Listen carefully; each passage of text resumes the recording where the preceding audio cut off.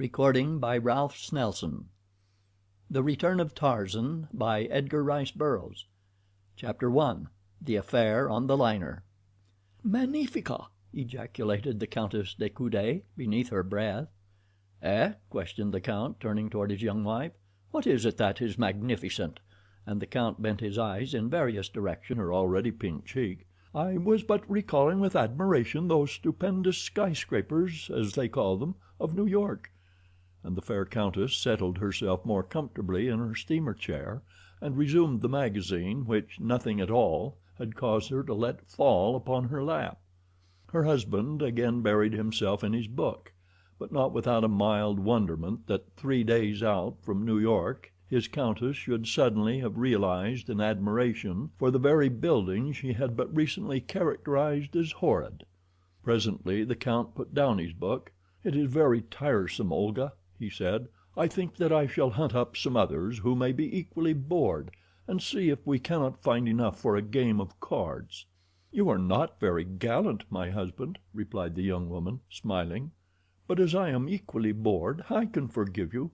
Go and play at your tiresome old cards then, if you will." When he had gone she let her eyes wander slyly to the figure of a tall young man stretched lazily in a chair not far distant. "Magnifica!" she breathed once more. The Countess Olga de Coude was 20, her husband 40.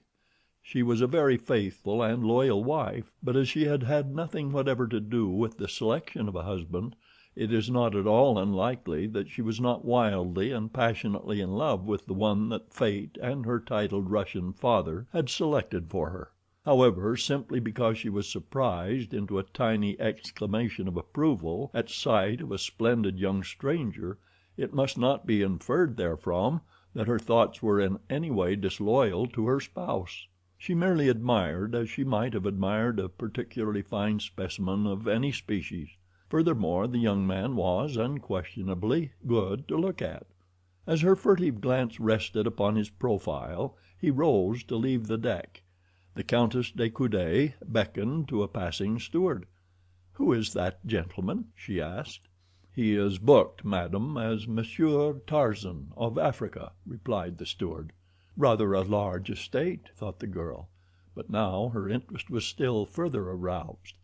As Tarzan walked slowly toward the smoking room he came unexpectedly upon two men whispering excitedly just without. He would have vouchsafed them not even a passing thought but for the strangely guilty glance that one of them shot in his direction. They reminded Tarzan of melodramatic villains he had seen at the theaters in Paris. Both were very dark, and this, in connection with the shrugs and stealthy glances that accompanied their palpable intriguing, lent still greater force to the similarity. Tarzan entered the smoking room and sought a chair a little apart from the others who were there.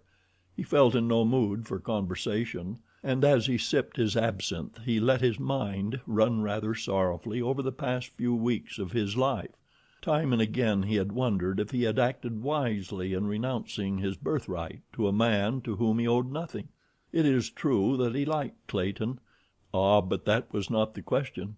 It was not for William Cecil Clayton, Lord Greystoke, that he had denied his birth.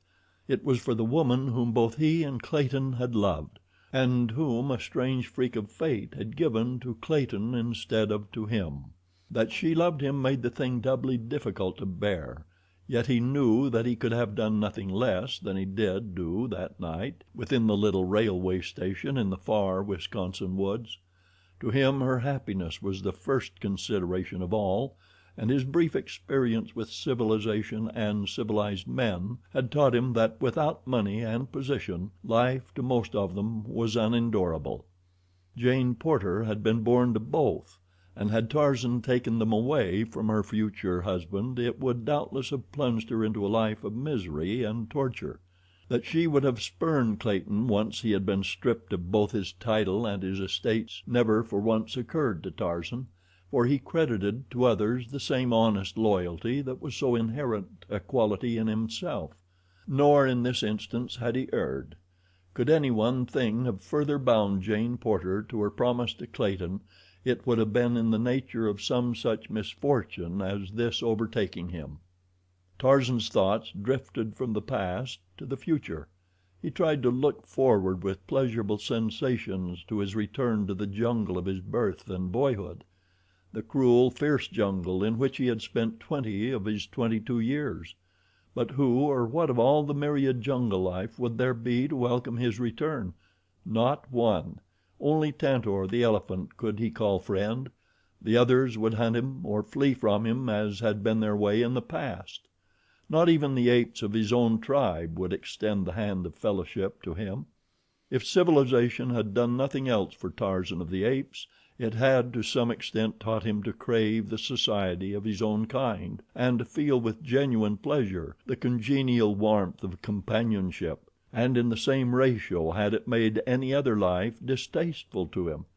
It was difficult to imagine a world without a friend, without a living thing who spoke the new tongues which Tarzan had learned to love so well.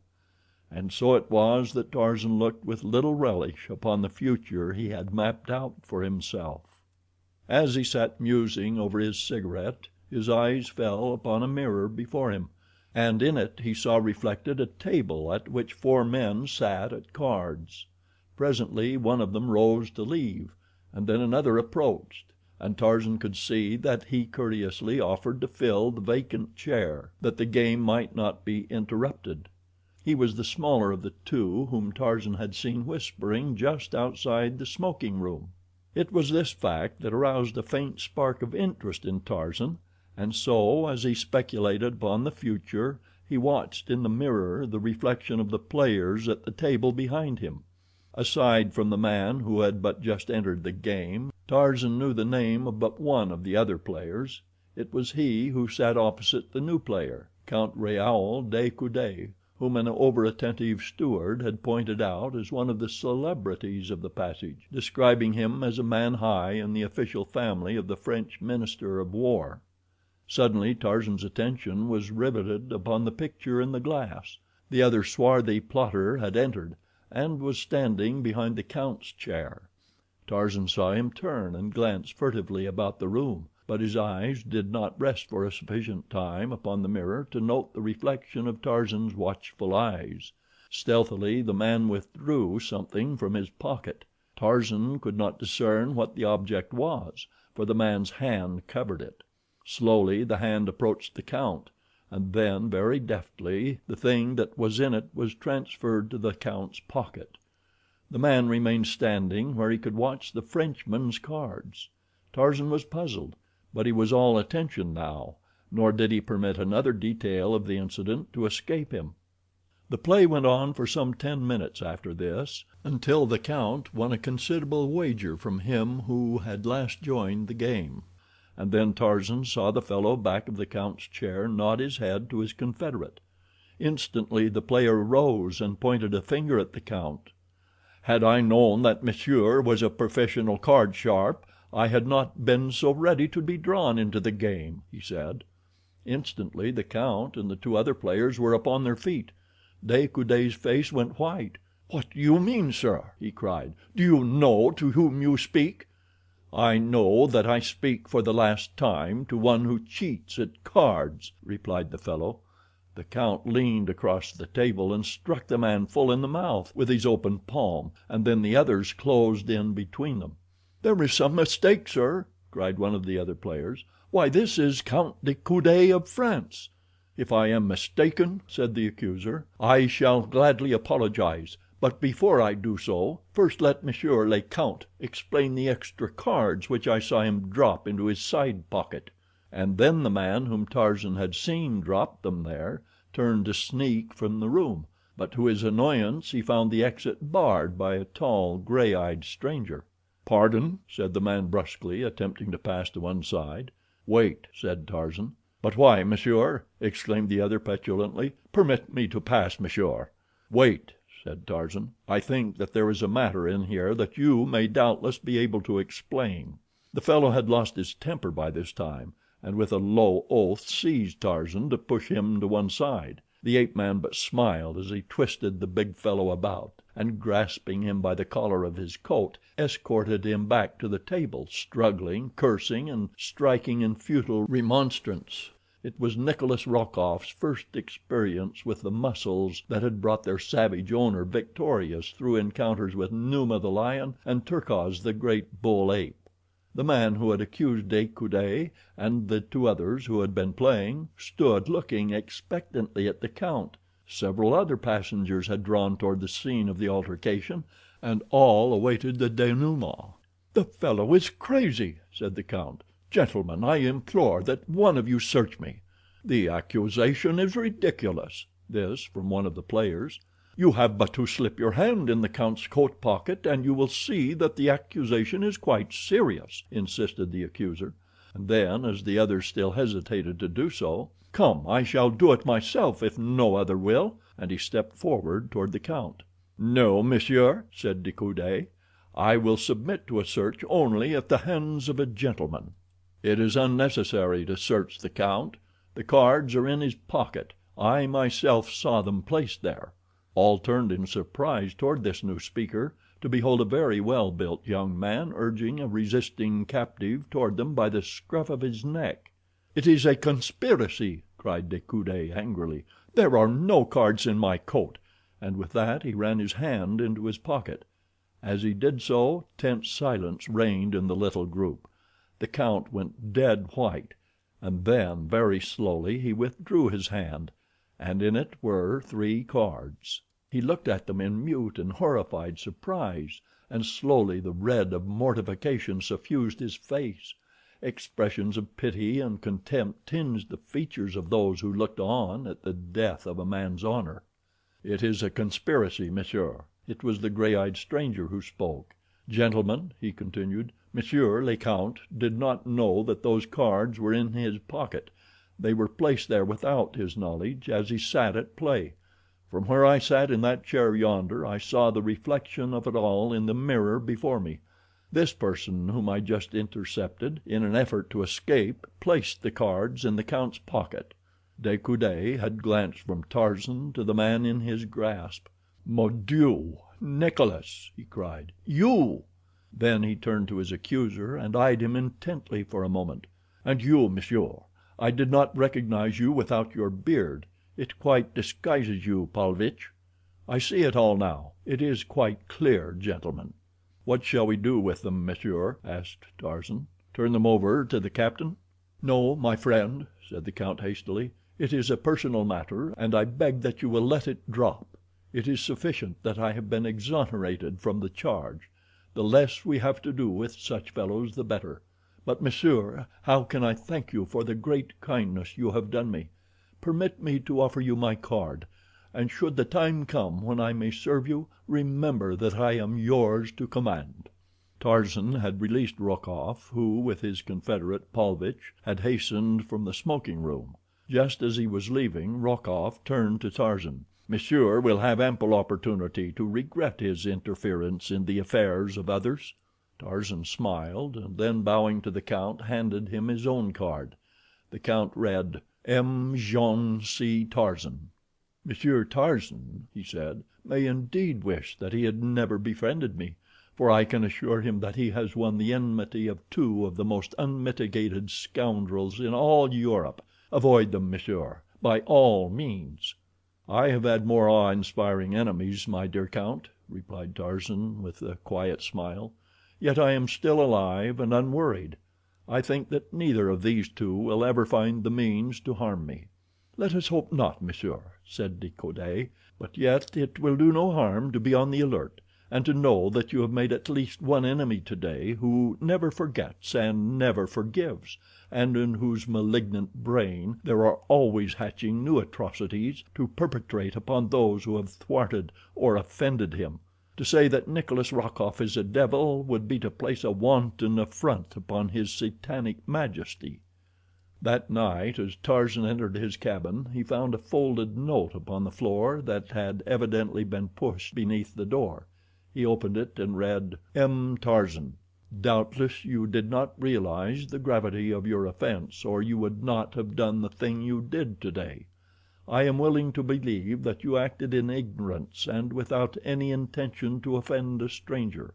For this reason I shall gladly permit you to offer an apology, and on receiving your assurances that you will not again interfere in affairs that do not concern you, I shall drop the matter. Otherwise—but I am sure that you will see the wisdom of adopting the course I suggest. Very respectfully, Nikolas Rokoff." Tarzan permitted a grim smile to play upon his lips for a moment. Then he promptly dropped the matter from his mind and went to bed.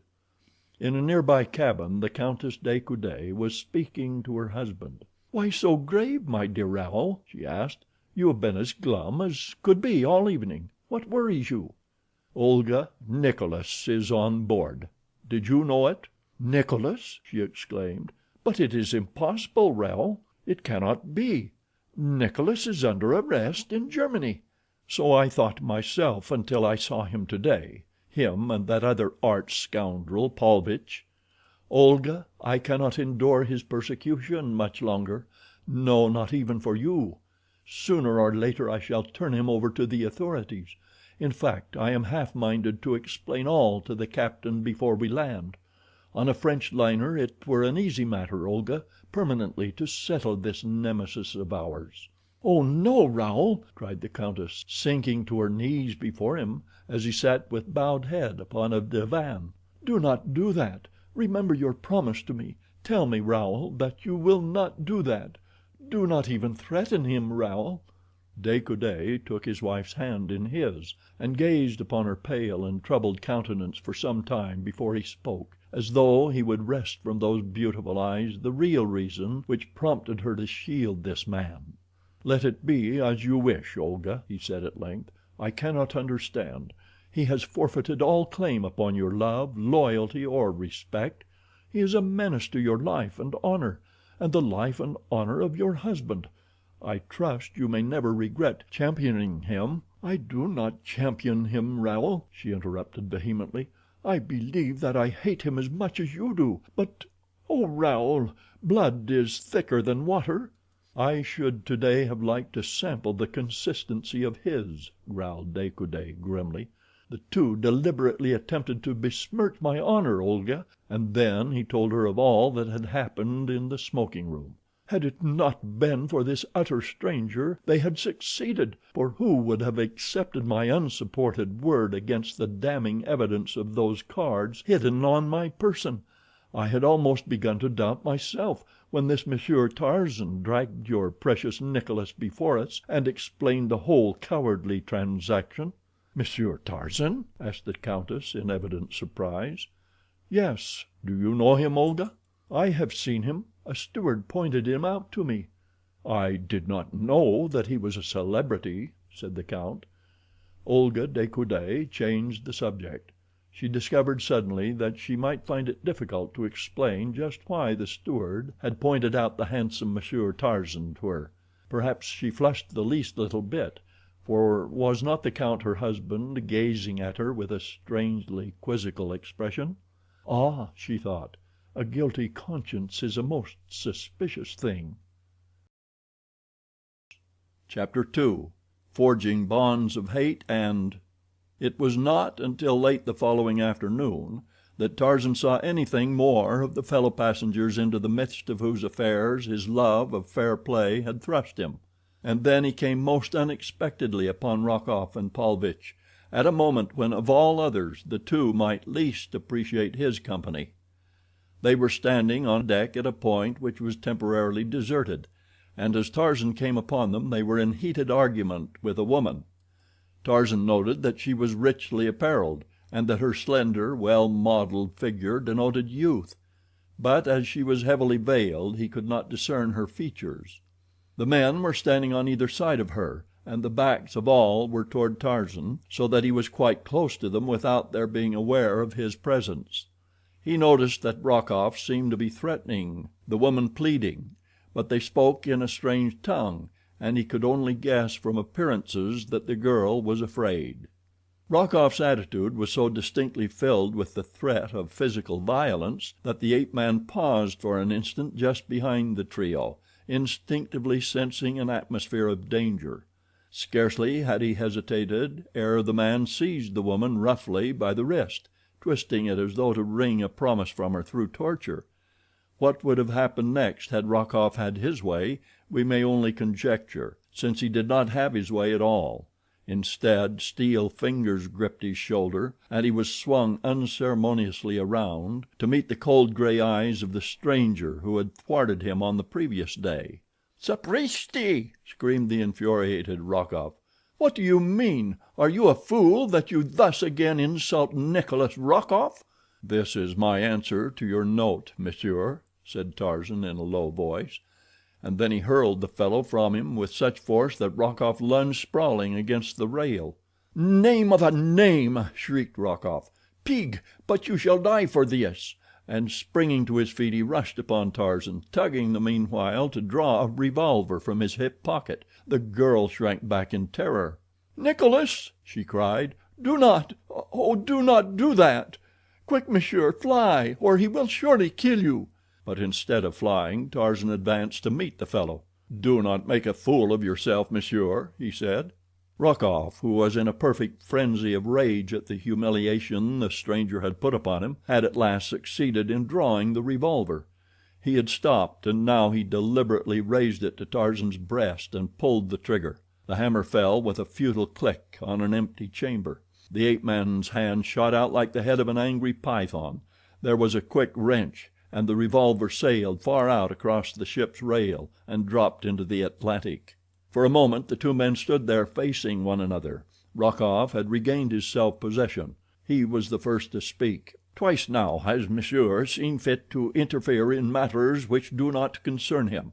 Twice he has taken it upon himself to humiliate Nikolas Rokoff. The first offense was overlooked on the assumption that monsieur acted through ignorance, but this affair shall not be overlooked. If monsieur does not know who Nikolas Rokoff is, this last piece of effrontery will ensure that monsieur later has good reason to remember him." "That you are a coward and a scoundrel, monsieur," replied Tarzan, "is all that I care to know of you," and he turned to ask the girl if the man had hurt her, but she had disappeared.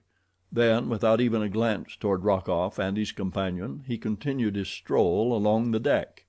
Tarzan could not but wonder what manner of conspiracy was on foot, or what the scheme of the two men might be. There had been something rather familiar about the appearance of the veiled woman to whose rescue he had just come, but as he had not seen her face, he could not be sure that he had ever seen her before. The only thing about her that he had particularly noticed was a ring of peculiar workmanship upon a finger of the hand that Rokoff had seized, and he determined to note the fingers of the women passengers he came upon thereafter, that he might discover the identity of her whom Rokoff was persecuting, and learn if the fellow had offered her further annoyance. Tarzan had sought his deck chair, where he sat speculating on the numerous instances of human cruelty, selfishness, and spite that had fallen to his lot to witness since that day in the jungle 4 years since that his eyes had first fallen upon a human being other than himself. The sleek, black Kulonga, whose swift spear had that day found the vitals of Kala, the great she-ape, and robbed the youth Tarzan of the only mother he had ever known. He recalled the murder of King by the rat-faced Snipes, the abandonment of Professor Porter and his party by the mutineers of the Arrow, the cruelty of the black warriors and women of Mbonga to their captives, the petty jealousies of the civil and military officers of the West Coast colony that had afforded him his first introduction to the civilized world. "Mon Dieu," he soliloquized, "but they are all alike, cheating, murdering, lying, fighting, and all for things that the beasts of the jungle would not deign to possess, money to purchase the effeminate pleasures of weaklings, and yet withal bound down by silly customs that make them slaves to their unhappy lot, while firm in the belief that they may be the lords of creation, enjoying the only real pleasures of existence. In the jungle one would scarcely stand supinely aside while another took his mate. It is a silly world, an idiotic world, and Tarzan of the Apes was a fool to renounce the freedom and the happiness of his jungle to come into it. Presently, as he sat there, the sudden feeling came over him that eyes were watching from behind, and the old instinct of the wild beast broke through the thin veneer of civilization. so that Tarzan wheeled about so quickly that the eyes of the young woman who had been surreptitiously regarding him had not even time to drop before the gray eyes of the ape-man shot an inquiring look straight into them. Then, as they fell, Tarzan saw a faint wave of crimson creep swiftly over the now half averted face. He smiled to himself at the result of his very uncivilized and ungallant action, for he had not lowered his eyes when they met those of the young woman. She was very young and equally good to look upon. Further, there was something rather familiar about her that set Tarzan to wondering where he had seen her before. He resumed his former position, and presently he was aware that she had arisen and was leaving the deck. As she passed, Tarzan turned to watch her, in the hope that he might discover a clue to satisfy his mild curiosity as to her identity. Nor was he disappointed entirely, for as she walked away she raised one hand to the black, waving mass at the nape of her neck, the peculiarly feminine gesture that admits cognizance of appraising eyes behind her, and Tarzan saw upon a finger of this hand the ring of strange workmanship that he had seen upon the finger of the veiled woman a short time before. So it was this beautiful young woman Rokoff had been persecuting. Tarzan wondered in a lazy sort of way whom she might be, and what relations one so lovely could have with the surly, bearded Russian. After dinner that evening Tarzan strolled forward, where he remained until after dark in conversation with the second officer, and when that gentleman's duties called him elsewhere, Tarzan lolled lazily by the rail watching the play of the moonlight upon the gently rolling waters. He was half hidden by a davit, so that two men who approached along the deck did not see him, and as they passed Tarzan caught enough of their conversation to cause him to fall in behind them, to follow and learn what deviltry they were up to. He had recognized the voice as that of Rokoff, and had seen that his companion was Paulvitch. Tarzan had overheard but a few words. "And if she screams, you may choke her until—" but those had been enough to arouse the spirit of adventure within him, and so he kept the two men in sight as they walked briskly now along the deck. To the smoking room he followed them, but they merely halted at the doorway long enough, apparently, to assure themselves that one whose whereabouts they wished to establish was within. Then they proceeded directly to the first-class cabins upon the promenade deck. Here Tarzan found greater difficulty in escaping detection, but he managed to do so successfully. As they halted before one of the polished hardwood doors, Tarzan slipped into the shadow of a passageway not a dozen feet from them. To their knock a woman's voice asked in French, "Who is it?" "It is I, Olga. Nicholas," was the answer in Rokoff's now familiar guttural. "May I come in?" "Why do you not cease persecuting me, Nicholas?" came the voice of the woman from beyond the thin panel. "I have never harmed you." "Come, come, Olga," urged the man in propitiatory tones. "I but ask a half dozen words with you. I shall not harm you, nor shall I enter your cabin, but I cannot shout my message through the door." Tarzan heard the catch click as it was released from the inside. He stepped out from his hiding place far enough to see what transpired when the door was opened, for he could not but recall the sinister words he had heard a few moments before upon the deck. "And if she screams you may choke her." Rokoff was standing directly in front of the door. Paulvitch had flattened himself against the paneled wall of the corridor beyond. The door opened. Rokoff half entered the room and stood with his back against the door, speaking in a low whisper to the woman, whom Tarzan could not see. Then Tarzan heard the woman's voice, level but loud enough to distinguish her words. "No, Nicholas," she was saying, "it is useless. Threaten as you will, I shall never accede to your demands. Leave the room, please. You have no right here. You promised not to enter." "Very well, Olga, I shall not enter. But before I am done with you, you shall wish 1,000 times that you had done at once the favor I have asked. In the end I shall win anyway, so you might as well save trouble and time for me, and disgrace for yourself and your—" "Never, Nicholas," interrupted the woman, and then Tarzan saw Rokoff turn and nod to Paulvitch, who sprang quickly toward the doorway of the cabin, rushing in past Rokoff, who held the door open for him. Then the latter stepped quickly out. The door closed. Tarzan heard the click of the lock as Paulvitch turned it from the inside. Rokoff remained standing before the door with head bent, as though to catch the words of the two within. A nasty smile curled his bearded lip. Tarzan could hear the woman's voice commanding the fellow to leave her cabin. "I shall send for my husband," she cried. "He will show you no mercy." Paulvitch's sneering laugh came through the polished panels. "The purser will fetch your husband, madame," said the man. "In fact, that officer has already been notified that you are entertaining a man other than your husband behind the locked door of your cabin." "Bah!" cried the woman. "My husband will know." "Most assuredly your husband will know, but the purser will not, nor will the newspaper men who shall in some mysterious way hear of it on our landing. But they will think it a fine story, and so will all your friends when they read of it at breakfast on—let me see, this is Tuesday—yes, when they read of it at breakfast next Friday morning. Nor will it detract from the interest they will all feel when they learn that the man whom madame entertained is a Russian servant—her brother's valet, to be quite exact." "Alexis Paulvitch," came the woman's voice, cold and fearless, "you are a coward, and when I whisper a certain name in your ear you will think better of your demands upon me and your threats against me, and then you will leave my cabin quickly.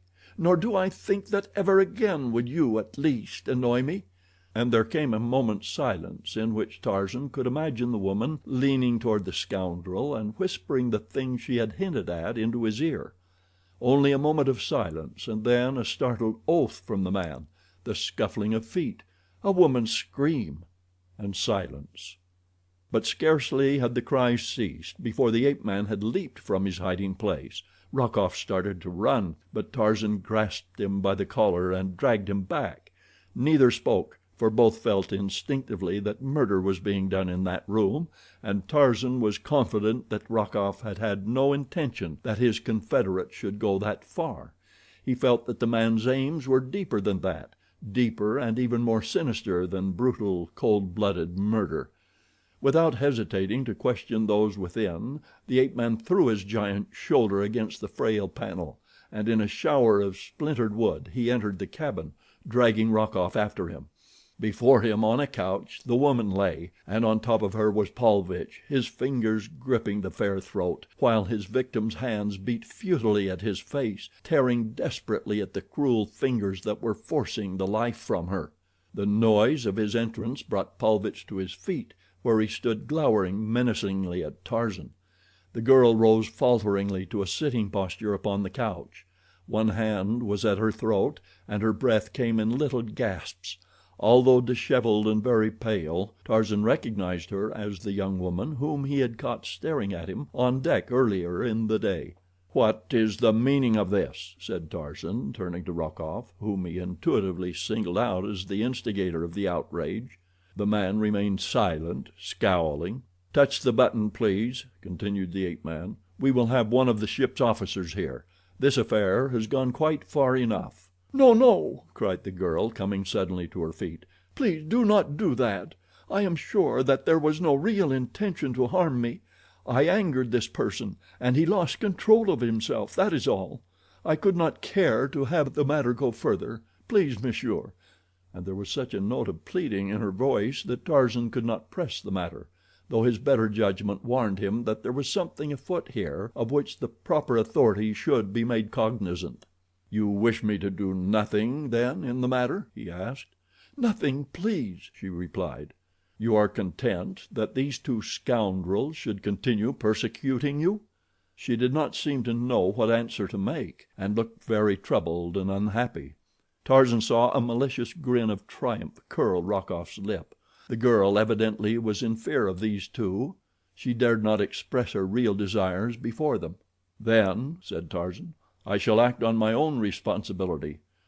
To you," he continued, turning to Rokoff, "and this includes your accomplice, I may say that from now on to the end of the voyage I shall take it upon myself to keep an eye on you, and should there chance to come to my notice any act of either one of you that might even remotely annoy this young woman, you shall be called to account for it directly to me. nor shall the calling or the accounting be pleasant experiences for either of you. Now get out of here," and he grabbed Rokoff and Paulvitch each by the scruff of the neck and thrust them forcibly through the doorway, giving each an added impetus down the corridor with the toe of his boot. Then he turned back to the stateroom and the girl. She was looking at him in wide-eyed astonishment. "And you, madame, will confer a great favor upon me if you will but let me know if either of those rascals troubles you further." "Ah, monsieur," she answered, "I hope that you will not suffer for the kind deed you attempted. You have made a very wicked and resourceful enemy, who will stop at nothing to satisfy his hatred. You must be very careful indeed, monsieur—" "Pardon me, madame, my name is Tarzan." "Monsieur Tarzan. And because I would not consent to notify the officers, do not think that I am not sincerely grateful to you for the brave and chivalrous protection you rendered me. Good night, Monsieur Tarzan. I shall never forget the debt I owe you," and with a most winsome smile, that displayed a row of perfect teeth, the girl curtsied to Tarzan, who bade her good night and made his way on deck. It puzzled the man considerably that there should be two on board, this girl and Count de Coude, who suffered indignities at the hands of Rokoff and his companion, and yet would not permit the offenders to be brought to justice. Before he turned in that night his thoughts reverted many times to the beautiful young woman into the evidently tangled web of whose life fate had so strangely introduced him. It occurred to him that he had not learned her name. That she was married had been evidenced by the narrow gold band that encircled the third finger of her left hand. Involuntarily he wondered who the lucky man might be. Tarzan saw nothing further of any of the actors in the little drama that he had caught a fleeting glimpse of until late in the afternoon of the last day of the voyage. Then he came suddenly face to face with the young woman as the two approached their deck chairs from opposite directions. She greeted him with a pleasant smile, speaking almost immediately of the affair he had witnessed in her cabin 2 nights before. It was as though she had been perturbed by a conviction that he might have construed her acquaintance with such men as Rokoff and Paulvitch as a personal reflection upon herself. "I trust monsieur has not judged me," she said, "by the unfortunate occurrence of Tuesday evening. I have suffered much on account of it. This is the first time that I have ventured from my cabin since. I have been ashamed," she concluded simply. "One does not judge the gazelle by the lions that attack it," replied Tarzan. "I had seen those two work before, in the smoking room the day prior to their attack on you, if I recollect it correctly, and so, knowing their methods, I am convinced that their enmity is a sufficient guarantee of the integrity of its object. Men such as these must cleave only to the vile, hating all that is noblest and best." "It is very kind of you to put it that way," she replied, smiling. "I have already heard of the matter of the card game. My husband told me the entire story. He spoke especially of the strength and bravery of Monsieur Tarzan, to whom he feels that he owes an immense debt of gratitude." "Your husband?" repeated Tarzan questioningly. "Yes, I am the Countess de Coude." "I am already amply repaid, madame, in knowing that I have rendered a service to the wife of the Count de Coude." "Alas, monsieur, I already am so greatly indebted to you that I may never hope to settle my own account, so pray do not add further to my obligations," and she smiled so sweetly upon him that Tarzan felt that a man might easily attempt much greater things than he had accomplished solely for the pleasure of receiving the benediction of that smile. He did not see her again that day, and in the rush of landing on the following morning he missed her entirely, but there had been something in the expression of her eyes as they parted on deck the previous day that haunted him. It had been almost wistful, as they had spoken of the strangeness of the swift friendships of an ocean crossing, and of the equal ease with which they are broken forever. Tarzan wondered if he should ever see her again. Chapter 3. What Happened in the Rue Maule. On his arrival in Paris, Tarzan had gone directly to the apartments of his old friend D'Arnot, where the naval lieutenant had scored him roundly for his decision to renounce the title and estates that were rightly his from his father, John Clayton, the late Lord Greystoke. "You must be mad, my friend," said D'Arnot, "thus lightly to give up not alone wealth and position, but an opportunity to prove beyond doubt to all the world that in your veins flows the noble blood of two of England's most honored houses, instead of the blood of a savage she-ape.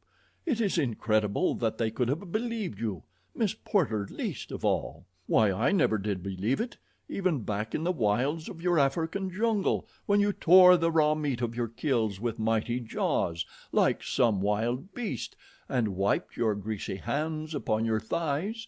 Even then, before there was the slightest proof to the contrary, I knew that you were mistaken in the belief that Kala was your mother. And now, with your father's diary of the terrible life led by him and your mother on that wild African shore, with the account of your birth, and final and most convincing proof of all, your own baby fingerprints upon the pages of it, it seems incredible to me that you are willing to remain a nameless, penniless vagabond." "I do not need any better name than Tarzan," replied the ape-man. "And as for remaining a penniless vagabond, I have no intention of so doing. In fact, the next, and let us hope the last, burden that I shall be forced to put upon your unselfish friendship will be the finding of employment for me." "Pooh-pooh," scoffed D'Arnot. "You know that I did not mean that. Have I not told you a dozen times that I have enough for 20 men, and that half of what I have is yours? And if I gave it all to you, would it represent even the 10th part of the value I place upon your friendship, my Tarzan? Would it repay the services you did me in Africa? I do not forget, my friend, that but for you and your wondrous bravery I had died at the stake in the village of Mbonga's cannibals. Nor do I forget that to your self-sacrificing devotion I owe the fact that I recovered from the terrible wounds I received at their hands. I discovered later something of what it meant to you to remain with me in the amphitheater of apes while your heart was urging you on to the coast. When we finally came there and found that Miss Porter and her party had left, I commenced to realize something of what you had done for an utter stranger. Nor am I trying to repay you with money, Tarzan. It is that just at present you need money. Were it sacrifice that I might offer you, it were the same. My friendship must always be yours, because our tastes are similar, and I admire you. That I cannot command, but the money I can and shall." "Well," laughed Tarzan, "we shall not quarrel over the money. I must live, and so I must have it. But I shall be more contented with something to do. You cannot show me your friendship in a more convincing manner than to find employment for me.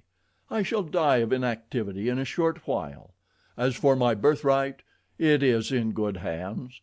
Clayton is not guilty of robbing me of it. He truly believes that he is the real Lord Greystoke, and the chances are that he will make a better English lord than a man who was born and raised in an African jungle. You know that I am but half civilized even now. Let me see red in anger but for a moment, and all the instincts of the savage beast that I really am submerge what little I possess of the milder ways of culture and refinement. And then again, had I declared myself, I should have robbed the woman I love of the wealth and position that her marriage to Clayton will now ensure to her. I could not have done that. Could I, Paul? Nor is the matter of birth of great importance to me," he went on, without waiting for a reply. "Raised as I have been, I see no worth in man or beast that is not theirs by virtue of their own mental or physical prowess. And so I am as happy to think of Kala as my mother as I would be to try to picture the poor, unhappy little English girl who passed away a year after she bore me. Kala was always kind to me in her fierce and savage way. I must have nursed at her hairy breast from the time that my own mother died. She fought for me against the wild denizens of the forest, and against the savage members of our tribe with the ferocity of real mother love. And I, on my part, loved her, Paul. I did not realize how much until after the cruel spear and the poisoned arrow of Mbonga's black warrior had stolen her away from me. I was still a child when that occurred, and I threw myself upon her dead body and wept out my anguish as a child might for his own mother. To you, my friend, she would have appeared a hideous and ugly creature, but to me she was beautiful. So gloriously does love transfigure its object. And so I am perfectly content to remain forever the son of Kala, the she-ape." "I do not admire you the less for your loyalty," said D'Arnot, "but the time will come when you will be glad to claim your own. Remember what I say, and let us hope that it will be as easy then as it is now. You must bear in mind that Professor Porter and Mr. Philander are the only people in the world who can swear that the little skeleton found in the cabin with those of your father and mother was that of an infant anthropoid ape and not the offspring of Lord and Lady Greystoke. That evidence is most important. They are both old men. They may not live many years longer. And then, did it not occur to you that once Miss Porter knew the truth she would break her engagement with Clayton? You might easily have your title, your estates, and the woman you love, Tarzan. Had you not thought of that?" Tarzan shook his head. "You do not know her," he said. "Nothing could bind her closer to her bargain than some misfortune to Clayton. She is from an old Southern family in America, and Southerners pride themselves upon their loyalty." Tarzan spent the 2 following weeks renewing his former brief acquaintance with Paris. In the daytime he haunted the libraries and picture galleries.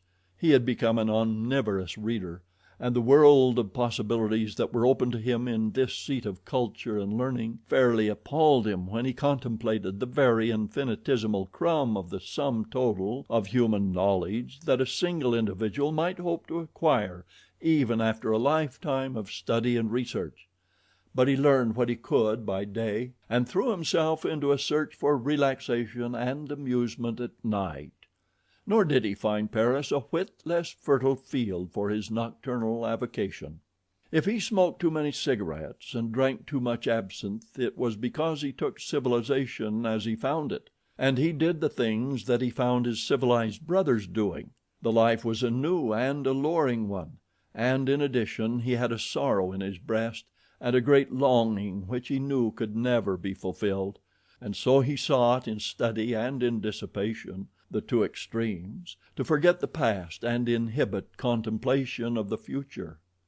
He was sitting in a music hall one evening, sipping his absinthe and admiring the art of a certain famous Russian dancer, when he caught a passing glimpse of a pair of evil black eyes upon him.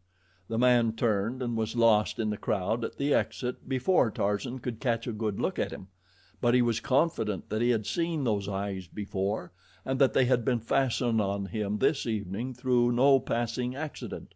He had had the uncanny feeling for some time that he was being watched, and it was in response to this animal instinct that was strong within him that he had turned suddenly and surprised the eyes in the very act of watching him. Before he left the music hall the matter had been forgotten, nor did he notice the swarthy individual who stepped deeper into the shadows of an opposite doorway as Tarzan emerged from the brilliantly lighted amusement hall. Had Tarzan but known it, he had been followed many times from this and other places of amusement, but seldom if ever had he been alone. Tonight D'Arnot had had another engagement, and Tarzan had come by himself. As he turned in the direction he was accustomed to taking from this part of Paris to his apartments, the watcher across the street ran from his hiding place and hurried on ahead at a rapid pace. Tarzan had been wont to traverse the Rue Maule on his way home at night. Because it was very quiet and very dark, it reminded him more of his beloved African jungle than did the noisy and garish streets surrounding it. If you are familiar with your Paris, you will recall the narrow, forbidding precincts of the Rue Maule. If you are not, you need but ask the police about it to learn that in all Paris there is no street to which you should give a wider berth after dark.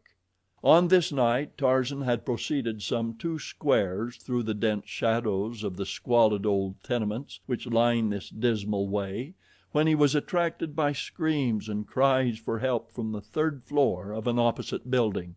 The voice was a woman's. Before the echoes of her first cries had died, Tarzan was bounding up the stairs and through the dark corridors to her rescue.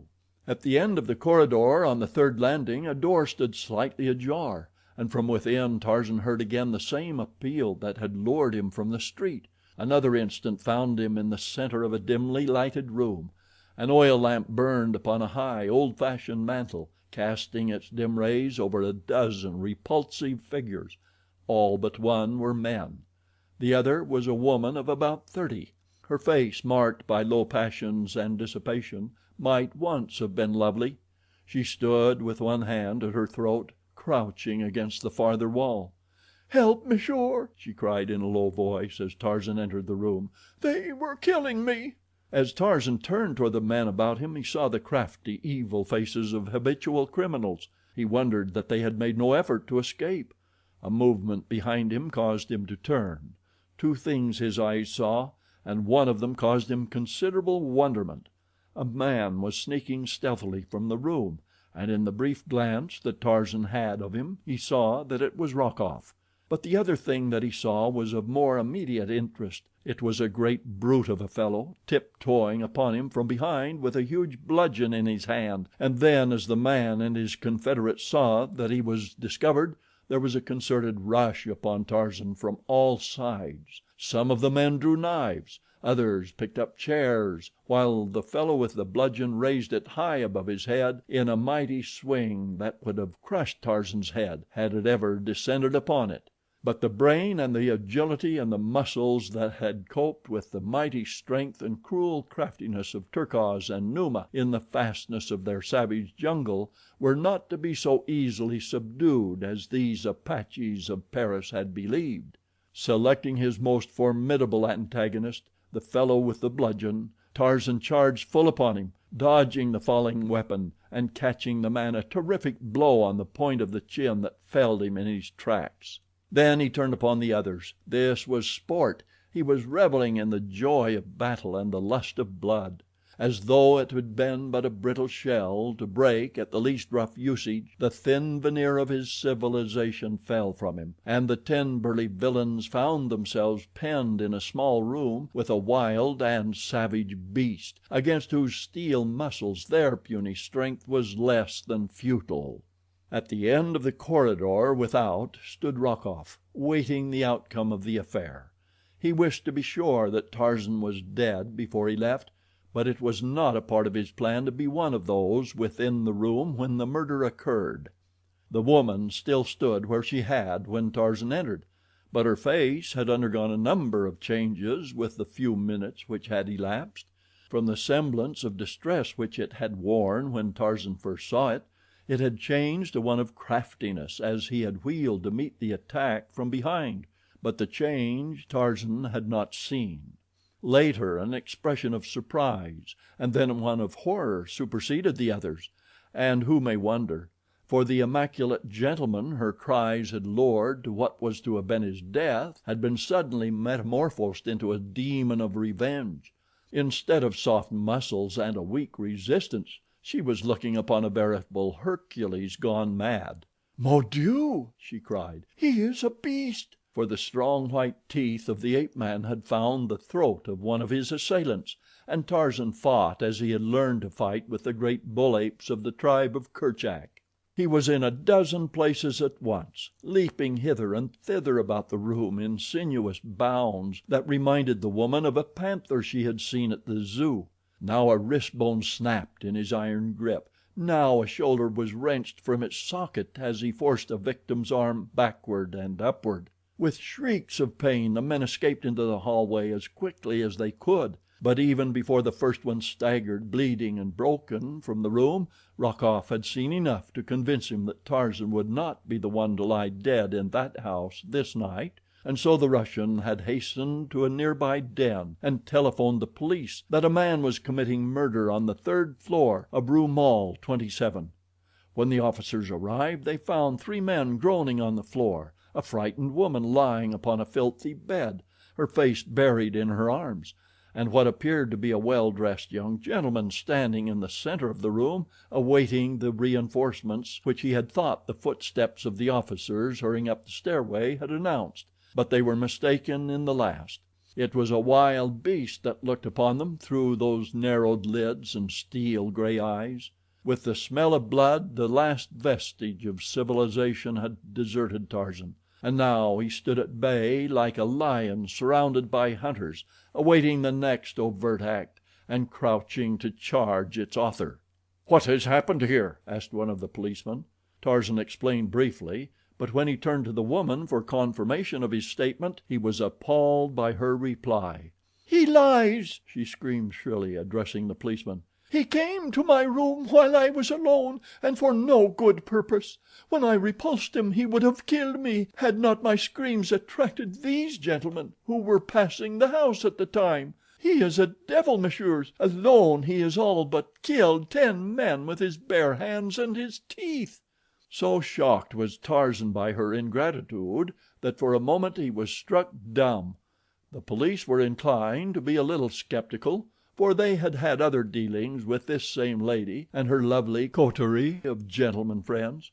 However, they were policemen, not judges, so they decided to place all the inmates of the room under arrest and let another, whose business it was, separate the innocent from the guilty. But they found that it was one thing to tell this well-dressed young man that he was under arrest, but quite another to enforce it. "I am guilty of no offense," he said quietly. "I have but sought to defend myself. I do not know why the woman has told you what she has. She can have no enmity against me, for never until I came to this room in response to her cries for help had I seen her." "Come, come," said one of the officers. "There are judges to listen to all that," and he advanced to lay his hand upon Tarzan's shoulder. An instant later he lay crumpled in a corner of the room, and then, as his comrades rushed in upon the ape-man, they experienced a taste of what the Apaches had but recently gone through. So quickly and so roughly did he handle them that they had not even an opportunity to draw their revolvers. During the brief fight Tarzan had noted the open window and, beyond, the stem of a tree or a telegraph pole, he could not tell which. As the last officer went down, one of his fellows succeeded in drawing his revolver, and from where he lay on the floor fired at Tarzan. The shot missed, and before the man could fire again, Tarzan had swept the lamp from the mantel and plunged the room into darkness. The next they saw was a lithe form spring to the sill of the open window and leap, panther-like, onto the pole across the walk. When the police gathered themselves together and reached the street, their prisoner was nowhere to be seen. They did not handle the woman and the men who had not escaped any too gently when they took them to the station. They were a very sore and humiliated detail of police. It galled them to think that it would be necessary to report that a single unarmed man had wiped the floor with the whole lot of them, and then escaped them as easily as though they had not existed. The officer who had remained in the street swore that no one had leaped from the window or left the building from the time they entered until they had come out. His comrades thought that he lied, but they could not prove it.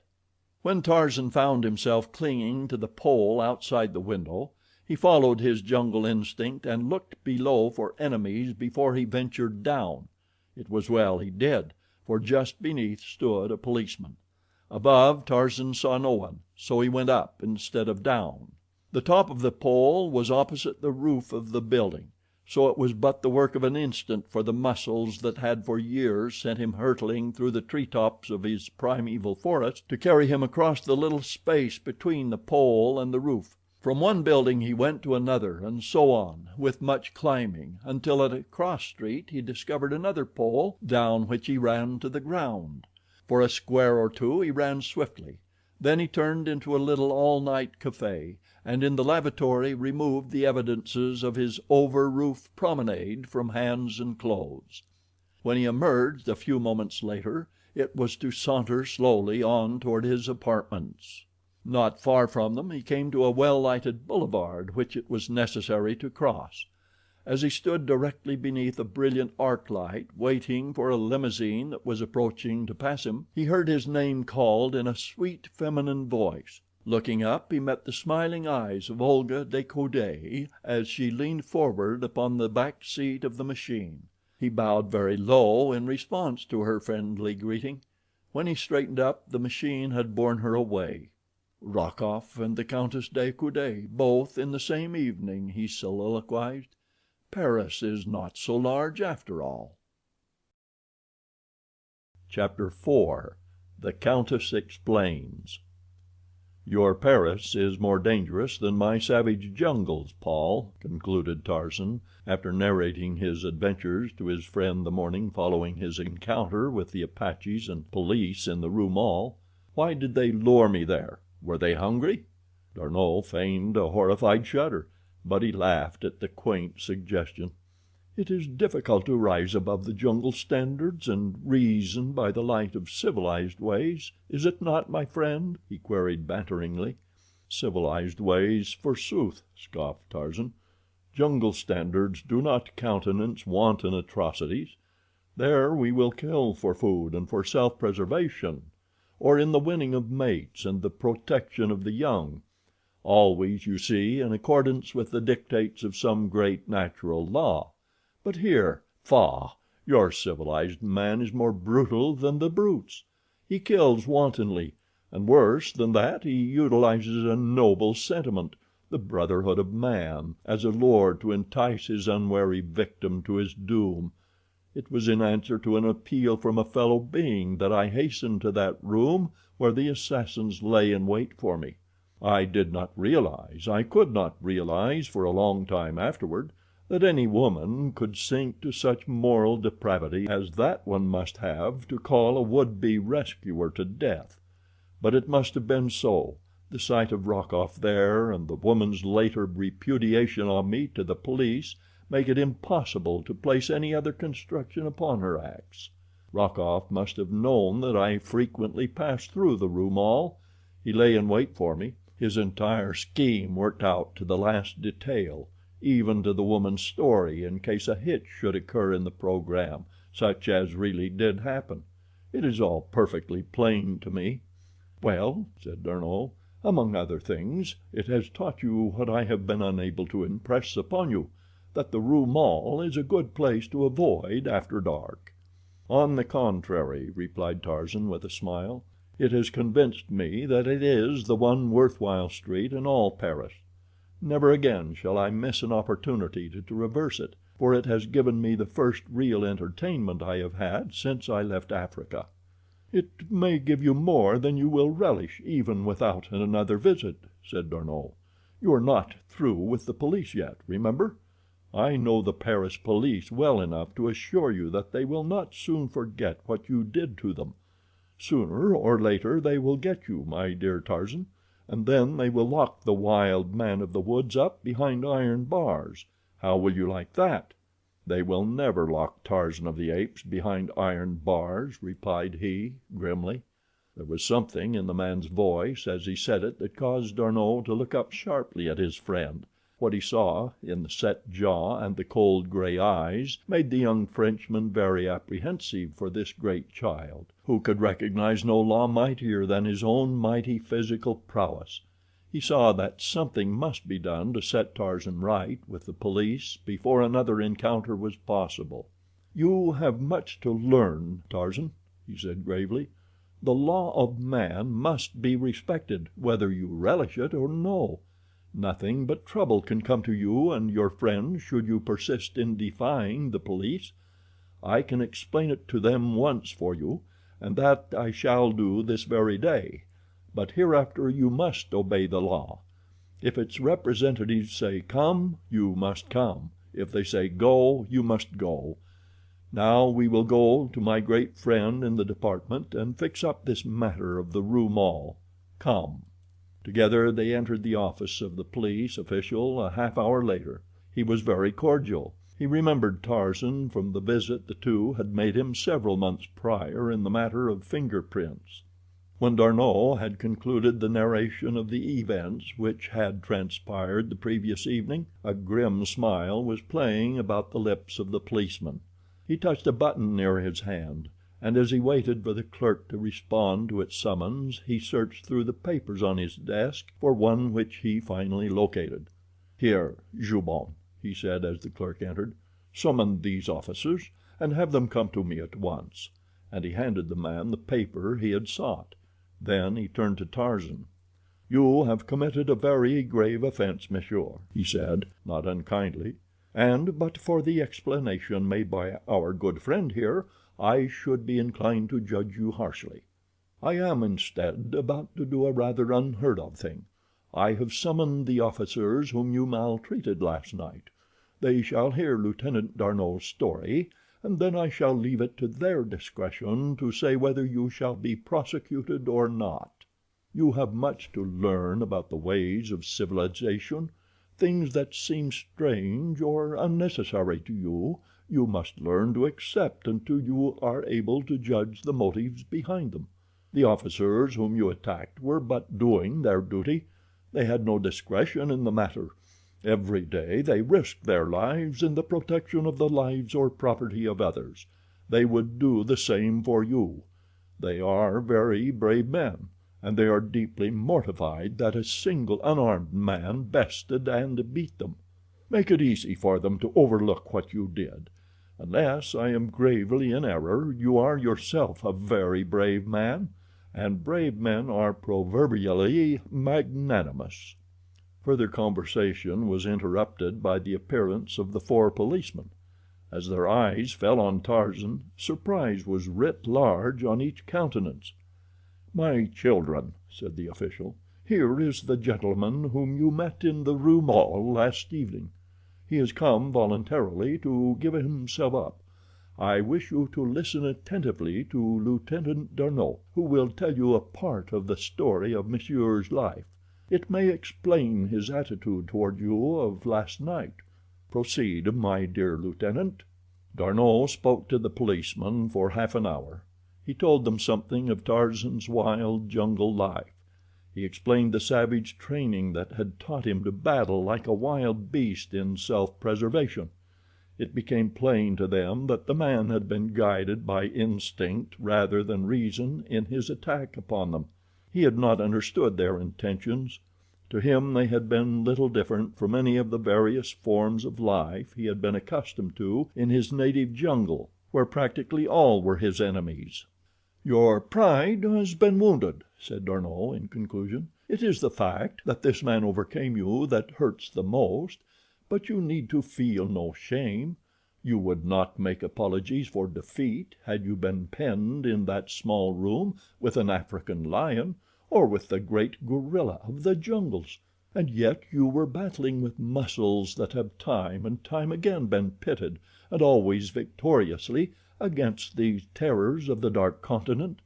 It is no disgrace to fall beneath the superhuman strength of Tarzan of the Apes."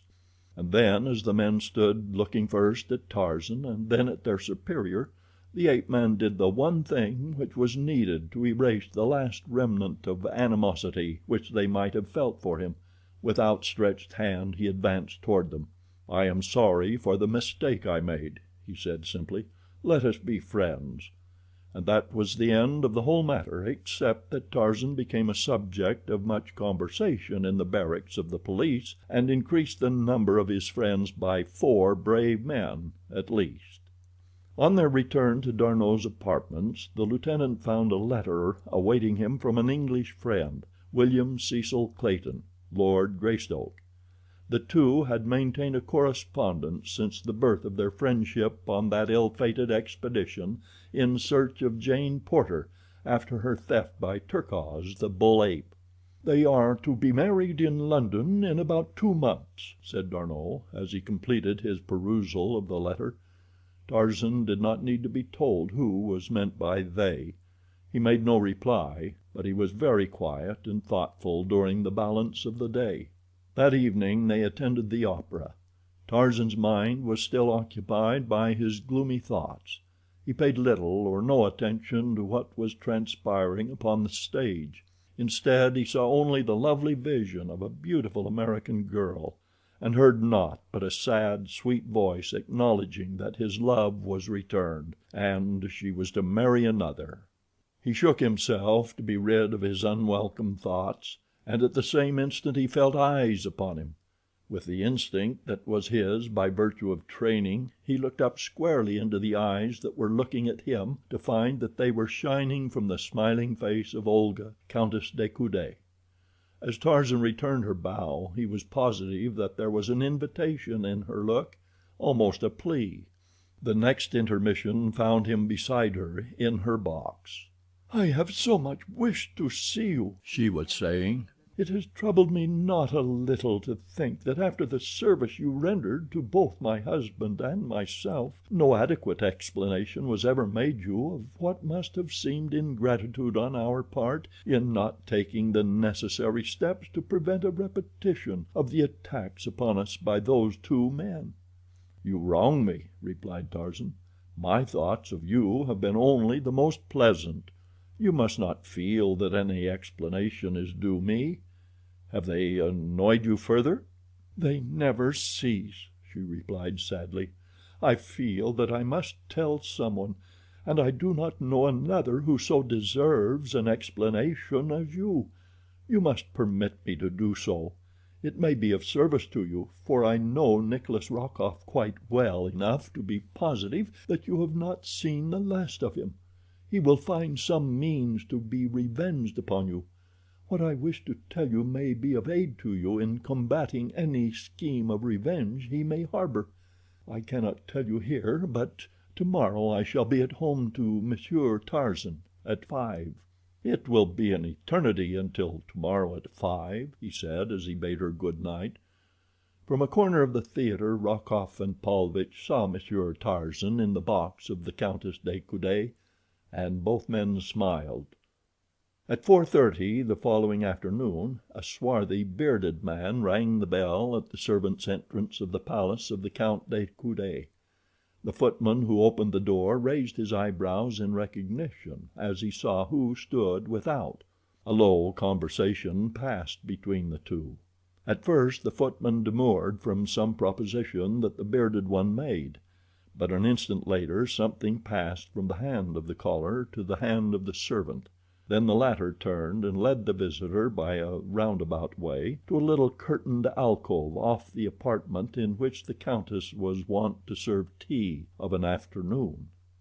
A half hour later Tarzan was ushered into the room, and presently his hostess entered, smiling and with outstretched hands. "I am so glad that you came," she said. "Nothing could have prevented," he replied. For a few moments they spoke of the opera, of the topics that were then occupying the attention of Paris, of the pleasure of renewing their brief acquaintance which had had its inception under such odd circumstances, and this brought them to the subject that was uppermost in the minds of both. "You must have wondered," said the countess finally, "what the object of Rokoff's persecution could be. It is very simple. The count is entrusted with many of the vital secrets of the Ministry of War. He often has in his possession papers that foreign powers would give a fortune to possess, secrets of state that their agents would commit murder, and worse than murder, to learn. There is such a matter now in his possession that would make the fame and fortune of any Russian who could divulge it to his government. Rokoff and Paulvitch are Russian spies. They will stop at nothing to procure this information. The affair on the liner, I mean the matter of the card game, was for the purpose of blackmailing the knowledge they seek from my husband. Had he been convicted of cheating at cards, his career would have been blighted. He would have had to leave the War Department. He would have been socially ostracized. They intended to hold this club over him. The price of an avowal on their part that the count was but the victim of the plot of enemies who wished to besmirch his name was to have been the papers they seek. You thwarted them in this. Then they concocted the scheme whereby my reputation was to be the price instead of the count's. When Paulvitch entered my cabin he explained it to me. If I would obtain the information for them he promised to go no farther. Otherwise, Rokoff, who stood without, was to notify the purser that I was entertaining a man other than my husband behind the locked doors of my cabin. He was to tell everyone he met on the boat, and when we landed he was to have given the whole story to the newspaper men. Was it not too horrible? But I happen to know something of Monsieur Paulvitch that would send him to the gallows in Russia if it were known by the police of St. Petersburg. I dared him to carry out his plan, and then I leaned toward him and whispered a name in his ear. Like that," and she snapped her fingers, "he flew at my throat as a madman. He would have killed me had you not interfered." "The brutes," muttered Tarzan. "They are worse than that, my friend," she said. "They are devils. I fear for you because you have gained their hatred. I wish you to be on your guard constantly. Tell me that you will, for my sake, for I should never forgive myself should you suffer through the kindness you did me." "I do not fear them," he replied. "I have survived grimmer enemies than Rokoff and Paulvitch." He saw that she knew nothing of the occurrence in the Rue Maule, nor did he mention it, fearing that it might distress her. "For your own safety," he continued, "why do you not turn the scoundrels over to the authorities? They should make quick work of them." She hesitated for a moment before replying. "There are two reasons," she said finally. "One of them it is that keeps the Count from doing that very thing. The other, my real reason for fearing to expose them, I have never told. Only Rokoff and I know it. I wonder—" and then she paused, looking intently at him for a long time. "And what do you wonder?" he asked, smiling. "I was wondering why it is that I want to tell you the thing that I have not dared tell even to my husband. I believe that you would understand, and that you could tell me the right course to follow. I believe that you would not judge me too harshly." "I fear that I should prove a very poor judge, madame," Tarzan replied, "for if you had been guilty of murder, I should say that the victim should be grateful to have met so sweet a fate." "Oh, dear, no," she expostulated. "It is not so terrible as that. But first let me tell you the reason the Count has for not prosecuting these men. Then, if I can hold my courage, I shall tell you the real reason that I dare not. The first is that Nikolas Rokoff is my brother. We are Russians. Nikolas has been a bad man since I can remember. He was cashiered from the Russian army, in which he held a captaincy. There was a scandal for a time, but after a while it was partially forgotten, and my father obtained a position for him in the Secret Service. There have been many terrible crimes laid at Nikolas's door, but he has always managed to escape punishment. Of late he has accomplished it by trumped-up evidence convicting his victims of treason against the Czar, and the Russian police, who are always only too ready to fasten guilt of this nature upon any and all, have accepted his version and exonerated him." "Have not his attempted crimes against you and your husband forfeited whatever rights the bonds of kinship might have accorded him?" asked Tarzan. "The fact that you are his sister has not deterred him from seeking to besmirch your honor. You owe him no loyalty, madame." "Ah, but there is that other reason. If I owe him no loyalty, though he be my brother, I cannot so easily disavow the fear I hold him in because of a certain episode in my life of which he is cognizant. I might as well tell you all," she resumed after a pause, "for I see that it is in my heart to tell you sooner or later. I was educated in a convent. While there I met a man whom I supposed to be a gentleman. I knew little or nothing about men, and less about love.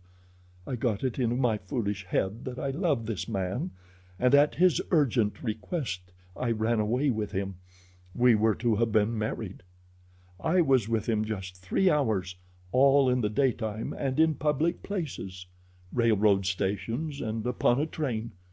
When we reached our destination, where we were to have been married, 2 officers stepped up to my escort as we descended from the train and placed him under arrest. They took me also, but when I had told my story they did not detain me, other than to send me back to the convent under the care of a matron. It seemed that the man who had wooed me was no gentleman at all, but a deserter from the army, as well as a fugitive from civil justice. He had a police record in nearly every country in Europe. The matter was hushed up by the authorities of the convent. Not even my parents knew of it. But Nicholas met the man afterward and learned the whole story. Now he threatens to tell the Count if I do not do just as he wishes me to." Tarzan laughed. "You are still but a little girl. The story that you have told me cannot reflect in any way upon your reputation, and were you not a little girl at heart you would know it. Go to your husband tonight and tell him the whole story, just as you have told it to me.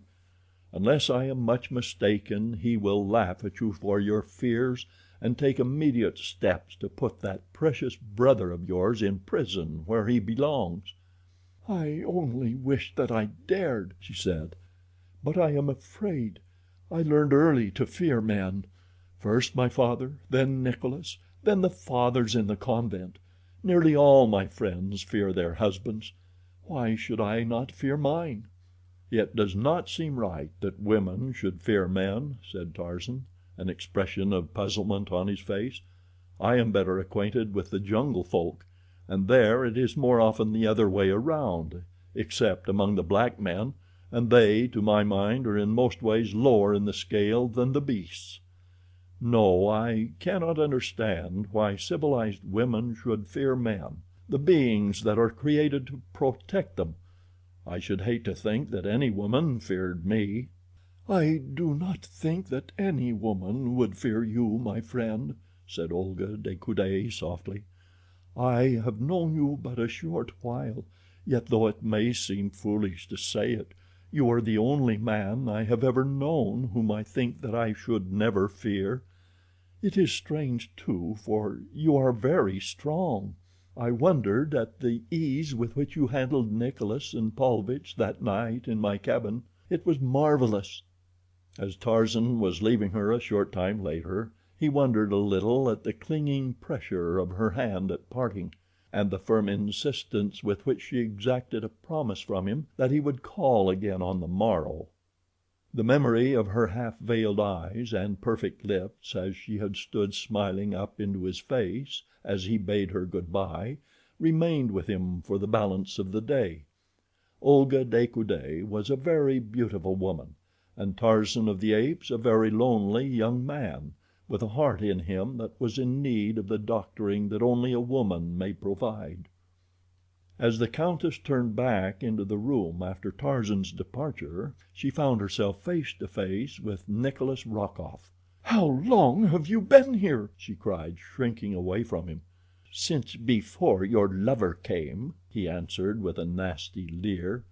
"Stop!" she commanded. "How dare you say such a thing to me, your sister?" "Well, my dear Olga, if he is not your lover, accept my apologies. But it is no fault of yours that he is not. Had he 1/10 the knowledge of women that I have, you would be in his arms this minute. He is a stupid fool, Olga. Why, your every word and act was an open invitation to him, and he had not the sense to see it." The woman put her hands to her ears. "I will not listen. You are wicked to say such things as that. No matter what you may threaten me with, you know that I am a good woman. After tonight you will not dare to annoy me, for I shall tell Raoul all. He will understand, and then, Monsieur Nicholas, beware." "You shall tell him nothing," said Rokoff. "I have this affair now, and with the help of one of your servants, whom I may trust, it will lack nothing in the telling when the time comes that the details of the sworn evidence shall be poured into your husband's ears. The other affair served its purpose well. We now have something tangible to work on, Olga, a real affair, And you a trusted wife. Shame, Olga." And the brute laughed. So the Countess told her Count nothing, and matters were worse than they had been. From a vague fear her mind was transferred to a very tangible one. It may be, too, that conscience helped to enlarge it out of all proportion. Chapter 5. The Plot That Failed. For a month Tarzan was a regular and very welcome devotee at the shrine of the beautiful Countess de Coude. Often he met other members of the select little coterie that dropped in for tea of an afternoon. More often Olga found devices that would give her an hour of Tarzan alone. For a time she had been frightened by what Nikolas had insinuated. She had not thought of this big young man as anything more than a friend, but with the suggestion implanted by the evil words of her brother, she had grown to speculate much upon the strange force which seemed to attract her toward the gray-eyed stranger. She did not wish to love him, nor did she wish his love.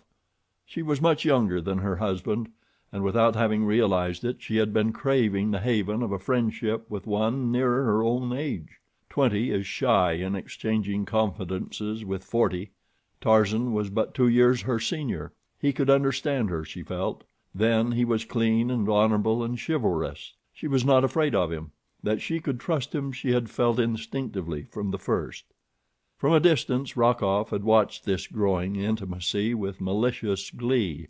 Ever since he had learned that Tarzan knew that he was a Russian spy, there had been added to his hatred for the ape-man a great fear that he would expose him.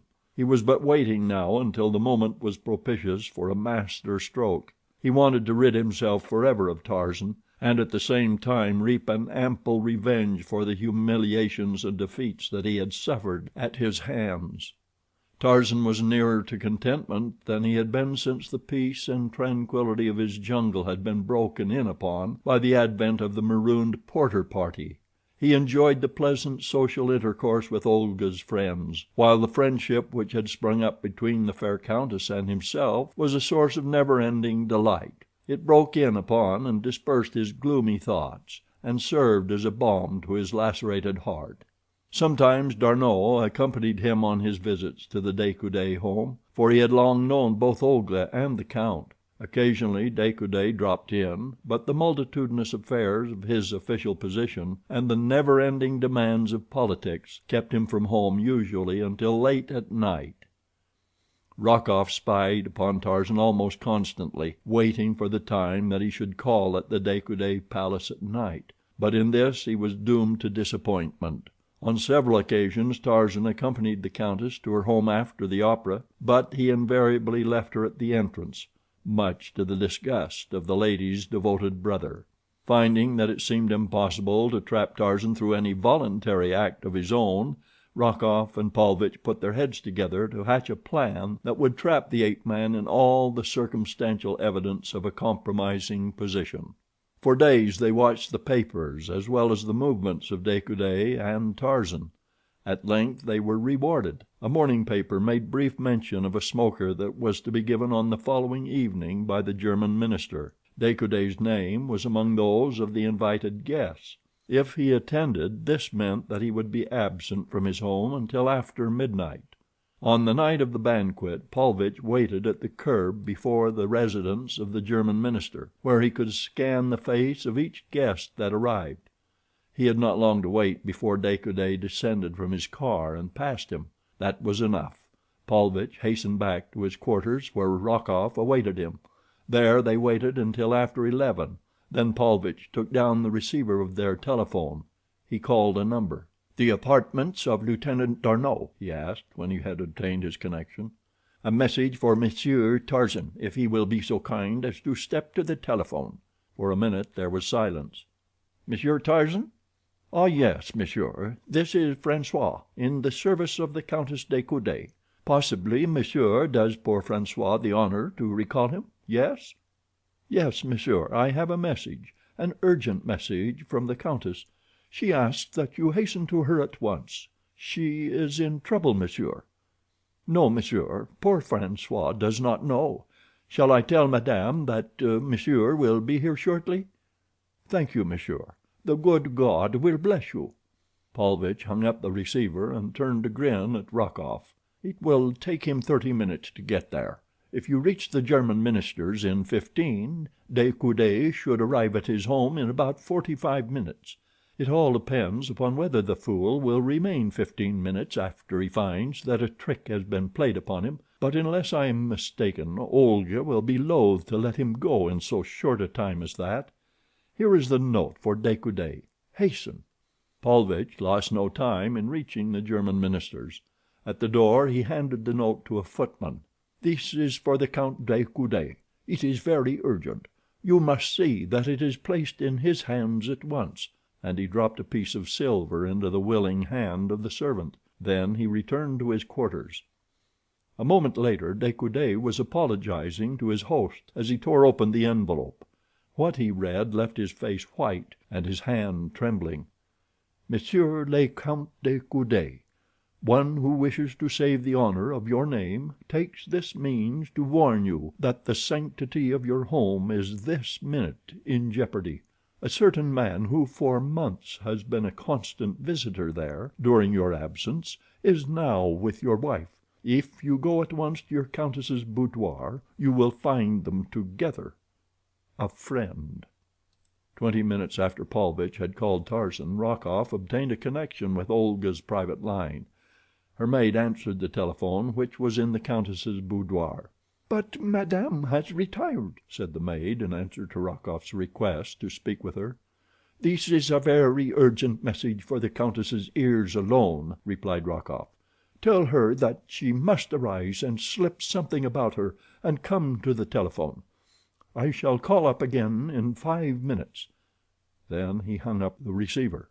A moment later Paulvitch entered. "The count has the message?" asked Rokoff. "He should be on his way to his home by now," replied Paulvitch. "Good. My lady will be sitting in her boudoir, very much in negligee about now. In a minute the faithful Jacques will escort Monsieur Tarzan into her presence without announcing him. It will take a few minutes for explanations. Olga will look very alluring in the filmy creation that is her night-dress and the clinging robe which but half conceals the charms that the former does not conceal at all. Olga will be surprised but not displeased. If there is a drop of red blood in the man, the count will break in upon a very pretty love scene in about 15 minutes from now. I think we have planned marvelously, my dear Alexis. Let us go out and drink to the very good health of Monsieur Tarzan in some of old Plancon's unparalleled absinthe, not forgetting that the Count de Coude is one of the best swordsmen in Paris, and by far the best shot in all France." When Tarzan reached Olga's, Jacques was awaiting him at the entrance. "This way, monsieur," he said, and led the way up the broad marble staircase. In another moment he had opened a door, and drawing aside a heavy curtain, obsequiously bowed Tarzan into a dimly lighted apartment. Then Jacques vanished. Across the room from him Tarzan saw Olga seated before a little desk on which stood her telephone. She was tapping impatiently upon the polished surface of the desk. She had not heard him enter. "Olga," he said, "what is wrong?" She turned toward him with a little cry of alarm. "Jean," she cried, "what are you doing here? Who admitted you? What does it mean?" Tarzan was thunderstruck, but in an instant he realized a part of the truth. "Then you did not send for me, Olga?" "Send for you at this time of night? Mon Dieu, Jean, do you think that I am quite mad? Francois telephoned me to come at once, that you were in trouble and wanted me." "Francois? Who in the world is Francois?" "He said that he was in your service. He spoke as though I should recall the fact." "There is no one by that name in my employ. Someone has played a joke upon you, Jean," and Olga laughed. "I fear that it may be a most sinister joke, Olga," he replied. "There is more back of it than humor." "What do you mean? You do not think that—" "Where is the count?" he interrupted. "At the German ambassador's." "This is another move by your estimable brother. Tomorrow the count will hear of it. He will question the servants. Everything will point to what Rokoff wishes the count to think." "The scoundrel!" cried Olga. She had arisen and come close to Tarzan, where she stood looking up into his face. She was very frightened. In her eyes was an expression that the hunter sees in those of a poor, terrified doe—puzzled, questioning. She trembled, and to steady herself raised her hands to his broad shoulders. "What shall we do, Jean?" she whispered. "It is terrible. Tomorrow all Paris will read of it. He will see to that." Her look, her attitude, her words were eloquent of the age old appeal of defenseless woman to her natural protector, man. Tarzan took one of the warm little hands that lay on his breast in his own strong one. The act was quite involuntary, and almost equally so was the instinct of protection that threw a sheltering arm around the girl's shoulders. The result was electrical. Never before had he been so close to her. In startled guilt they looked suddenly into each other's eyes, and where Olga de Coude should have been strong she was weak, for she crept closer into the man's arms and clasped her own about his neck. And Tarzan of the Apes, he took the panting figure into his mighty arms and covered the hot lips with kisses. Raoul de Coude made hurried excuses to his host after he had read the note handed him by the ambassador's butler. Never afterward could he recall the nature of the excuses he made. Everything was quite a blur to him up to the time that he stood on the threshold of his own home. Then he became very cool, moving quietly and with caution. For some inexplicable reason Jacques had the door open before he was halfway to the steps. It did not strike him at the time as being unusual, though afterward he remarked it. Very softly he tiptoed up the stairs and along the gallery to the door of his wife's boudoir. In his hand was a heavy walking stick, in his heart murder. Olga was the first to see him. With a horrified shriek she tore herself from Tarzan's arms, and the ape-man turned just in time to ward with his arm a terrific blow that De Coude had aimed at his head. Once, twice, three times the heavy stick fell with lightning rapidity, and each blow aided in the transition of the ape-man back to the primordial. With the low, guttural snarl of the bull ape he sprang for the Frenchman. The great stick was torn from his grasp and broken in two as though it had been matchwood, to be flung aside as the now infuriated beast charged for his adversary's throat. Olga de Coude stood, a horrified spectator of the terrible scene which ensued during the next brief moment. Then she sprang to where Tarzan was murdering her husband, choking the life from him, shaking him as a terrier might shake a rat. Frantically she tore at his great hands. "Mother of God!" she cried. "You are killing him! You are killing him! Oh, Jean, you are killing my husband!" Tarzan was deaf with rage. Suddenly he hurled the body to the floor, and placing his foot upon the upturned breast raised his head. Then through the palace of the Count de Coude rang the awesome challenge of the bull ape that has made a kill. From cellar to attic the horrid sound searched out the servants and left them blanched and trembling. The woman in the room sank to her knees beside the body of her husband and prayed. Slowly the red mist faded from Tarzan's eyes. Things began to take form. He was regaining the perspective of civilized man. His eyes fell upon the figure of the kneeling woman. "Olga," he whispered.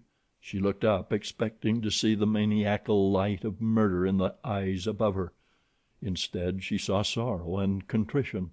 "Oh, Jean," she cried, "see what you have done. He was my husband. I loved him, and you have killed him." Very gently Tarzan raised the limp form of the Count de Coude and bore it to a couch. Then he put his ear to the man's breast. "Some brandy, Olga," he said. She brought it, and together they forced it between his lips. Presently a faint gasp came from the white lips. The head turned, and De Coude groaned. "He will not die," said Tarzan. "Thank God." "Why did you do it, Jean?" she asked. "I do not know. He struck me, and I went mad. I have seen the apes of my tribe do the same thing. I have never told you my story, Olga. It would have been better had you known it. This might not have happened. I never saw my father. The only mother I knew was a ferocious she-ape. Until I was 15 I had never seen a human being. I was 20 before I saw a white man. A little more than a year ago I was a naked beast of prey in an African jungle. Do not judge me too harshly. 2 years is too short a time in which to attempt to work the change in an individual that it has taken countless ages to accomplish in the white race." "I do not judge at all, Jean. The fault is mine. You must go now. He must not find you here when he regains consciousness. Goodbye." It was a sorrowful Tarzan who walked with bowed head from the palace of the Count de Coude. Once outside, his thoughts took definite shape, to the end that 20 minutes later he entered a police station not far from the Rue Maule. Here he soon found one of the officers with whom he had had the encounter several weeks previous. The policeman was genuinely glad to see again the man who had so roughly handled him. After a moment of conversation Tarzan asked if he had ever heard of Nikolas Rokoff or Alexis Paulvitch. "Very often indeed, monsieur. Each has a police record, and while there is nothing charged against them now, we make it a point to know pretty well where they may be found should the occasion demand. It is only the same precaution that we take with every known criminal. Why does monsieur ask?" "They are known to me," replied Tarzan. "I wish to see Monsieur Rokoff on a little matter of business. If you can direct me to his lodgings I shall appreciate it." A few minutes later he bade the policeman adieu, and with a slip of paper in his pocket bearing a certain address in a semi-respectable quarter he walked briskly toward the nearest taxi stand. Rokoff and Paulvitch had returned to their rooms and were sitting talking over the probable outcome of the evening's events. They had telephoned to the offices of 2 of the morning papers, from which they momentarily expected representatives to hear the first report of the scandal that was to stir social Paris on the morrow. A heavy step sounded on the stairway. "Ah, but these newspaper men are prompt," exclaimed Rokoff, and as a knock fell upon the door of their room, "Enter, monsieur." The smile of welcome froze upon the Russian's face as he looked into the hard, gray eyes of his visitor. "Name of a name!" he shouted, springing to his feet. "What brings you here?"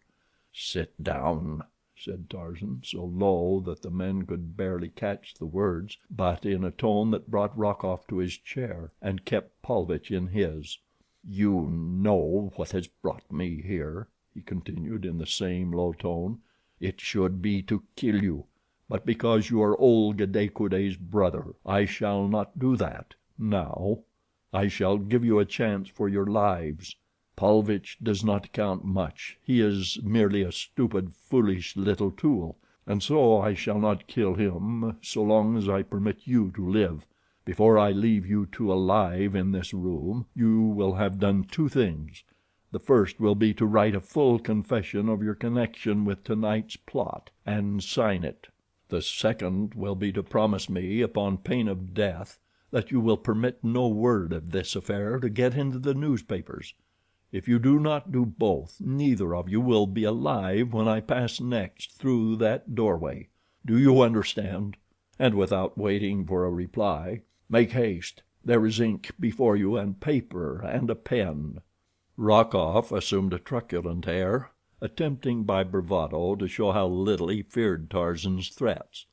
An instant later he felt the ape-man's steel fingers at his throat, and Paulvitch, who attempted to dodge them and reach the door, was lifted completely off the floor and hurled senseless into a corner. When Rokoff commenced to blacken about the face, Tarzan released his hold and shoved the fellow back into his chair. After a moment of coughing, Rokoff sat sullenly glaring at the man standing opposite him. Presently Paulvitch came to himself and limped painfully back to his chair at Tarzan's command. "Now write," said the ape-man. "If it is necessary to handle you again I shall not be so lenient." Rokoff picked up a pen and commenced to write. "See that you omit no detail, and that you mention every name," cautioned Tarzan. Presently there was a knock at the door. "Enter," said Tarzan. A dapper young man came in. "I am from the Matin," he announced. "I understand that Monsieur Rokoff has a story for me." "Then you are mistaken, monsieur," replied Tarzan. You have no story for publication, have you, my dear Nicholas?" Rokoff looked up from his writing with an ugly scowl upon his face. "No," he growled, "I have no story for publication—now.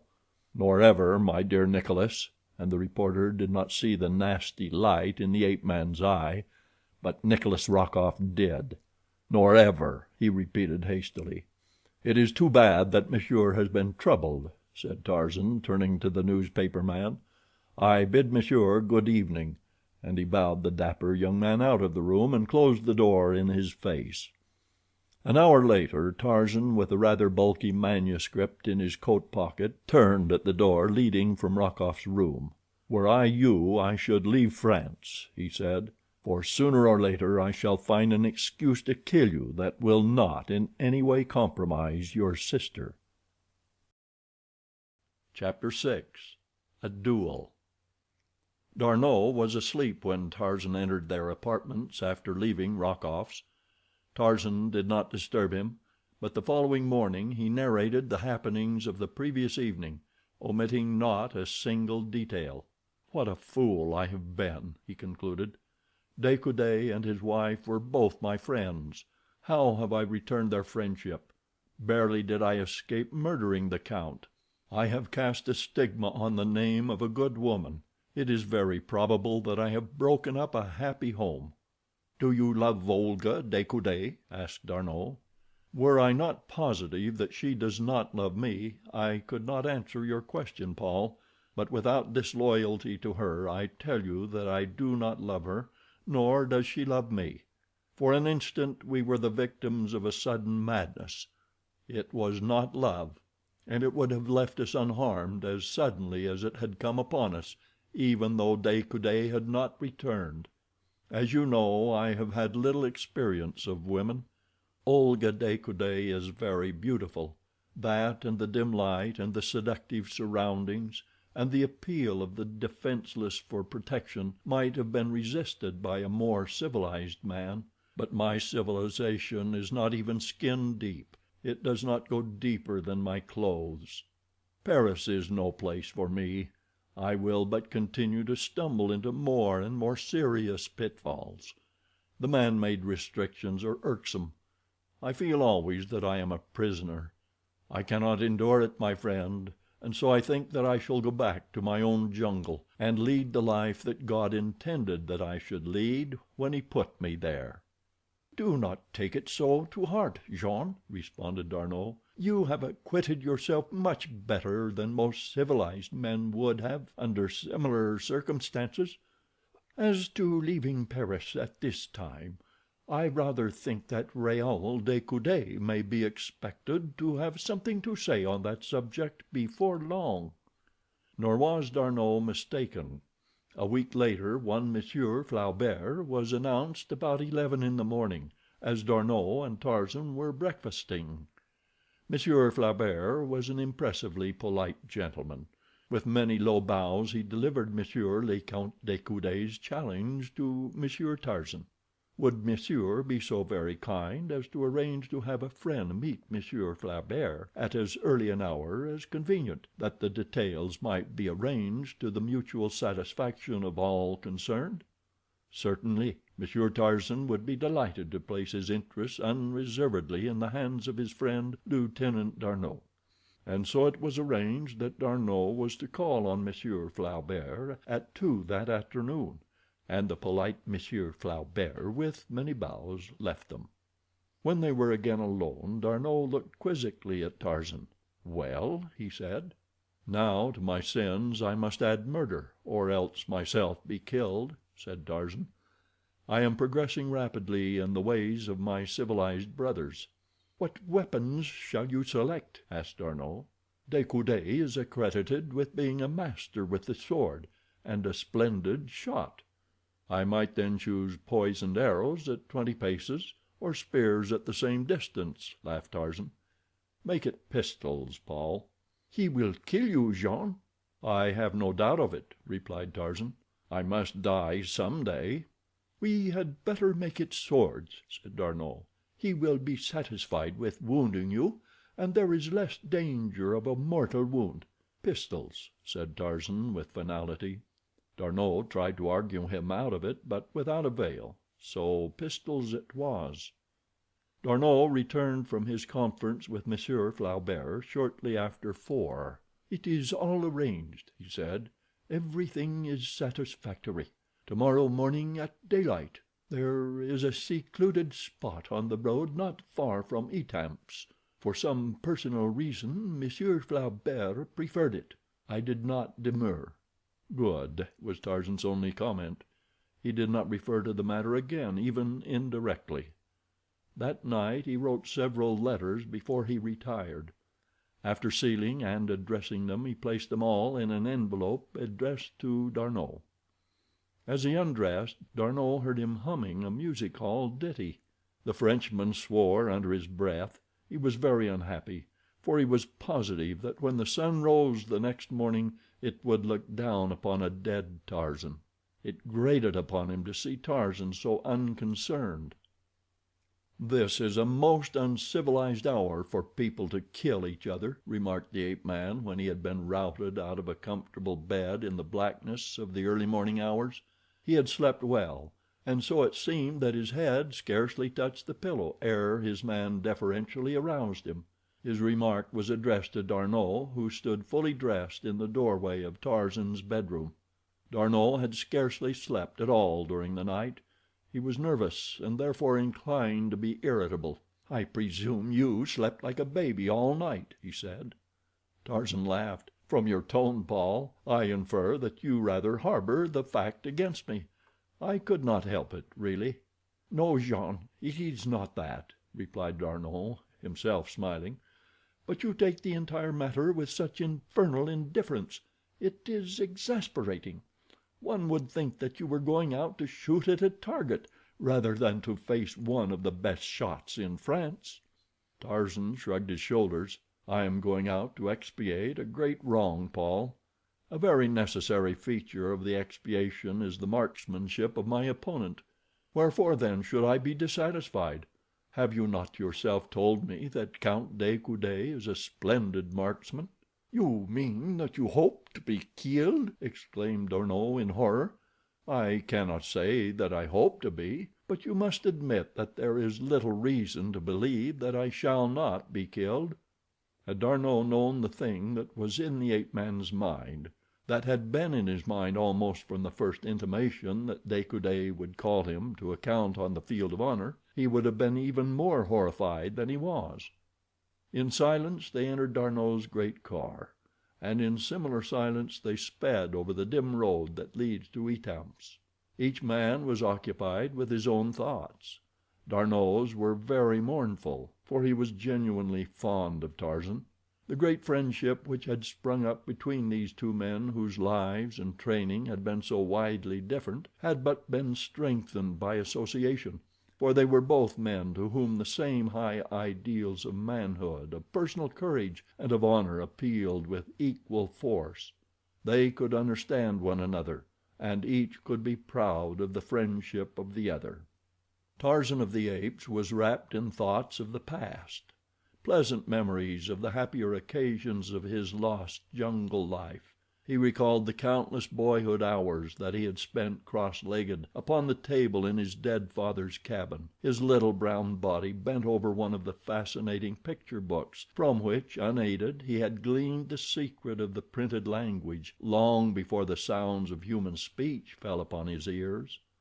A smile of contentment softened his strong face as he thought of that day of days that he had had alone with Jane Porter in the heart of his primeval forest. Presently his reminiscences were broken in upon by the stopping of the car. They were at their destination. Tarzan's mind returned to the affairs of the moment. He knew that he was about to die, but there was no fear of death in him. To a denizen of the cruel jungle, death is a commonplace. The first law of nature compels them to cling tenaciously to life, to fight for it, but it does not teach them to fear death. D'Arnot and Tarzan were first upon the field of honor. A moment later De Coude, Monsieur Flaubert, and a third gentleman arrived. The last was introduced to D'Arnot and Tarzan. He was a physician. D'Arnot and Monsieur Flaubert spoke together in whispers for a brief time. The Count de Coude and Tarzan stood apart at opposite sides of the field. Presently the seconds summoned them. D'Arnot and Monsieur Flaubert had examined both pistols. The two men who were to face each other a moment later stood silently, while Monsieur Flaubert recited the conditions they were to observe. They were to stand back to back. At a signal from Monsieur Flaubert they were to walk in opposite directions, their pistols hanging by their sides. When each had proceeded 10 paces, D'Arnot was to give the final signal. Then they were to turn and fire at will until one fell or each had expended the 3 shots allowed. While Monsieur Flaubert spoke, Tarzan selected a cigarette from his case and lighted it. De Coude was the personification of coolness. Was he not the best shot in France? Presently Monsieur Flaubert nodded to D'Arnot, and each man placed his principal in position. "Are you quite ready, gentlemen?" asked Monsieur Flaubert. "Quite," replied De Coude. Tarzan nodded. Monsieur Flaubert gave the signal. He and D'Arnot stepped back a few paces to be out of the line of fire as the men paced slowly apart. 6, 7, 8. There were tears in D'Arnot's eyes. He loved Tarzan very much. 9. Another pace and the poor lieutenant gave the signal he so hated to give. To him it sounded the doom of his best friend. Quickly De Coude wheeled and fired. Tarzan gave a little start. His pistol still dangled at his side. De Coude hesitated as though waiting to see his antagonist crumple to the ground. The Frenchman was too experienced a marksman not to know that he had scored a hit. Still Tarzan made no move to raise his pistol. De Coude fired once more, but the attitude of the ape-man, the utter indifference that was so apparent in every line of the nonchalant ease of his giant figure, and the even, unruffled puffing of his cigarette, had disconcerted the best marksman in France. This time Tarzan did not start, but again De Coude knew that he had hit. Suddenly the explanation leaped to his mind. His antagonist was coolly taking these terrible chances in the hope that he would receive no staggering wound from any of De Coude's 3 shots. Then he would take his own time about shooting De Coude down deliberately, coolly, and in cold blood. A little shiver ran up the Frenchman's spine. It was fiendish, diabolical. What manner of creature was this that could stand complacently with 2 bullets in him, waiting for the 3rd? And so De Coude took careful aim this time, but his nerve was gone, and he made a clean miss. Not once had Tarzan raised his pistol hand from where it hung beside his leg. For a moment the two stood looking straight into each other's eyes. On Tarzan's face was a pathetic expression of disappointment. On De Coude's a rapidly growing expression of horror, yes, of terror. He could endure it no longer. "Mother of God, monsieur, shoot!" he screamed. But Tarzan did not raise his pistol. Instead he advanced toward De Coude, and when D'Arnot and Monsieur Flaubert, misinterpreting his intention, would have rushed between them, he raised his left hand in a sign of remonstrance. "Do not fear," he said to them. "I shall not harm him." It was most unusual, but they halted. Tarzan advanced until he was quite close to De Coude. "There must have been something wrong with monsieur's pistol," he said, "or monsieur is unstrung. Take mine, monsieur, and try again," and Tarzan offered his pistol, butt foremost, to the astonished De Coude. "Mon Dieu, monsieur!" cried the latter. "Are you mad?" "No, my friend," replied the ape-man, "but I deserve to die. It is the only way in which I may atone for the wrong I have done a very good woman. Take my pistol and do as I bid." "It would be murder," replied De Coude. "But what wrong did you do my wife? She swore to me that—" "I do not mean that," said Tarzan quickly. "You saw all the wrong that passed between us; but that was enough to cast a shadow upon her name and to ruin the happiness of a man against whom I had no enmity. The fault was all mine, and so I hoped to die for it this morning. I am disappointed that monsieur is not so wonderful a marksman as I had been led to believe." "You say that the fault was all yours?" asked De Coude eagerly. "All mine, monsieur. Your wife is a very pure woman. She loves only you. The fault that you saw was all mine. The thing that brought me there was no fault of either the Countess de Coude or myself. Here is a paper which will quite positively demonstrate that," and Tarzan drew from his pocket the statement Rokoff had written and signed. De Coude took it and read. D'Arnot and Monsieur Flaubert had drawn near. They were interested spectators of this strange ending of a strange duel. None spoke until De Coude had quite finished. Then he looked up at Tarzan. "You are a very brave and chivalrous gentleman," he said. "I thank God that I did not kill you." De Coude was a Frenchman. Frenchmen are impulsive. He threw his arms about Tarzan and embraced him. Monsieur Flaubert embraced D'Arnot. There was no one to embrace the doctor, so possibly it was pique which prompted him to interfere and demand that he be permitted to dress Tarzan's wounds. "This gentleman was hit once at least," he said. "Possibly thrice." "Twice," said Tarzan. "Once in the left shoulder and again in the left side. Both flesh wounds, I think." But the doctor insisted upon stretching him upon the sward and tinkering with him until the wounds were cleansed and the flow of blood checked. One result of the duel was that they all rode back to Paris together in D'Arnot's car, the best of friends. De Coude was so relieved to have had his double assurance of his wife's loyalty that he felt no rancor at all toward Tarzan. It is true that the latter had assumed much more of the fault than was rightly his, but if he lied a little he may be excused, for he lied in the service of a woman, and he lied like a gentleman. The ape-man was confined to his bed for several days.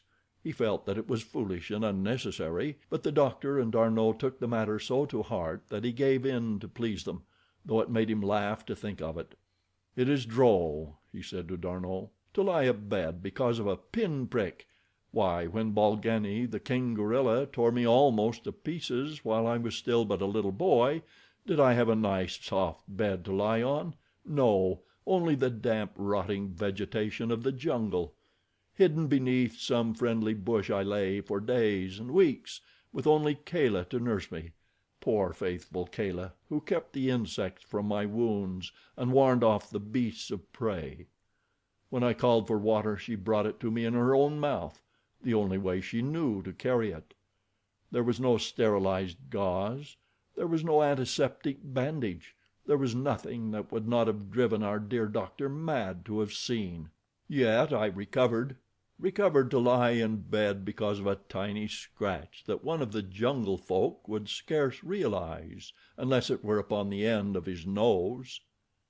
But the time was soon over, and before he realized it Tarzan found himself abroad again. Several times De Coude had called, and when he found that Tarzan was anxious for employment of some nature he promised to see what could be done to find a berth for him. It was the first day that Tarzan was permitted to go out that he received a message from De Coude requesting him to call at the count's office that afternoon. He found De Coude awaiting him with a very pleasant welcome, and a sincere congratulation that he was once more upon his feet. Neither had ever mentioned the duel or the cause of it since that morning upon the field of honor. "I think that I have found just the thing for you, Monsieur Tarzan," said the count. "It is a position of much trust and responsibility, which also requires considerable physical courage and prowess. I cannot imagine a man better fitted than you, my dear Monsieur Tarzan, for this very position. It will necessitate travel, and later it may lead to a very much better post, possibly in the diplomatic service. At first, for a short time only, you will be a special agent in the service of the Ministry of War. Come, I will take you to the gentleman who will be your chief. He can explain the duties better than I, and then you will be in a position to judge if you wish to accept or no." De Coude himself escorted Tarzan to the office of General Rochet, the chief of the bureau to which Tarzan would be attached if he accepted the position. There the count left him, after a glowing description to the general of the many attributes possessed by the ape-man which should fit him for the work of the service. A half hour later Tarzan walked out of the office, the possessor of the first position he had ever held. On the morrow he was to return for further instructions, though General Rochet made it quite clear that Tarzan might prepare to leave Paris for an almost indefinite period, possibly on the morrow. It was with feelings of the keenest elation that he hastened home to bear the good news to D'Arnot. At last he was to be of some value in the world.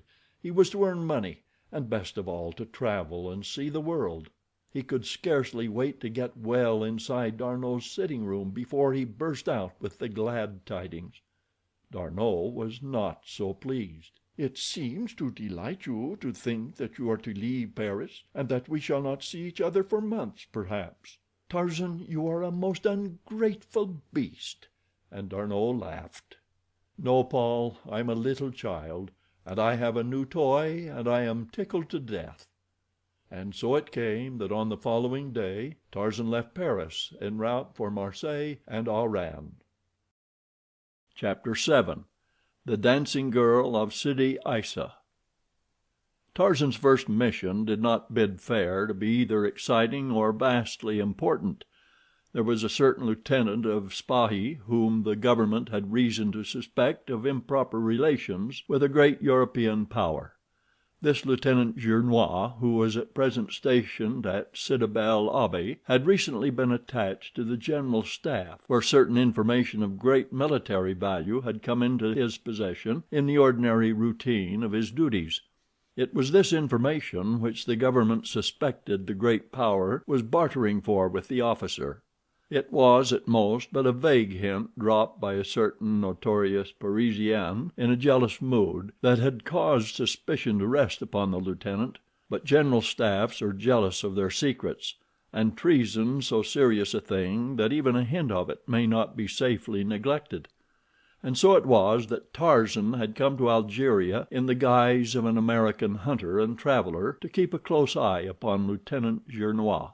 He had looked forward with keen delight to again seeing his beloved Africa, but this northern aspect of it was so different from his tropical jungle home that he might as well have been back in Paris for all the heart thrills of homecoming that he experienced.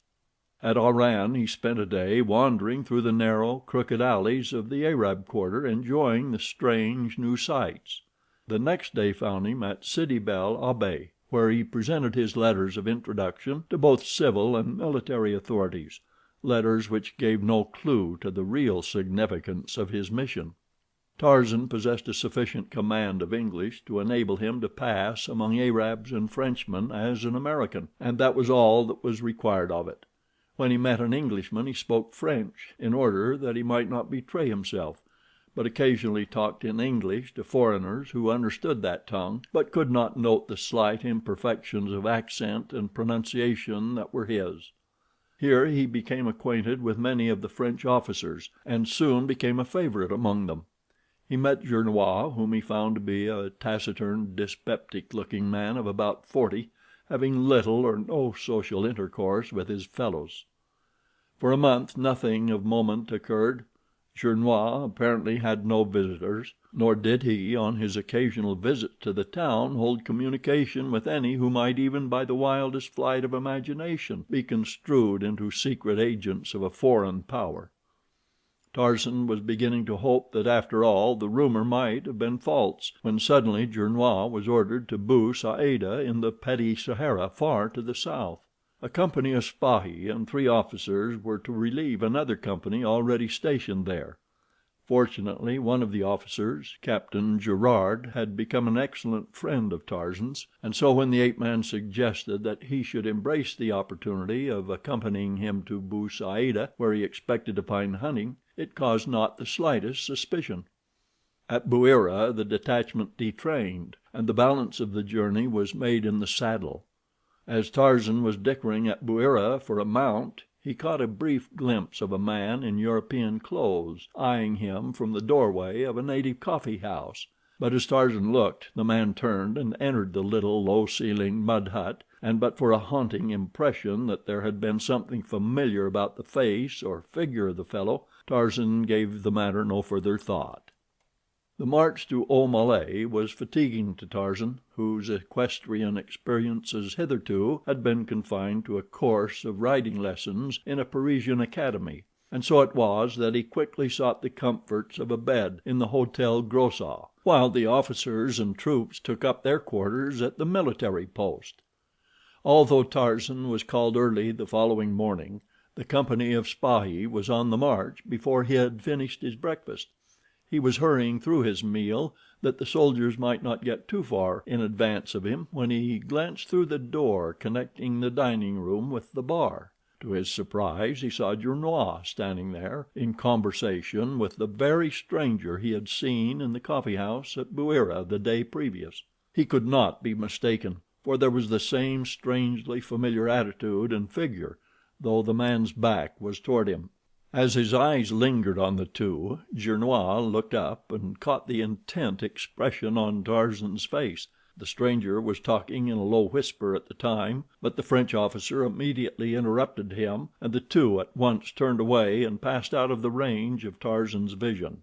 This was the first suspicious occurrence that Tarzan had ever witnessed in connection with Gernois' actions, but he was positive that the men had left the barroom solely because Gernois had caught Tarzan's eyes upon them.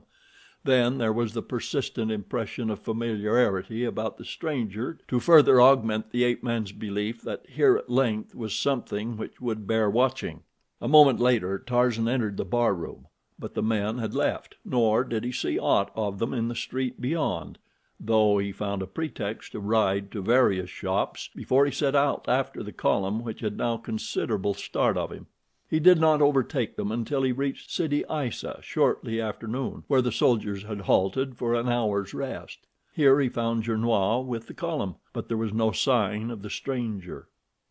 It was market day at Sidi Aissa, and the numberless caravans of camels coming in from the desert, and the crowds of bickering Arabs in the marketplace, filled Tarzan with a consuming desire to remain for a day that he might see more of these sons of the desert. Thus it was that the company of Spahi marched on that afternoon toward Bou Saada without him. He spent the hours until dark wandering about the market in company with a youthful Arab, one Abdul, who had been recommended to him by the innkeeper as a trustworthy servant and interpreter. Here Tarzan purchased a better mount than the one he had selected at Bouira, and entering into conversation with the stately Arab to whom the animal had belonged, learned that the seller was Kadour ben Saden, sheik of a desert tribe far south of Djelfa. Through Abdul, Tarzan invited his new acquaintance to dine with him. As the three were making their way through the crowds of marketers, camels, donkeys, and horses that filled the marketplace with a confusing babel of sounds, Abdul plucked at Tarzan's sleeve. "Look, master, behind us," and he turned, pointing at a figure which disappeared behind a camel as Tarzan turned. "He has been following us about all afternoon," continued Abdul. "I caught only a glimpse of an Arab in a dark blue burnous and white turban," replied Tarzan. "Is it he you mean?" "Yes. I suspected him because he seems a stranger here, without other business than following us, which is not the way of the Arab who is honest, and also because he keeps the lower part of his face hidden, only his eyes showing. He must be a bad man, or he would have honest business of his own to occupy his time." "He is on the wrong scent then, Abdul," replied Tarzan, "for no one here can have any grievance against me. This is my first visit to your country, and none knows me. He will soon discover his error and cease to follow us." "Unless he be bent on robbery," returned Abdul. "Then all we can do is wait until he is ready to try his hand upon us," laughed Tarzan, "and I warrant that he will get his belly full of robbing now that we are prepared for him." And so he dismissed the subject from his mind, though he was destined to recall it before many hours through a most unlooked for occurrence. Kadour ben Saden, having dined well, prepared to take leave of his host. With dignified protestations of friendship he invited Tarzan to visit him in his wild domain, where the antelope, the stag, the boar, the panther, and the lion might still be found in sufficient numbers to tempt an ardent huntsman. On his departure the ape-man, with Abdul, wandered again into the streets of Sidi Aissa, where he was soon attracted by the wild din of sound coming from the open doorway of one of the numerous cafés Maule. It was after 8, and the dancing was in full swing as Tarzan entered. The room was filled to repletion with Arabs. All were smoking and drinking their thick, hot coffee. Tarzan and Abdul found seats near the center of the room, though the terrific noise produced by the musicians upon their Arab drums and pipes would have rendered a seat farther from them more acceptable to the quiet, loving ape-man. A rather good-looking Ouled Nail was dancing, and perceiving Tarzan's European clothes, and scenting a generous gratuity, she threw her silken handkerchief upon his shoulder, to be rewarded with a franc. When her place upon the floor had been taken by another, the bright-eyed Abdul saw her in conversation with two Arabs at the far side of the room, near a side door that led upon an inner court, around the gallery of which were the rooms occupied by the girls who danced in this café. At first he thought nothing of the matter, but presently he noticed from the corner of his eye one of the men nod in their direction, and the girl turn and shoot a furtive glance at Tarzan. Then the Arabs melted through the doorway into the darkness of the court. When it came again the girl's turn to dance, she hovered close to Tarzan, and for the ape-man alone were her sweetest smiles. Many an ugly scowl was cast upon the tall European by swarthy, dark-eyed sons of the desert, but neither smiles nor scowls produced any outwardly visible effect upon him. Again the girl cast her handkerchief upon his shoulder, and again was she rewarded with a franc piece. As she was sticking it upon her forehead, after the custom of her kind, she bent low toward Tarzan, whispering a quick word in his ear. "There are two without in the court," she said quickly in broken French, "who would harm monsieur. At first I promised to lure you to them, but you have been kind, and I cannot do it. Go quickly before they find that I have failed them. I think that they are very bad men." Tarzan thanked the girl, assuring her that he would be careful, and having finished her dance she crossed to the little doorway and went out into the court, but Tarzan did not leave the café as she had urged. For another half hour nothing unusual occurred. Then a surly-looking Arab entered the café from the street. He stood near Tarzan, where he deliberately made insulting remarks about the European, but as they were in his native tongue Tarzan was entirely innocent of their purport until Abdul took it upon himself to enlighten him. "This fellow is looking for trouble," warned Abdul. "He is not alone. In fact, in case of a disturbance, nearly every man here would be against you. It would be better to leave quietly, master." "Ask the fellow what he wants," commanded Tarzan. "He says that the dog of a Christian insulted the Ouled Nail, who belongs to him. He means trouble, monsieur." "Tell him that I did not insult his or any other Ouled Nail, that I wish him to go away and leave me alone, that I have no quarrel with him, nor has he any with me." "He says," replied Abdul, after delivering this message to the Arab, "that besides being a dog yourself, that you are the son of one, and that your grandmother was a hyena. Incidentally, you are a liar." The attention of those nearby had now been attracted by the altercation, and the sneering laughs that followed this torrent of invective easily indicated the trend of the sympathies of the majority of the audience.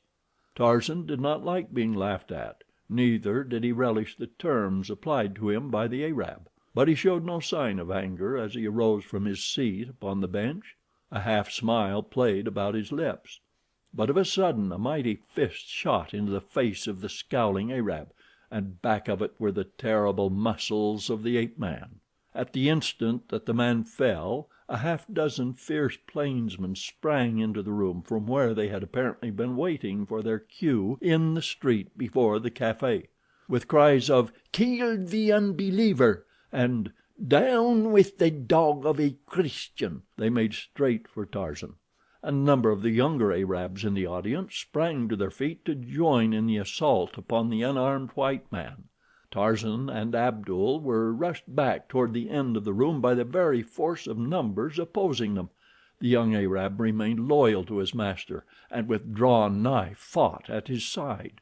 With tremendous blows the ape-man felled all who came within reach of his powerful hands. He fought quietly and without a word, upon his lips the same half smile they had worn as he rose to strike down the man who had insulted him. It seemed impossible that either he or Abdul could survive the sea of wicked-looking swords and knives that surrounded them, but the very numbers of their assailants proved the best bulwark of their safety. So closely packed was the howling, cursing mob that no weapon could be wielded to advantage, and none of the Arabs dared use a firearm for fear of wounding one of his compatriots. Finally Tarzan succeeded in seizing one of the most persistent of his attackers. With a quick wrench he disarmed the fellow, and then, holding him before them as a shield, he backed slowly beside Abdul toward the little door which led into the inner courtyard.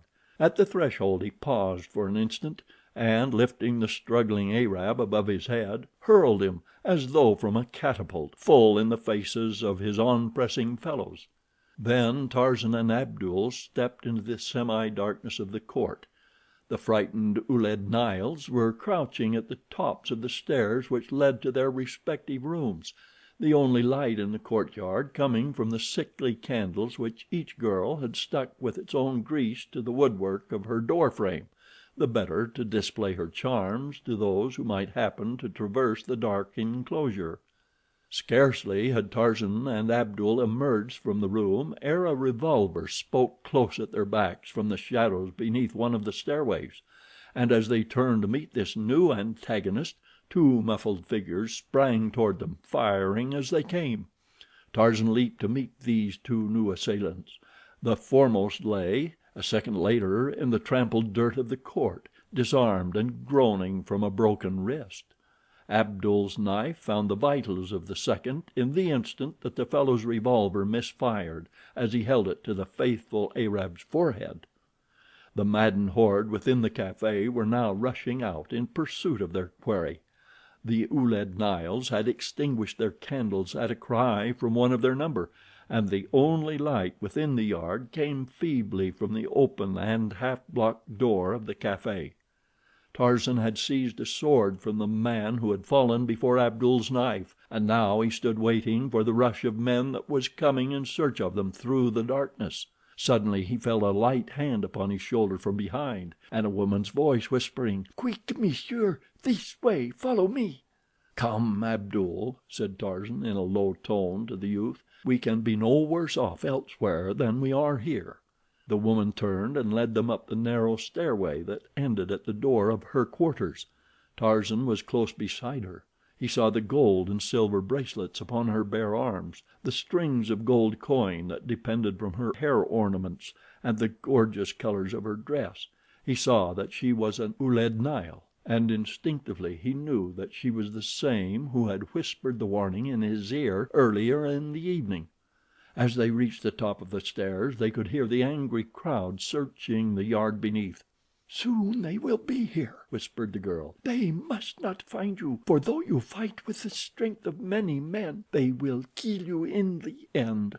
Hasten, you can drop from the farther window of my room to the street beyond. Before they discover that you are no longer in the court of the buildings, you will be safe within the hotel." But even as she spoke, several men had started up the stairway at the head of which they stood. There was a sudden cry from one of the searchers. They had been discovered. Quickly the crowd rushed for the stairway. The foremost assailant leaped quickly upward, but at the top he met the sudden sword that he had not expected. The quarry had been unarmed before. With a cry the man toppled back upon those behind him. Like tenpins they rolled down the stairs. The ancient and rickety structure could not withstand the strain of this unwonted weight and jarring. With a creaking and rending of breaking wood it collapsed beneath the Arabs, leaving Tarzan, Abdul, and the girl alone upon the frail platform at the top. "Come!" cried the Ouled Nail. "They will reach us from another stairway through the room next to mine. We have not a moment to spare." Just as they were entering the room, Abdul heard and translated a cry from the yard below for several to hasten to the street and cut off escape from that side. "We are lost now," said the girl simply. "We?" questioned Tarzan. "Yes, monsieur," she responded. "They will kill me as well. Have I not aided you?" This put a different aspect on the matter. Tarzan had rather been enjoying the excitement and danger of the encounter.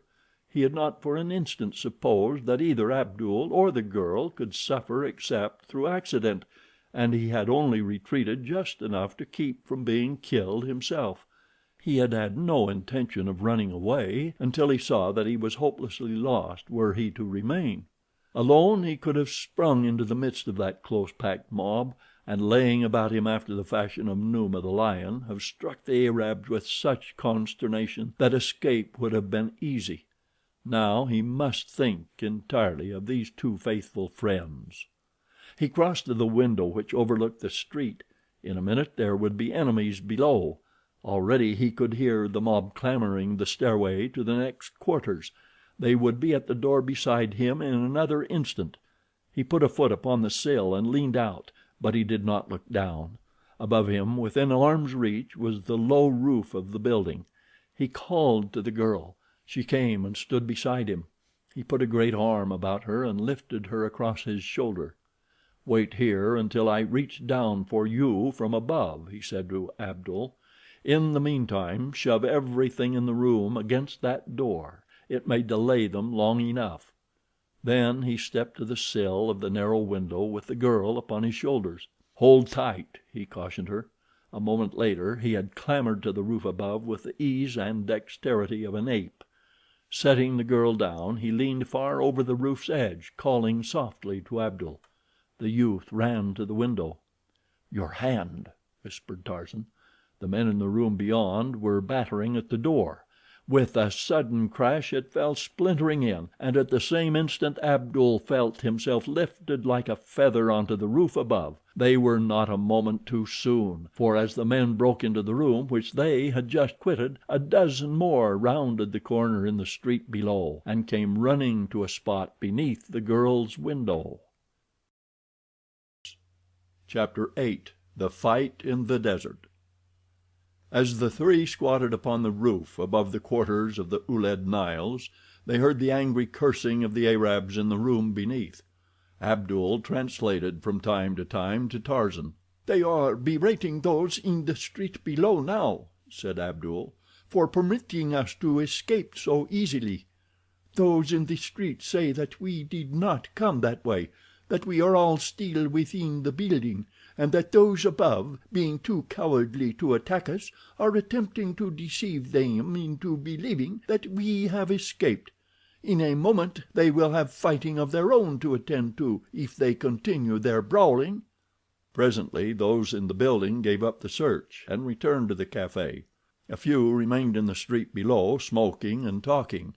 Tarzan spoke to the girl, thanking her for the sacrifice she had made for him, a total stranger.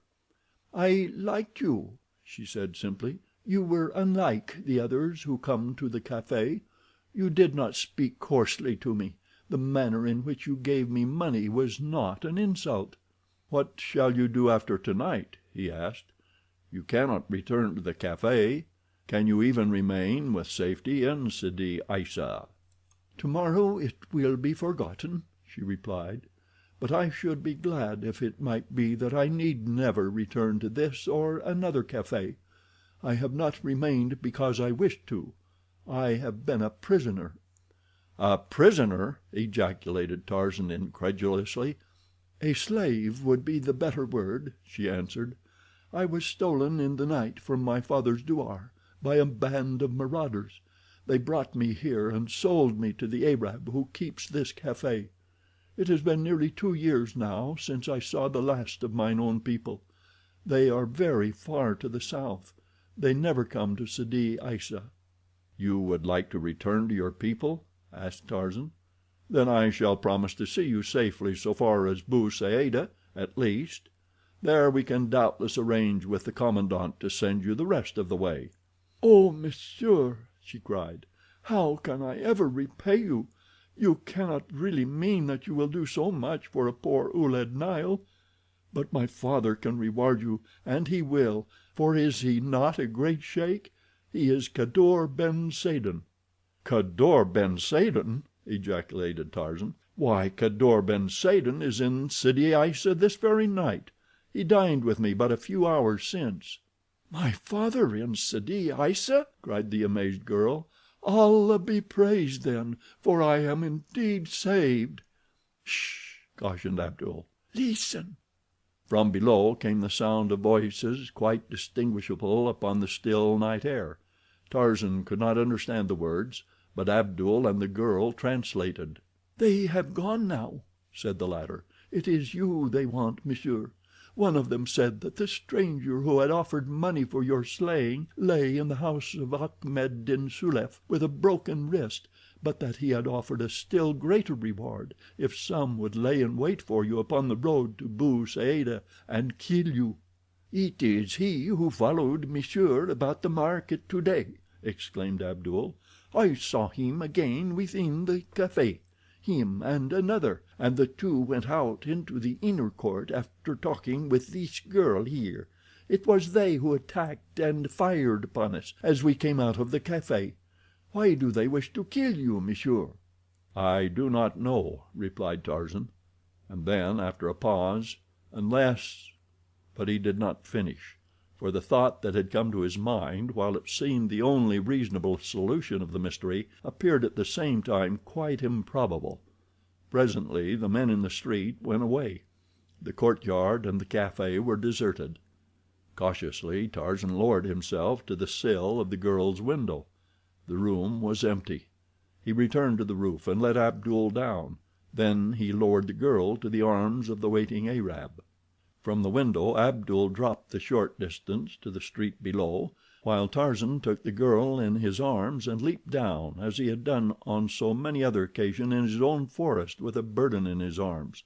A little cry of alarm was startled from the girl's lips, but Tarzan landed in the street with but an imperceptible jar and lowered her in safety to her feet. She clung to him for a moment. "How strong monsieur is, and how active!" she cried. "El Adrea, the black lion himself, is not more so." "I should like to meet this El Adrea of yours," he said. "I have heard much about him." "And you come to the douar of my father, you shall see him," said the girl. "He lives in a spur of the mountains north of us, and comes down from his lair at night to rob my father's douar. With a single blow of his mighty paw he crushes the skull of a bull, and woe betide the belated wayfarer who meets El Adrea abroad at night." Without further mishap they reached the hotel.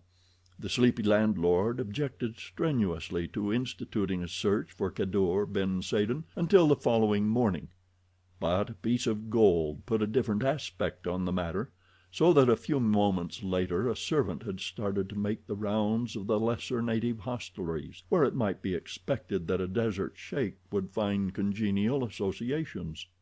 Tarzan had felt it necessary to find the girl's father that night, for fear he might start on his homeward journey too early in the morning to be intercepted. They had waited perhaps half an hour when the messenger returned with Kadour ben Saden. The old sheik entered the room with a questioning expression upon his proud face. "Monsieur has done me the honor to—" he commenced, and then his eyes fell upon the girl. With outstretched arms he crossed the room to meet her. "My daughter!" he cried. "Allah is merciful," and tears dimmed the martial eyes of the old warrior. When the story of her abduction and her final rescue had been told to Kadour ben Saden, he extended his hand to Tarzan. "All that is Kadour ben Saden's is thine, my friend. "Even to his life," he said very simply, but Tarzan knew that those were no idle words. It was decided that although 3 of them would have to ride, after practically no sleep, it would be best to make an early start in the morning and attempt to ride all the way to Bou Saada in one day. It would have been comparatively easy for the men, but for the girl it was sure to be a fatiguing journey. She, however, was the most anxious to undertake it, for it seemed to her that she could not quickly enough reach the family and friends from whom she had been separated for 2 years. It seemed to Tarzan that he had not closed his eyes before he was awakened, and in another hour the party was on its way south toward Bou Saada. For a few miles the road was good, and they made rapid progress, but suddenly it became only a waste of sand into which the horses sank fetlock deep at nearly every step.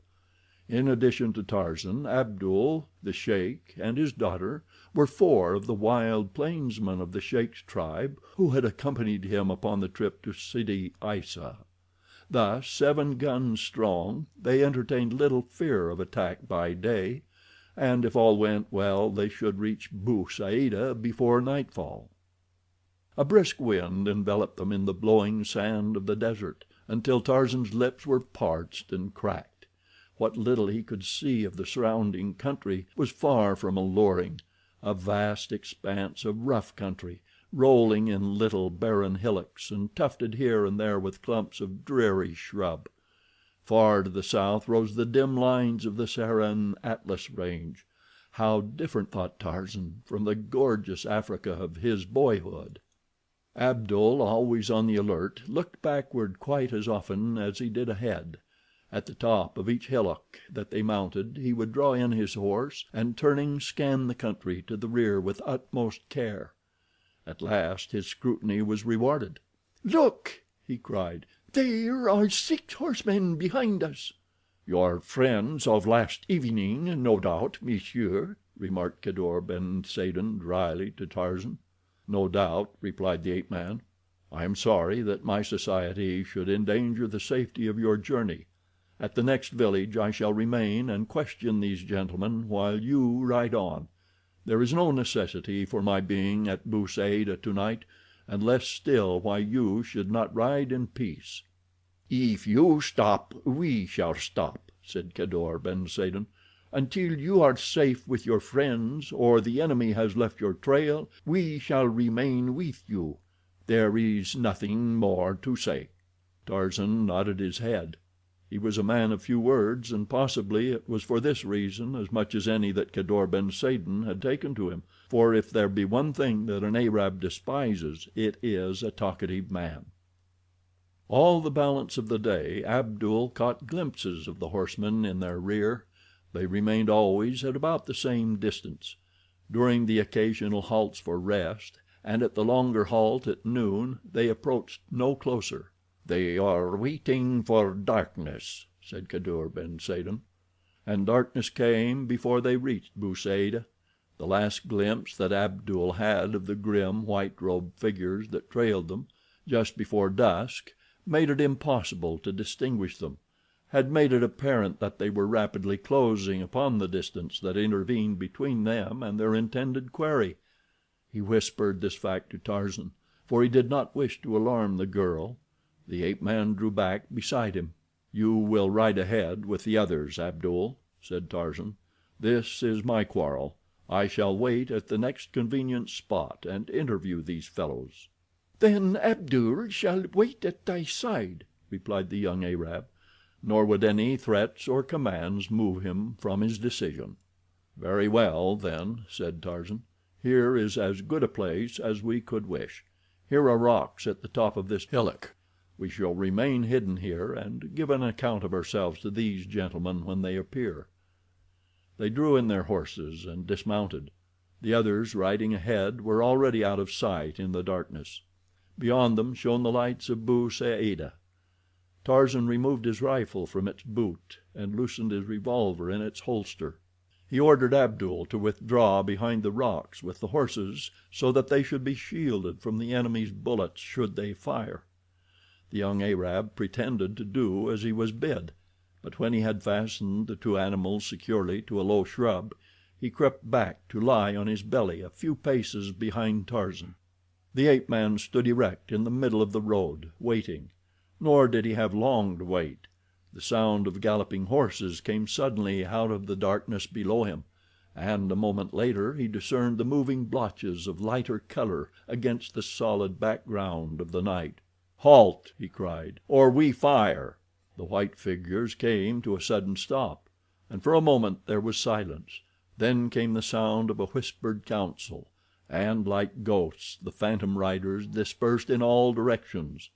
Again the desert lay still about him, yet it was an ominous stillness that foreboded evil. Abdul raised himself to one knee.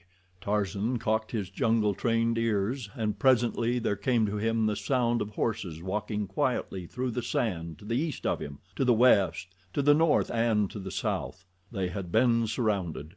Then a shot came from the direction in which he was looking. A bullet whirred through the air above his head, and he fired at the flash of the enemy's gun. Instantly the soundless waste was torn with the quick staccato of guns upon every hand. Abdul and Tarzan fired only at the flashes. They could not yet see their foemen. Presently it became evident that the attackers were circling their position, drawing closer and closer in as they began to realize the paltry numbers of the party which opposed them. But one came too close, for Tarzan was accustomed to using his eyes in the darkness of the jungle night, than which there is no more utter darkness this side of the grave, and with a cry of pain a saddle was emptied. "The odds are evening, Abdul," said Tarzan with a low laugh. But they were still far too one-sided, and when the 5 remaining horsemen whirled at a signal and charged full upon them, it looked as if there would be a sudden ending of the battle. Both Tarzan and Abdul sprang to the shelter of the rocks, that they might keep the enemy in front of them. There was a mad clatter of galloping hoofs, a volley of shots from both sides, and the Arabs withdrew to repeat the maneuver; but there were now only 4 against the 2. For a few moments there came no sound from out of the surrounding blackness. Tarzan could not tell whether the Arabs, satisfied with their losses, had given up the fight, or were waiting farther along the road to waylay them as they proceeded on toward Bou Saada. But he was not left long in doubt, for now all from one direction came the sound of a new charge. But scarcely had the first gun spoken ere a dozen shots rang out behind the Arabs. There came the wild shouts of a new party to the controversy, and the pounding of the feet of many horses from down the road to Bou Saada. The Arabs did not wait to learn the identity of the oncomers. With a parting volley as they dashed by the position which Tarzan and Abdul were holding, they plunged off along the road toward Sidi Aissa. A moment later Kadour ben Saden and his men dashed up. The old sheik was much relieved to find that neither Tarzan nor Abdul had received a scratch. Not even had their horses been wounded. They sought out the 2 men who had fallen before Tarzan's shots, and finding that both were dead, left them where they lay. "Why did you not tell me that you contemplated ambushing those fellows?" asked the sheik in a hurt tone. "We might have had them all if the 7 of us had stopped to meet them." "Then it would have been useless to stop at all," replied Tarzan, "for had we simply ridden on toward Bou Saada, they would have been upon us presently, and all could have been engaged. It was to prevent the transfer of my own quarrel to another's shoulders that Abdul and I stopped off to question them. Then there is your daughter. I could not be the cause of exposing her needlessly to the marksmanship of 6 men." Kadour ben Saden shrugged his shoulders. He did not relish having been cheated out of a fight. The little battle so close to Bou Saada had drawn out a company of soldiers. Tarzan and his party met them just outside the town. The officer in charge halted them to learn the significance of the shots. "A handful of marauders," replied Kadour ben Saden. "They attacked 2 of our number who had dropped behind, but when we returned to them the fellows soon dispersed. They left 2 dead. None of my party was injured." This seemed to satisfy the officer, and after taking the names of the party he marched his men on toward the scene of the skirmish to bring back the dead men for purposes of identification, if possible. 2 days later, Kadour ben Saden, with his daughter and followers, rode south through the pass below Bou Saada, bound for their home in the far wilderness.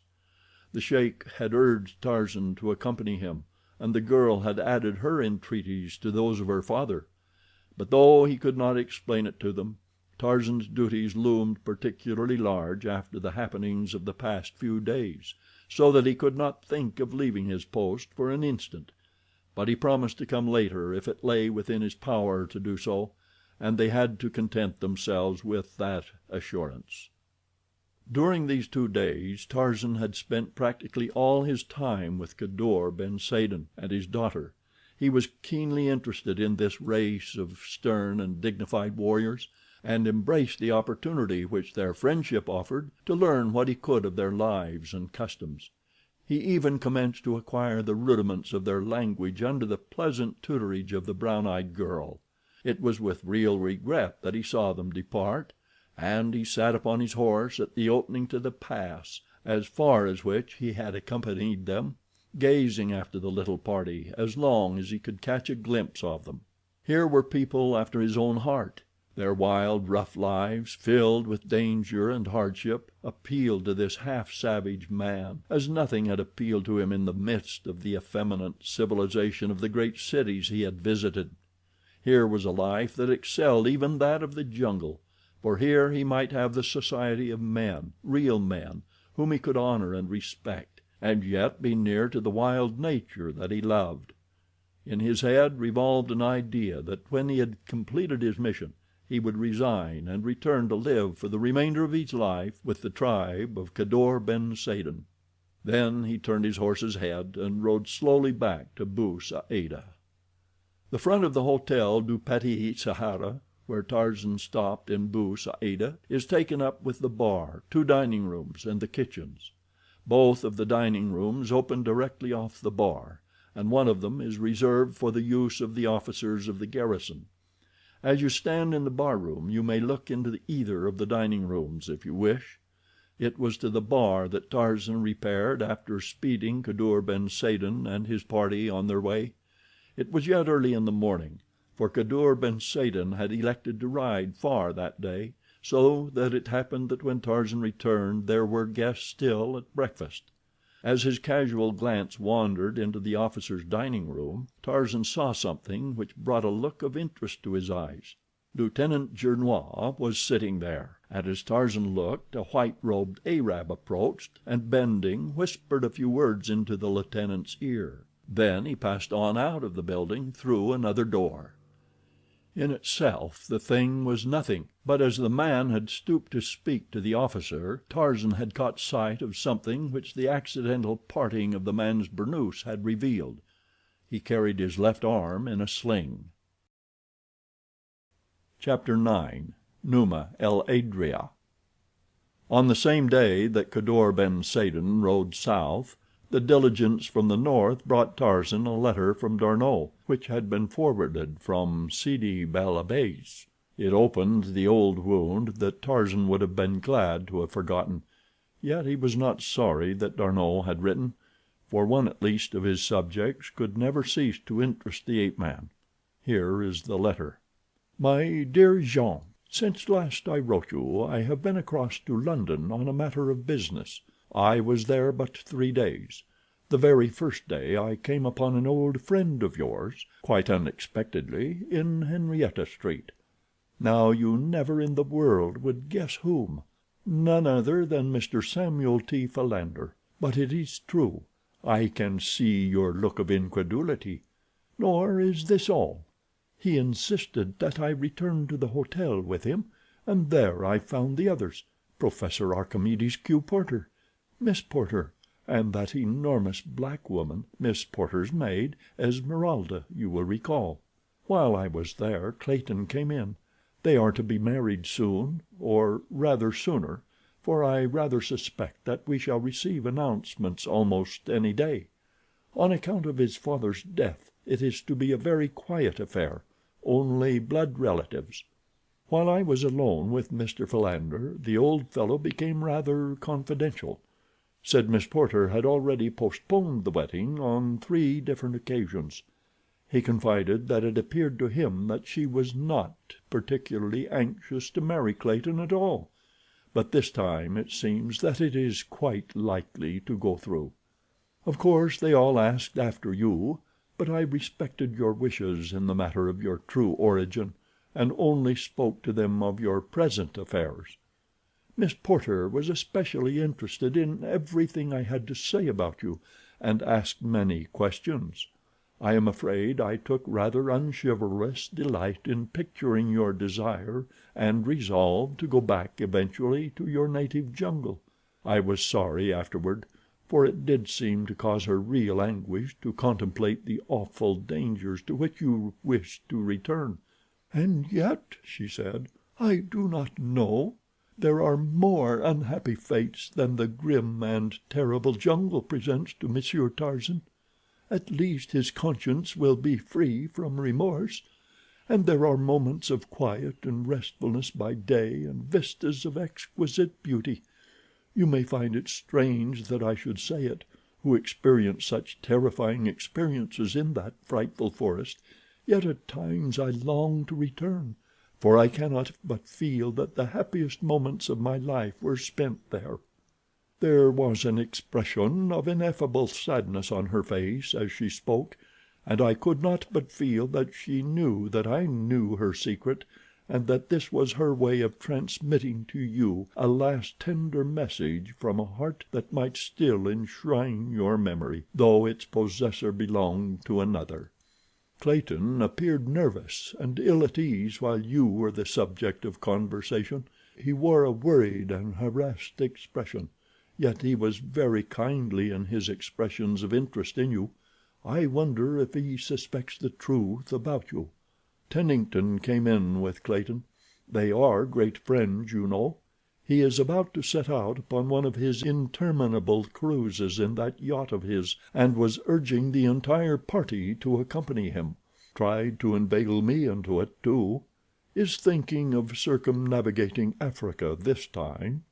I told him that his precious toy would take him and some of his friends to the bottom of the ocean one of these days if he didn't get it out of his head that she was a liner or battleship. I returned to Paris day before yesterday, and yesterday I met the Count and Countess de Coude at the races. They inquired after you. De Coude really seems quite fond of you. Doesn't appear to harbor the least ill will. Olga is as beautiful as ever, but a trifle subdued. I imagine that she learned a lesson through her acquaintance with you that will serve her in good stead during the balance of her life. It is fortunate for her, and for De Coude as well, that it was you and not another man more sophisticated. Had you really paid court to Olga's heart, I am afraid that there would have been no hope for either of you. She asked me to tell you that Nicholas had left France. She paid him 20,000 francs to go away and stay. She is congratulating herself that she got rid of him before he tried to carry out a threat he recently made her that he should kill you at the first opportunity. She said that she should hate to think that her brother's blood was on your hands, for she is very fond of you, and made no bones in saying so before the Count. It never for a moment seemed to occur to her that there might be any possibility of any other outcome of a meeting between you and Nicholas. The Count quite agreed with her in that. He added that it would take a regiment of Rokoffs to kill you. He has a most healthy respect for your prowess. Have been ordered back to my ship. She sails from Havre in 2 days under sealed orders. If you will address me in her care, the letters will find me eventually. I shall write you soon as another opportunity presents. Your sincere friend, Paul D'Arnot. "I fear," mused Tarzan half aloud, "that Olga has thrown away her 20,000 francs." He read over that part of D'Arnot's letter several times in which he had quoted from his conversation with Jane Porter. Tarzan derived a rather pathetic happiness from it, but it was better than no happiness at all.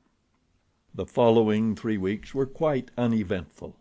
On several occasions Tarzan saw the mysterious Arab, and once again he had been exchanging words with Lieutenant Gernois. But no amount of espionage nor shadowing by Tarzan revealed the Arab's lodgings, the location of which Tarzan was anxious to ascertain. Gernois, never cordial, had kept more than ever aloof from Tarzan since the episode in the dining room of the hotel at Maule. His attitude on the few occasions that they had been thrown together had been distinctly hostile. That he might keep up the appearance of the character he was playing, Tarzan spent considerable time hunting in the vicinity of Bou Saada. He would spend entire days in the foothills, ostensibly searching for gazelle, but on the few occasions that he came close enough to any of the beautiful little animals to harm them, he invariably allowed them to escape without so much as taking his rifle from its boot. The ape-man could see no sport in slaughtering the most harmless and defenseless of God's creatures for the mere pleasure of killing. In fact, Tarzan had never killed for pleasure, nor to him was there pleasure in killing.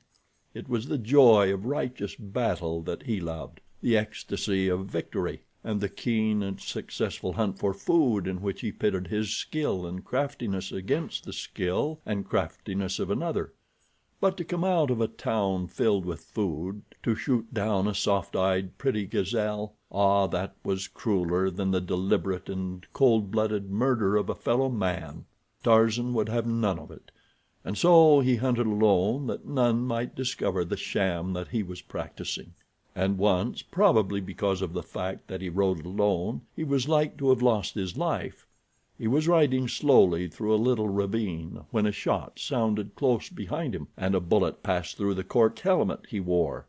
Although he turned at once and galloped rapidly to the top of the ravine, there was no sign of any enemy, nor did he see aught of another human being until he reached Bou Saada.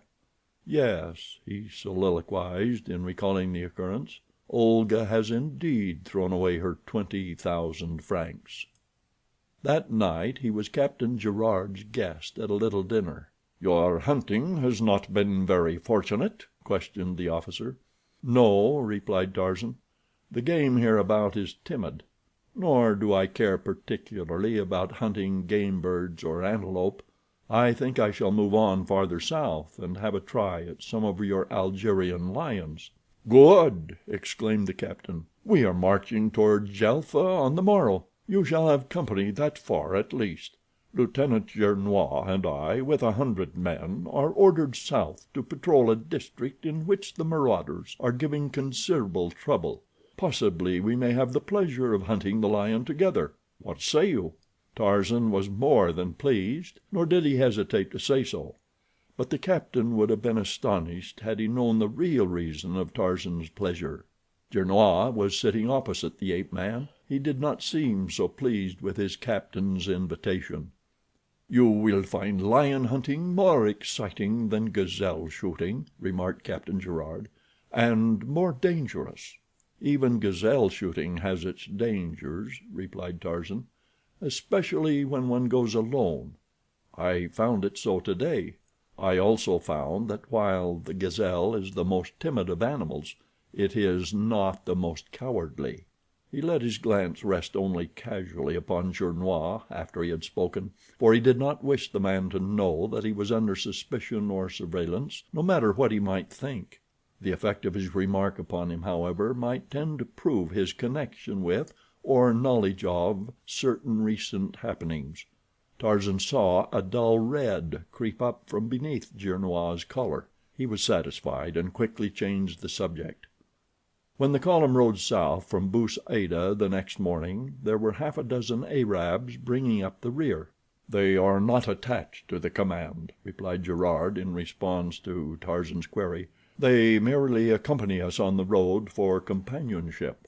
Tarzan had learned enough about Arab character since he had been in Algeria to know that this was no real motive, for the Arab is never over fond of the companionship of strangers, and especially of French soldiers. So his suspicions were aroused, and he decided to keep a sharp eye on the little party that trailed behind the column at a distance of about a quarter of a mile. But they did not come close enough even during the halts to enable him to obtain close scrutiny of them. He had long been convinced that there were hired assassins on his trail, nor was he in great doubt but that Rokoff was at the bottom of the plot. Whether it was to be revenge for the several occasions in the past that Tarzan had defeated the Russian's purposes and humiliated him, or was in some way connected with his mission in the Gernois affair, he could not determine.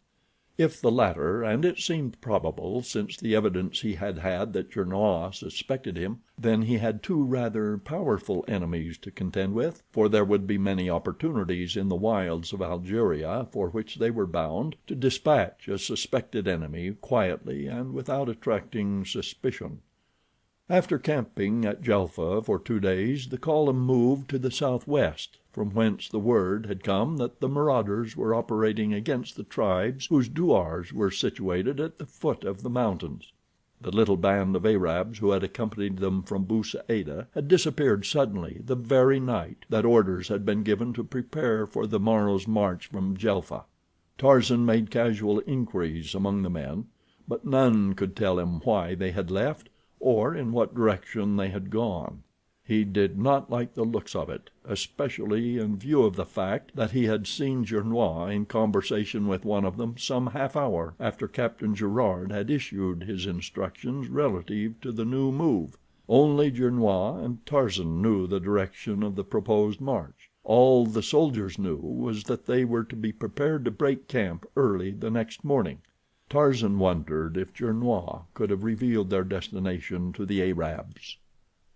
Late that afternoon they went into camp at a little oasis in which was the douar of a sheik whose flocks were being stolen, and whose herdsmen were being killed. The Arabs came out of their goatskin tents and surrounded the soldiers, asking many questions in the native tongue, for the soldiers were themselves natives.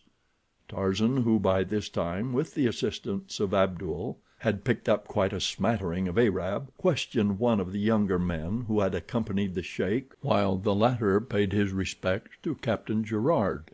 No, he had seen no party of 6 horsemen riding from the direction of the Djelfa. There were other oases scattered about. Possibly they had been journeying to one of these. Then there were the marauders in the mountains above. They often rode north to Bou Saada in small parties, and even as far as Maule and Bouira. It might indeed have been a few marauders returning to the band from a pleasure trip to one of these cities. Early the next morning Captain Gerard split his command in two, giving Lieutenant Gernois command of one party while he headed the other. They were to scour the mountains upon opposite sides of the plain.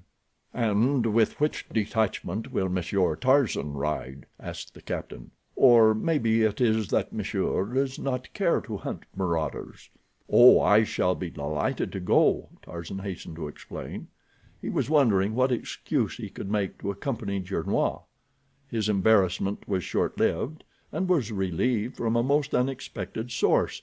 It was Gernois himself who spoke. "If my captain will forego the pleasure of Monsieur Tarzan's company for this once, I shall esteem it an honor indeed to have monsieur ride with me today," he said, nor was his tone lacking in cordiality. In fact, Tarzan imagined that he had overdone it a trifle, but even so he was both astounded and pleased, hastening to express his delight at the arrangement. And so it was that Lieutenant Gernois and Tarzan rode off side by side at the head of the little detachment of Spahi. Gernois' cordiality was short-lived. No sooner had they ridden out of sight of Captain Gerard and his men than he lapsed once more into his accustomed taciturnity. As they advanced the ground became rougher. Steadily it ascended toward the mountains, into which they filed through a narrow cañon close to noon. By the side of a little rivulet Gernois called the midday halt. Here the men prepared and ate their frugal meal and refilled their canteens. After an hour's rest they advanced again along the cañon until they presently came to a little valley, from which several rocky gorges diverged. Here they halted, while Gernois minutely examined the surrounding heights from the center of the depression. "We shall separate here," he said, "several riding into each of these gorges," and then he commenced to detail his various squads and issue instructions to the non commissioned officers who were to command them. When he had done he turned to Tarzan. "Monsieur will be so good as to remain here until we return." Tarzan demurred, but the officer cut him short. "There may be fighting for one of these sections," he said, "and troops cannot be embarrassed by civilian non-combatants during action." "But, my dear lieutenant," expostulated Tarzan, "I am most ready and willing to place myself under command of yourself or any of your sergeants or corporals, and to fight in the ranks as they direct. It is what I came for." "I should be glad to think so," retorted Gernois, with a sneer he made no attempt to disguise. Then shortly: "You are under my orders, and they are that you remain here until we return. Let that end the matter," and he turned and spurred away at the head of his men. A moment later Tarzan found himself alone in the midst of a desolate mountain fastness. The sun was hot, so he sought the shelter of a nearby tree, where he tethered his horse and sat down upon the ground to smoke. Inwardly he swore at Gernois for the trick he had played upon him. A mean little revenge, thought Tarzan, and then suddenly it occurred to him that the man would not be such a fool as to antagonize him through a trivial annoyance of so petty a description. There must be something deeper than this behind it.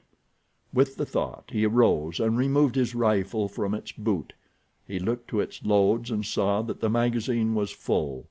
Then he inspected his revolver. After this preliminary precaution he scanned the surrounding heights and the mouths of the several gorges. He was determined that he should not be caught napping. The sun sank lower and lower, yet there was no sign of returning Spahi. At last the valley was submerged in shadow. Tarzan was too proud to go back to camp until he had given the detachment ample time to return to the valley, which he thought was to have been their rendezvous. With the closing in of night he felt safer from attack, for he was at home in the dark. He knew that none might approach him so cautiously as to elude those alert and sensitive ears of his. Then there were his eyes, too, for he could see well at night. And his nose, if they came toward him from upwind, would apprise him of the approach of an enemy while they were still a great way off. So he felt that he was in little danger, and thus lulled to a sense of security he fell asleep with his back against the tree. He must have slept for several hours, for when he was suddenly awakened by the frightened snorting and plunging of his horse, the moon was shining full upon the little valley, and there, not 10 paces before him, stood the grim cause of the terror of his mount. Superb, majestic, his graceful tail extended and quivering, and his 2 eyes of fire riveted full upon his prey, stood Numa el Adrea, the black lion. A little thrill of joy tingled through Tarzan's nerves. It was like meeting an old friend after years of separation. For a moment he sat rigid, to enjoy the magnificent spectacle of this lord of the wilderness. But now Numa was crouching for the spring. Very slowly Tarzan raised his gun to his shoulder. He had never killed a large animal with a gun in all his life. Heretofore he had depended upon his spear, his poisoned arrows, his rope, his knife, or his bare hands.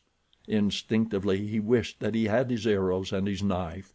He would have felt surer with them. Numa was lying quite flat upon the ground now, presenting only his head. Tarzan would have preferred to fire a little from one side, for he knew what terrific damage the lion could do if he lived 2 minutes or even a minute after he was hit. The horse stood trembling in terror at Tarzan's back. The ape-man took a cautious step to one side. Numa but followed him with his eyes. Another step he took, and then another. Numa had not moved. Now he could aim at a point between the eye and the ear.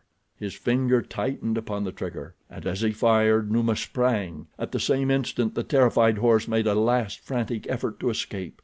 The tether parted, and he went careening down the canyon toward the desert. No ordinary man could have escaped those frightful claws when Numa sprang from so short a distance, but Tarzan was no ordinary man. From earliest childhood his muscles had been trained by the fierce exigencies of his existence to act with the rapidity of thought. As quick as was el Adrea, Tarzan of the Apes was quicker, and so the great beast crashed against a tree where he had expected to feel the soft flesh of man, while Tarzan, a couple of paces to the right, pumped another bullet into him that brought him clawing and roaring to his side. Twice more Tarzan fired in quick succession, and then el Adrea lay still and roared no more. It was no longer Monsieur Jean Tarzan. It was Tarzan of the Apes that put a savage foot upon the body of his savage kill, and raising his face to the full moon, lifted his mighty voice in the weird and terrible challenge of his kind. A bull ape had made his kill. And the wild things in the wild mountains stopped in their hunting and trembled at this new and awful voice, while down in the desert the children of the wilderness came out of their goatskin tents and looked toward the mountains, wondering what new and savage scourge had come to devastate their flocks. A half-mile from the valley in which Tarzan stood, a score of white-robed figures, bearing long, wicked-looking guns, halted at the sound, and looked at one another with questioning eyes. But presently, as it was not repeated, they took up their silent, stealthy way toward the valley. Tarzan was now confident that Gernois had no intention of returning for him, but he could not fathom the object that had prompted the officer to desert him, yet leave him free to return to camp. His horse gone, he decided that it would be foolish to remain longer in the mountains, so he set out toward the desert. He had scarcely entered the confines of the cañon when the first of the white-robed figures emerged into the valley upon the opposite side. For a moment they scanned the little depression from behind sheltering boulders, but when they had satisfied themselves that it was empty, they advanced across it.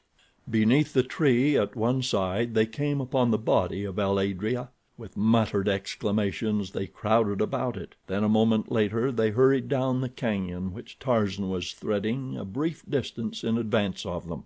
They moved cautiously and in silence, taking advantage of shelter as men do who are stalking man. Chapter 10. Through the Valley of the Shadow.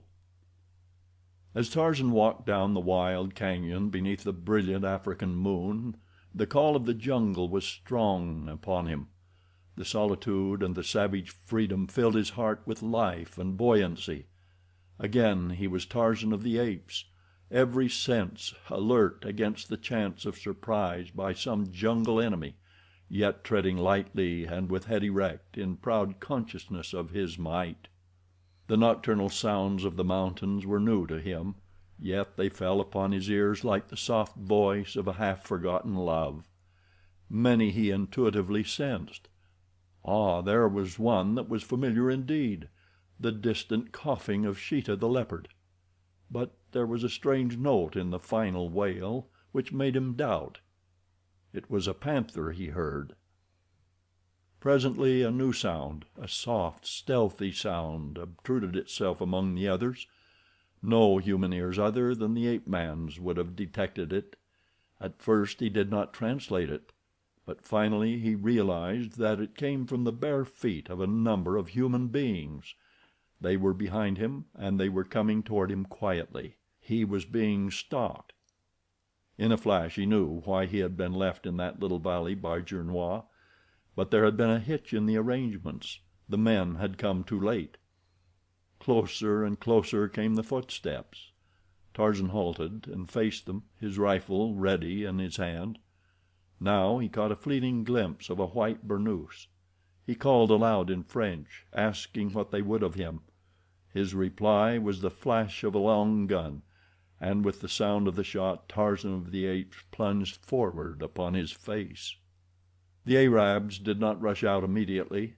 Instead they waited to be sure that their victim did not rise. Then they came rapidly from their concealment and bent over him. It was soon apparent that he was not dead. One of the men put the muzzle of his gun to the back of Tarzan's head to finish him, but another waved him aside. "If we bring him alive, the reward is to be greater," explained the latter. So they bound his hands and feet, and picking him up placed him on the shoulders of 4 of their number. Then the march was resumed toward the desert. When they had come out of the mountains they turned toward the south, and about daylight came to the spot where their horses stood in care of 2 of their number. From here on their progress was more rapid. Tarzan, who had regained consciousness, was tied to a spare horse which they evidently had brought for the purpose. His wound was but a slight scratch which had furrowed the flesh across his temple. It had stopped bleeding, but the dried and clotted blood smeared his face and clothing. He had said no word since he had fallen into the hands of these Arabs, nor had they addressed him other than to issue a few brief commands to him when the horses had been reached. For 6 hours they rode rapidly across the burning desert, avoiding the oases near which their way led. About noon they came to a douar of about 20 tents. Here they halted, and as one of the Arabs was releasing the alfagrass ropes which bound him to his mount, they were surrounded by a mob of men, women, and children. Many of the tribe, and more especially the women, appeared to take delight in heaping insults upon the prisoner, and some had even gone so far as to throw stones at him and strike him with sticks, when an old sheik appeared and drove them away. "Ali ben Ahmed tells me," he said, "that these men sat alone in the mountains and slew El Adrea. What the business of the stranger who sent us after him may be, I know not, and what he may do with this man when we turn him over to him, I care not. But the prisoner is a brave man, and while he is in our hands he shall be treated with the respect that be due one who hunts the lord with the large head, alone and by night, and slays him." Tarzan had heard of the respect in which Arabs held a lion killer, and he was not sorry that chance had played into his hands thus favorably to relieve him of the petty tortures of the tribe. Shortly after this he was taken to a goatskin tent upon the upper side of the douar. There he was fed, and then, securely bound, was left lying on a piece of native carpet alone in the tent. He could see a guard sitting before the door of his frail prison, but when he attempted to force the stout bonds that held him, he realized that any extra precaution on the part of his captors was quite unnecessary. Not even his giant muscles could part those numerous strands. Just before dusk several men approached the tent where he lay, and entered it. All were in Arab dress, but presently one of the number advanced to Tarzan's side, and as he let the folds of cloth that had hidden the lower half of his face fall away, the ape-man saw the malevolent features of Nikolas Rokoff. There was a nasty smile on the bearded lips. "Ah, Monsieur Tarzan," he said, "this is indeed a pleasure. But why do you not rise and greet your guest?" Then, with an ugly oath, "Get up, you dog," and drawing back his booted foot he kicked Tarzan heavily in the side. "And here is another, and another, and another," he continued as he kicked Tarzan about the face and side. "One for each of the injuries you have done me." The ape-man made no reply. He did not even deign to look upon the Russian again after the first glance of recognition. Finally the sheik, who had been standing a mute and frowning witness of the cowardly attack, intervened. "Stop!" he commanded. "Kill him if you will, but I will see no brave man subjected to such indignities in my presence. I have half a mind to turn him loose, that I may see how long you would kick him then." This threat put a sudden end to Rokoff's brutality, for he had no craving to see Tarzan loosed from his bonds while he was within reach of those powerful hands. "Very well," he replied to the Arab. "I shall kill him presently." "Not within the precincts of my douar," returned the sheik. "When he leaves here he leaves alive. What you do with him in the desert is none of my concern. But I shall not have the blood of a Frenchman on the hands of my tribe on account of another man's quarrel. They would send soldiers here and kill many of my people, and burn our tents and drive away our flocks." "As you say," growled Rokoff. "I'll take him out into the desert below the douar and dispatch him." "You will take him a day's ride from my country," said the sheik firmly, "and some of my children shall follow you to see that you do not disobey me, otherwise there may be 2 dead Frenchmen in the desert." Rokoff shrugged. "Then I shall have to wait until the morrow. It is already dark." "As you will," said the sheik, "but by an hour after dawn you must be gone from my douar. I have little liking for unbelievers, and none at all for a coward." Rokoff would have made some kind of retort, but he checked himself, for he realized that it would require but little excuse for the old man to turn upon him. Together they left the tent. At the door Rokoff could not resist the temptation to turn and fling a parting taunt at Tarzan. "Sleep well, monsieur," he said, "and do not forget to pray well, for when you die tomorrow it will be in such agony that you will be unable to pray for blaspheming." No one had bothered to bring Tarzan either food or water since noon, and consequently he suffered considerably from thirst.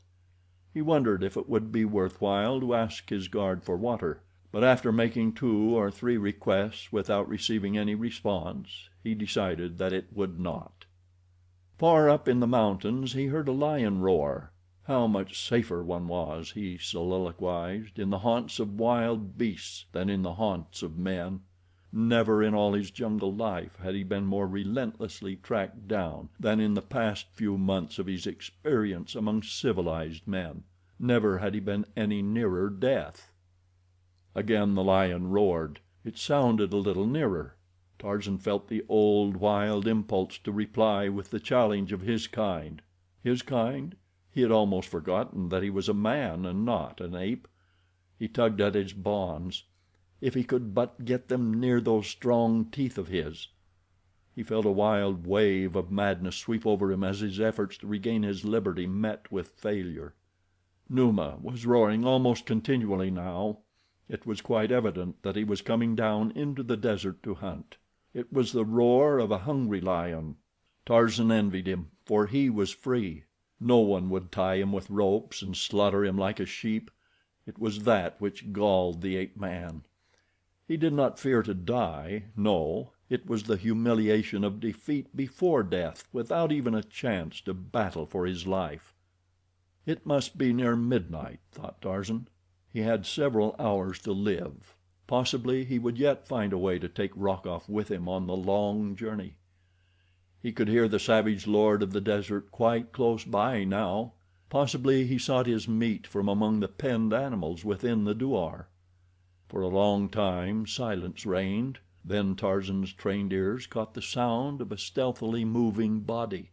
It came from the side of the tent nearest the mountains, the back. Nearer and nearer it came. He waited, listening intently, for it to pass. For a time there was silence without, such a terrible silence that Tarzan was surprised that he did not hear the breathing of the animal he felt sure must be crouching close to the back wall of his tent. There, it is moving again. Closer it creeps. Tarzan turns his head in the direction of the sound. It is very dark within the tent. Slowly the back of the tent rises from the ground, forced up by the head and shoulders of a body that looks all black in the semi-darkness. Beyond is a faint glimpse of the dimly starlit desert. A grim smile plays upon Tarzan's lips. At least Rokoff will be cheated.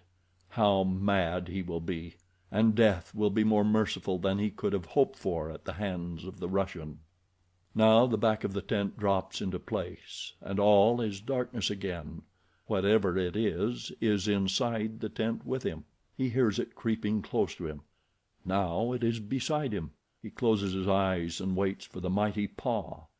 Upon his upturned face falls the gentle touch of a soft hand groping in the dark, and then a girl's voice in a scarcely audible whisper pronounces his name.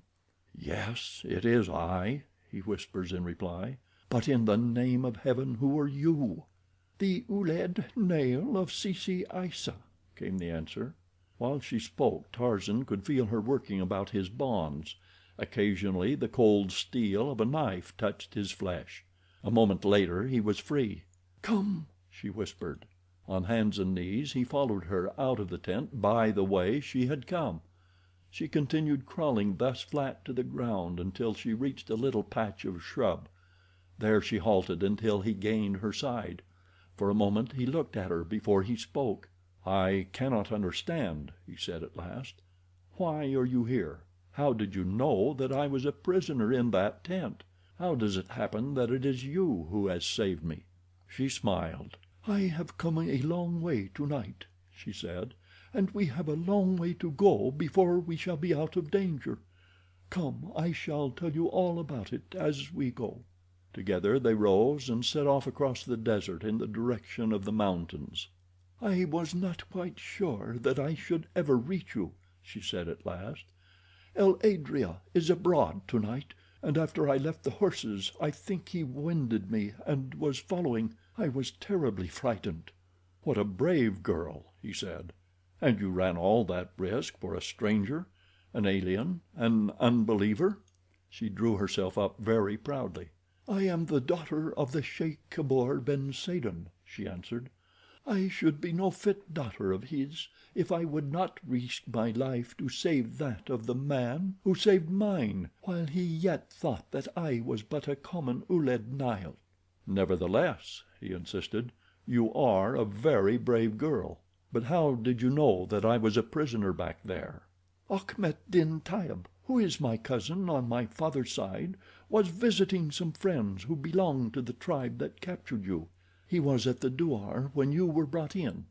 When he reached home he was telling us about the big Frenchman who had been captured by Ali ben Ahmed for another Frenchman who wished to kill him. From the description I knew that it must be you.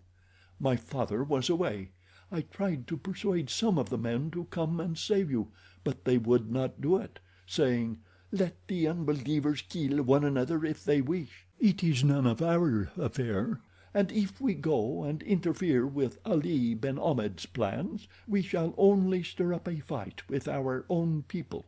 So when it was dark I came alone, riding one horse and leading another for you. They are tethered not far from here. By morning we shall be within my father's douar.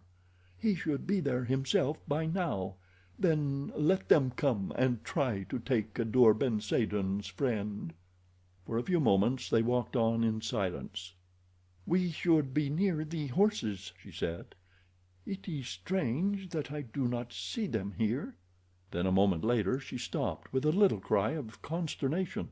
"They are gone!" she exclaimed. "It is here that I tethered them." Tarzan stooped to examine the ground. He found that a large shrub had been torn up by the roots. Then he found something else. There was a wry smile on his face as he rose and turned toward the girl. "El Adrea has been here. From the signs, though, I rather think that his prey escaped him. With a little start they would be safe enough from him in the open." There was nothing to do but continue on foot. The way led them across a low spur of the mountains, but the girl knew the trail as well as she did her mother's face. They walked in easy, swinging strides, Tarzan keeping a hand's breadth behind the girl's shoulder that she might set the pace and thus be less fatigued. As they walked they talked, occasionally stopping to listen for sounds of pursuit. It was now a beautiful moonlit night. The air was crisp and invigorating. Behind them lay the interminable vista of the desert, dotted here and there with an occasional oasis. The date palms of the little fertile spot they had just left, and the circle of goatskin tents, stood out in sharp relief against the yellow sand, a phantom paradise upon a phantom sea.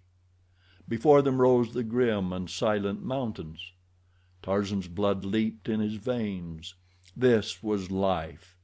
He looked down upon the girl beside him, a daughter of the desert walking across the face of a dead world with a son of the jungle.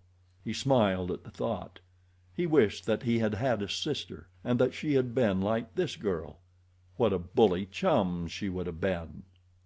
They entered the mountains now and were progressing more slowly, for the trail was steeper and very rocky. For a few minutes they had been silent. The girl was wondering if they would reach her father's douar before the pursuit had overtaken them. Tarzan was wishing that they might walk on thus forever. If the girl were only a man they might. He longed for a friend who loved the same wild life that he loved. He had learned to crave companionship, but it was his misfortune that most of the men he knew preferred immaculate linen and their clubs to nakedness and the jungle. It was, of course, difficult to understand, yet it was very evident that they did. The two had just turned a projecting rock, around which the trail ran, when they were brought to a sudden stop. There, before them, directly in the middle of the path, stood Numa el Adrea, the black lion. His green eyes looked very wicked, and he bared his teeth and lashed his bay black sides with his angry tail. Then he roared, the fearsome, terror-inspiring roar of the hungry lion, which is also angry. "Your knife," said Tarzan to the girl, extending his hand. She slipped the hilt of the weapon into his waiting palm. As his fingers closed upon it he drew her back and pushed her behind him. "Walk back to the desert as rapidly as you can. If you hear me call you will know that all is well and you may return." "It is useless," she replied resignedly. "This is the end." "Do as I tell you," he commanded. "Quickly, he is about to charge." The girl dropped back a few paces, where she stood watching for the terrible sight that she knew she should soon witness. The lion was advancing slowly toward Tarzan, his nose to the ground, like a challenging bull, his tail extended now and quivering as though with intense excitement. The ape-man stood, half crouching, the long Arab knife glistening in the moonlight. Behind him the tense figure of the girl, motionless as a carven statue. She leaned slightly forward, her lips parted, her eyes wide. Her only conscious thought was wonder at the bravery of the man who dared face with a puny knife the lord with the large head. A man of her own blood would have knelt in prayer and gone down beneath those awful fangs without resistance. In either case the result would be the same. It was inevitable, but she could not repress a thrill of admiration as her eyes rested upon the heroic figure before her. Not a tremor in the whole giant frame, his attitude as menacing and defiant as that of el Adrea himself. The lion was quite close to him now, but a few paces intervened. He crouched, and then with a deafening roar he sprang. Chapter 11. John Caldwell, London. As Numa el Adrea launched himself with widespread paws and bared fangs, he looked to find this puny man as easy prey as the score who had gone down beneath him in the past. To him man was a clumsy, slow-moving, defenseless creature. He had little respect for him. But this time he found that he was pitted against a creature as agile and as quick as himself. When his mighty frame struck the spot where the man had been, he was no longer there. The watching girl was transfixed by astonishment at the ease with which the crouching man eluded the great paws. And now, O Allah, he had rushed in behind el Adrea's shoulder even before the beast could turn, and had grasped him by the mane. The lion reared upon his hind legs like a horse. Tarzan had known that he would do this, and he was ready. A giant arm encircled the black maned throat, and once, twice, a dozen times a sharp blade darted in and out of the bay black side behind the left shoulder.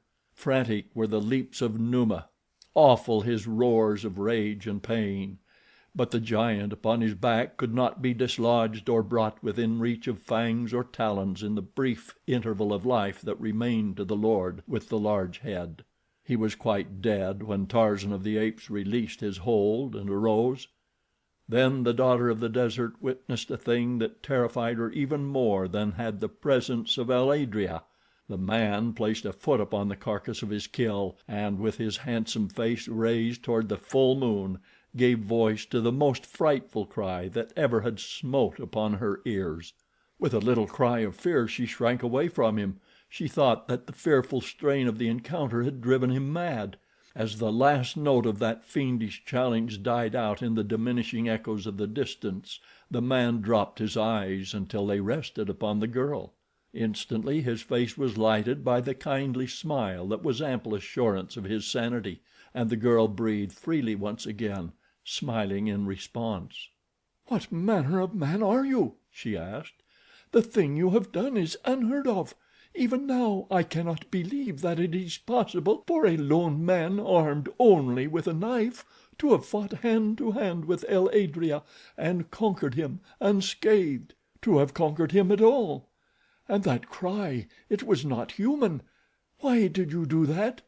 Tarzan flushed. "It is because I forget, sometimes, that I am a civilized man," he said. "When I kill, it must be that I am another creature." He did not try to explain further, for it always seemed to him that a woman must look with loathing upon one who was yet so nearly a beast. Together they continued their journey. The sun was an hour high when they came out into the desert again beyond the mountains. Beside a little rivulet they found the girl's horses grazing. They had come this far on their way home, and with the cause of their fear no longer present had stopped to feed. With little trouble Tarzan and the girl caught them, and mounting rode out into the desert toward the douar of Sheik Kadour ben Saden.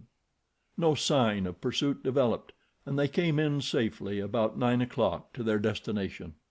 The sheik had but just returned. He was frantic with grief at the absence of his daughter, whom he thought had been again abducted by the marauders. With 50 men he was already mounted to go in search of her when the two rode into the douar. His joy at the safe return of his daughter was only equaled by his gratitude to Tarzan for bringing her safely to him through the dangers of the night, and his thankfulness that she had been in time to save the man who had once saved her. No honor that Kadour ben Saden could heap upon the ape-man in acknowledgment of his esteem and friendship was neglected. When the girl had recited the story of the slaying of El Adrea, Tarzan was surrounded by a mob of worshipping Arabs. It was a sure road to their admiration and respect. The old sheik insisted that Tarzan remain indefinitely as his guest. He even wished to adopt him as a member of the tribe, and there was for some time a half-formed resolution in the ape-man's mind to accept and remain forever with these wild people whom he understood and who seemed to understand him. His friendship and liking for the girl were potent factors in urging him toward an affirmative decision. Had she been a man, he argued, he should not have hesitated, for it would have meant a friend after his own heart, with whom he could ride and hunt at will. But as it was, they would be hedged by the conventionalities that are even more strictly observed by the wild nomads of the desert than by their more civilized brothers and sisters, and in a little while she would be married to one of these swarthy warriors, and there would be an end to their friendship. So he decided against the sheik's proposal, though he remained a week as his guest. When he left, Kadour ben Saden and 50 white-robed warriors rode with him to Bou Saada. While they were mounting in the douar of Kadour ben Saden the morning of their departure, the girl came to bid farewell to Tarzan. "I have prayed that you would remain with us," she said simply as he leaned from his saddle to clasp her hand in farewell, "and now I shall pray that you will return." There was an expression of wistfulness in her beautiful eyes, and a pathetic droop at the corners of her mouth. Tarzan was touched. Who knows? And then he turned and rode after the departing Arabs. Outside Bou Saada he bade Kadour ben Saden and his men good-bye, for there were reasons which made him wish to make his entry into the town as secret as possible, and when he had explained them to the sheik, the latter concurred in his decision. The Arabs were to enter Bou Saada ahead of him, saying nothing as to his presence with them.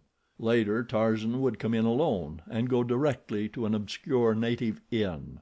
Thus, making his entrance after dark as he did, he was not seen by any one who knew him, and reached the inn unobserved. After dining with Kadour ben Saden as his guest, he went to his former hotel by a roundabout way, and coming in by a rear entrance sought the proprietor, who seemed much surprised to see him alive. Yes, there was mail for monsieur. He would fetch it. No, he would mention monsieur's return to no one. Presently he returned with a packet of letters.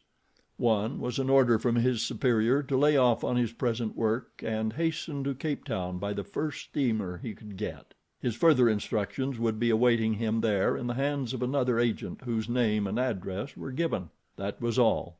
Brief, but explicit. Tarzan arranged to leave Bou Saada early the next morning. Then he started for the garrison to see Captain Gerard, whom the hotel man had told him had returned with his detachment the previous day.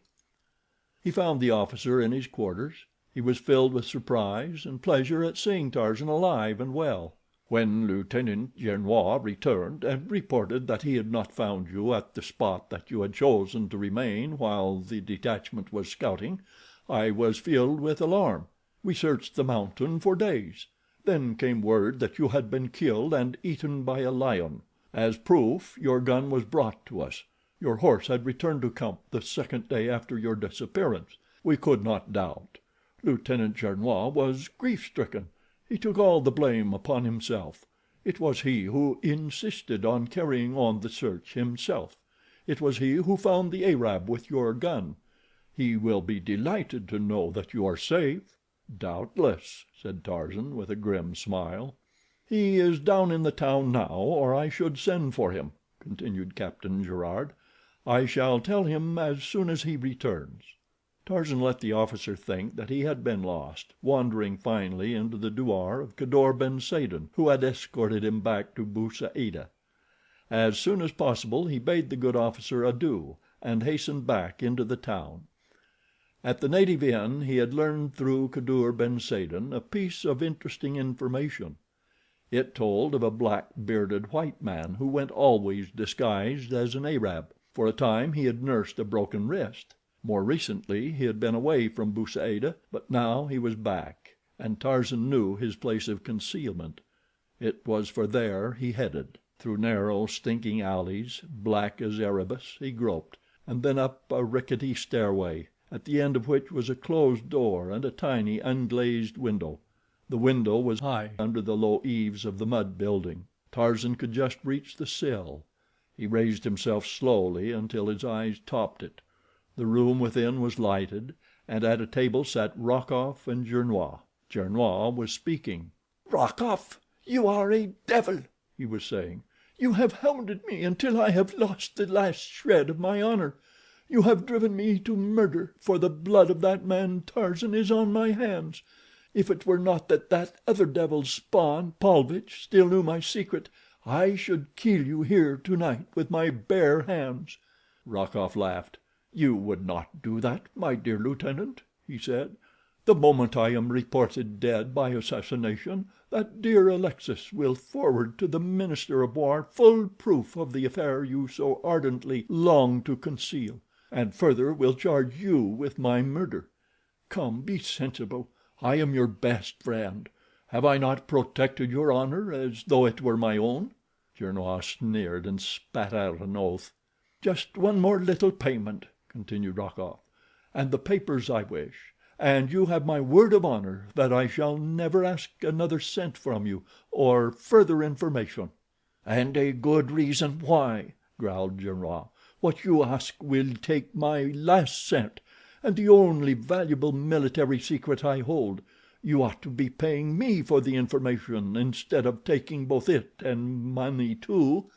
"I am paying you by keeping a still tongue in my head," retorted Rokoff.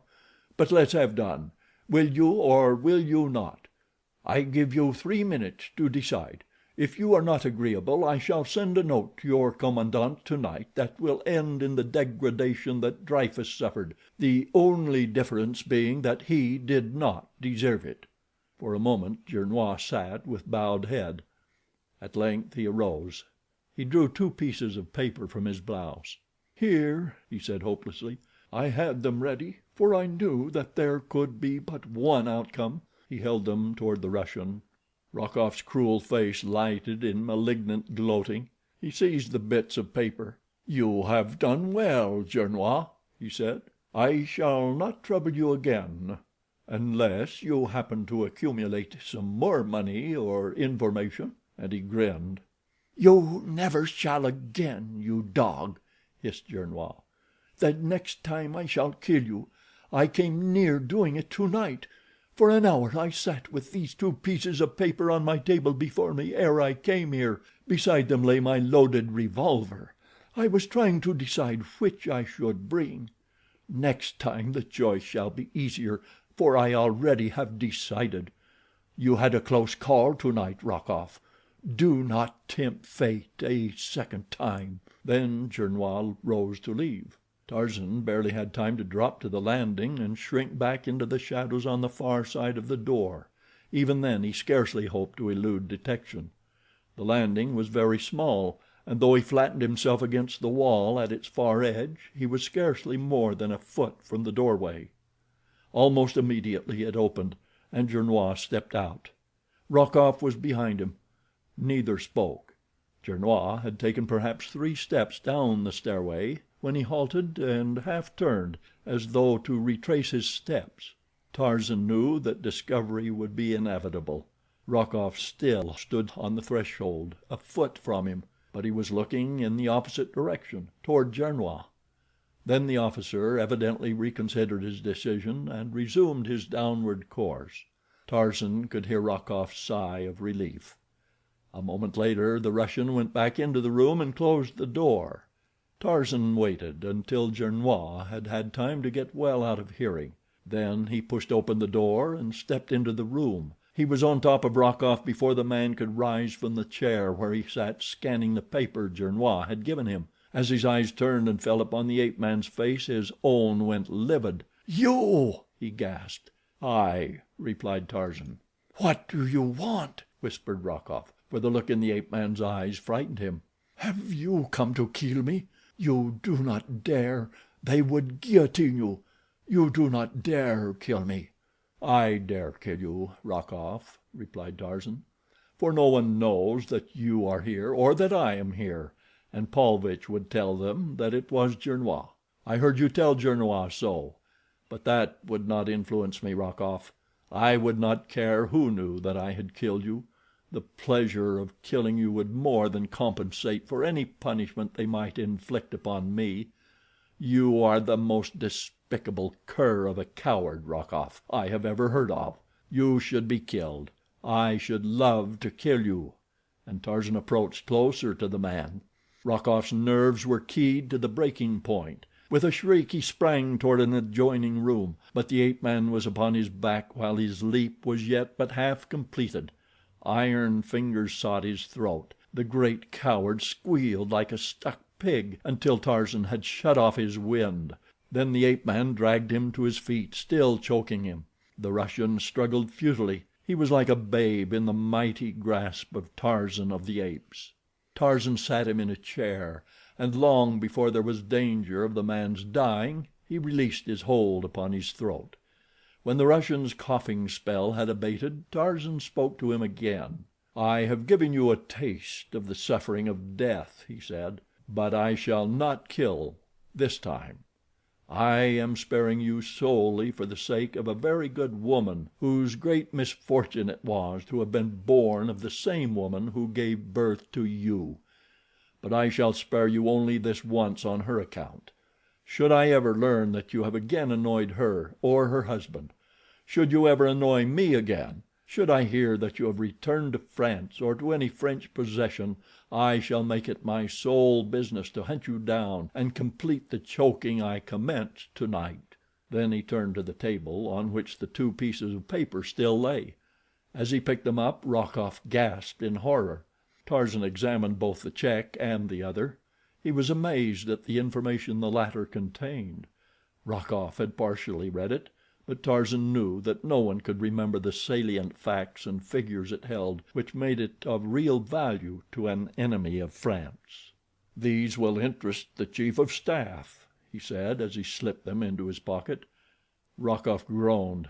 He did not dare curse aloud.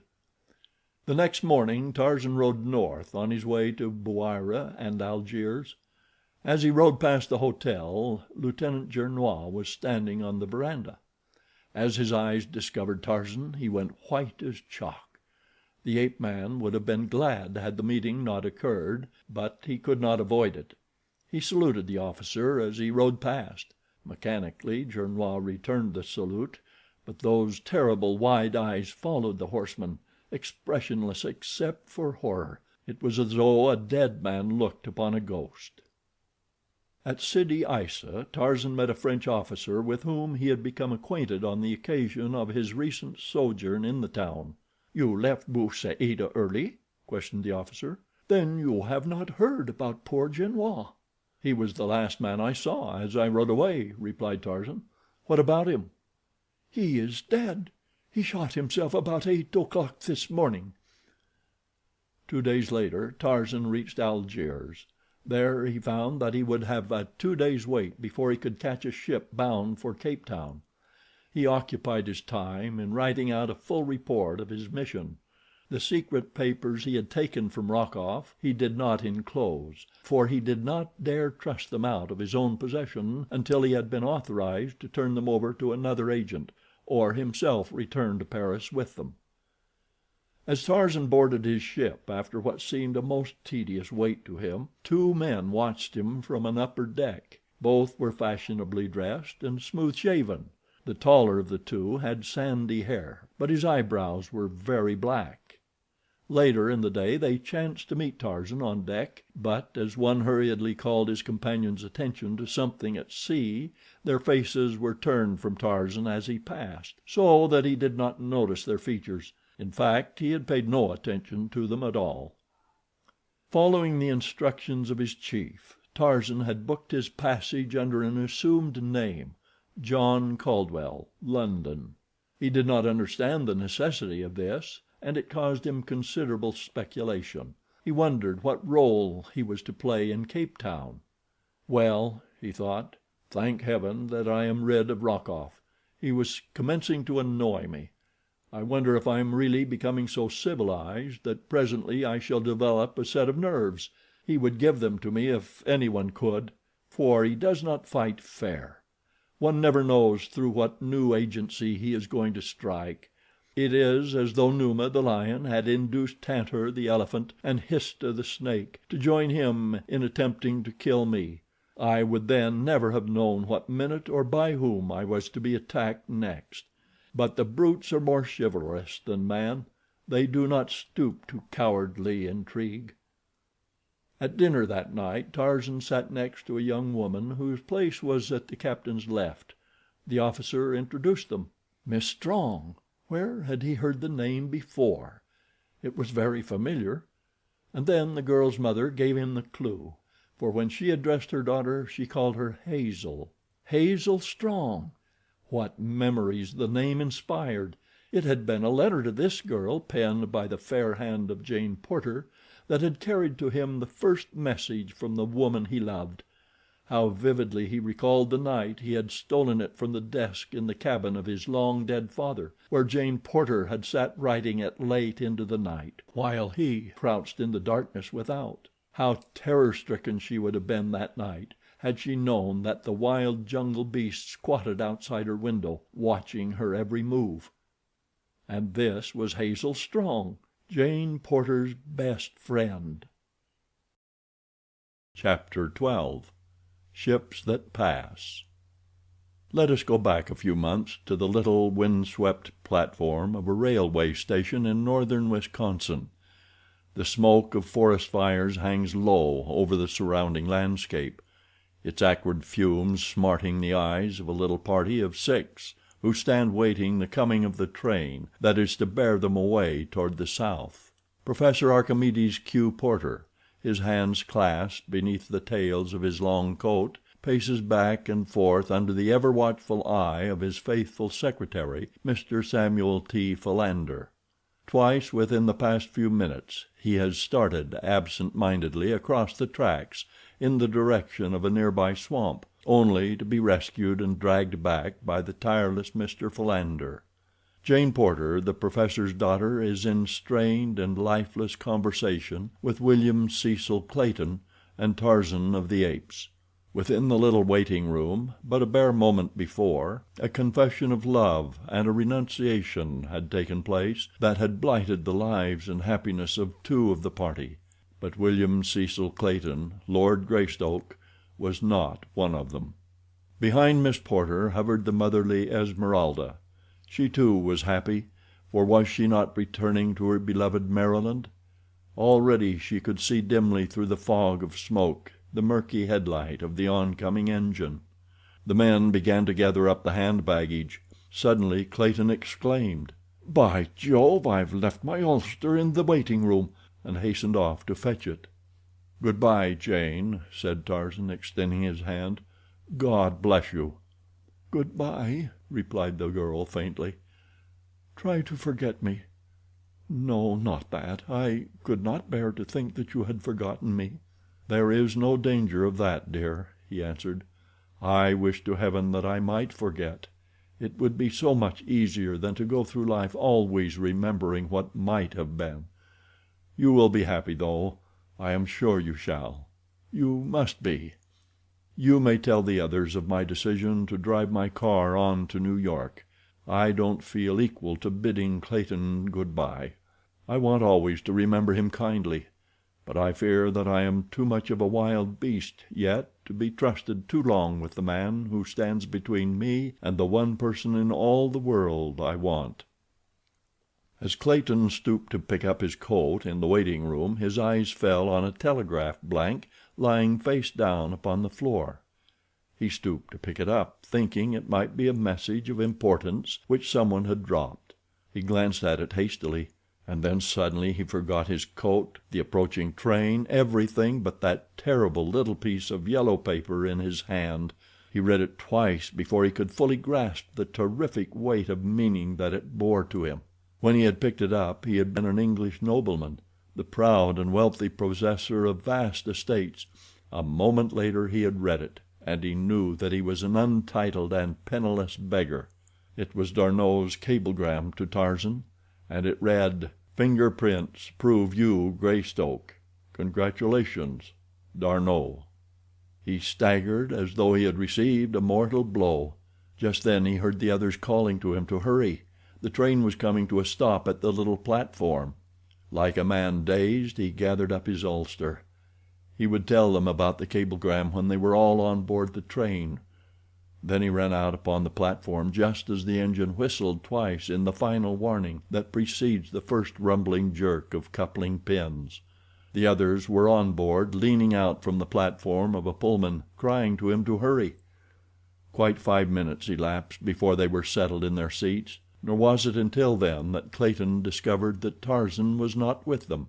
"Where is Tarzan?" he asked Jane Porter. "In another car?" "No," she replied. "At the last minute he determined to drive his machine back to New York. He is anxious to see more of America than is possible from a car window. He is returning to France, you know." Clayton did not reply. He was trying to find the right words to explain to Jane Porter the calamity that had befallen him and her. He wondered just what the effect of his knowledge would be on her. Would she still wish to marry him, to be plain Mrs. Clayton? Suddenly the awful sacrifice which one of them must make loomed large before his imagination. Then came the question: will Tarzan claim his own? The ape-man had known the contents of the message before he calmly denied knowledge of his parentage. He had admitted that Kala the ape was his mother. Could it have been for love of Jane Porter? There was no other explanation which seemed reasonable. Then, having ignored the evidence of the message, was it not reasonable to assume that he meant never to claim his birthright? If this were so, what right had he, William Cecil Clayton, to thwart the wishes, to balk the self-sacrifice of this strange man? If Tarzan of the Apes could do this thing to save Jane Porter from unhappiness, why should he, to whose care she was entrusting her whole future, do aught to jeopardize her interests? And so he reasoned until the first generous impulse to proclaim the truth and relinquish his titles and his estates to their rightful owner was forgotten beneath the mass of sophistries which self-interest had advanced. But during the balance of the trip, and for many days thereafter, he was moody and distraught. Occasionally the thought obtruded itself that possibly at some later day Tarzan would regret his magnanimity and claim his rights. Several days after they reached Baltimore, Clayton broached the subject of an early marriage to Jane. "What do you mean by early?" she asked. "Within the next few days. I must return to England at once. I want you to return with me, dear." "I can't get ready so soon as that," replied Jane. "It will take a whole month at least." She was glad, for she hoped that whatever called him to England might still further delay the wedding. She had made a bad bargain, but she intended to carry her part loyally to the bitter end. If she could manage to secure a temporary reprieve, though, she felt that she was warranted in doing so. His reply disconcerted her. "Very well, Jane," he said. "I am disappointed, but I shall let my trip to England wait a month. Then we can go back together." But when the month was drawing to a close, she found still another excuse upon which to hang a postponement, until at last, discouraged and doubting, Clayton was forced to go back to England alone. The several letters that passed between them brought Clayton no nearer to a consummation of his hopes than he had been before, and so it was that he wrote directly to Professor Porter and enlisted his services. The old man had always favored the match. He liked Clayton, and being of an old Southern family, he put rather an exaggerated value on the advantages of a title, which meant little or nothing to his daughter. Clayton urged that the professor accept his invitation to be his guest in London, an invitation which included the professor's entire little family, Mr. Philander, Esmeralda, and all. The Englishman argued that once Jane was there, and home ties had been broken, she would not so dread the step which she had so long hesitated to take. So the evening that he received Clayton's letter, Professor Porter announced that they would leave for London the following week. But once in London, Jane Porter was no more tractable than she had been in Baltimore. She found one excuse after another, and when finally Lord Tennington invited the party to cruise around Africa in his yacht, she expressed the greatest delight in the idea, but absolutely refused to be married until they had returned to London. As the cruise was to consume a year at least, for they were to stop for indefinite periods at various points of interest, Clayton mentally anathematized Tennington for ever suggesting such a ridiculous trip. It was Lord Tennington's plan to cruise through the Mediterranean and the Red Sea to the Indian Ocean, and thus down the east coast, putting in at every port that was worth the seeing. And so it happened that on a certain day two vessels passed in the Strait of Gibraltar. The smaller, a trim white yacht, was speeding toward the east, and on her deck sat a young woman who gazed with sad eyes upon a diamond-studded locket which she idly fingered. Her thoughts were far away in the dim, leafy fatness of a tropical jungle, and her heart was with her thoughts. She wondered if the man who had given her the beautiful bauble, that had meant so much more to him than the intrinsic value, which he had not even known, could ever have meant to him, was back in his savage forest. And upon the deck of the larger vessel, a passenger steamer passing toward the east, the man sat with another young woman, and the two idly speculated upon the identity of the dainty craft gliding so gracefully through the gentle swell of the lazy sea. When the yacht had passed, the man resumed the conversation that her appearance had broken off. "Yes," he said, "I like America very much, and that means, of course, that I like Americans, for a country is only what its people make it.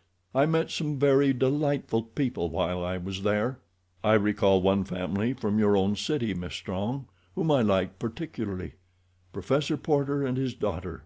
Jane Porter? Exclaimed the girl. Do you mean to tell me that you know Jane Porter? Why, she is the very best friend I have in the world. We were little children together. We have known each other for ages. "Indeed," he answered, smiling. "You would have difficulty in persuading any one of the fact who had seen either of you." "I'll qualify the statement, then," she answered, with a laugh. "We have known each other for 2 ages, hers and mine. But seriously, we are as dear to each other as sisters, and now that I am going to lose her I'm almost heartbroken." "Going to lose her?" exclaimed Tarzan. "Why, what do you mean?" "Oh, yes, I understand. You mean that now that she is married and living in England you will seldom, if ever, see her." "Yes," she replied, "and the saddest part of it all is that she is not marrying the man she loves. Oh, it is terrible. marrying from a sense of duty. I think it is perfectly wicked, and I told her so. I have felt so strongly on the subject that although I was the only person outside of blood relations who was to have been asked to the wedding, I would not let her invite me, for I should not have gone to witness the terrible mockery. But Jane Porter is peculiarly positive. She has convinced herself that she is doing the only honorable thing that she can do, and nothing in the world will ever prevent her from marrying Lord Greystoke, except Greystoke himself, or death." "I am sorry for her," said Tarzan. "And I am sorry for the man she loves," said the girl, "for he loves her. I never met him, but from what Jane tells me he must be a very wonderful person. It seems that he was born in an African jungle and brought up by fierce anthropoid apes. He had never seen a white man or woman until Professor Porter and his party were marooned on the coast right at the threshold of his tiny cabin. He saved them from all manner of terrible beasts and accomplished the most wonderful feats imaginable. And then, to cap the climax, he fell in love with Jane, and she with him, though she never really knew it for sure until she had promised herself to Lord Greystoke." "Most remarkable," murmured Tarzan, cudgeling his brain for some pretext upon which to turn the subject. He delighted in hearing Hazel Strong talk of Jane, but when he was the subject of the conversation he was bored and embarrassed. But he was soon given a respite, for the girl's mother joined them, and the talk became general. The next few days passed uneventfully. The sea was quiet, the sky was clear, the steamer plowed steadily on toward the south without pause. Tarzan spent quite a little time with Miss Strong and her mother.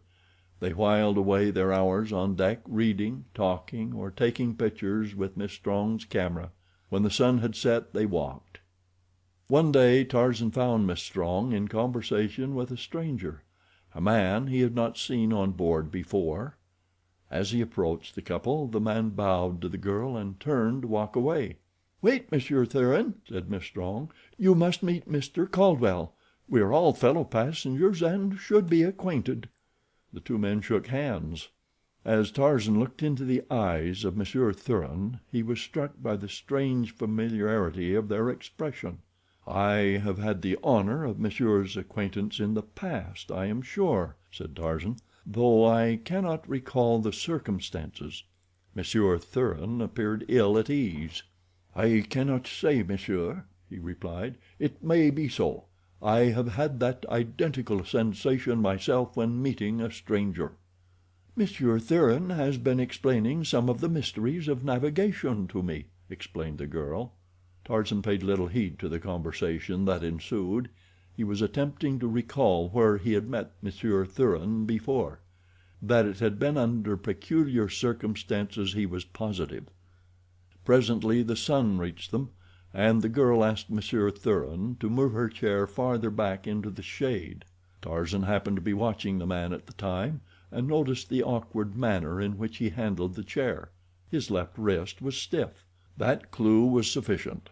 A sudden train of associated ideas did the rest. Monsieur Thuran had been trying to find an excuse to make a graceful departure. The lull in the conversation following the moving of their position gave him an opportunity to make his excuses. Bowing low to Miss Strong and inclining his head to Tarzan, he turned to leave them. "Just a moment," said Tarzan. "If Miss Strong will pardon me, I will accompany you. I shall return in a moment, Miss Strong."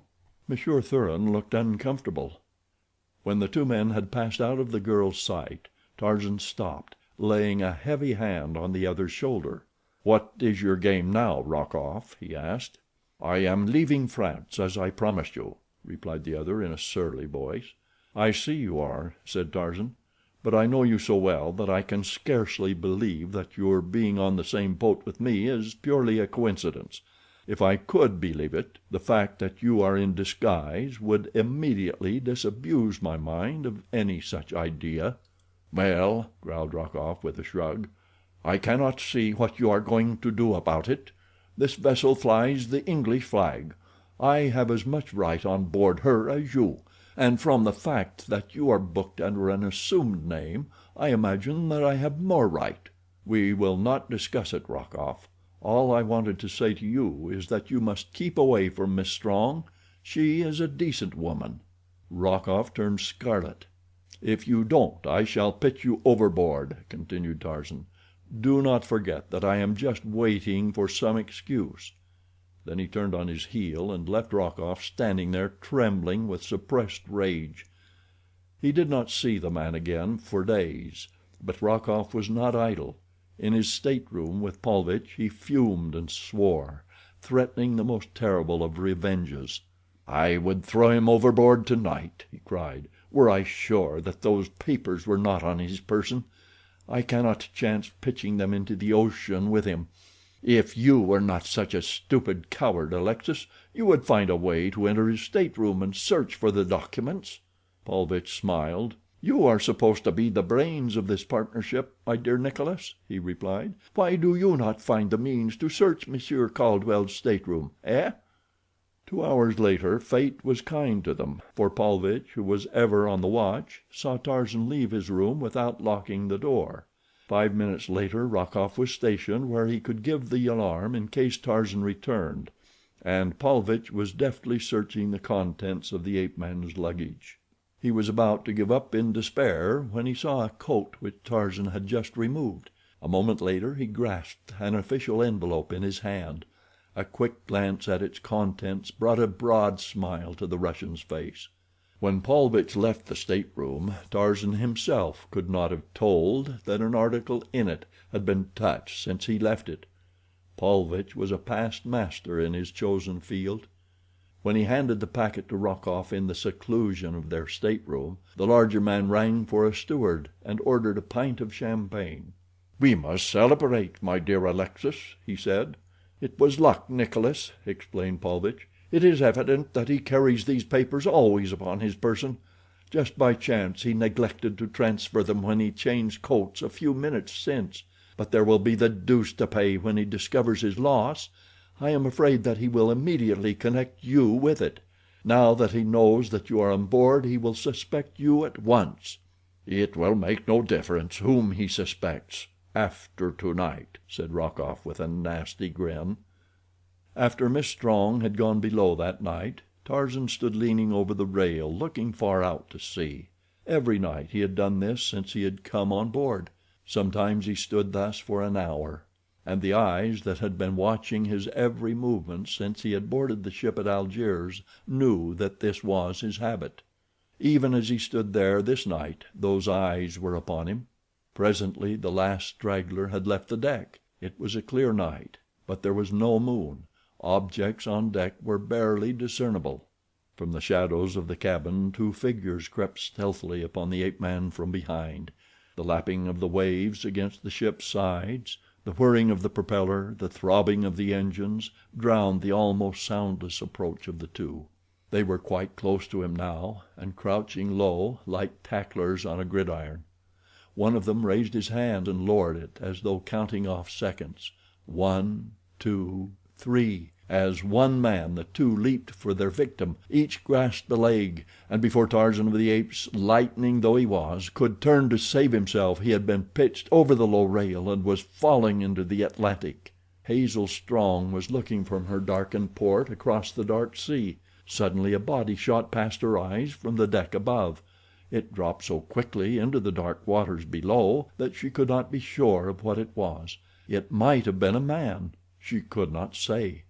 She listened for some outcry from above, for the always fearsome call, "Man overboard!" but it did not come. All was silence on the ship above. All was silence in the sea below. The girl decided that she had but seen a bundle of refuse thrown overboard by one of the ship's crew, and a moment later sought her berth. Chapter 13. The Wreck of the Lady Alice. The next morning at breakfast Tarzan's place was vacant. Miss Strong was mildly curious, for Mr. Caldwell had always made it a point to wait that he might breakfast with her and her mother. As she was sitting on deck later, Monsieur Thuran paused to exchange a half-dozen pleasant words with her. He seemed in most excellent spirits. His manner was the extreme of affability. As he passed on, Miss Strong thought what a very delightful man was Monsieur Thuran. The day dragged heavily. She missed the quiet companionship of Mr. Caldwell. There had been something about him that had made the girl like him from the first. He had talked so entertainingly of the places he had seen, the peoples and their customs, the wild beasts, and he had always had a droll way of drawing striking comparisons between savage animals and civilized men that showed a considerable knowledge of the former and a keen, though somewhat cynical, estimate of the latter. When Monsieur Thuran stopped again to chat with her in the afternoon, she welcomed the break in the day's monotony. But she had begun to become seriously concerned in Mr. Caldwell's continued absence. Somehow she constantly associated it with the start she had had the night before, when the dark object fell past her port into the sea. Presently she broached the subject to Monsieur Thuran. Had he seen Mr. Caldwell today? He had not. Why? "He was not at breakfast as usual, nor have I seen him once since yesterday," explained the girl. Monsieur Thuran was extremely solicitous. "I did not have the pleasure of intimate acquaintance with Mr. Caldwell," he said. "He seemed a most estimable gentleman, however.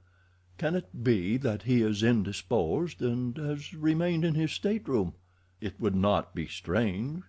"No," replied the girl, "it would not be strange, of course. But for some inexplicable reason I have one of those foolish feminine presentiments that all is not right with Mr. Caldwell. It is the strangest feeling. It is as though I knew that he was not on board the ship."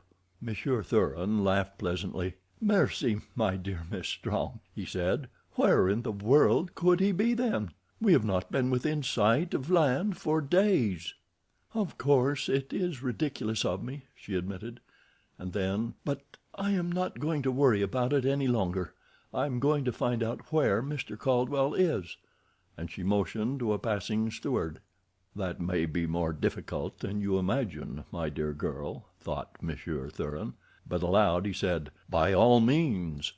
"Find Mr. Caldwell, please," she said to the steward, "and tell him that his friends are much worried by his continued absence." "You are very fond of Mr. Caldwell?" suggested Monsieur Thuran. "I think he is splendid," replied the girl, "and Mamma is perfectly infatuated with him. He is the sort of man with whom one has a feeling of perfect security. No one could help but have confidence in Mr. Caldwell." A moment later the steward returned to say that Mr. Caldwell was not in his stateroom. "I cannot find him, Miss Strong, and—" he hesitated. "I have learned that his berth was not occupied last night. I think that I had better report the matter to the captain."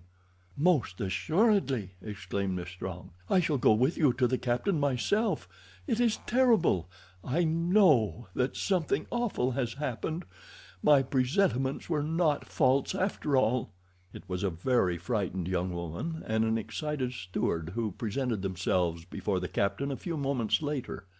He listened to their stories in silence, a look of concern marking his expression as the steward assured him that he had sought for the missing passenger in every part of the ship that a passenger might be expected to frequent. "And are you sure, Miss Strong, that you saw a body fall overboard last night?" he asked. "There is not the slightest doubt about it," she answered. "I cannot say that it was a human body.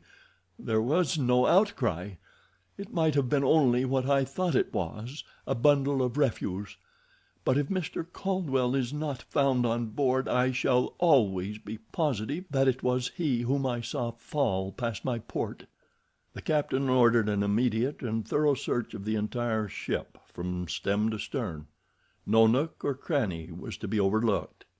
Miss Strong remained in his cabin waiting the outcome of the quest.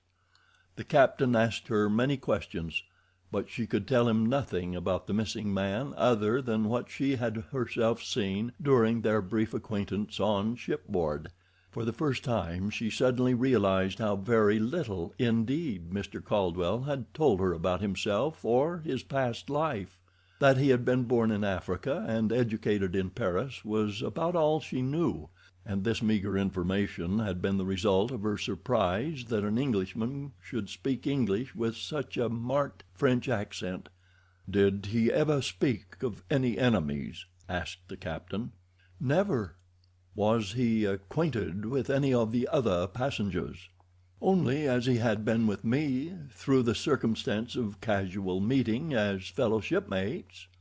"Was he, in your opinion, Miss Strong, a man who drank to excess?" "I do not know that he drank at all. He certainly had not been drinking up to half an hour before I saw that body fall overboard," she answered, "for I was with him on deck up to that time." "It is very strange," said the captain. "He did not look to me like a man who was subject to fainting spells, or anything of that sort. And even had he been, it is scarcely credible that he should have fallen completely over the rail had he been taken with an attack while leaning upon it. He would rather have fallen inside, upon the deck. If he is not on board, Miss Strong, he was thrown overboard, and the fact that you heard no outcry would lead to the assumption that he was dead before he left the ship's deck—murdered." The girl shuddered. It was a full hour later that the first officer returned to report the outcome of the search. "Mr. Caldwell is not on board, sir," he said. "I fear that there is something more serious than accident here, Mr. Brently," said the captain. "I wish that you would make a personal and very careful examination of Mr. Caldwell's effects, to ascertain if there is any clue to a motive either for suicide or murder. Sift the thing to the bottom." "Aye, aye, sir," responded Mr. Brently, and left to commence his investigation. Hazel Strong was prostrated. For 2 days she did not leave her cabin, and when she finally ventured on deck she was very wan and white, with great dark circles beneath her eyes.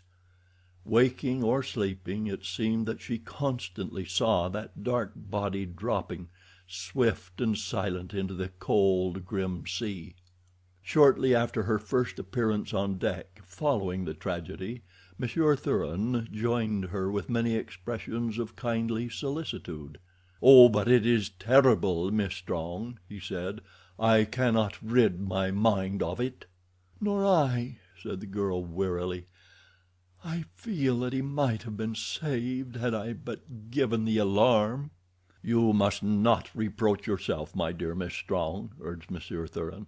"It was in no way your fault. Another would have done as you did. Who would think that because something fell into the sea from a ship that it must necessarily be a man? Nor would the outcome have been different had you given an alarm.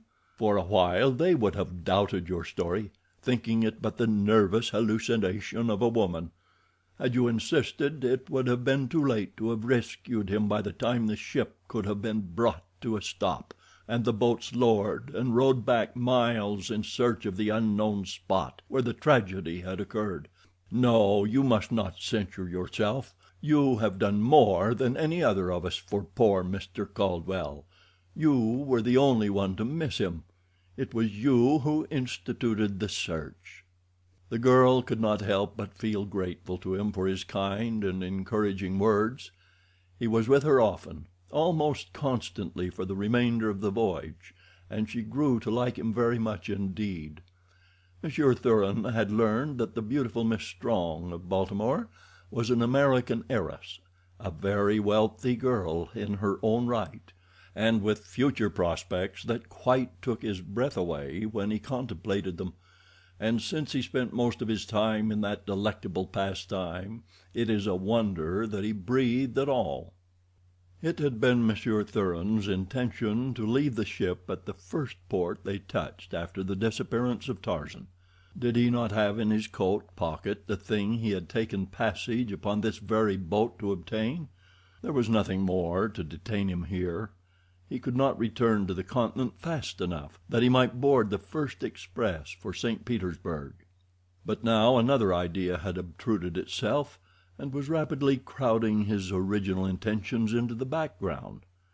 That American fortune was not to be sneezed at, nor was its possessor a whit less attractive. Sapristi! But she would cause a sensation in St. Petersburg, and he would too, with the assistance of her inheritance.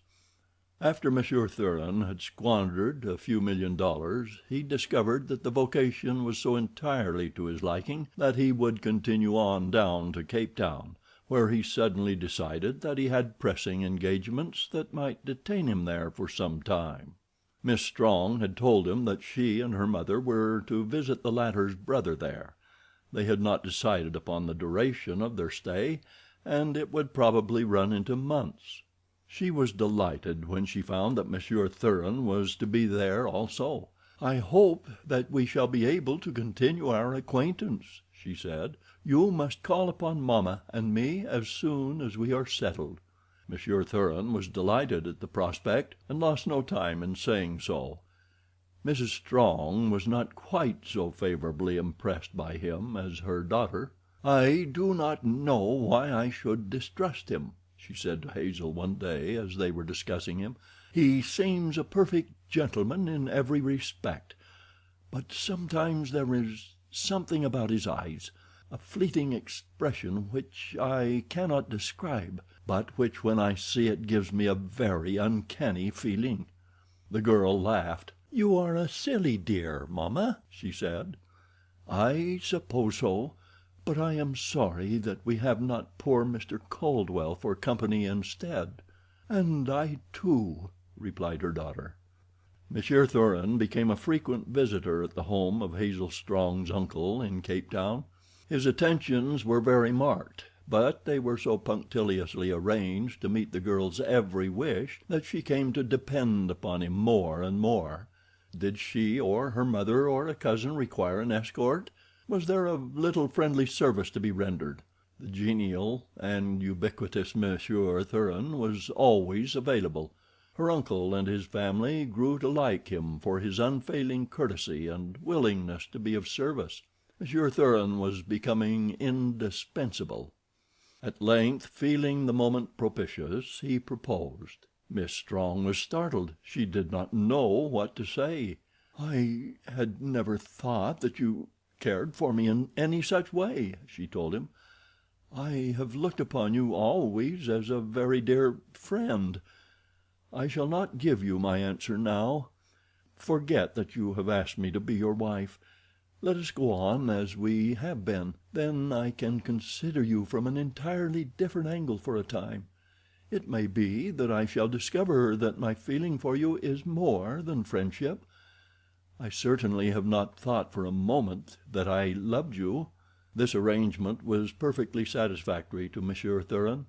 He deeply regretted that he had been hasty, but he had loved her for so long a time and so devotedly that he thought that everyone must know it.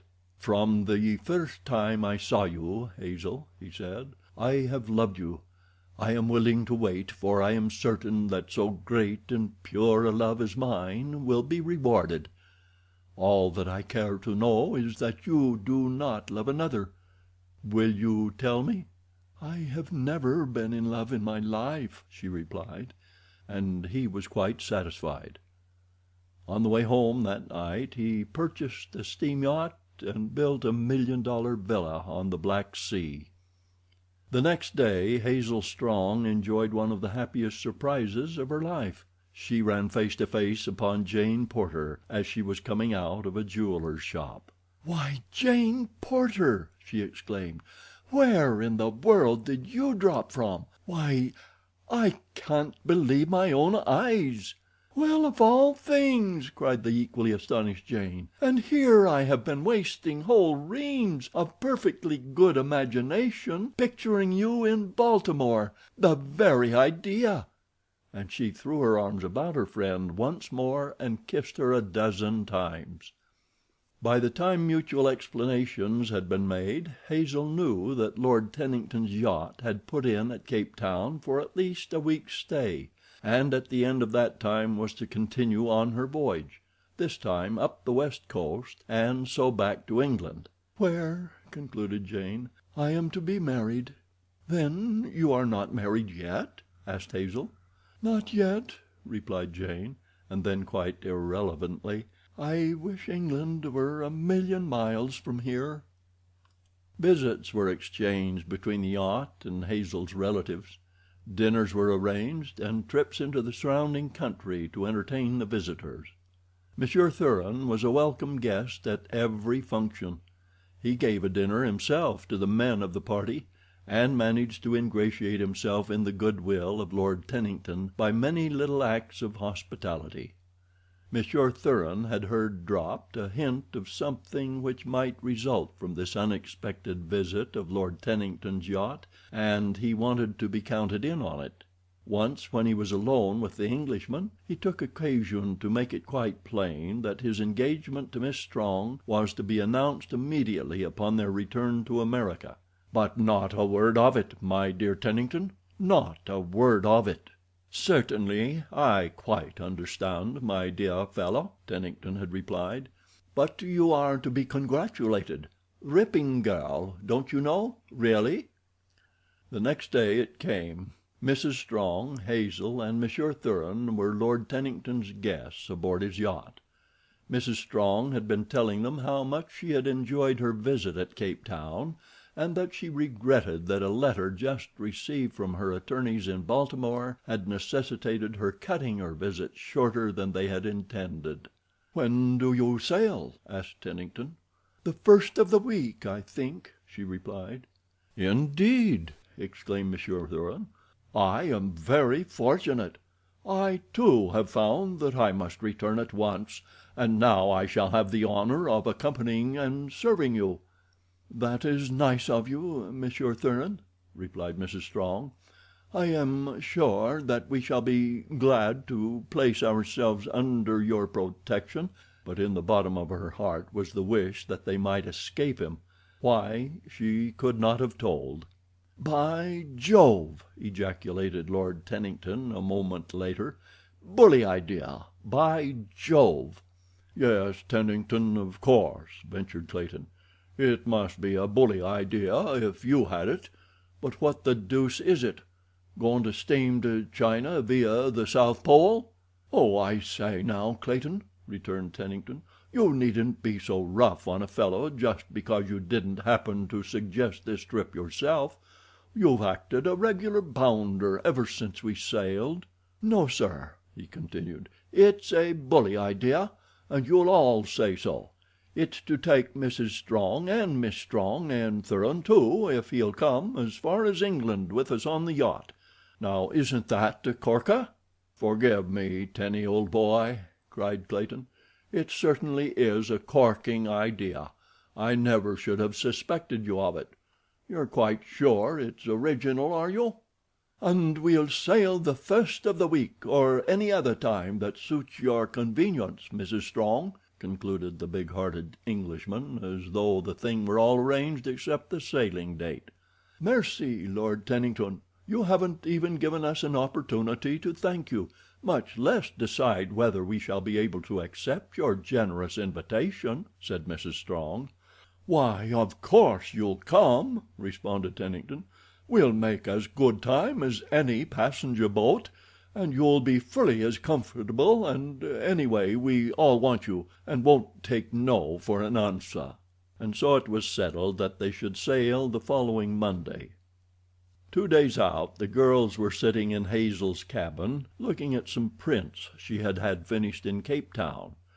They represented all the pictures she had taken since she had left America, and the girls were both engrossed in them, Jane asking many questions and Hazel keeping up a perfect torrent of comment and explanation of the various scenes and people. "And here," she said suddenly, "here's a man you know. Poor fellow, I have so often intended asking you about him, but I never have been able to think of it when we were together." She was holding the little print so that Jane did not see the face of the man it portrayed. "His name was John Caldwell," continued Hazel. "Do you recall him? He said that he met you in America. He is an Englishman." "I do not recollect the name," replied Jane. "Let me see the picture. The poor fellow was lost overboard on our trip down the coast," she said as she handed the print to Jane.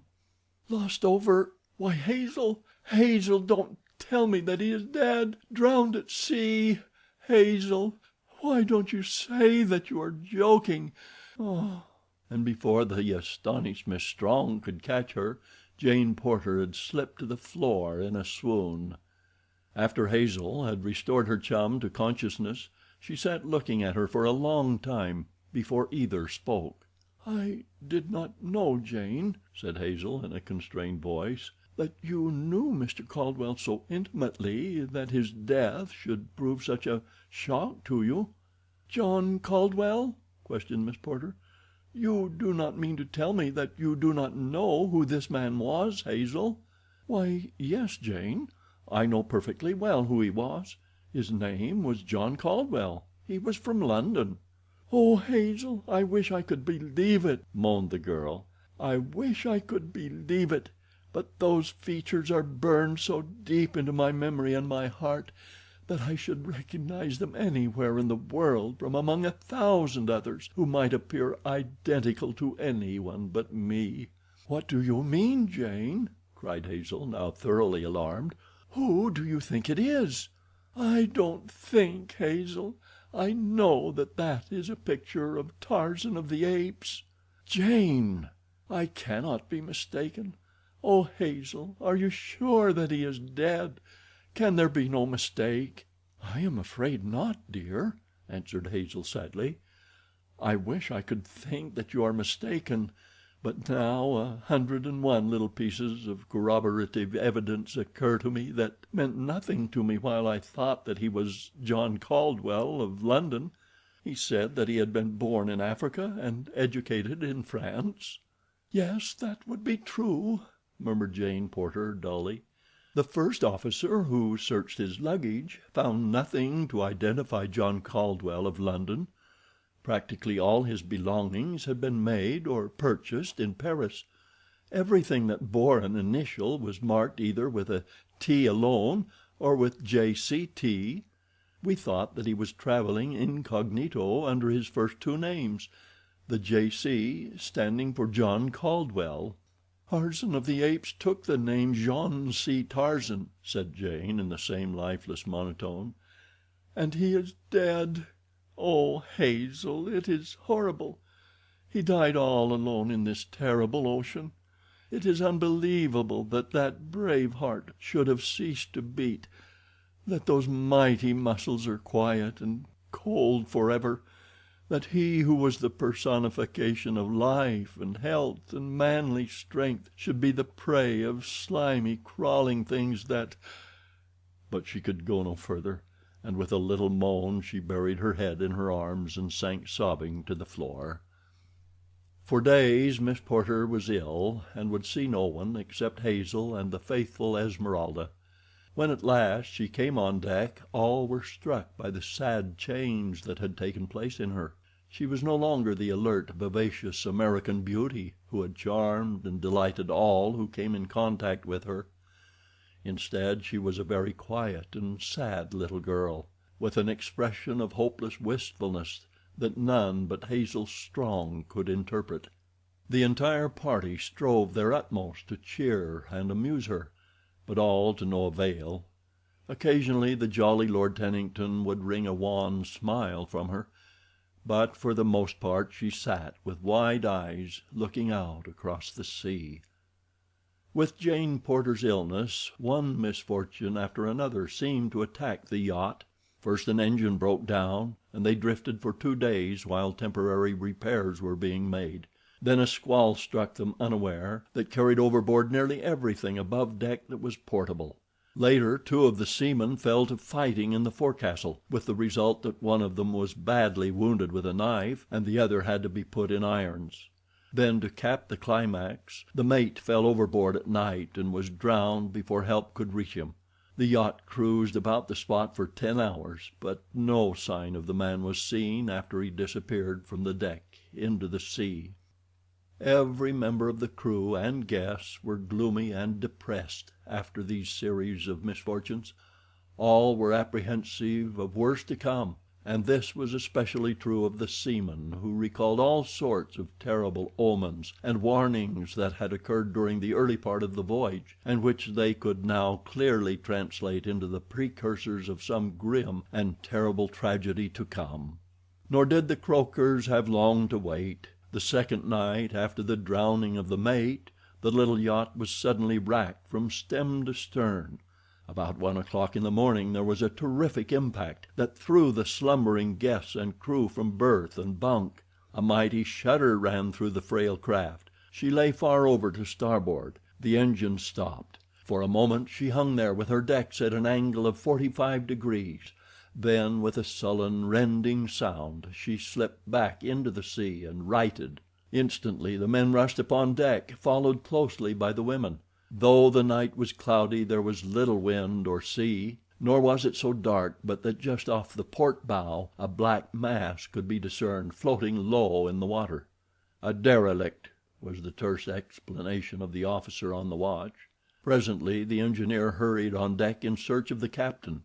"That patch we put on the cylinder head's blown out, sir," he reported, "and she's making water fast for'ard on the port bow." An instant later a seaman rushed up from below. "My God!" he cried, "her whole bleeding bottom's ripped out. She can't float 20 minutes." "Shut up!" roared Tennington.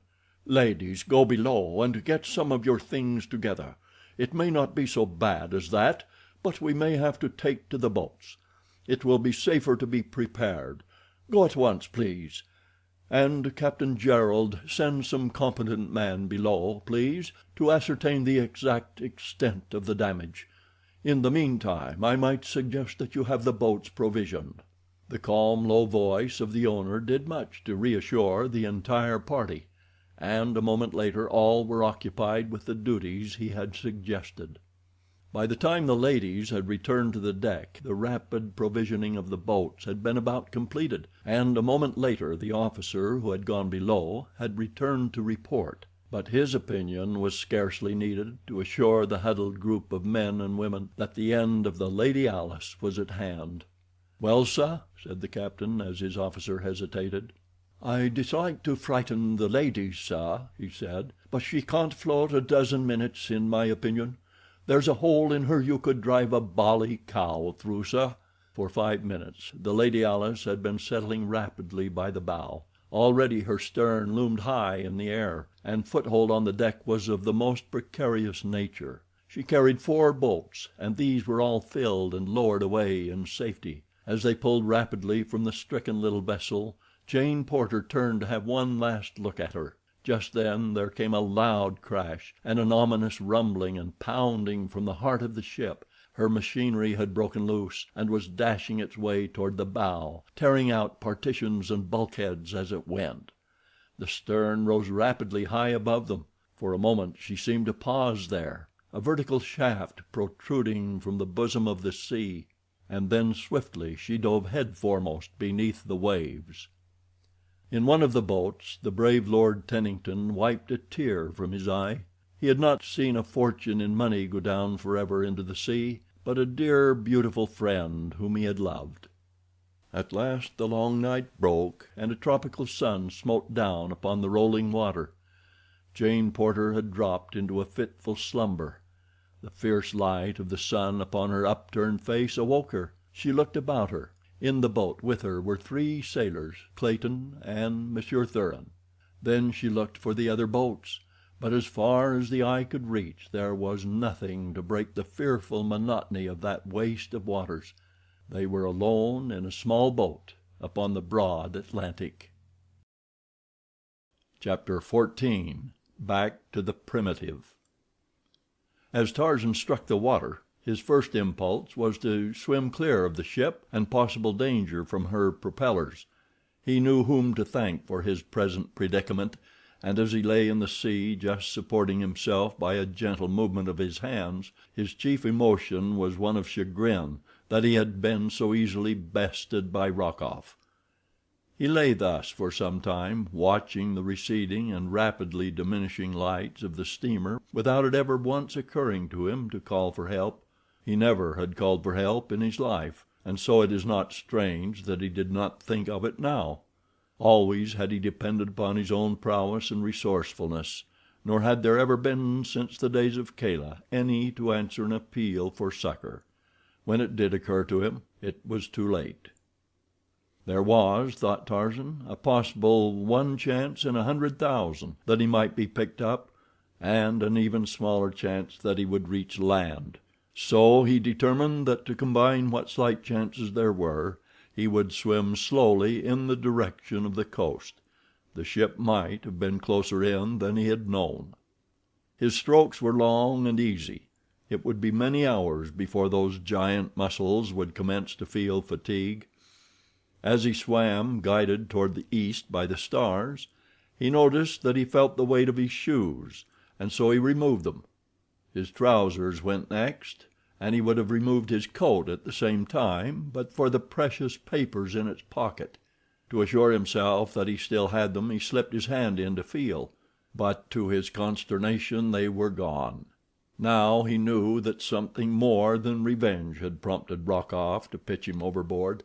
The Russian had managed to obtain possession of the papers Tarzan had wrested from him at Bou Saada. The ape-man swore softly and let his coat and shirt sink into the Atlantic. Before many hours he had divested himself of his remaining garments and was swimming easily and unencumbered toward the east. The first faint evidence of dawn was paling the stars ahead of him when the dim outlines of a low-lying black mass loomed up directly in his track. A few strong strokes brought him to its side. It was the bottom of a wave-washed derelict. Tarzan clambered upon it. He would rest there until daylight at least. He had no intention to remain there inactive, a prey to hunger and thirst. If he must die, he preferred dying in action, while making some semblance of an attempt to save himself. The sea was quiet, so that the wreck had only a gently undulating motion that was nothing to the swimmer who had had no sleep for 20 hours. Tarzan of the Apes curled up upon the slimy timbers and was soon asleep. The heat of the sun awoke him early in the forenoon. His first conscious sensation was of thirst, which grew almost to the proportions of suffering with full returning consciousness. But a moment later it was forgotten in the joy of two almost simultaneous discoveries.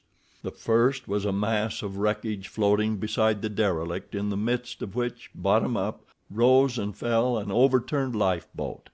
The other was the faint, dim line of a far distant shore showing on the horizon in the east. Tarzan dove into the water and swam around the wreck to the lifeboat. The cool ocean refreshed him almost as much as would a draught of water, so that it was with renewed vigor that he brought the smaller boat alongside the derelict, and after many Herculean efforts succeeded in dragging it onto the slimy ship's bottom. There he righted and examined it. The boat was quite sound, and a moment later floated upright alongside the wreck. Then Tarzan selected several pieces of wreckage that might answer him as paddles, and presently was making good headway toward the far-off shore. It was late in the afternoon by the time he came close enough to distinguish objects on land, or to make out the contour of the shoreline. Before him lay what appeared to be the entrance to a little landlocked harbor. The wooded point to the north was strangely familiar. Could it be possible that fate had thrown him up at the very threshold of his own beloved jungle? But as the bow of his boat entered the mouth of the harbor, the last shred of doubt was cleared away, for there before him upon the farther shore, under the shadows of his primeval forest, stood his own cabin, built before his birth by the hand of his long-dead father, John Clayton, Lord Greystoke. With long sweeps of his giant muscles, Tarzan sent the little craft speeding toward the beach. Its prow had scarcely touched when the ape-man leaped to shore. His heart beat fast in joy and exultation as each long familiar object came beneath his roving eyes: the cabin, the beach, the little brook, the dense jungle, the black, impenetrable forest, the myriad birds in their brilliant plumage, the gorgeous tropical blooms upon the festooned creepers falling in great loops from the giant trees. Tarzan of the Apes had come into his own again, and that all the world might know it he threw back his young head and gave voice to the fierce, wild challenge of his tribe. For a moment silence reigned upon the jungle, and then, low and weird, came an answering challenge. It was the deep roar of Numa the lion, and from a great distance, faintly, the fearsome answering bellow of a bull ape. Tarzan went to the brook first and slaked his thirst. Then he approached his cabin. The door was still closed and latched as he and D'Arnot had left it. He raised the latch and entered. Nothing had been disturbed. There were the table, the bed, and the little crib built by his father. The shelves and cupboards just as they had stood for over 23 years, just as he had left them nearly 2 years before. His eyes satisfied, Tarzan's stomach began to call aloud for attention. The pangs of hunger suggested a search for food. There was nothing in the cabin, nor had he any weapons, but upon a wall hung one of his old grass ropes. It had been many times broken and spliced, so that he had discarded it for a better one long before. Tarzan wished that he had a knife. Well, unless he was mistaken, he should have that, and a spear and bows and arrows before another sun had set. The rope would take care of that, and in the meantime it must be made to procure food for him. He coiled it carefully, and throwing it about his shoulder went out, closing the door behind him. Close to the cabin the jungle commenced, and into it Tarzan of the Apes plunged, wary and noiseless, once more a savage beast hunting its food. For a time he kept to the ground, but finally, discovering no spoor indicative of nearby meat, he took to the trees. With the first dizzy swing from tree to tree, all the old joy of living swept over him. Vain regrets and dull heartache were forgotten. Now was he living. Now indeed was the true happiness of perfect freedom his. Who would go back to the stifling, wicked cities of civilized man when the mighty reaches of the great jungle offered peace and liberty? Not he. While it was yet light, Tarzan came to a drinking place by the side of a jungle river.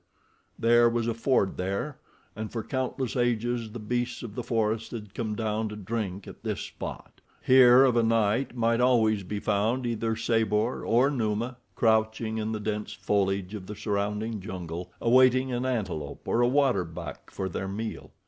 Here came Horta the boar to water, and here came Tarzan of the Apes to make a kill, for he was very empty.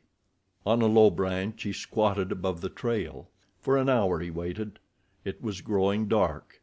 A little to one side of the ford, in the densest thicket, he heard the faint sound of padded feet and the brushing of a huge body against tall grasses and tangled creepers. None other than Tarzan might have heard it, but the ape-man heard and translated. It was Numa the lion on the same errand as himself. Tarzan smiled. Presently he heard an animal approaching warily along the trail toward the drinking place. A moment more and it came in view. It was Horta the boar. Here was delicious meat, and Tarzan's mouth watered. The grasses where Numa lay were very still now, ominously still. Horta passed beneath Tarzan.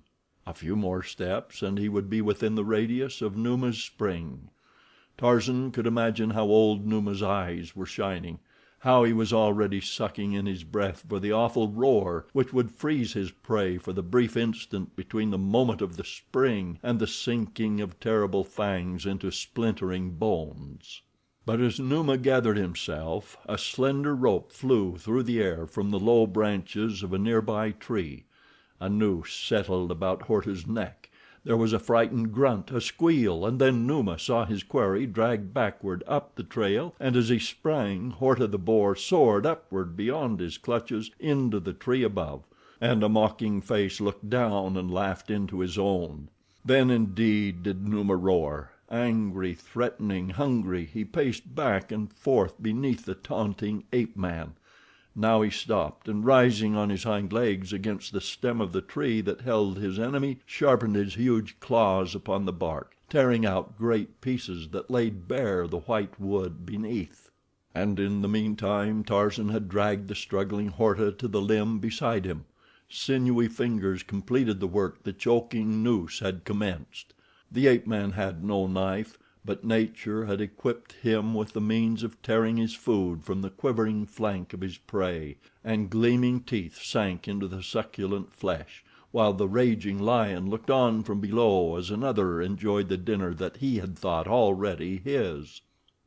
It was quite dark by the time Tarzan had gorged himself. Ah, but it had been delicious.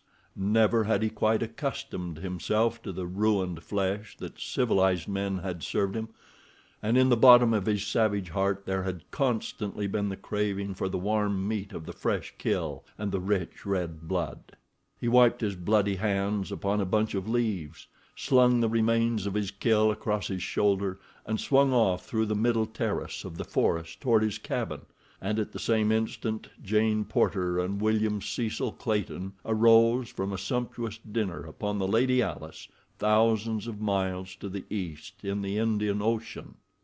Beneath Tarzan walked Numa the lion, and when the ape-man deigned to glance downward he caught occasional glimpses of the baleful green eyes following through the darkness. Numa did not roar now. Instead he moved stealthily like the shadow of a great cat, but yet he took no step that did not reach the sensitive ears of the ape-man.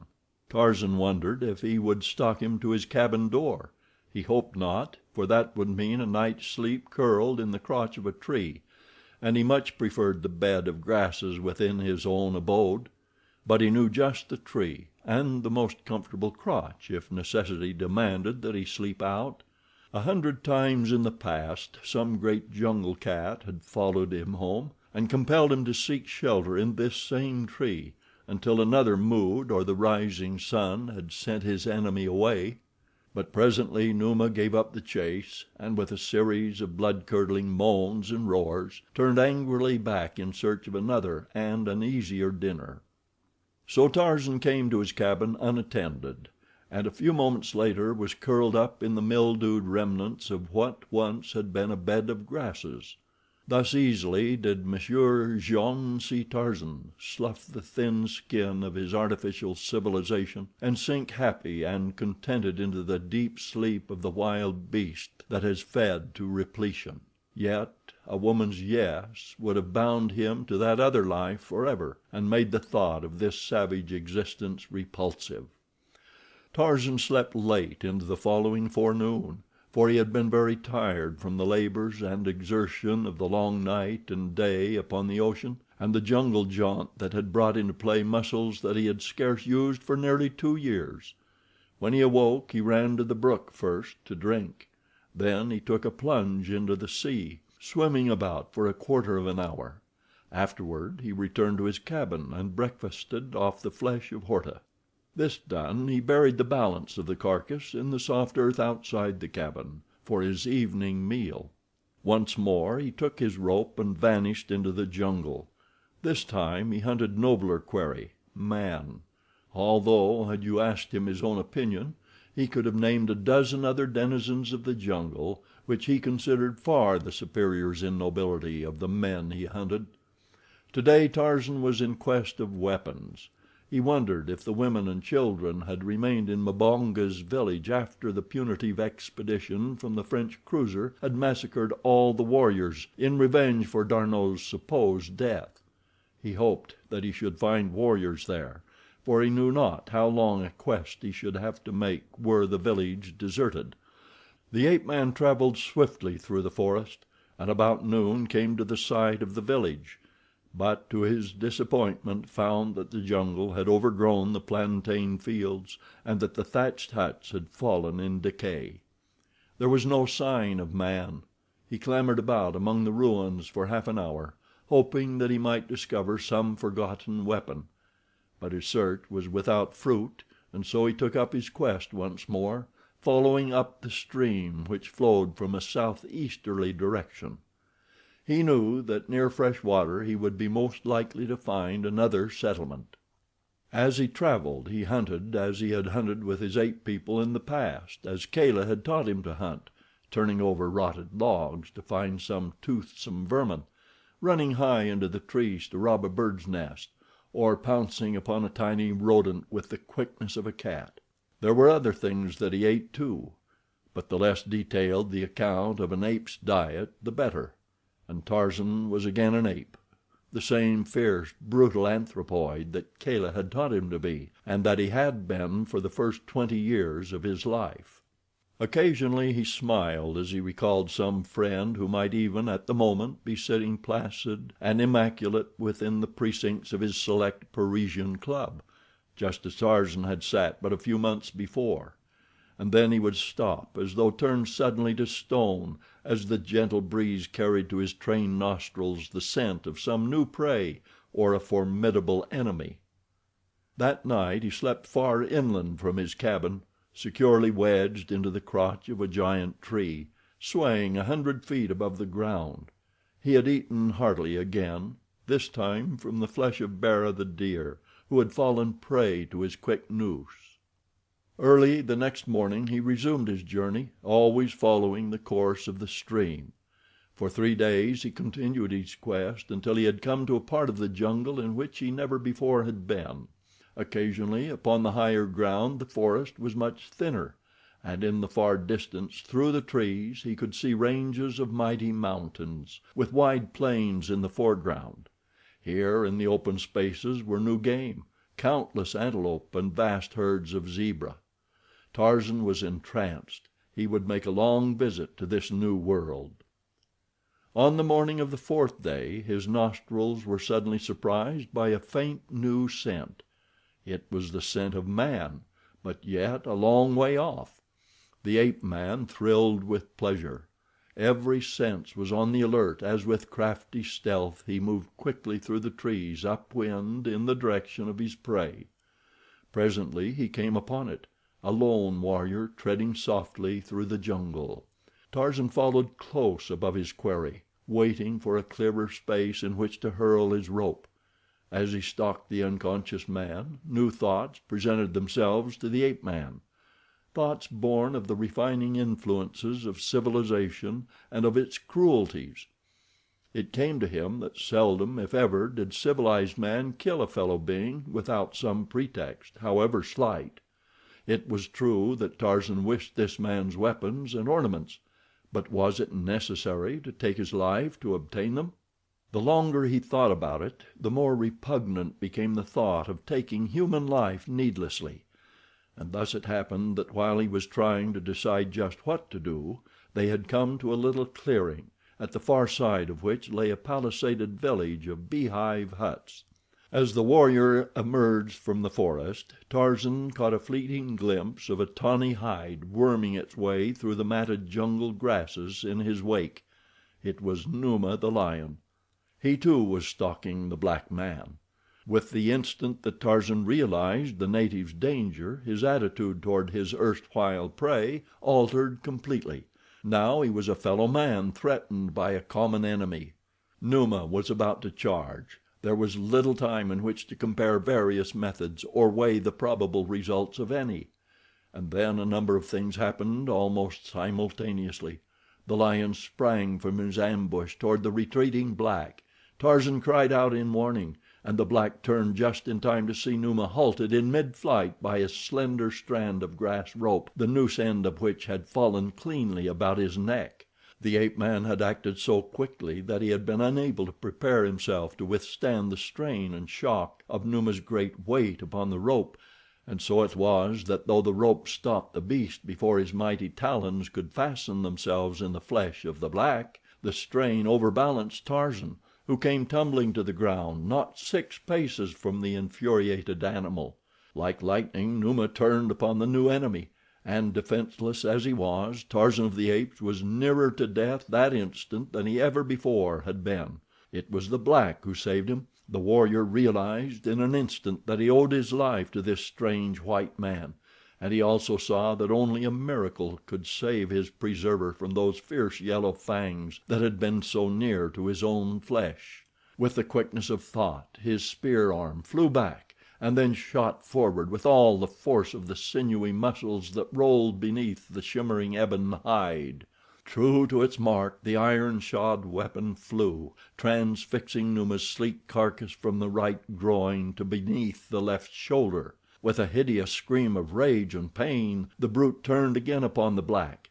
A dozen paces he had gone when Tarzan's rope brought him to a stand once more. Then he wheeled again upon the ape-man, only to feel the painful prick of a barbed arrow as it sank half its length in his quivering flesh. Again he stopped, and by this time Tarzan had run twice around the stem of a great tree with his rope and made the end fast. The black saw the trick and grinned, but Tarzan knew that Numa must be quickly finished before those mighty teeth had found and parted the slender cord that held him. It was a matter of but an instant to reach the black's side and drag his long knife from its scabbard. Then he signed the warrior to continue to shoot arrows into the great beast while he attempted to close in upon him with the knife. So, as one tantalized upon one side, the other sneaked cautiously in upon the other. Numa was furious. He raised his voice in a perfect frenzy of shrieks, growls, and hideous moans, the while he reared upon his hind legs in futile attempt to reach first one and then the other of his tormentors. But at length the agile ape-man saw his chance and rushed in upon the beast's left side behind the mighty shoulder. A giant arm encircled the tawny throat, and a long blade sank once, true as a die, into the fierce heart. Then Tarzan arose, and the black man and the white looked into each other's eyes across the body of their kill, and the black made the sign of peace and friendship, and Tarzan of the Apes answered in kind. Chapter 15. From Ape to Savage. The noise of their battle with Numa had drawn an excited horde of savages from the nearby village, and a moment after the lion's death the two men were surrounded by lithe, ebon warriors, gesticulating and jabbering, 1,000 questions that drowned each ventured reply. And then the women came, and the children, eager, curious, and at sight of Tarzan more questioning than ever. The ape-man's new friend finally succeeded in making himself heard, and when he had done talking, the men and women of the village vied with one another in doing honor to the strange creature who had saved their fellow and battled single-handed with fierce Numa. At last they led him back to their village, where they brought him gifts of fowl and goats and cooked food. When he pointed to their weapons, the warriors hastened to fetch spear, shield, arrows, and a bow. His friend of the encounter presented him with the knife with which he had killed Numa. There was nothing in all the village he could not have had for the asking. How much easier this was, thought Tarzan, than murder and robbery to supply his wants.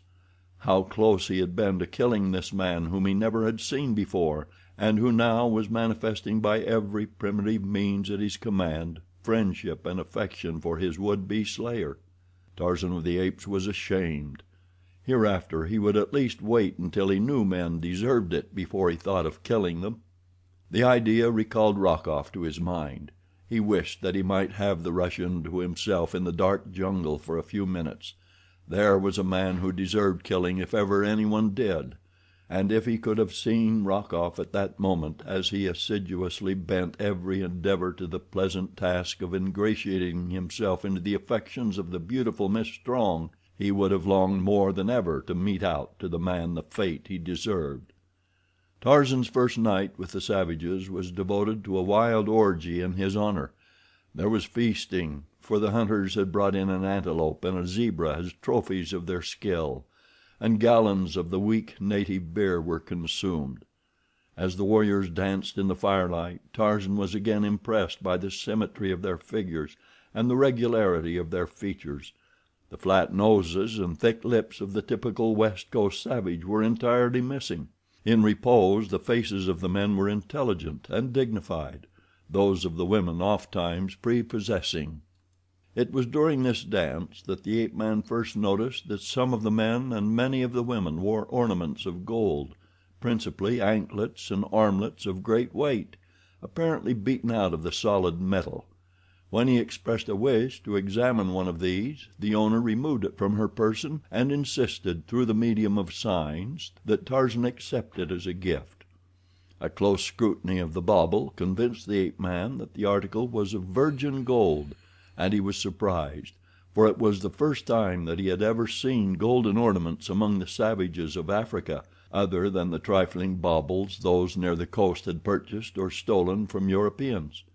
He tried to ask them from whence the metal came, but he could not make them understand. When the dance was done, Tarzan signified his intention to leave them, but they almost implored him to accept the hospitality of a great hut which the chief set apart for his sole use. He tried to explain that he would return in the morning, but they could not understand. When he finally walked away from them, toward the side of the village opposite the gate, they were still further mystified as to his intentions. Tarzan, however, knew just what he was about. In the past he had had experience with the rodents and vermin that infest every native village, and while he was not over scrupulous about such matters, he much preferred the fresh air of the swaying trees to the fetid atmosphere of a hut. The natives followed him to where a great tree overhung the palisade, and as Tarzan leaped for a lower branch and disappeared into the foliage above, precisely after the manner of Manu, the monkey, there were loud exclamations of surprise and astonishment. For half an hour they called to him to return, but as he did not answer them they at last desisted and sought the sleeping mats within their huts. Tarzan went back into the forest a short distance until he had found a tree suited to his primitive requirements, and then, curling himself in a great crotch, he fell immediately into a deep sleep. The following morning he dropped into the village street as suddenly as he had disappeared the preceding night. For a moment the natives were startled and afraid, but when they recognized their guest of the night before, they welcomed him with shouts and laughter. That day he accompanied a party of warriors to the nearby plains on a great hunt, and so dexterous did they find this white man with their own crude weapons that another bond of respect and admiration was thereby wrought. For weeks Tarzan lived with his savage friends, hunting buffalo, antelope, and zebra for meat, and elephant for ivory. Quickly he learned their simple speech, their native customs, and the ethics of their wild, primitive, tribal life. He found that they were not cannibals, that they looked with loathing and contempt upon men who ate men. Busuli, the warrior whom he had stalked to the village, told him many of the tribal legends, how, many years before, his people had come many long marches from the north, how once they had been a great and powerful tribe, and how the slave raiders had wrought such havoc among them with their death-dealing guns that they had been reduced to a mere remnant of their former numbers and power. "They hunted us down as one hunts a fierce beast," said Busuli. "There was no mercy in them. When it was not slaves they sought, it was ivory, but usually it was both. Our men were killed and our women driven away like sheep. We fought against them for many years, but our arrows and spears could not prevail against the sticks which spit fire and lead and death to many times the distance that our mightiest warrior could place an arrow. At last, when my father was a young man, the Arabs came again, but our warriors saw them a long way off, and Chowambi, who was chief then, told his people to gather up their belongings and come away with him, that he would lead them far to the south until they found a spot to which the Arab raiders did not come. And they did as he bid, carrying all their belongings, including many tusks of ivory. For months they wandered, suffering untold hardships and privations, for much of the way was through dense jungle and across mighty mountains. But finally they came to this spot, and although they sent parties farther on to search for an even better location, none has ever been found." "And the raiders have never found you here?" asked Tarzan. "About a year ago a small party of Arabs and Manyuema stumbled upon us, but we drove them off, killing many. For days we followed them, stalking them for the wild beasts they are, picking them off one by one, until but a handful remained, but these escaped us." As Busuli talked he fingered a heavy gold armlet that encircled the glossy hide of his left arm. Tarzan's eyes had been upon the ornament, but his thoughts were elsewhere. Presently he recalled the question he had tried to ask when he first came to the tribe, the question he could not at that time make them understand. For weeks he had forgotten so trivial a thing as gold, for he had been for the time a truly primeval man with no thought beyond today. But of a sudden the sight of gold awakened the sleeping civilization that was in him, and with it came the lust for wealth. That lesson Tarzan had learned well in his brief experience of the ways of civilized man. He knew that gold meant power and pleasure. He pointed to the bauble. "From whence came the yellow metal, Busuli?" he asked. The black pointed toward the southeast. "A moon's march away, maybe more," he replied. "Have you been there?" asked Tarzan. "No, but some of our people were there years ago, when my father was yet a young man. One of the parties that searched farther for a location for the tribe when first they settled here came upon a strange people who wore many ornaments of yellow metal. Their spears were tipped with it, as were their arrows, and they cooked in vessels all made of solid metal like my armlet. They lived in a great village in huts that were built of stone and surrounded by a great wall. They were very fierce, rushing out and falling upon our warriors before ever they learned that their errand was a peaceful one. Our men were few in number, but they held their own at the top of a little rocky hill until the fierce people went back at sunset into their wicked city. Then our warriors came down from their hill, and after taking many ornaments of yellow metal from the bodies of those they had slain, they marched back out of the valley, nor have any of us ever returned. They are wicked people, neither white like you nor black like me, but covered with hair as is Bolgani the gorilla. Yes, they are very bad people indeed, and Chowambi was glad to get out of their country." "And are none of those alive who were with Chowambi and saw these strange people and their wonderful city?" asked Tarzan. "Waziri, our chief, was there," replied Busuli. "He was a very young man then, but he accompanied Chowambi, who was his father." So that night Tarzan asked Waziri about it, and Waziri, who was now an old man, said that it was a long march, but that the way was not difficult to follow. He remembered it well. "For 10 days we followed this river which runs beside our village. Up toward its source we traveled until on the 10th day we came to a little spring far up upon the side of a lofty mountain range. In this little spring our river is born. The next day we crossed over the top of the mountain, and upon the other side we came to a tiny rivulet which we followed down into a great forest. For many days we traveled along the winding banks of the rivulet that had now become a river, until we came to a greater river into which it emptied, and which ran down the center of a mighty valley. Then we followed this large river toward its source, hoping to come to more open land. After 20 days of marching from the time we had crossed the mountains and passed out of our own country, we came again to another range of mountains. Up their side we followed the great river, that had now dwindled to a tiny rivulet, until we came to a little cave near the mountain top. In this cave was the mother of the river. I remember that we camped there that night, and that it was very cold, for the mountains were high.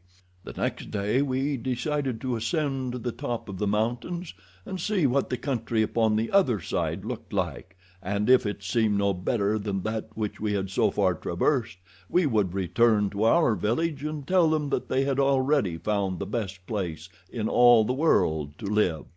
And so we clambered up the face of the rocky cliffs until we reached the summit, and there from a flat mountain top we saw, not far beneath us, a shallow valley, very narrow, and upon the far side of it was a great village of stone, much of which had fallen and crumbled into decay. The balance of Waziri's story was practically the same as that which Busuli had told. "I should like to go there and see this strange city," said Tarzan, "and get some of their yellow metal from its fierce inhabitants." "It is a long march," replied Waziri, "and I am an old man. But if you will wait until the rainy season is over and the rivers have gone down, I will take some of my warriors and go with you." and Tarzan had to be contented with that arrangement, though he would have liked it well enough to have set off the next morning. He was as impatient as a child. Really, Tarzan of the Apes was but a child, or a primeval man, which is the same thing in a way. The next day a small party of hunters returned to the village from the south to report a large herd of elephants some miles away. By climbing trees they had had a fairly good view of the herd, which they described as numbering several large tuskers, a great many cows and calves, and full-grown bulls whose ivory would be worth having. The balance of the day and evening was filled with preparation for a great hunt. Spears were overhauled, quivers were replenished, bows were restrung, and all the while the village witch doctor passed through the busy throngs, disposing of various charms and amulets designed to protect the possessor from hurt or bring him good fortune in the morrow's hunt. At dawn the hunters were off. There were 50 sleek, black warriors, and in their midst, lithe and active as a young forest god, strode Tarzan of the Apes, his brown skin contrasting oddly with the ebony of his companions. Except for color, he was one of them. His ornaments and weapons were the same as theirs. He spoke their language. He laughed and joked with them, and leaped and shouted in the brief, wild dance that preceded their departure from the village, to all intent and purpose a savage among savages.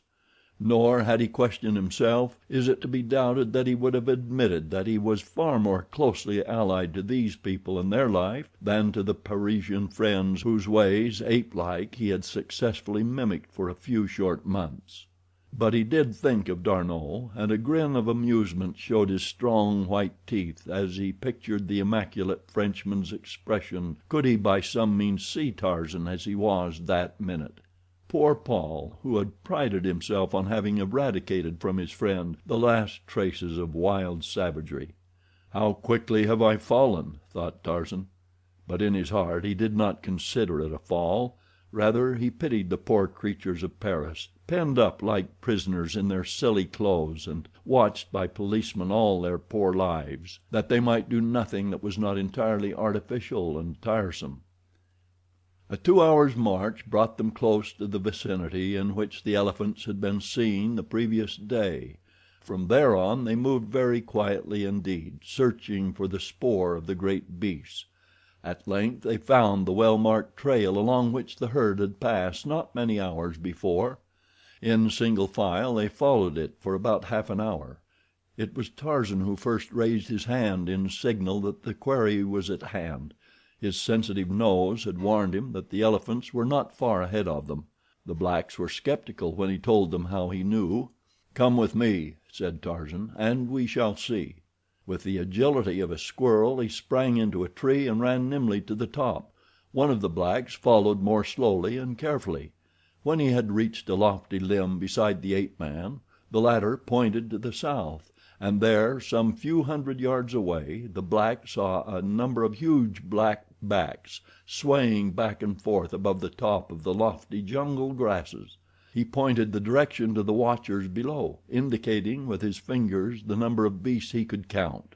Immediately the hunters started toward the elephants. The black in the tree hastened down, but Tarzan stalked, after his own fashion, along the leafy way of the middle terrace. It is no child's play to hunt wild elephants with the crude weapons of primitive man. Tarzan knew that few native tribes ever attempted it, and the fact that his tribe did so gave him no little pride. Already he was commencing to think of himself as a member of the little community. As Tarzan moved silently through the trees, he saw the warriors below creeping in a half circle upon the still unsuspecting elephants. Finally they were within sight of the great beasts. Now they singled out 2 large tuskers, and at a signal the 50 men rose from the ground where they had lain concealed and hurled their heavy war spears at the 2 marked beasts. There was not a single miss. 25 spears were embedded in the sides of each of the great animals. One never moved from the spot where it stood when the avalanche of spears struck it, for 2, perfectly aimed, had penetrated its heart, and it lunged forward upon its knees, rolling to the ground without a struggle. The other, standing nearly head on toward the hunters, had not proved so good a mark. and though every spear struck, not one entered the great heart. For a moment the huge bull stood, trumpeting in rage and pain, casting about with its little eyes for the author of its hurt. The blacks had faded into the jungle before the weak eyes of the monster had fallen upon any of them, but now he caught the sound of their retreat, and amid a terrific crashing of underbrush and branches he charged in the direction of the noise.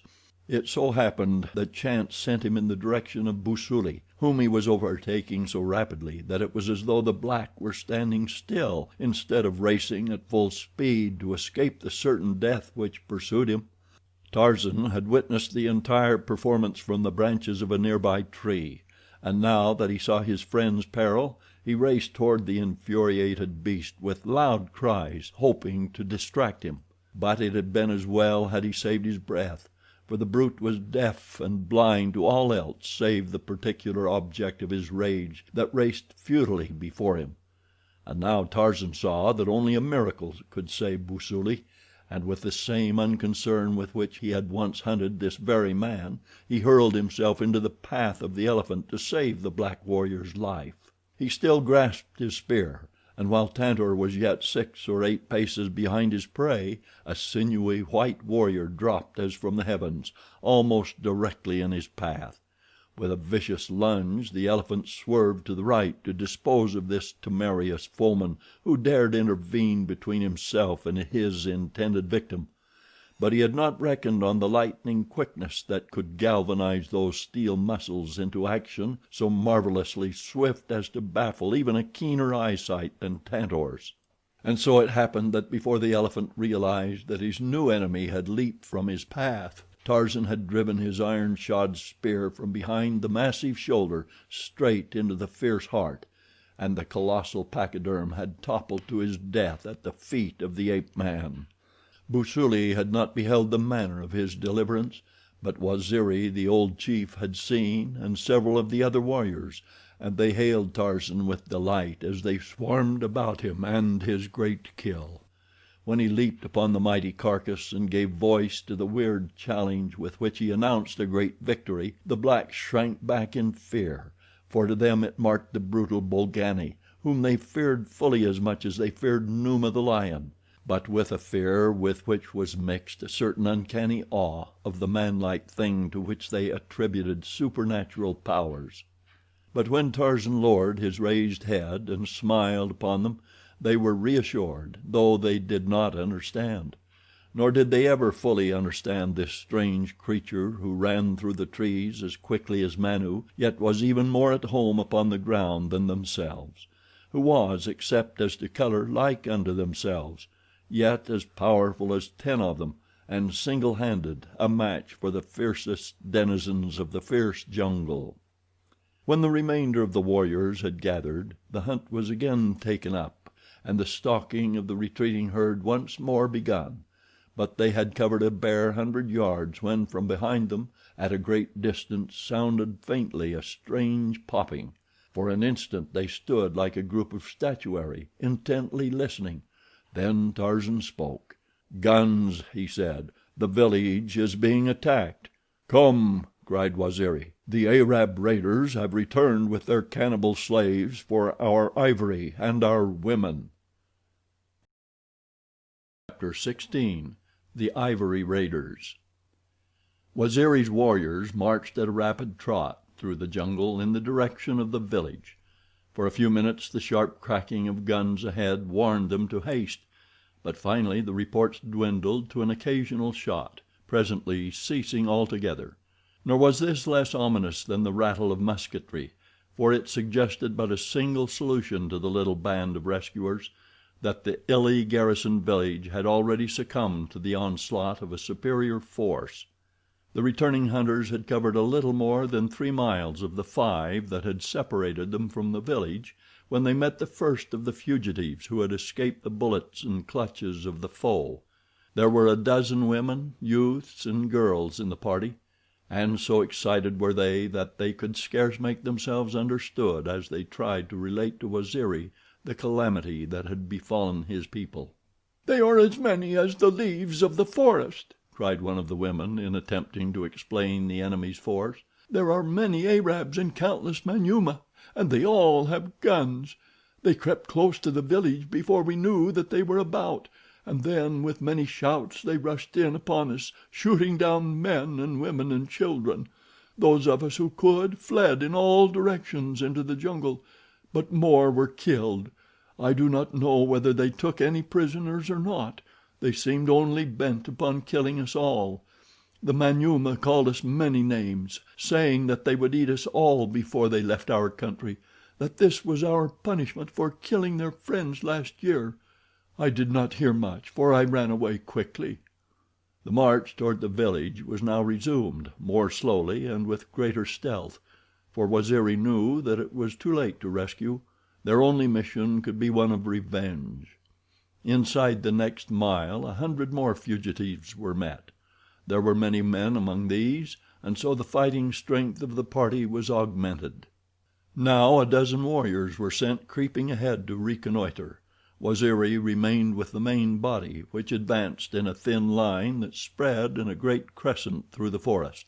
By the chief's side walked Tarzan. Presently one of the scouts returned. He had come within sight of the village. "They are all within the palisade," he whispered. "Good," said Waziri. "We shall rush in upon them and slay them all." And he made ready to send word along the line that they were to halt at the edge of the clearing until they saw him rush toward the village. Then all were to follow. "Wait," cautioned Tarzan. "If there are even 50 guns within the palisade, we shall be repulsed and slaughtered. Let me go alone through the trees, so that I may look down upon them from above and see just how many there be, and what chance we might have were we to charge. It were foolish to lose a single man needlessly if there be no hope of success. I have an idea that we can accomplish more by cunning than by force. Will you wait, Waziri?" "Yes," said the old chief. "Go." So Tarzan sprang into the trees and disappeared in the direction of the village. He moved more cautiously than was his wont, for he knew that men with guns could reach him quite as easily in the treetops as on the ground. And when Tarzan of the Apes elected to adopt stealth, no creature in all the jungle could move so silently or so completely efface himself from the sight of an enemy. In 5 minutes he had wormed his way to the great tree that overhung the palisade at one end of the village, and from his point of vantage looked down upon the savage horde beneath. He counted 50 Arabs, and estimated that there were 5 times as many Manyuema. The latter were gorging themselves upon food, and under the very noses of their white masters preparing the gruesome feast which is the piece de resistance that follows a victory in which the bodies of their slain enemies fall into their horrid hands. The ape-man saw that to charge that wild horde, armed as they were with guns and barricaded behind the locked gates of the village, would be a futile task, and so he returned to Waziri and advised him to wait, that he, Tarzan, had a better plan. But a moment before, one of the fugitives had related to Waziri the story of the atrocious murder of the old chief's wife, and so crazed with rage was the old man that he cast discretion to the winds.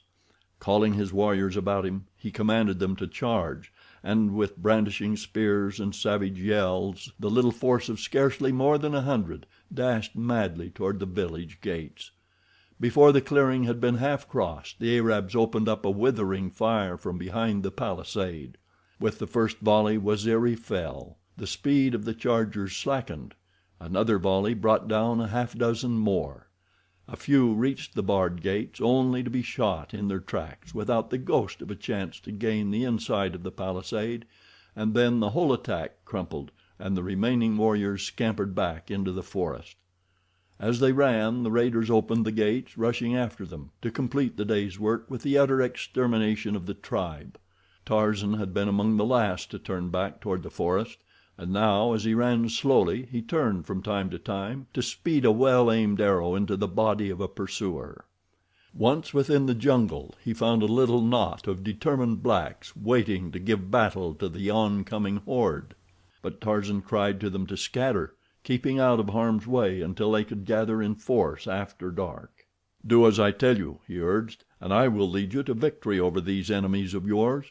Scatter through the forest, picking up as many stragglers as you can find, and at night, if you think that you have been followed, come by roundabout ways to the spot where we killed the elephants today. Then I will explain my plan, and you will find that it is good.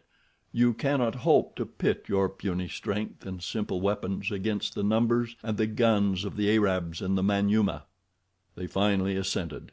"When you scatter," explained Tarzan in conclusion, "your foes will have to scatter to follow you, and so it may happen that if you are watchful you can drop many a Manyuema with your arrows from behind some great trees."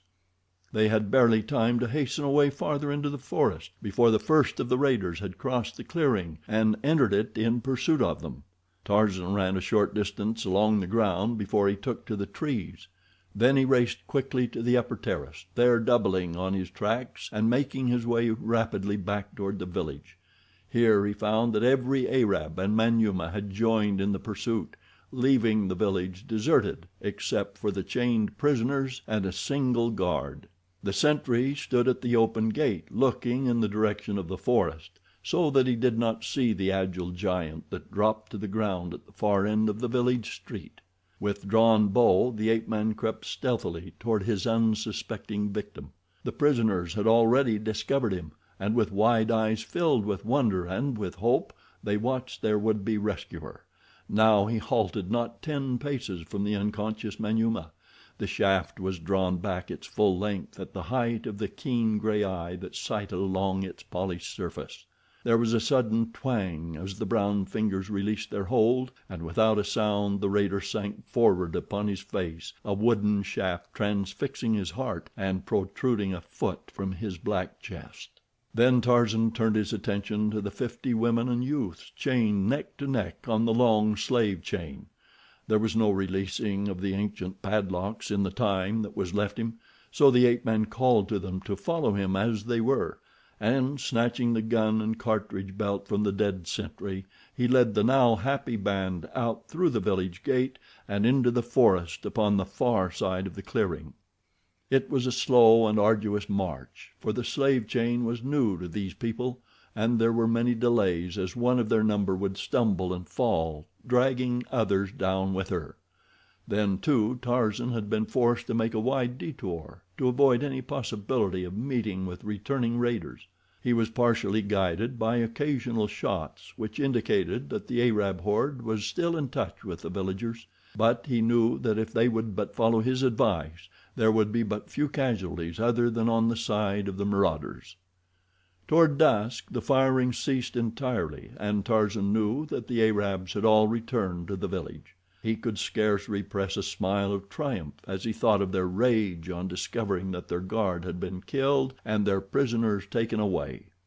Tarzan had wished that he might have taken some of the great store of ivory the village contained, solely for the purpose of still further augmenting the wrath of his enemies, but he knew that that was not necessary for its salvation, since he already had a plan mapped out which would effectually prevent the Arabs leaving the country with a single tusk. And it would have been cruel to have needlessly burdened these poor, overwrought women with the extra weight of the heavy ivory. It was after midnight when Tarzan with his slow-moving caravan approached the spot where the elephants lay. Long before they reached it they had been guided by the huge fire the natives had built in the center of a hastily improvised boma, partially for warmth and partially to keep off chance lions. When they had come close to the encampment, Tarzan called aloud to let them know that friends were coming. It was a joyous reception the little party received when the blacks within the boma saw the long file of fettered friends and relatives enter the firelight. These had all been given up as lost forever, as had Tarzan as well, so that the happy blacks would have remained awake all night to feast on elephant meat and celebrate the return of their fellows had not Tarzan insisted that they take what sleep they could against the work of the coming day. At that, sleep was no easy matter, for the women who had lost their men or their children in the day's massacre and battle made night hideous with their continued wailing and howling. Finally, however, Tarzan succeeded in silencing them, on the plea that their noise would attract the Arabs to their hiding place, when all would be slaughtered. When dawn came, Tarzan explained his plan of battle to the warriors, and without demur one and all agreed that it was the safest and surest way in which to rid themselves of their unwelcome visitors and be revenged for the murder of their fellows. First the women and children, with a guard of some 20 old warriors and youths, were started southward, to be entirely out of the zone of danger. They had instructions to erect temporary shelter and construct a protecting boma of thorn bush, for the plan of campaign which Tarzan had chosen was one which might stretch out over many days, or even weeks, during which time the warriors would not return to the new camp. 2 hours after daylight a thin circle of black warriors surrounded the village. At intervals one was perched high in the branches of a tree which could overlook the palisade. Presently a Manyuema within the village fell, pierced by a single arrow. There had been no sound of attack, none of the hideous war cries or vainglorious waving of menacing spears that ordinarily marks the attack of savages, just a silent messenger of death from out of the silent forest. The Arabs and their followers were thrown into a fine rage at this unprecedented occurrence. They ran for the gates to wreak dire vengeance upon the foolhardy perpetrator of the outrage, but they suddenly realized that they did not know which way to turn to find the foe. As they stood debating with many angry shouts and much gesticulating, one of the Arabs sank silently to the ground in their very midst, a thin arrow protruding from his heart. Tarzan had placed the finest marksmen of the tribe in the surrounding trees, with directions never to reveal themselves while the enemy was faced in their direction. As a black released his messenger of death he would slink behind the sheltering stem of the tree he had selected, nor would he again aim until a watchful eye told him that none was looking toward his tree. 3 times the Arabs started across the clearing in the direction from which they thought the arrows came, but each time another arrow would come from behind to take its toll from among their number. Then they would turn and charge in a new direction. Finally they set out upon a determined search of the forest, but the blacks melted before them so that they saw no sign of an enemy. But above them lurked a grim figure in the dense foliage of the mighty trees. It was Tarzan of the Apes, hovering over them as if he had been the shadow of death. Presently a Manyuema forged ahead of his companions. There was none to see from what direction death came, and so it came quickly, and a moment later those behind stumbled over the dead body of their comrade, the inevitable arrow piercing the still heart. It does not take a great deal of this manner of warfare to get upon the nerves of white men, and so it is little to be wondered at that the Manyuema were soon panic-stricken. Did one forge ahead, an arrow found his heart. Did one lag behind, he never again was seen alive. Did one stumble to one side, even for a bare moment, from the sight of his fellows, he did not return, and always when they came upon the bodies of their dead they found those terrible arrows driven with the accuracy of superhuman power straight through the victim's heart. But worse than all else was the hideous fact that not once during the morning had they seen or heard the slightest sign of an enemy other than the pitiless arrows. When finally they returned to the village it was no better. Every now and then, at varying intervals that were maddening in the terrible suspense they caused, a man would plunge forward dead. The blacks besought their masters to leave this terrible place, but the Arabs feared to take up the march through the grim and hostile forest beset by this new and terrible enemy while laden with the great store of ivory they had found within the village. But worse yet, they hated to leave the ivory behind. Finally the entire expedition took refuge within the thatched huts. Here at least they would be free from the arrows. Tarzan, from the tree above the village, had marked the hut into which the chief Arabs had gone, and balancing himself upon an overhanging limb he drove his heavy spear with all the force of his giant muscles through the thatched roof. A howl of pain told him that it had found a mark. With this parting salute to convince them that there was no safety for them anywhere within the country, Tarzan returned to the forest, collected his warriors, and withdrew a mile to the south to rest and eat. He kept sentries in several trees that commanded a view of the trail toward the village, but there was no pursuit. An inspection of his force showed not a single casualty, not even a minor wound, while rough estimates of the enemy's loss convinced the blacks that no fewer than 20 had fallen before their arrows. They were wild with elation, and were for finishing the day in one glorious rush upon the village, during which they would slaughter the last of their foemen. They were even picturing the various tortures they would inflict, and gloating over the suffering of the Manyuema, for whom they entertained a peculiar hatred, when Tarzan put his foot down flatly upon the plan. "You are crazy," he cried. "I have shown you the only way to fight these people. Already you have killed 20 of them without the loss of a single warrior, whereas yesterday, following your own tactics which you would now renew, you lost at least a dozen and killed not a single Arab or Manyuema. You will fight just as I tell you to fight, or I shall leave you and go back to my own country." They were frightened when he threatened this, and promised to obey him scrupulously if he would but promise not to desert them. "Very well," he said, "we shall return to the elephant boma for the night. I have a plan to give the Arabs a little taste of what they may expect if they remain in our country, but I shall need no help. Come. If they suffer no more for the balance of the day, they will feel reassured, and the relapse into fear will be even more nerve-wracking than as though we continued to frighten them all afternoon." So they marched back to their camp of the previous night, and lighting great fires, ate and recounted the adventures of the day until long after dark. Tarzan slept until midnight. Then he arose and crept into the Cimmerian blackness of the forest. An hour later he came to the edge of the clearing before the village. There was a campfire burning within the palisade. The ape-man crept across the clearing until he stood before the barred gates. Through the interstices he saw a lone sentry sitting before the fire. Quietly Tarzan went to the tree at the end of the village street. He climbed softly to his place and fitted an arrow to his bow. For several minutes he tried to sight fairly upon the sentry, but the waving branches and flickering firelight convinced him that the danger of a miss was too great. He must touch the heart full in the center to bring the quiet and sudden death his plan required. He had brought, besides his bow, arrows, and rope, the gun he had taken the previous day from the other sentry he had killed. Caching all these in a convenient crotch of the tree, he dropped lightly to the ground within the palisade, armed only with his long knife. The sentry's back was toward him. Like a cat, Tarzan crept upon the dozing man. He was within 2 paces of him now. Another instant and the knife would slide silently into the fellow's heart.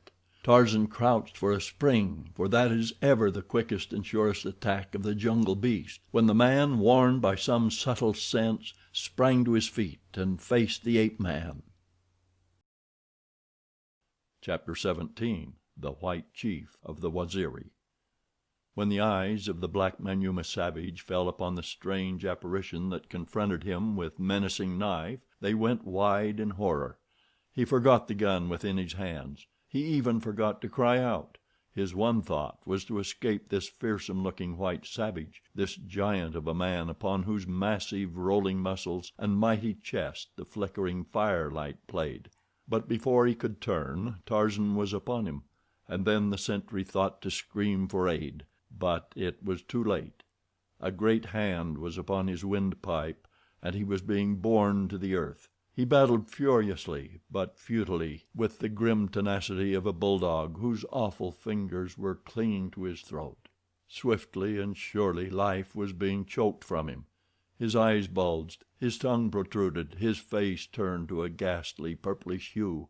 There was a convulsive tremor of the stiffening muscles, and the Manyuema sentry lay still. The ape-man threw the body across one of his broad shoulders, and gathering up the fellow's guns, trotted silently up the sleeping village street toward the tree that gave him such easy ingress to the palisaded village. He bore the dead sentry into the midst of the leafy maze above. First he stripped the body of cartridge belt and such ornaments as he craved, wedging it into a convenient crotch, while his nimble fingers ran over it in search of the loot he could not plainly see in the dark. When he had finished, he took the gun that had belonged to the man and walked far out upon a limb, from the end of which he could obtain a better view of the huts. Drawing a careful bead on the beehive structure in which he knew the chief Arabs to be, he pulled the trigger. Almost instantly there was an answering groan. Tarzan smiled. He had made another lucky hit. Following the shot there was a moment's silence in the camp, and then Manyuema and Arab came pouring from the huts like a swarm of angry hornets; but if the truth were known they were even more frightened than they were angry. The strain of the preceding day had wrought upon the fears of both black and white, and now this single shot in the night conjured up all manner of terrible conjectures in the terrified minds. When they discovered that their sentry had disappeared, their fears were in no way allayed, and as though to bolster their courage by warlike actions, they began to fire rapidly at the barred gates of the village, although no enemy was in sight. Tarzan took advantage of the deafening roar of this fusillade to fire into the mob beneath him. No one heard his shot above the din of rattling musketry in the street, but some who were standing close saw one of their number crumple suddenly to the earth. When they leaned over him he was dead. They were panic-stricken, and it took all the brutal authority of the Arabs to keep the Manyuema from rushing helter-skelter into the jungle, anywhere to escape from this terrible village. After a time they commenced to quiet down, and as no further mysterious deaths occurred among them they took heart again.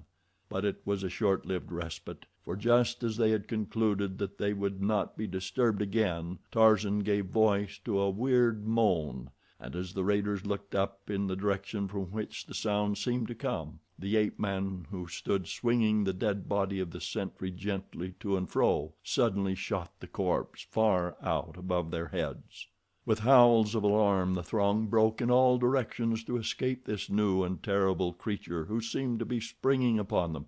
To their fear-distorted imaginations the body of the sentry, falling with wide sprawled arms and legs, assumed the likeness of a great beast of prey. In their anxiety to escape, many of the blacks scaled the palisade, while others tore down the bars from the gates and rushed madly across the clearing toward the jungle. For a time no one turned back toward the thing that had frightened them, but Tarzan knew that they would in a moment, and when they discovered that it was but the dead body of their sentry, while they would doubtless be still further terrified, he had a rather definite idea as to what they would do, and so he faded silently away toward the south, taking the moonlit upper terrace back toward the camp of the Waziri. Presently one of the Arabs turned and saw that the thing that had leaped from the tree upon them lay still and quiet where it had fallen in the center of the village street. Cautiously he crept back toward it until he saw that it was but a man. A moment later he was beside the figure, and in another had recognized it as the corpse of the Manyuema who had stood on guard at the village gate. His companions rapidly gathered around at his call, and after a moment's excited conversation they did precisely what Tarzan had reasoned they would. Raising their guns to their shoulders they poured volley after volley into the tree from which the corpse had been thrown. Had Tarzan remained there he would have been riddled by 100 bullets. When the Arabs and Manyuema discovered that the only marks of violence upon the body of their dead comrade were giant fingerprints upon his swollen throat, they were again thrown into a deeper apprehension and despair. That they were not even safe within a palisaded village at night came as a distinct shock to them. That an enemy could enter into the midst of their camp and kill their sentry with bare hands seemed outside the bounds of reason. And so the superstitious Manyuema commenced to attribute their ill luck to supernatural causes, nor were the Arabs able to offer any better explanation. With at least 50 of their number flying through the black jungle, and without the slightest knowledge of when their uncanny foemen might resume the cold-blooded slaughter they had commenced, it was a desperate band of cutthroats that waited sleeplessly for the dawn. Only on the promise of the Arabs that they would leave the village at daybreak and hasten onward toward their own land would the remaining Manyuema consent to stay at the village a moment longer. Not even fear of their cruel masters was sufficient to overcome this new terror. And so it was that when Tarzan and his warriors returned to the attack the next morning they found the raiders prepared to march out of the village. The Manyuema were laden with stolen ivory. As Tarzan saw it he grinned, for he knew that they would not carry it far. Then he saw something which caused him anxiety. A number of the Manyuema were lighting torches in the remnant of the campfire. They were about to fire the village. Tarzan was perched in a tall tree some 100 yards from the palisade. Making a trumpet of his hands, he called loudly in the Arab tongue: "Do not fire the huts, or we shall kill you all. Do not fire the huts, or we shall kill you all." A dozen times he repeated it. The Manyuema hesitated. Then one of them flung his torch into the campfire. The others were about to do the same when an Arab sprung upon them with a stick, beating them toward the huts. Tarzan could see that he was commanding them to fire the little thatched dwellings. Then he stood erect upon the swaying branch 100 feet above the ground, and raising one of the Arab guns to his shoulder, took careful aim and fired. With the report, the Arab, who was urging on his men to burn the village, fell in his tracks, and the Manyuema threw away their torches and fled from the village. The last Tarzan saw of them, they were racing toward the jungle, while their former masters knelt upon the ground and fired at them. But however angry the Arabs might have been at the insubordination of their slaves, they were at least convinced that it would be the better part of wisdom to forego the pleasure of firing the village that had given them 2 such nasty receptions. In their hearts, however, they swore to return again with such force as would enable them to sweep the entire country for miles around until no vestige of human life remained. They had looked in vain for the owner of the voice which had frightened off the men who had been detailed to put the torch to the huts, but not even the keenest eye among them had been able to locate him. They had seen the puff of smoke from the tree following the shot that brought down the Arab, but though a volley had immediately been loosed into its foliage, there had been no indication that it had been effective. Tarzan was too intelligent to be caught in any such trap, and so the report of his shot had scarcely died away before the ape-man was on the ground and racing for another tree 100 yards away. Here he again found a suitable perch from which he could watch the preparations of the raiders. It occurred to him that he might have considerable more fun with them, so again he called to them through his improvised trumpet. "Leave the ivory," he cried. "Leave the ivory. Dead men have no use for ivory." Some of the Manyuema started to lay down their loads, but this was altogether too much for their avaricious Arabs. With loud shouts and curses they aimed their guns full upon the bearers, threatening instant death to any who might lay down his load. They could give up firing the village, but the thought of abandoning this enormous fortune in ivory was quite beyond their conception. Better death than that. And so they marched out of the village of the Waziri, and on the shoulders of their slaves was the ivory ransom of a score of kings. Toward the north they marched, back toward their savage settlement in the wild and unknown country which lies back from the Congo in the uttermost depths of the great forest, and on either side of them traveled an invisible and relentless foe. Under Tarzan's guidance, the black Waziri warriors stationed themselves along the trail on either side in the densest underbrush. They stood at far intervals, and as the column passed, a single arrow or heavy spear, well aimed, would pierce a Manyuema or an Arab. Then the Waziri would melt into the distance and run ahead to take his stand farther on. They did not strike unless success were sure and the danger of detection almost nothing, and so the arrows and the spears were few and far between, but so persistent and inevitable that the slow-moving column of heavy-laden raiders was in a constant state of panic at the uncertainty of who the next would be to fall, and when. It was with the greatest difficulty that the Arabs prevented their men a dozen times from throwing away their burdens and fleeing like frightened rabbits up the trail toward the north. And so the day wore on, a frightful nightmare of a day for the raiders, a day of weary but well repaid work for the Waziri. At night the Arabs constructed a rude boma in a little clearing by a river and went into camp. At intervals during the night a rifle would bark close above their heads, and one of the dozen sentries which they now had posted would tumble to the ground. Such a condition was insupportable, for they saw that by means of these hideous tactics they would be completely wiped out, one by one, without inflicting a single death upon their enemy. But yet, with the persistent avariciousness of the white man, the Arabs clung to their loot, and when morning came forced the demoralized Manyuema to take up their burdens of death and stagger on into the jungle. For 3 days the withering column kept up its frightful march. Each hour was marked by its deadly arrow or cruel spear. The nights were made hideous by the barking of the invisible gun that made sentry duty equivalent to a death sentence.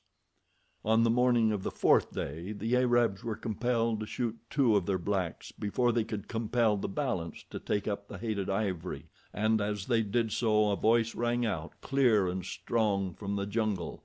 "Today you die, O Manyuema, unless you lay down the Ivory. Fall upon your masters and kill them. You have guns. Why do you not use them? Kill the Arabs and we will not harm you. We will take you back to our village and feed you and lead you out of our country in safety and in peace. Lay down the Ivory and fall upon your masters. We will help you, else you die." As the voice died down, the raiders stood as though turned to stone. The Arabs eyed their Manyuema slaves. The slaves looked first at one of their fellows and then at another. They were but waiting for someone to take the initiative. There were some 30 Arabs left, and about 150 blacks. All were armed. Even those who were acting as porters had rifles slung across their backs. The Arabs drew together. The sheik ordered the Manyuema to take up the march, and as he spoke he cocked his rifle and raised it. But at the same instant one of the blacks threw down his load and, snatching his rifle from his back, fired point blank at the group of Arabs. In an instant the camp was a cursing, howling mass of demons, fighting with guns and knives and pistols. The Arabs stood together and defended their lives valiantly, but with the rain of lead that poured upon them from their own slaves, and the shower of arrows and spears which now leaped from the surrounding jungle aimed solely at them, there was little question from the first what the outcome would be. In 10 minutes from the time the first porter had thrown down his load, the last of the Arabs lay dead. When the firing had ceased, Tarzan spoke again to the Manyuema. "Take up our Ivory and return it to our village from whence you stole it. We shall not harm you." For a moment the Manyuema hesitated. They had no stomach to retrace that difficult 3 days' trail. They talked together in low whispers, and one turned toward the jungle, calling aloud to the voice that had spoken to them from out of the foliage. "How do we know that when you have us in your village you will not kill us all?" he asked. "You do not know," replied Tarzan, "other than that we have promised not to harm you if you will return our Ivory to us. But this you do know, that it lies within our power to kill you all if you do not return as we direct. And are we not more likely to do so if you anger us than if you do as we bid?" "Who are you that speaks the tongue of our Arab masters?" cried the Manyuema spokesman. "Let us see you, and then we shall give you our answer." Tarzan stepped out of the jungle a dozen paces from them. "Look," he said. When they saw that he was white they were filled with awe, for never had they seen a white savage before, and at his great muscles and giant frame they were struck with wonder and admiration. "You may trust me," said Tarzan, "so long as you do as I tell you, and harm none of my people. We shall do you no hurt. Will you take up our Ivory and return in peace to our village, or shall we follow along your trail toward the north as we have followed for the past 3 days?" The recollection of the horrid days that had just passed was the thing that finally decided the Manyuema, and so after a short conference they took up their burdens and set off to retrace their steps toward the village of the Waziri. At the end of the 3rd day they marched into the village gate and were greeted by the survivors of the recent massacre, to whom Tarzan had sent a messenger in their temporary camp to the south on the day that the raiders had quitted the village, telling them that they might return in safety. It took all the mastery and persuasion that Tarzan possessed to prevent the Waziri falling on the Manyuema, tooth and nail, and tearing them to pieces; but when he had explained that he had given his word that they would not be molested if they carried the ivory back to the spot from which they had stolen it, and had further impressed upon his people that they owed their entire victory to him, they finally acceded to his demands and allowed the cannibals to rest in peace within their palisade. That night the village warriors held a big palaver to celebrate their victories and to choose a new chief. Since old Waziri's death, Tarzan had been directing the warriors in battle, and the temporary command had been tacitly conceded to him. There had been no time to choose a new chief from among their own number, and in fact so remarkably successful had they been under the ape-man's generalship that they had had no wish to delegate the supreme authority to another for fear that what they already had gained might be lost. They had so recently seen the results of running counter to this savage white man's advice in the disastrous charge ordered by Waziri, in which he himself had died, that it had not been difficult for them to accept Tarzan's authority as final. The principal warriors sat in a circle about a small fire to discuss the relative merits of whomever might be suggested as old Waziri's successor. It was Busuli who spoke first. Since Waziri is dead, leaving no son, there is but one among us whom we know from experience is fitted to make us a good king. There is only one who has proved that he can successfully lead us against the guns of the white man, and bring us easy victory without the loss of a single life. There is only one, and that is the white man who has led us for the past few days." And Busuli sprang to his feet, and with uplifted spear and half-bent, crouching body commenced to dance slowly about Tarzan, chanting in time to his steps: "Waziri, king of the Waziri. Waziri, killer of the Arabs. Waziri, king of the Waziri." One by one the other warriors signified their acceptance of Tarzan as their king by joining in the solemn dance. The women came and squatted about the rim of the circle, beating upon tom-toms, clapping their hands in time to the steps of the dancers, and joining in the chant of the warriors. In the center of the circle sat Tarzan of the Apes, Waziri, king of the Waziri, for like his predecessor he was to take the name of his tribe as his own. Faster and faster grew the pace of the dancers, louder and louder their wild and savage shouts. The women rose and fell in unison, shrieking now at the tops of their voices. The spears were brandishing fiercely, and as the dancers stooped down and beat their shields upon the hard-tramped earth of the village street, the whole sight was as terribly primeval and savage as though it were being staged in the dim dawn of humanity, countless ages in the past. As the excitement waxed, the ape-man sprang to his feet and joined in the wild ceremony. In the center of the circle of glittering black bodies he leaped and roared and shook his heavy spear in the same mad abandon that enthralled his fellow savages. The last remnant of his civilization was forgotten. He was a primitive man to the fullest now, reveling in the freedom of the fierce, wild life he loved, gloating in his kingship among these wild blacks. Ah, if Olga de Coude had but seen him then! Could she have recognized the well-dressed, quiet young man whose well-bred face and irreproachable manners had so captivated her but a few short months ago? And Jane Porter, would she have still loved this savage warrior chieftain, dancing naked among his naked savage subjects? And D'Arnot, could D'Arnot have believed that this was the same man he had introduced into half a dozen of the most select clubs of Paris? What would his fellow peers in the House of Lords have said had one pointed to this dancing giant, with his barbaric headdress and his metal ornaments, and said, "There, my lords, is John Clayton, Lord Greystoke"? And so Tarzan of the Apes came into a real kingship among men. Slowly but surely was he following the evolution of his ancestors, for had he not started at the very bottom? Chapter 18. The Lottery of Death. Jane Porter had been the first of those in the lifeboat to awaken the morning after the wreck of the Lady Alice. The other members of the party were asleep upon the thwarts or huddled in cramped positions in the bottom of the boat. When the girl realized that they had become separated from the other boats, she was filled with alarm. The sense of utter loneliness and helplessness which the vast expanse of deserted ocean aroused in her was so depressing that from the first, contemplation of the future held not the slightest ray of promise for her. She was confident that they were lost beyond possibility of succor. Presently Clayton awoke. It was several minutes before he could gather his senses sufficiently to realize where he was, or recall the disaster of the previous night. Finally his bewildered eyes fell upon the girl. "Jane!" he cried. "Thank God that we are together." "Look," said the girl dully, indicating the horizon with an apathetic gesture. "We are all alone."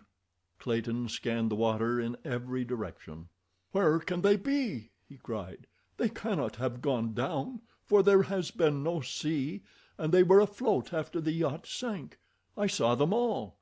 He awoke the other members of the party and explained their plight. "It is just as well that the boats are scattered, sir," said one of the sailors. "They are all provisioned, so that they do not need each other on that score, and should a storm blow up they could be of no service to one another, even if they were together. But scattered about the ocean there is a much better chance that one at least will be picked up, and then a search will be at once started for the others.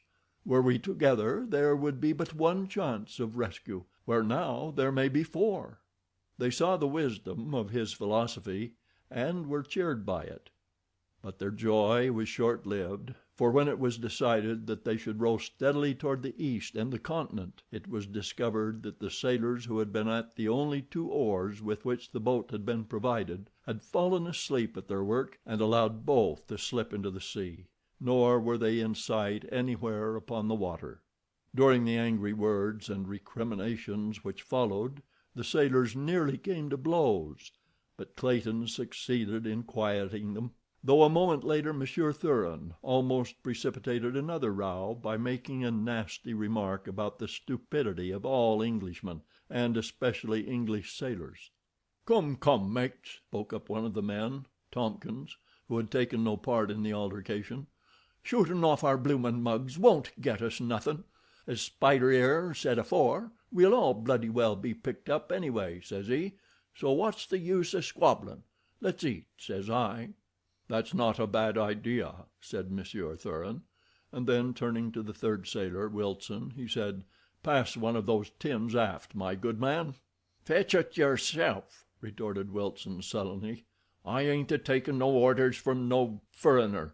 You ain't captain of this ship yet." The result was that Clayton himself had to get the tin, and then another angry altercation ensued when one of the sailors accused Clayton and Monsieur Thuran of conspiring to control the provisions so that they could have the lion's share. "Someone should take command of this boat," spoke up Jane Porter, thoroughly disgusted with the disgraceful wrangling that had marked the very opening of a forced companionship that might last for many days.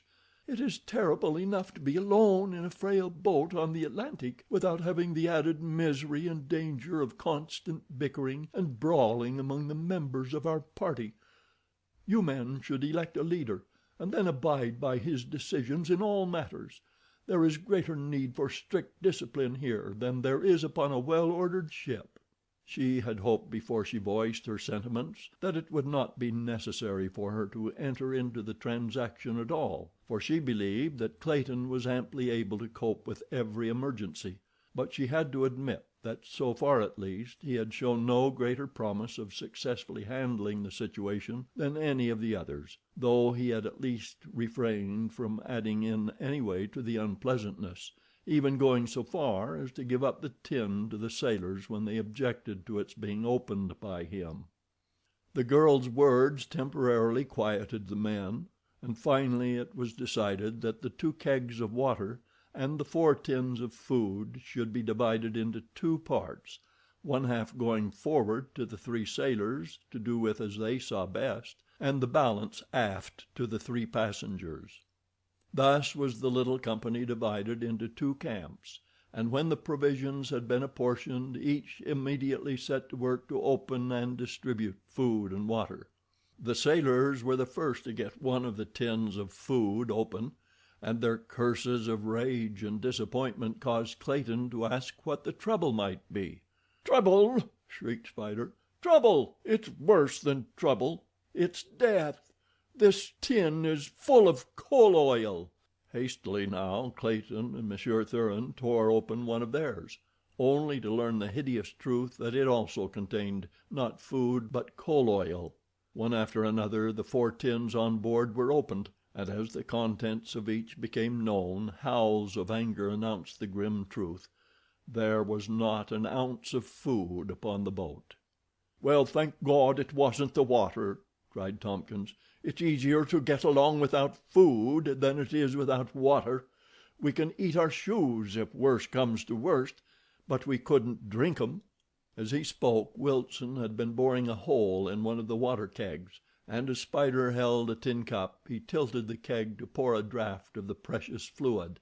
A thin stream of blackish, dry particles filtered slowly through the tiny aperture into the bottom of the cup. With a groan, Wilson dropped the keg and sat staring at the dry stuff in the cup, speechless with horror.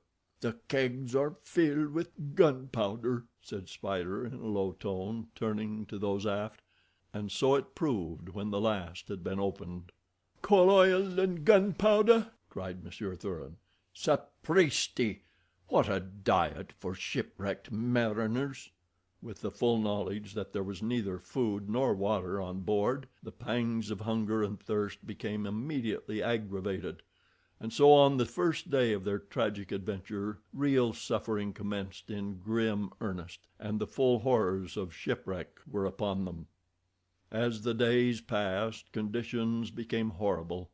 Aching eyes scanned the horizon day and night, until the weak and weary watchers would sink exhausted to the bottom of the boat, and there rest in dream-disturbed slumber, a moment's respite from the horrors of the waking reality.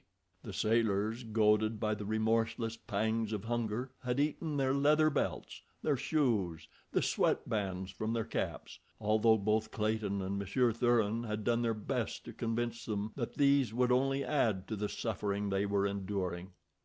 Weak and hopeless, the entire party lay beneath the pitiless tropic sun, with parched lips and swollen tongues, waiting for the death they were beginning to crave. The intense suffering of the first few days had become deadened for the 3 passengers who had eaten nothing, but the agony of the sailors was pitiful, as their weak and impoverished stomachs attempted to cope with the bits of leather with which they had filled them. Tompkins was the first to succumb. Just a week from the day the Lady Alice went down, the sailor died horribly in frightful convulsions. For hours his contorted and hideous features lay grinning back at those in the stern of the little boat, until Jane Porter could endure the sight no longer.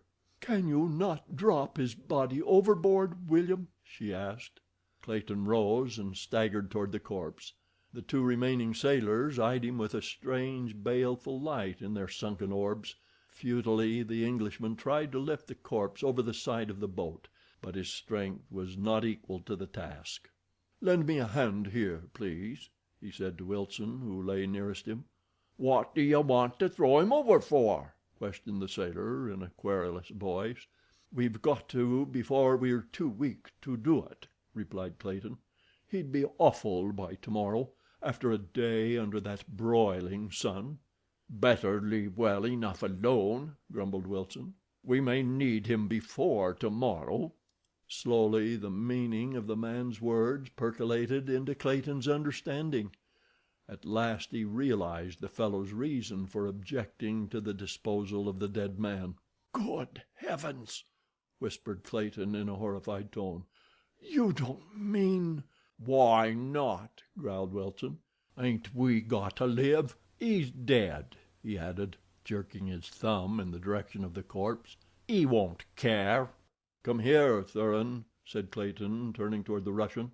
"We'll have something worse than death aboard us if we don't get rid of this body before dark." Wilson staggered up menacingly to prevent the contemplated act, but when his comrade, Spider, took sides with Clayton and Monsieur Thuran, he gave up, and sat eyeing the corpse hungrily as the three men, by combining their efforts, succeeded in rolling it overboard. All the balance of the day Wilson sat glaring at Clayton, in his eyes the gleam of insanity. Toward evening, as the sun was sinking into the sea, he commenced to chuckle and mumble to himself, but his eyes never left Clayton. After it became quite dark, Clayton could still feel those terrible eyes upon him. He dared not sleep, and yet so exhausted was he that it was a constant fight to retain consciousness. After what seemed an eternity of suffering, his head dropped upon a thwart, and he slept. How long he was unconscious he did not know. He was awakened by a shuffling noise quite close to him. The moon had risen, and as he opened his startled eyes he saw Wilson creeping stealthily toward him, his mouth open and his swollen tongue hanging out. The slight noise had awakened Jane Porter at the same time, and as she saw the hideous tableau she gave a shrill cry of alarm, and at the same instant the sailor lurched forward and fell upon Clayton. Like a wild beast his teeth sought the throat of his intended prey, but Clayton, weak though he was, still found sufficient strength to hold the maniac's mouth from him. At Jane Porter's scream Monsieur Thuran and Spider awoke. On seeing the cause of her alarm, both men crawled to Clayton's rescue, and between the three of them were able to subdue Wilson and hurl him to the bottom of the boat. For a few minutes he lay there, chattering and laughing, and then, with an awful scream, and before any of his companions could prevent, he staggered to his feet and leaped overboard. The reaction from the terrific strain of excitement left the weak survivors trembling and prostrated. Spider broke down and wept. Jane Porter prayed. Clayton swore softly to himself. Monsieur Thuran sat with his head in his hands, thinking. The result of his cogitation developed the following morning in a proposition he made to Spider and Clayton. "Gentlemen," said Monsieur Thuran, "you see the fate that awaits us all unless we are picked up within a day or two. That there is little hope of that is evidenced by the fact that during all the days we have drifted we have seen no sail, nor the faintest smudge of smoke upon the horizon. There might be a chance if we had food, but without food there is none. There remains for us then but one of two alternatives, and we must choose at once. Either we must all die together within a few days, or one must be sacrificed that the others may live. Do you quite clearly grasp my meaning?" Jane Porter, who had overheard, was horrified. If the proposition had come from the poor, ignorant sailor, she might possibly have not been so surprised, but that it should come from one who posed as a man of culture and refinement, from a gentleman, she could scarcely credit. "It is better that we die together, then," said Clayton. "That is for the majority to decide," replied Monsieur Thuran. "As only one of us three will be the object of sacrifice, we shall decide. Miss Porter is not interested, since she will be in no danger." "How shall we know who is to be first?" asked Spider. "It may be fairly fixed by lot," replied Monsieur Thuran. "I have a number of franc pieces in my pocket. We can choose a certain date from among them. The one to draw this date first from beneath a piece of cloth will be the first." "I shall have nothing to do with any such diabolical plan," muttered Clayton. "Even yet land may be sighted, or a ship appear, in time." "You will do as the majority decide, or you will be the first without the formality of drawing lots," said Monsieur Thuran threateningly. "Come, let us vote on the plan. I, for one, am in favor of it. How about you, Spider?" "And I," replied the sailor. "It is the will of the majority," announced Monsieur Thuran. "And now let us lose no time in drawing lots. It is as fair for one as for another. That three may live, one of us must die, perhaps a few hours sooner than otherwise." Then he began his preparation for the lottery of death. while Jane Porter sat wide-eyed and horrified at thought of the thing that she was about to witness. Monsieur Thuran spread his coat upon the bottom of the boat, and then from a handful of money he selected 6 franc pieces. The other 2 men bent close above him as he inspected them. Finally he handed them all to Clayton. "Look at them carefully," he said. "The oldest date is 1875, and there is only 1 of that year." Clayton and the sailor inspected each coin. To them there seemed not the slightest difference that could be detected other than the dates. They were quite satisfied. Had they known that Monsieur Thuran's past experience as a card sharp had trained his sense of touch to so fine a point that he could almost differentiate between cards by the mere feel of them, they would scarcely have felt that the plan was so entirely fair. The 1875 piece was a hair thinner than the other coins, but neither Clayton nor Spider could have detected it without the aid of a micrometer.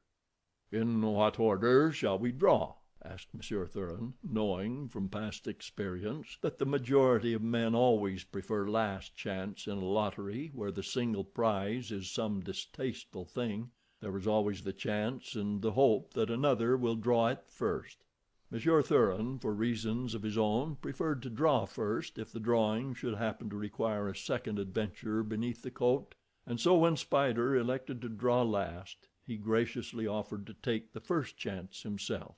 His hand was under the coat for but a moment, yet those quick, deft fingers had felt of each coin, and found and discarded the fatal piece. When he brought forth his hand it contained an 1888 franc piece. Then Clayton drew. Jane Porter leaned forward with a tense and horrified expression on her face as the hand of the man she was to marry groped about beneath the coat. Presently he withdrew it, a franc piece lying in the palm. For an instant he dared not look, but Monsieur Thuran, who had leaned nearer to see the date, exclaimed that he was safe. Jane Porter sank weak and trembling against the side of the boat. She felt sick and dizzy. And now, if Spider should not draw the 1875 piece, she must endure the whole horrid thing again. The sailor already had his hand beneath the coat. Great beads of sweat were standing upon his brow.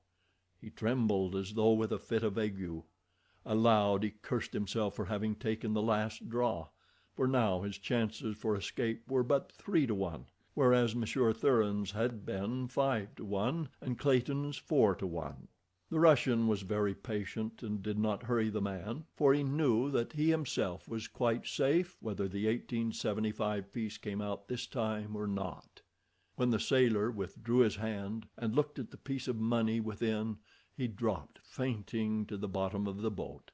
Both Clayton and Monsieur Thuran hastened weakly to examine the coin which had rolled from the man's hand and lay beside him. It was not dated 1875. The reaction from the state of fear he had been in had overcome Spider quite as effectually as though he had drawn the fated piece. But now the whole proceeding must be gone through again. Once more the Russian drew forth a harmless coin. Jane Porter closed her eyes as Clayton reached beneath the coat. Spider bent, wide-eyed, toward the hand that was to decide his fate, for whatever luck was Clayton's on this last draw, the opposite would be Spider's. Then William Cecil Clayton, Lord Greystoke, removed his hand from beneath the coat, and with a coin tight pressed within his palm where none might see it, he looked at Jane Porter. He did not dare open his hand. "Quick!" hissed Spider. "My God, let's see it!" Clayton opened his fingers. Spider was the first to see the date, and ere any knew what his intention was, he raised himself to his feet and lunged over the side of the boat, to disappear forever into the green depths beneath. The coin had not been the 1875 piece. The strain had exhausted those who remained, to such an extent that they lay half unconscious for the balance of the day. Nor was the subject referred to again for several days, horrible days of increasing weakness and hopelessness. At length Monsieur Thuran crawled to where Clayton lay. "We must draw once more before we are too weak even to eat," he whispered. Clayton was in such a state that he was scarcely master of his own will. Jane Porter had not spoken for 3 days. He knew that she was dying. Horrible as the thought was, he hoped that the sacrifice of either Thuran or himself might be the means of giving her renewed strength, and so he immediately agreed to the Russian's proposal.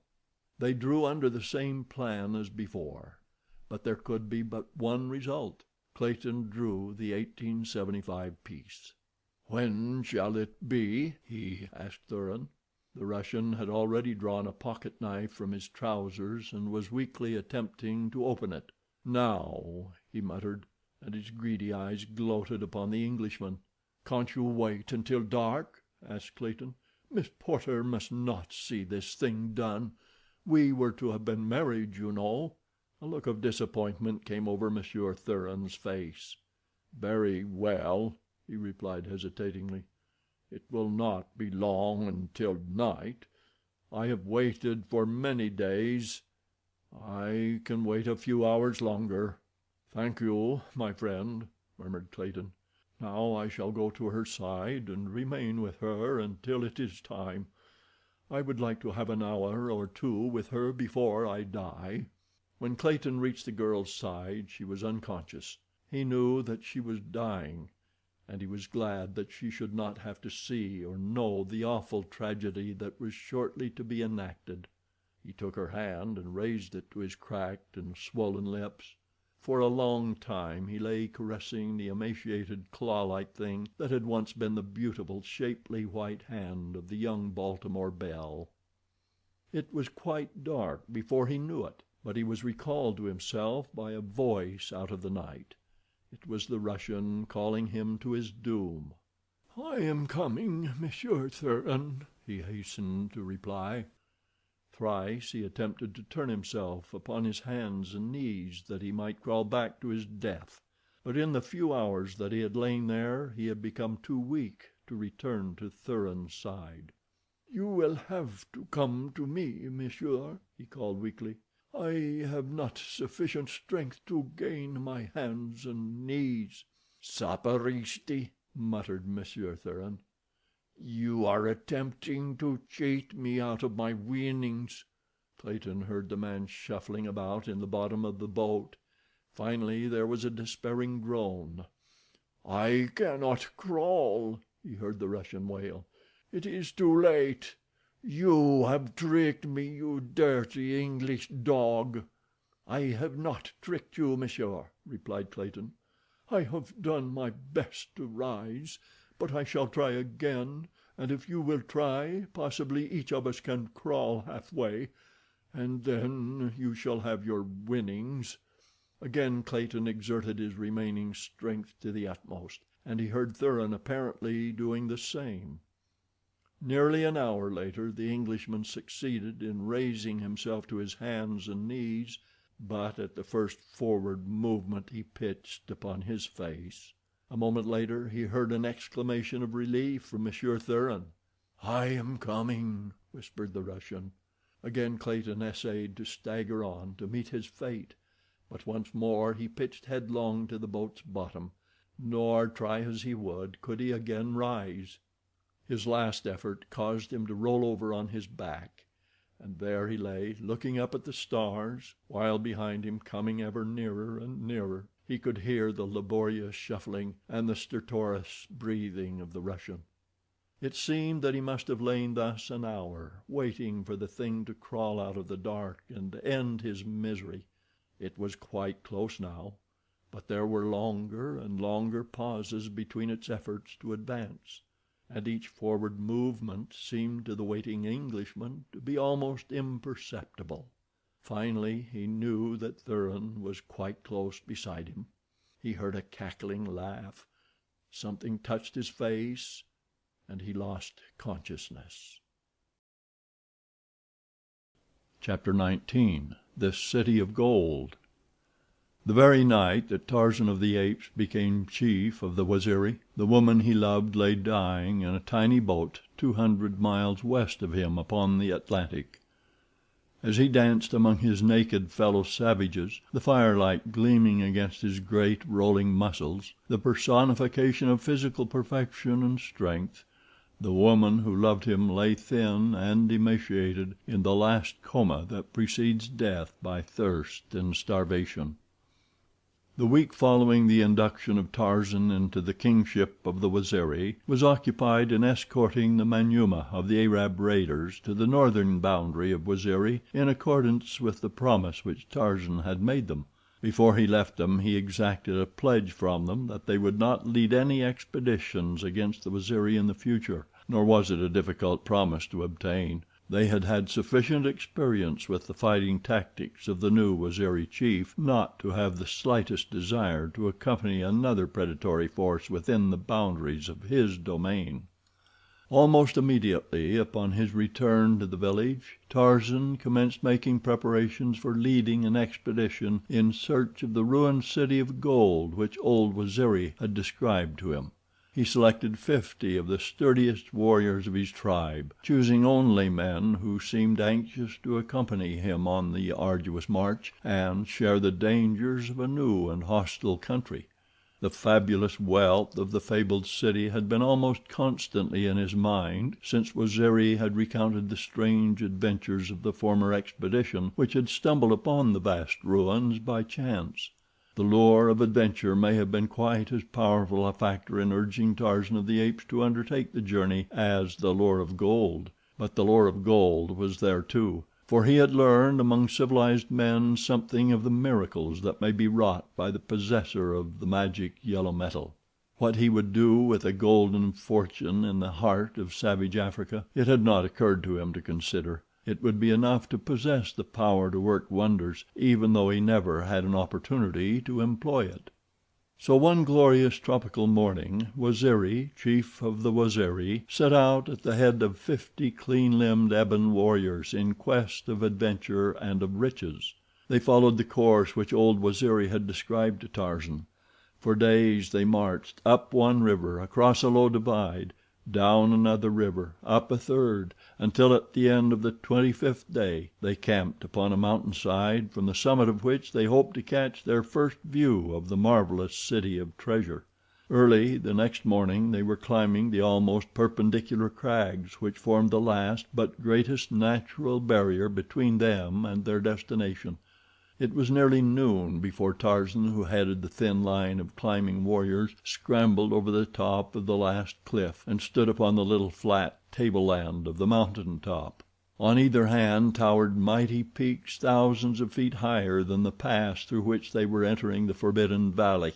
Behind him stretched the wooded valley across which they had marched for many days, and at the opposite side the low range which marked the boundary of their own country. But before him was the view that centered his attention. Here lay a desolate valley, a shallow, narrow valley dotted with stunted trees and covered with many great boulders, and on the far side of the valley lay what appeared to be a mighty city, its great walls, its lofty spires, its turrets, minarets, and domes showing red and yellow in the sunlight. Tarzan was yet too far away to note the marks of ruin. To him it appeared a wonderful city of magnificent beauty, and in imagination he peopled its broad avenues and its huge temples with a throng of happy, active people. For an hour the little expedition rested upon the mountain top, and then Tarzan led them down into the valley below. There was no trail, but the way was less arduous than the ascent of the opposite side of the mountain had been. Once in the valley their progress was rapid, so that it was still light when they halted before the towering walls of the ancient city. The outer wall was 50 feet in height where it had not fallen into ruin, but nowhere, as far as they could see, had more than 10 or 20 feet of the upper courses fallen away. It was still a formidable defense. On several occasions Tarzan had thought that he discerned things moving behind the ruined portions of the wall near to them, as though creatures were watching them from behind the bulwarks of the ancient pile. and often he felt the sensation of unseen eyes upon him, but not once could he be sure that it was more than imagination. That night they camped outside the city. Once at midnight they were awakened by a shrill scream from beyond the great wall. It was very high at first, descending gradually until it ended in a series of dismal moans. It had a strange effect upon the blacks, almost paralyzing them with terror while it lasted, and it was an hour before the camp settled down to sleep once more. In the morning the effects of it were still visible in the fearful, sidelong glances that the Waziri continually cast at the massive and forbidding structure which loomed above them. It required considerable encouragement and urging on Tarzan's part to prevent the blacks from abandoning the venture on the spot and hastening back across the valley toward the cliffs they had scaled the day before. But at length, by dint of commands and threats that he would enter the city alone, they agreed to accompany him. For 15 minutes they marched along the face of the wall before they discovered a means of ingress. Then they came to a narrow cleft about 20 inches wide. Within, a flight of concrete steps, worn hollow by centuries of use, rose before them, to disappear at a sharp turning of the passage a few yards ahead. Into this narrow alley Tarzan made his way, turning his giant shoulders sideways that they might enter at all. Behind him trailed his black warriors. At the turn in the cleft the stairs ended, and the path was level, but it wound and twisted in a serpentine fashion, until suddenly at a sharp angle it debouched upon a narrow court, across which loomed an inner wall equally as high as the other. This inner wall was set with little round towers alternating along its entire summit with pointed monoliths. In places these had fallen, and the wall was ruined, but it was in a much better state of preservation than the outer wall. Another narrow passage led through this wall, and at its end Tarzan and his warriors found themselves in a broad avenue, on the opposite side of which crumbling edifices of hewn granite loomed dark and forbidding. Upon the crumbling debris along the face of the buildings trees had grown, and vines wound in and out of the hollow, staring windows, but the building directly opposite them seemed less overgrown than the others, and in a much better state of preservation. It was a massive pile, surmounted by an enormous dome. At either side of its great entrance stood rows of tall pillars, each capped by a huge, grotesque bird carved from the solid rock of the monoliths. As the ape-man and his companions stood gazing in varying degrees of wonderment at this ancient city in the midst of savage Africa, several of them became aware of movement within the structure at which they were looking. Dim, shadowy shapes appeared to be moving about in the semi-darkness of the interior. There was nothing tangible that the eye could grasp, only an uncanny suggestion of life where it seemed that there should be no life, for living things seemed out of place in this weird, dead city of the long dead past. Tarzan recalled something that he had read in the library at Paris of a lost race of white men that native legend described as living in the heart of Africa. He wondered if he were not looking upon the ruins of the civilization that this strange people had wrought amid the savage surroundings of their strange and savage home. Could it be possible that even now a remnant of that lost race inhabited the ruined grandeur that had once been their progenitor? Again he became conscious of a stealthy movement within the great temple before him. "Come," he said to his Waziri, "let us have a look at what lies behind those ruined walls." His men were loath to follow him, but when they saw that he was bravely entering the frowning portal they trailed a few paces behind in a huddled group that seemed the personification of nervous terror. A single shriek such as they had heard the night before would have been sufficient to have sent them all racing madly for the narrow cleft that led through the great walls to the outer world. As Tarzan entered the building he was distinctly aware of many eyes upon him. There was a rustling in the shadows of a nearby corridor, and he could have sworn that he saw a human hand withdrawn from an embrasure that opened above him into the dome-like rotunda in which he found himself. The floor of the chamber was of concrete. the walls of smooth granite, upon which strange figures of men and beasts were carved. In places tablets of yellow metal had been set in the solid masonry of the walls. When he approached closer to one of these tablets he saw that it was of gold, and bore many hieroglyphics. Beyond this first chamber there were others, and back of them the building branched out into enormous wings. Tarzan passed through several of these chambers, finding many evidences of the fabulous wealth of the original builders. In one room were 7 pillars of solid gold, and in another the floor itself was of the precious metal. And all the while that he explored, his blacks huddled close together at his back, and strange shapes hovered upon either hand, and before them and behind, yet never close enough that they might say that they were not alone. The strain, however, was telling upon the nerves of the Waziri.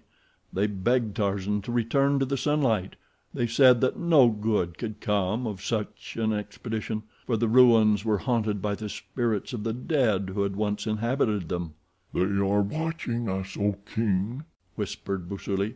"They are waiting until they have led us into the innermost recesses of their stronghold, and then they will fall upon us and tear us to pieces with their teeth. That is the way with spirits. My mother's uncle, who is a great witch doctor, has told me all about it many times." Tarzan laughed. "Run back into the sunlight, my children," he said. "I will join you when I have searched this old ruin from top to bottom, and found the gold, or found that there is none. At least we may take the tablets from the walls, though the pillars are too heavy for us to handle. But there should be great storerooms filled with gold, gold that we can carry away upon our backs with ease. Run on now, out into the fresh air where you may breathe easier." Some of the warriors started to obey their chief with alacrity, but Busili and several others hesitated to leave him, hesitated between love and loyalty for their king, and superstitious fear of the unknown. And then, quite unexpectedly, that occurred which decided the question without the necessity for further discussion. Out of the silence of the ruined temple there rang, close to their ears, the same hideous shriek they had heard the previous night, and with horrified cries the black warriors turned and fled through the empty halls of the age-old edifice. Behind them stood Tarzan of the Apes where they had left him, a grim smile upon his lips, waiting for the enemy he fully expected was about to pounce upon him. But again silence reigned, except for the faint suggestion of the sound of naked feet moving stealthily in nearby places.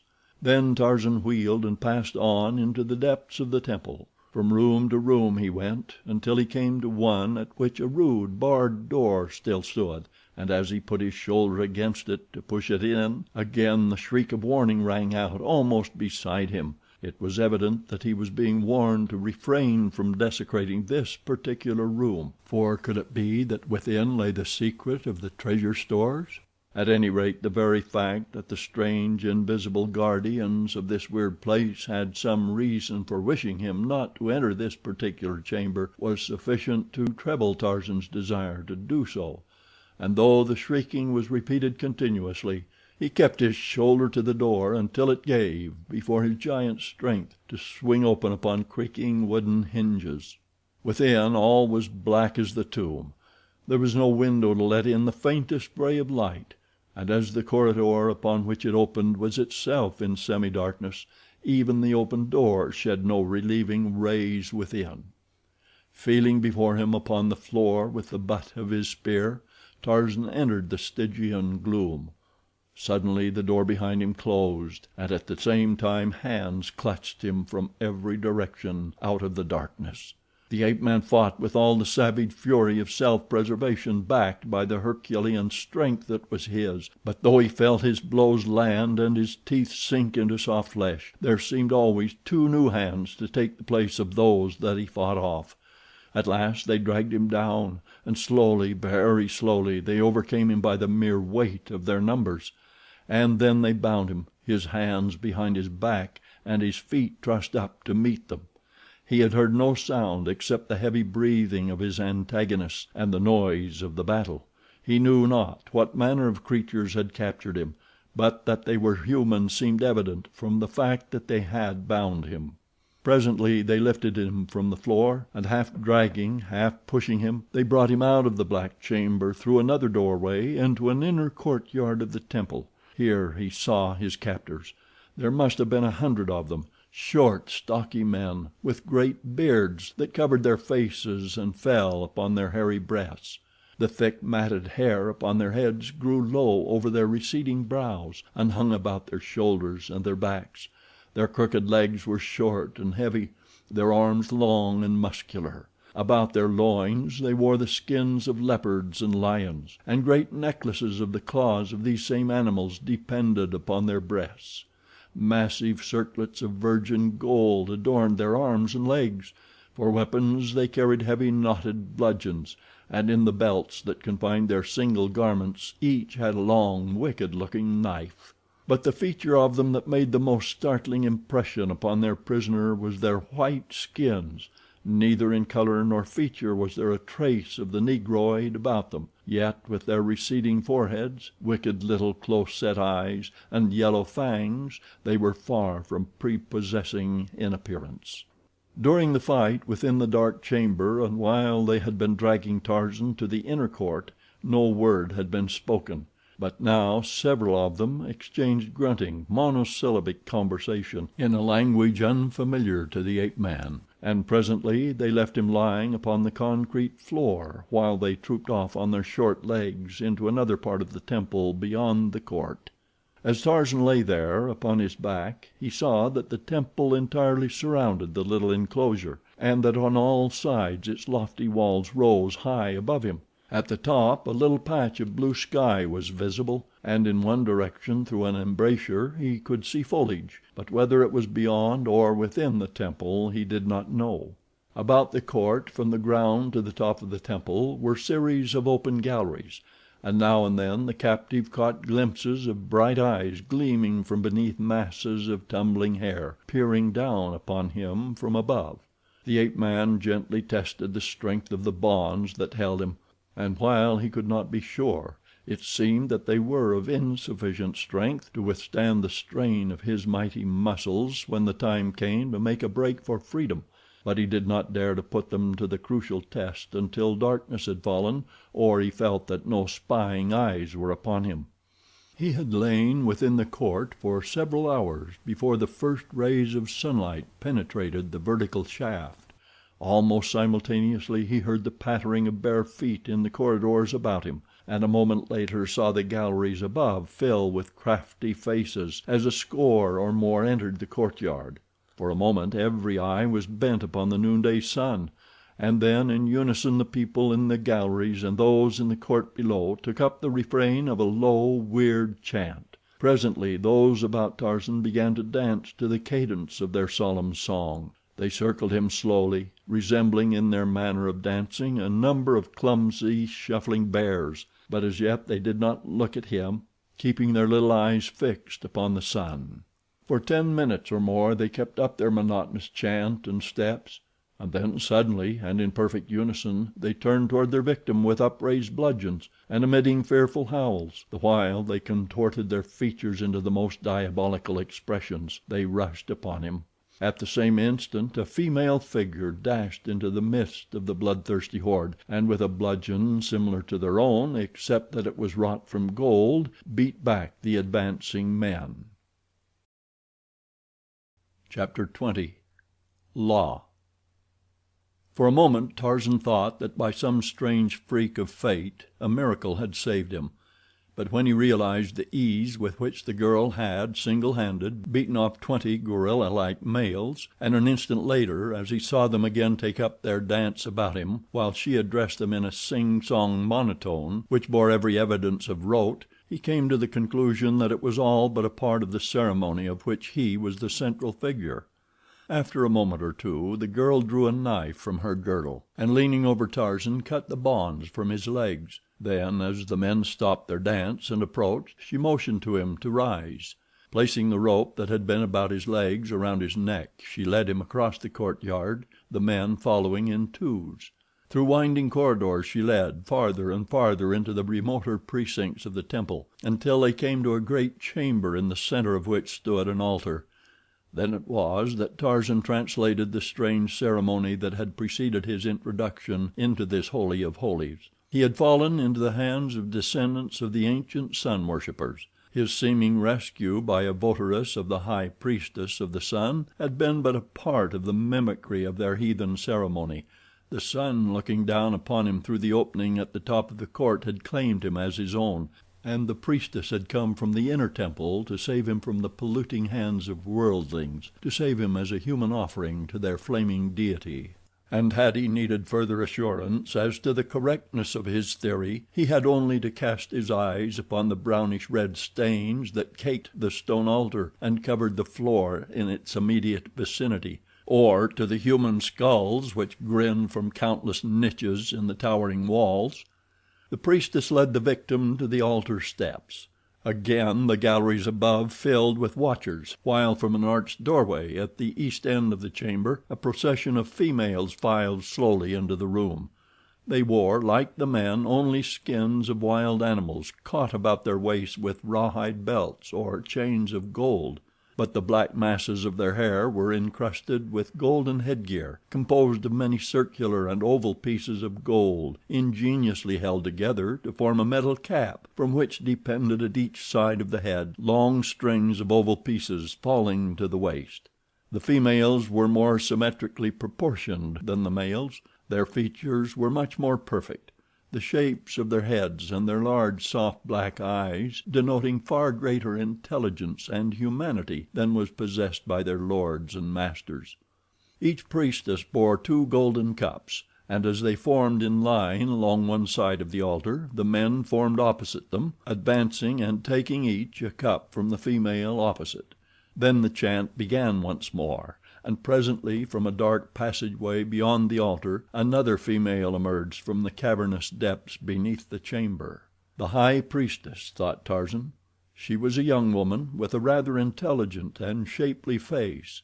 Her ornaments were similar to those worn by her votaries, but much more elaborate, many being set with diamonds.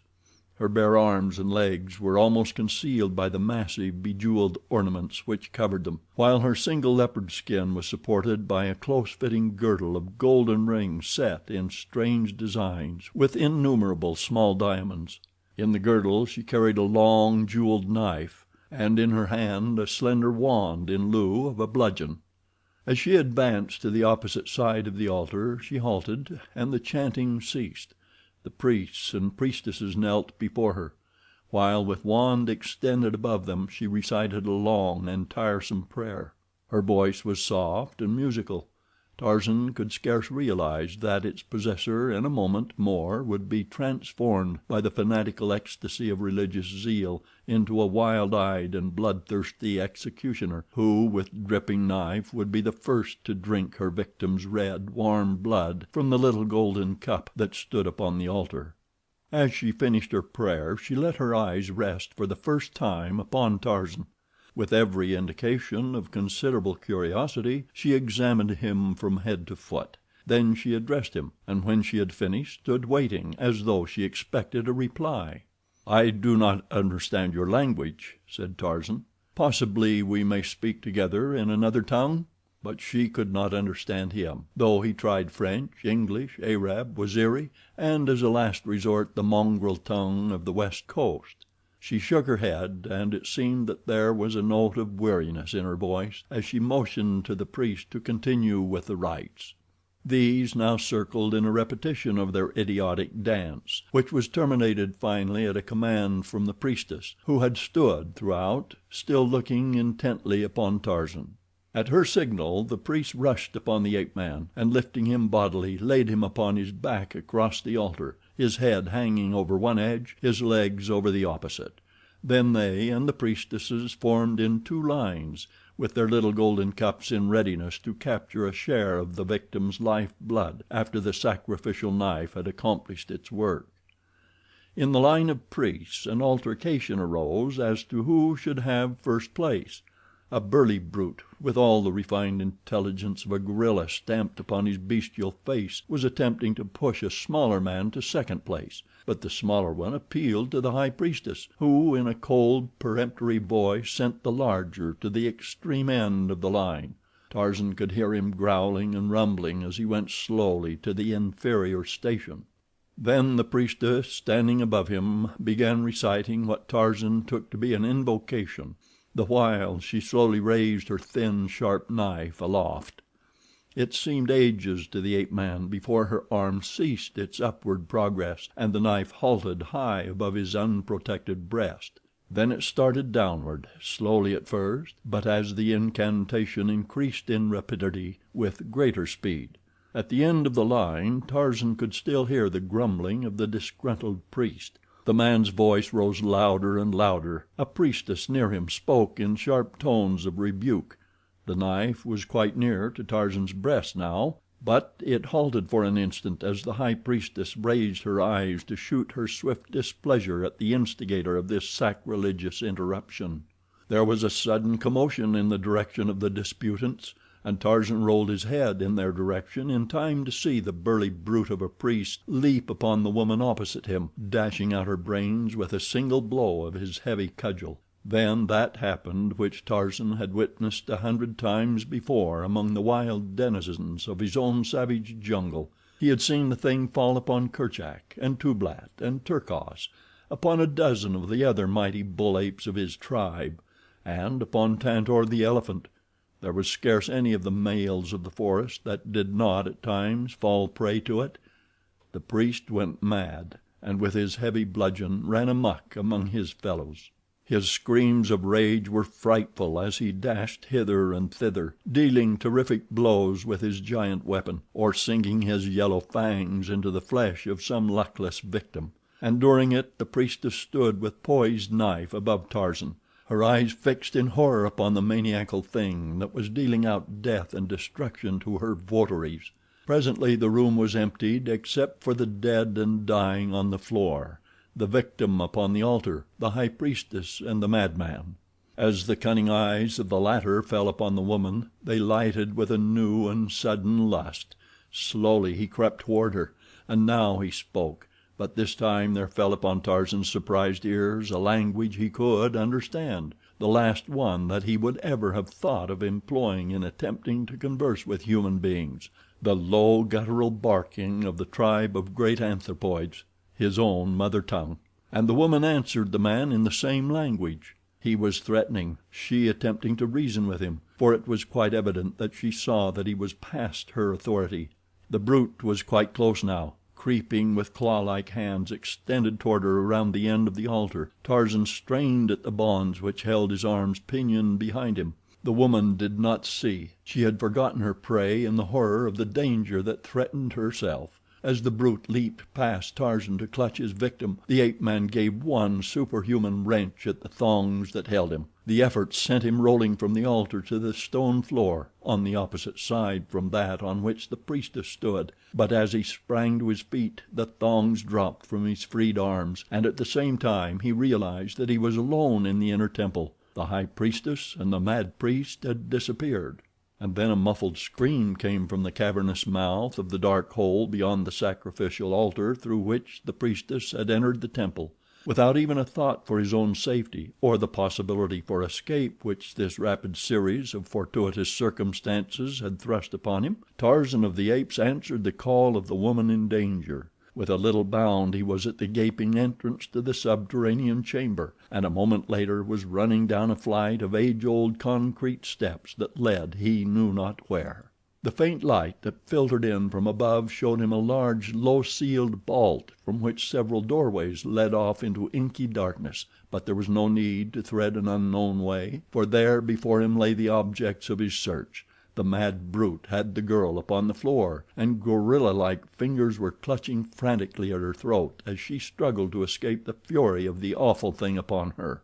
As Tarzan's heavy hand fell upon his shoulder, the priest dropped his victim and turned upon her would-be rescuer. With foam-flecked lips and bared fangs, the mad sun worshipper battled with the tenfold power of the maniac. In the blood lust of his fury the creature had undergone a sudden reversion to type, which left him a wild beast, forgetful of the dagger that projected from his belt, thinking only of nature's weapons with which his brute prototype had battled. But if he could use his teeth and hands to advantage, he found one even better versed in the school of savage warfare to which he had reverted, for Tarzan of the Apes closed with him, and they fell to the floor, tearing and rending at one another like two bull apes, while the primitive priestess stood flattened against the wall, watching with wide, fear-fascinated eyes the growing, snapping beasts at her feet. At last she saw the stranger close one mighty hand upon the throat of his antagonist, and as he forced the brute man's head far back, rained blow after blow upon the upturned face. A moment later he threw the still thing from him, and arising, shook himself like a lion. He placed a foot upon the carcass before him, and raised his head to give the victory cry of his kind, but as his eyes fell upon the opening above him leading into the temple of human sacrifice, he thought better of his intended act. The girl, who had been half paralyzed by fear as the two men fought, had just commenced to give thought to her probable fate now that, though released from the clutches of a madman, she had fallen into the hands of one whom but a moment before she had been upon the point of killing. She looked about for some means of escape. The black mouth of a diverging corridor was near at hand, but as she turned to dart into it the ape-man's eyes fell upon her, and with a quick leap he was at her side, and a restraining hand was laid upon her arm. "Wait," said Tarzan of the Apes in the language of the tribe of Kerchak. The girl looked at him in astonishment. "Who are you?" she whispered. "Who speaks the language of the first man?" "I am Tarzan of the Apes," he answered in the vernacular of the anthropoids. "What do you want of me?" she continued. "For what purpose did you save me from Tha?" "I could not see a woman murdered." It was a half question that answered her. "But what do you intend to do with me now?" she continued. "Nothing," he replied, "but you can do something for me. You can lead me out of this place to freedom." He made the suggestion without the slightest thought that she would accede. He felt quite sure that the sacrifice would go on from the point where it had been interrupted if the high priestess had her way, though he was equally positive that they would find Tarzan of the Apes unbound with a long dagger in his hand a much less tractable victim than Tarzan disarmed and bound. The girl stood looking at him for a long moment before she spoke. "You are a very wonderful man," she said. "You are such a man as I have seen in my daydreams ever since I was a little girl. You are such a man as I imagine the forebears of my people must have been, the great race of people who built this mighty city in the heart of a savage world that they might wrest from the bowels of the earth the fabulous wealth for which they had sacrificed their far distant civilization. I cannot understand why you came to my rescue in the first place. And now I cannot understand why, having me within your power, you do not wish to be revenged upon me for having sentenced you to death, for having almost put you to death with my own hand." "I presume," replied the ape-man, "that you but followed the teachings of your religion. I cannot blame you for that, no matter what I may think of your creed. But who are you? What people have I fallen among?" "I am La, high priestess of the Temple of the Sun, in the city of Opar. We are descendants of a people who came to this savage world more than 10,000 years ago in search of gold. Their cities stretched from a great sea under the rising sun to a great sea into which the sun descends at night to cool his flaming brow. They were very rich and very powerful, but they lived only a few months of the year in their magnificent palaces here. The rest of the time they spent in their native land, far, far to the north. Many ships went back and forth between this new world and the old. During the rainy season there were but few of the inhabitants remained here, only those who superintended the working of the mines by the black slaves, and the merchants who had to stay to supply their wants, and the soldiers who guarded the cities and the mines. It was at one of these times that the great calamity occurred. When the time came for the teeming thousands to return, none came. For weeks the people waited. Then they sent out a great galley to learn why no one came from the mother country. But though they sailed about for many months, they were unable to find any trace of the mighty land that had for countless ages borne their ancient civilization. It had sunk into the sea.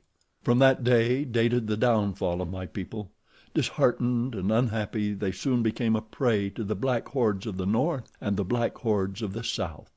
One by one the cities were deserted or overcome. The last remnant was finally forced to take shelter within this mighty mountain fortress. Slowly we have dwindled in power, in civilization, in intellect, in numbers, until now we are no more than a small tribe of savage apes. In fact, the apes live with us, and have for many ages. We call them the first men. We speak their language quite as much as we do our own. Only in the rituals of the temple do we make any attempt to retain our mother tongue. In time it will be forgotten, and we will speak only the language of the apes. In time we will no longer banish those of our people who mate with apes, and so in time we shall descend to the very beasts from which ages ago our progenitors may have sprung." "But why are you more human than the others?" asked the man. "For some reason the women have not reverted to savagery so rapidly as the men. It may be because only the lower types of men remained here at the time of the great catastrophe, while the temples were filled with the noblest daughters of the race. My strain has remained clearer than the rest because for countless ages my foremothers were high priestesses. The sacred office descends from mother to daughter. Our husbands are chosen for us from the noblest in the land. The most perfect man, mentally and physically, is selected to be the husband of the high priestess." "From what I saw of the gentlemen above," said Tarzan, with a grin, "there should be little trouble in choosing from among them." The girl looked at him quizzically for a moment. "Do not be sacrilegious," she said. "They are very holy men. They are priests." "Then there are others who are better to look upon?" he asked. "The others are all more ugly than the priests," she replied.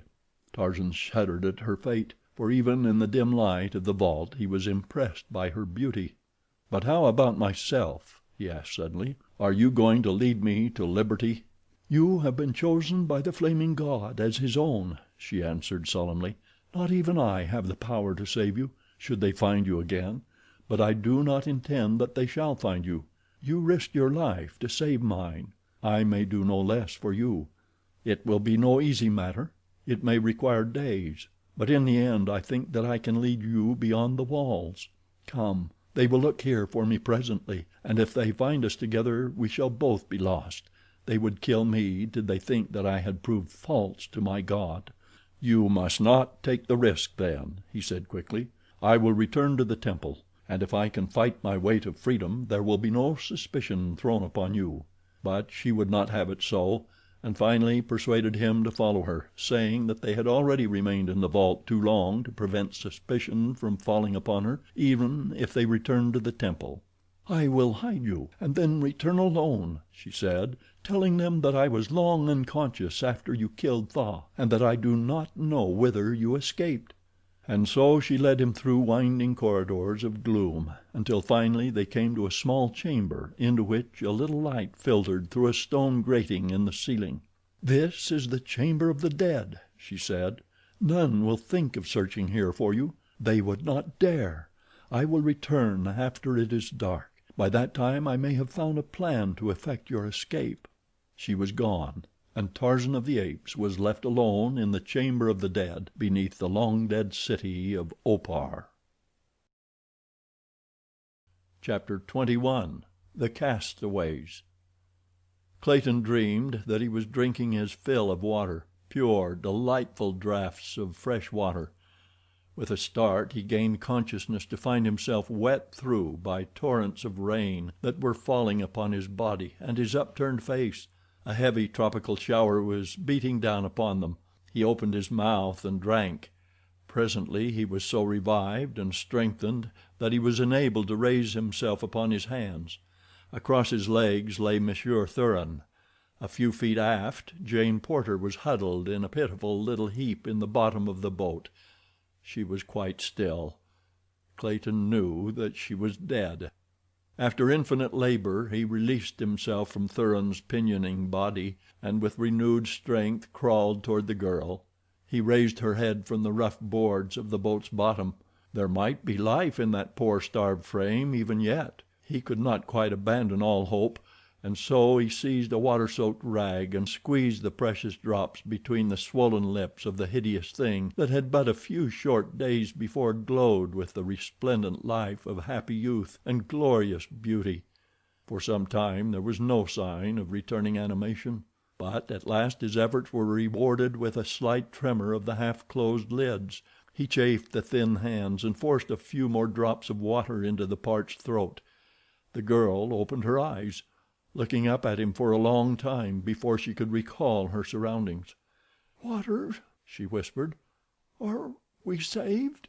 "It is raining," he explained. "We may at least drink. Already it has revived us both." "Monsieur Thuran," she asked, "he did not kill you. Is he dead?" "I do not know," replied Clayton. "If he lives and this rain revives him—" But he stopped there, remembering too late that he must not add further to the horrors which the girl already had endured. But she guessed what he would have said. "Where is he?" she asked. Clayton nodded his head toward the prostrate form of the Russian. For a time neither spoke. "I will see if I can revive him," Clayton said at length.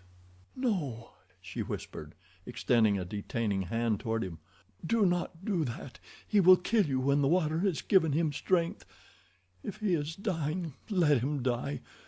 Do not leave me alone in this boat with that beast." Clayton hesitated. His honor demanded that he attempt to revive Thuran, and there was the possibility, too, that the Russian was beyond human aid.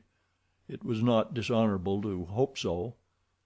As he sat fighting out his battle, he presently raised his eyes from the body of the man, and as they passed above the gunwale of the boat he staggered weakly to his feet with a little cry of joy.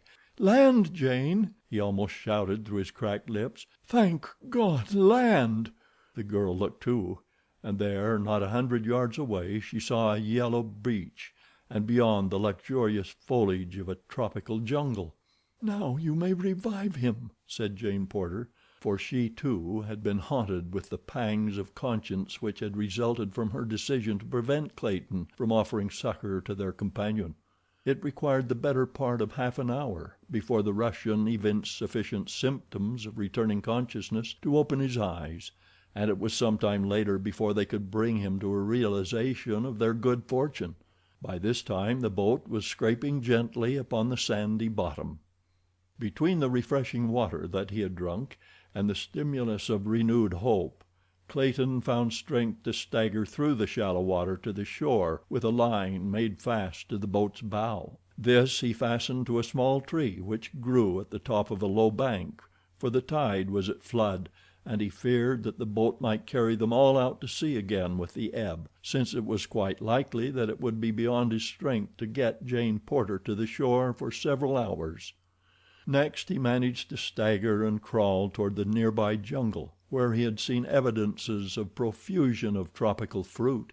His former experience in the jungle of Tarzan of the Apes had taught him which of the many growing things were edible, and after nearly an hour of absence he returned to the beach with a little armful of food. The rain had ceased, and the hot sun was beating down so mercilessly upon her that Jane Porter insisted on making an immediate attempt to gain the land. Still further invigorated by the food Clayton had brought, the three were able to reach the half shade of the small tree to which their boat was moored. Here, thoroughly exhausted, they drew themselves down to rest, sleeping until dark. For a month they lived upon the beach in comparative safety. As their strength returned, the two men constructed a rude shelter in the branches of a tree, high enough from the ground to ensure safety from the larger beasts of prey. By day they gathered fruits and trapped small rodents. At night they lay cowering within their frail shelter, while savage denizens of the jungle made hideous the hours of darkness. They slept upon litters of jungle grasses, and for covering at night Jane Porter had only an old ulster that belonged to Clayton, the same garment that he had worn upon that memorable trip to the Wisconsin woods. Clayton had erected a frail partition of boughs to divide their arboreal shelter into two rooms, one for the girl and the other for Monsieur Thuran and himself. From the first the Russian had exhibited every trait of his true character—selfishness, boorishness, arrogance, cowardice, and lust. Twice had he and Clayton come to blows because of Thuran's attitude toward the girl. Clayton dared not leave her alone with him for an instant. The existence of the Englishman and his fiancée was one continual nightmare of horror, and yet they lived on in hope of ultimate rescue. Jane Porter's thoughts often reverted to her other experience on this savage shore. Ah, if the invincible forest god of that dead past were but with them now! No longer would there be aught to fear from prowling beasts or from the bestial Russian. She could not well refrain from comparing the scant protection afforded her by Clayton with what she might have expected had Tarzan of the Apes been for a single instant confronted by the sinister and menacing attitude of Monsieur Thuran. Once, when Clayton had gone to the little stream for water and Thuran had spoken coarsely to her, she voiced her thoughts. "It is well for you, Monsieur Thuran," she said, "that the poor Monsieur Tarzan, who was lost from the ship that brought you and Miss Strong to Cape Town, is not here now." "You knew the pig?" asked Thuran with a sneer. "I knew the man," she replied, "the only real man, I think, that I have ever known." There was something in her tone of voice that led the Russian to attribute to her a deeper feeling for his enemy than friendship, and he grasped at the suggestion to be further revenged upon the man whom he supposed dead by besmirching his memory to the girl. "He was worse than a pig," he cried. "He was a poltroon and a coward. To save himself from the righteous wrath of the husband of a woman he had wronged, he perjured his soul in an attempt to place the blame entirely upon her. Not succeeding in this, he ran away from France to escape meeting the husband upon the field of honor. That is why he was on board the ship that bore Miss Strong and myself to Cape Town. I know whereof I speak, for the woman in the case is my sister. Something more I know that I have never told another. Your brave Monsieur Tarzan leaped overboard in an agony of fear because I recognized him, and insisted that he make reparation to me the following morning. We could have fought with knives in my stateroom." Jane Porter laughed. "You do not for a moment imagine that one who has known both Monsieur Tarzan and you could ever believe such an impossible tale." "Then why did he travel under an assumed name?" asked Monsieur Thuran. "I do not believe you," she cried; but nevertheless the seed of suspicion was sown, for she knew that Hazel Strong had known her forest god only as John Caldwell of London. A scant 5 miles north of their rude shelter, all unknown to them, and practically as remote as though separated by thousands of miles of impenetrable jungle, lay the snug little cabin of Tarzan of the Apes. While farther up the coast, a few miles beyond the cabin, in crude but well-built shelters, lived a little party of 18 souls, the occupants of the 3 boats from the Lady Alice from which Clayton's boat had become separated. Over a smooth sea they had rowed to the mainland in less than 3 days. None of the horrors of shipwreck had been theirs, and though depressed by sorrow and suffering from the shock of the catastrophe and the unaccustomed hardships of their new existence, there was none much the worse for their experience. All were buoyed by the hope that the 4th boat had been picked up, and that a thorough search of the coast would be quickly made. As all the firearms and ammunition on the yacht had been placed in Lord Tennington's boat, the party was well equipped for defense, and for hunting the larger game for food. Professor Archimedes Q. Porter was their only immediate anxiety. Fully assured in his own mind that his daughter had been picked up by a passing steamer, he gave over the last vestige of apprehension concerning her welfare, and devoted his giant intellect solely to the consideration of those momentous and abstruse scientific problems which he considered the only proper food for thought in one of his erudition. His mind appeared blank to the influence of all extraneous matters. "Never," said the exhausted Mr. Samuel T. Philander to Lord Tennington, "never has Professor Porter been more difficult, or I might say impossible. Why, only this morning, after I had been forced to relinquish my surveillance for a brief half hour, he was entirely missing upon my return, and, bless me, sir, where do you imagine I discovered him? A half-mile out in the ocean, sir, in one of the lifeboats, rowing away for dear life. I do not know how he attained even that magnificent distance from shore, for he had but a single oar, with which he was blissfully rowing about in circles. When one of the sailors had taken me out to him in another boat, the professor became quite indignant at my suggestion that we return at once to land. 'Why, Mr. Philander,' he said, 'I am surprised that you, sir, a man of letters yourself, should have the temerity so to interrupt the progress of science. I had about deduced from certain astronomic phenomena I have had under minute observation during the past several tropic nights, an entirely new nebular hypothesis, which will unquestionably startle the scientific world. I wish to consult a very excellent monograph on Laplace's hypothesis, which I understand is in a certain private collection in New York City. Your interference, Mr. Philander, will result in an irreparable delay, for I was just rowing over to obtain this pamphlet.' And it was with the greatest difficulty that I persuaded him to return to shore without resorting to force," concluded Mr. Philander. Miss Strong and her mother were very brave under the strain of almost constant apprehension of the attacks of savage beasts, nor were they quite able to accept so readily as the others the theory that Jane, Clayton, and Monsieur Thuran had been picked up safely. Jane Porter's Esmeralda was in a constant state of tears at the cruel fate which had separated her from her "po' lil' honey." Lord Tennington's great-hearted good nature never deserted him for a moment. He was still the jovial host, seeking always for the comfort and pleasure of his guests. With the men of his yacht he remained the just but firm commander. There was never any more question in the jungle than there had been on board the Lady Alice as to who was the final authority in all questions of importance and in all emergencies requiring cool and intelligent leadership.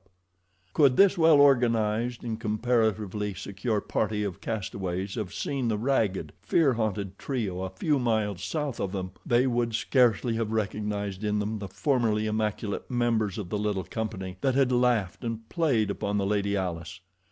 Clayton and Monsieur Thuran were almost naked, so torn had their clothes been by the thorn bushes and tangled vegetation of the matted jungle through which they had been compelled to force their way in search of their ever more difficult food supply.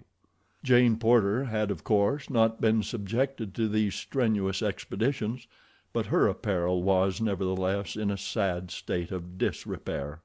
Clayton, for lack of any better occupation, had carefully saved the skin of every animal they had killed.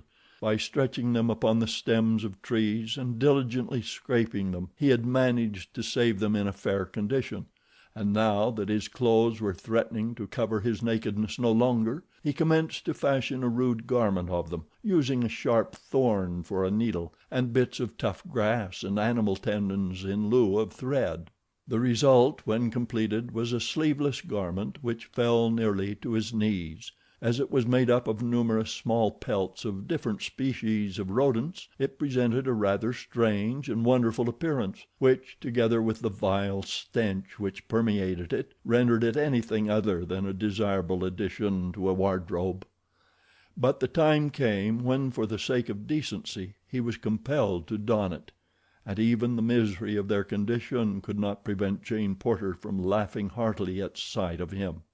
Later, Thuran also found it necessary to construct a similar primitive garment, so that with their bare legs and heavily bearded faces they looked not unlike reincarnations of two prehistoric progenitors of the human race. Thuran acted like one. Nearly 2 months of this existence had passed when the first great calamity befell them. It was prefaced by an adventure which came near terminating abruptly the sufferings of 2 of them, terminating them in the grim and horrible manner of the jungle forever. Thuran, down with an attack of jungle fever, lay in the shelter among the branches of their tree refuge. Clayton had been into the jungle a few hundred yards in search of food. As he returned, Jane Porter walked to meet him. Behind the man, cunning and crafty, crept an old and mangy lion. For 3 days his ancient thews and sinews had proved insufficient for the task of providing his cavernous belly with meat. For months he had eaten less and less frequently, and farther had he roamed from his accustomed haunts in search of easier prey. At last he had found nature's weakest and most defenseless creature. In a moment more Numa would dine. Clayton, all unconscious of the lurking death behind him, strode out into the open toward Jane. He had reached her side, 100 feet from the tangled edge of jungle, when past his shoulder the girl saw the tawny head and the wicked yellow eyes as the grasses parted, and the huge beast, nose to ground, stepped softly into view. So frozen with horror was she that she could utter no sound, but the fixed and terrified gaze of her fear-widened eyes spoke as plainly to Clayton as words. A quick glance behind him revealed the hopelessness of their situation. The lion was scarce 30 paces from them, and they were equally as far from the shelter. The man was armed with a stout stick, as efficacious against a hungry lion, he realized, as a toy pop gun charged with a tethered cork. Numa, ravenous with hunger, had long since learned the futility of roaring and moaning as he searched for prey, but now that it was as surely his as though already he had felt the soft flesh beneath his still mighty paw, he opened his huge jaws and gave vent to his long-pent rage in a series of deafening roars that made the air tremble. "Run, Jane!" cried Clayton. "Quick, run for the shelter!" But her paralyzed muscles refused to respond, and she stood mute and rigid, staring with ghastly countenance at the living death creeping toward them. Thuran, at the sound of that awful roar, had come to the opening of the shelter, and as he saw the tableau below him, he hopped up and down, shrieking to them in Russian. "Run! Run!" he cried. "Run, or I shall be left all alone in this horrible place." And then he broke down and commenced to weep. For a moment this new voice distracted the attention of the lion, who halted to cast an inquiring glance in the direction of the tree. Clayton could endure the strain no longer. Turning his back upon the beast, he buried his head in his arms and waited. The girl looked at him in horror. Why did he not do something? If he must die, why not die like a man, bravely, beating at that terrible face with his puny stick, no matter how futile it might be? Would Tarzan of the Apes have done thus? Would he not at least have gone down to his death fighting heroically to the last? Now the lion was crouching for the spring that would end their young lives beneath cruel, rending yellow fangs. Jane Porter sank to her knees in prayer, closing her eyes to shut out the last hideous instant. Thuran, weak from fever, fainted. Seconds dragged into minutes, long minutes into an eternity. And yet the beast did not spring. Clayton was almost unconscious from the prolonged agony of fright. His knees trembled. A moment more and he would collapse. Jane Porter could endure it no longer. She opened her eyes. Could she be dreaming? "William," she whispered, "look." Clayton mastered himself sufficiently to raise his head and turn toward the lion. An ejaculation of surprise burst from his lips. At their very feet the beast lay crumpled in death. A heavy war spear protruded from the tawny hide. It had entered the great back above the right shoulder, and passing entirely through the body had pierced the savage heart. Jane Porter had risen to her feet. As Clayton turned back to her, she staggered in weakness. He put out his arms to save her from falling, and then drew her close to him. Pressing her head against his shoulder, he stooped to kiss her in thanksgiving. Gently the girl pushed him away. "Please do not do that, William," she said. "I have lived 1,000 years in the past brief moments. I have learned in the face of death how to live. I do not wish to hurt you more than is necessary, but I can no longer bear to live out the impossible position I have attempted because of a false sense of loyalty to an impulsive promise I made you. The last few seconds of my life have taught me that it would be hideous to attempt further to deceive myself and you. or to entertain for an instant longer the possibility of ever becoming your wife, should we regain civilization." "Why, Jane," he cried, "what do you mean? What has our providential rescue to do with altering your feelings toward me? You are but unstrung. Tomorrow you will be yourself again." "I am more nearly myself this minute than I have been for over a year," she replied. "The thing that has just happened has again forced to my memory the fact that the bravest man that ever lived honored me with his love. Until it was too late I did not realize that I returned it, and so I sent him away. He is dead now, and I shall never marry. I certainly could not wed another less brave than he, without harboring constantly a feeling of contempt for the relative cowardice of my husband. Do you understand me?" "Yes," he answered with bowed head, his face mantling with the flush of shame. And it was the next day that the great calamity befell. Chapter 22. The Treasure Vaults of Opar. It was quite dark before La, the high priestess, returned to the chamber of the dead with food and drink for Tarzan. She bore no light, feeling with her hands along the crumbling walls until she gained the chamber. Through the stone grating above a tropic moon served dimly to illuminate the interior.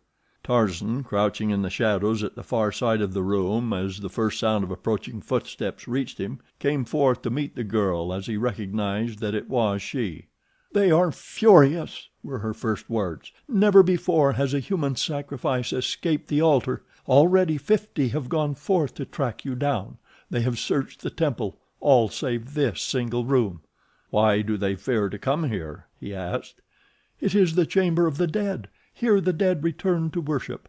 See this ancient altar? It is here that the dead sacrifice the living, if they find a victim here.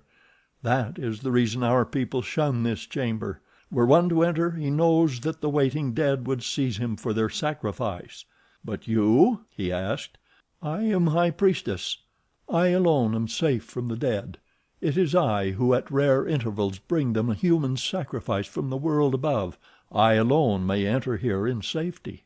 "Why have they not seized me?" he asked, humoring her grotesque belief. She looked at him quizzically for a moment. Then she replied: "It is the duty of a high priestess to instruct, to interpret according to the creed that others, wiser than herself, have laid down.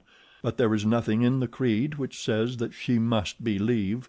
The more one knows of one's religion, the less one believes. No one living knows more of mine than I."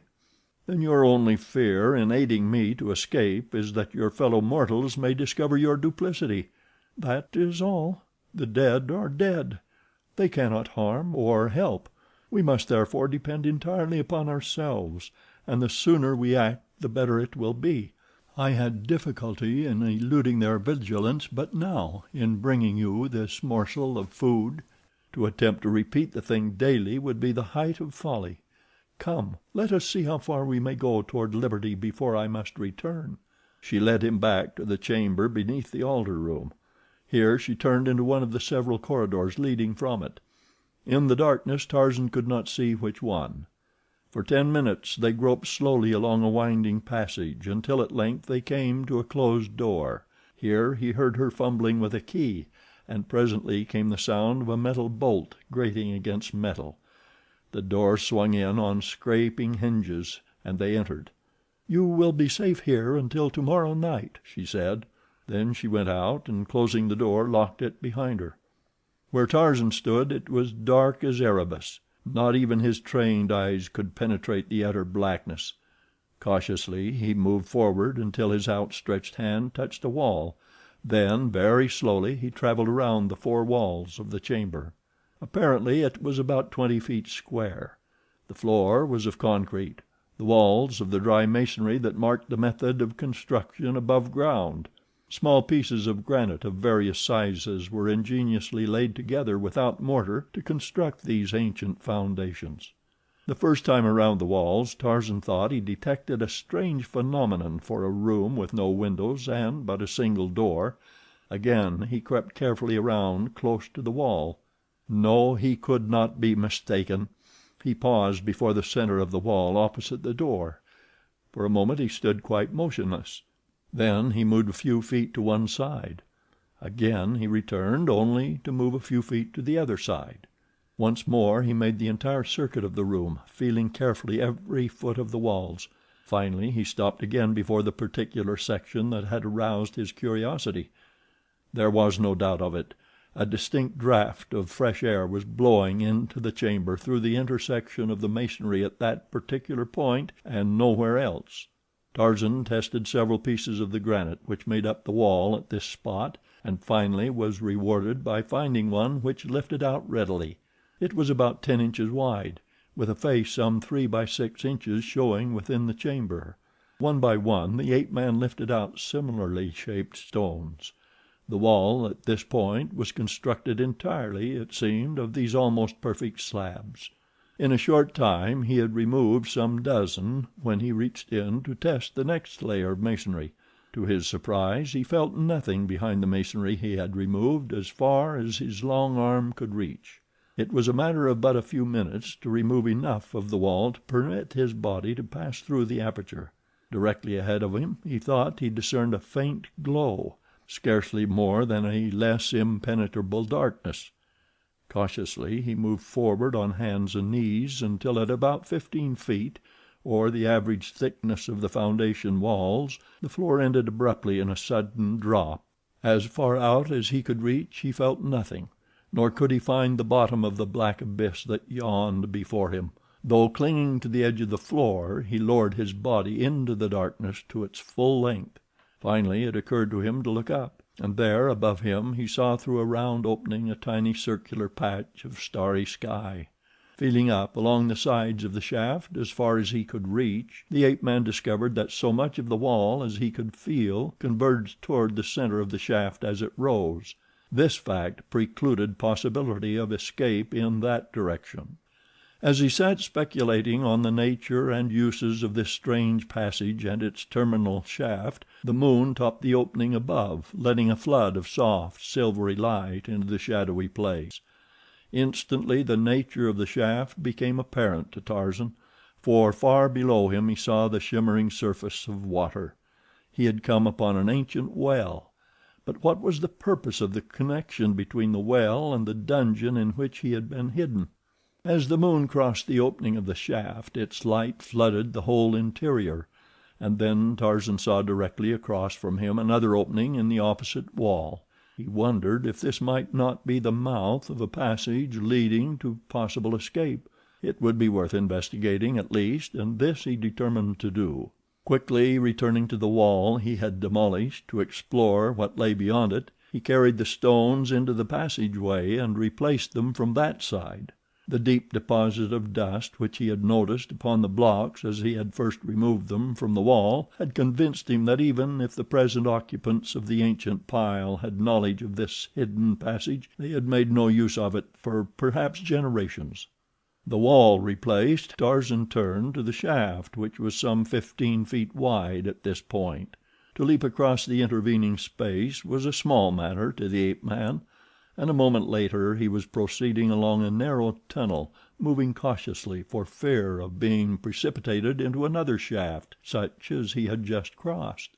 He had advanced some 100 feet when he came to a flight of steps leading downward into Stygian gloom. Some 20 feet below, the level floor of the tunnel recommenced, and shortly afterward his progress was stopped by a heavy wooden door which was secured by massive wooden bars upon the side of Tarzan's approach. This fact suggested to the ape-man that he might surely be in a passageway leading to the outer world, for the bolts barring progress from the opposite side tended to substantiate this hypothesis, unless it were merely a prison to which it led. Along the tops of the bars were deep layers of dust, a further indication that the passage had lain long unused.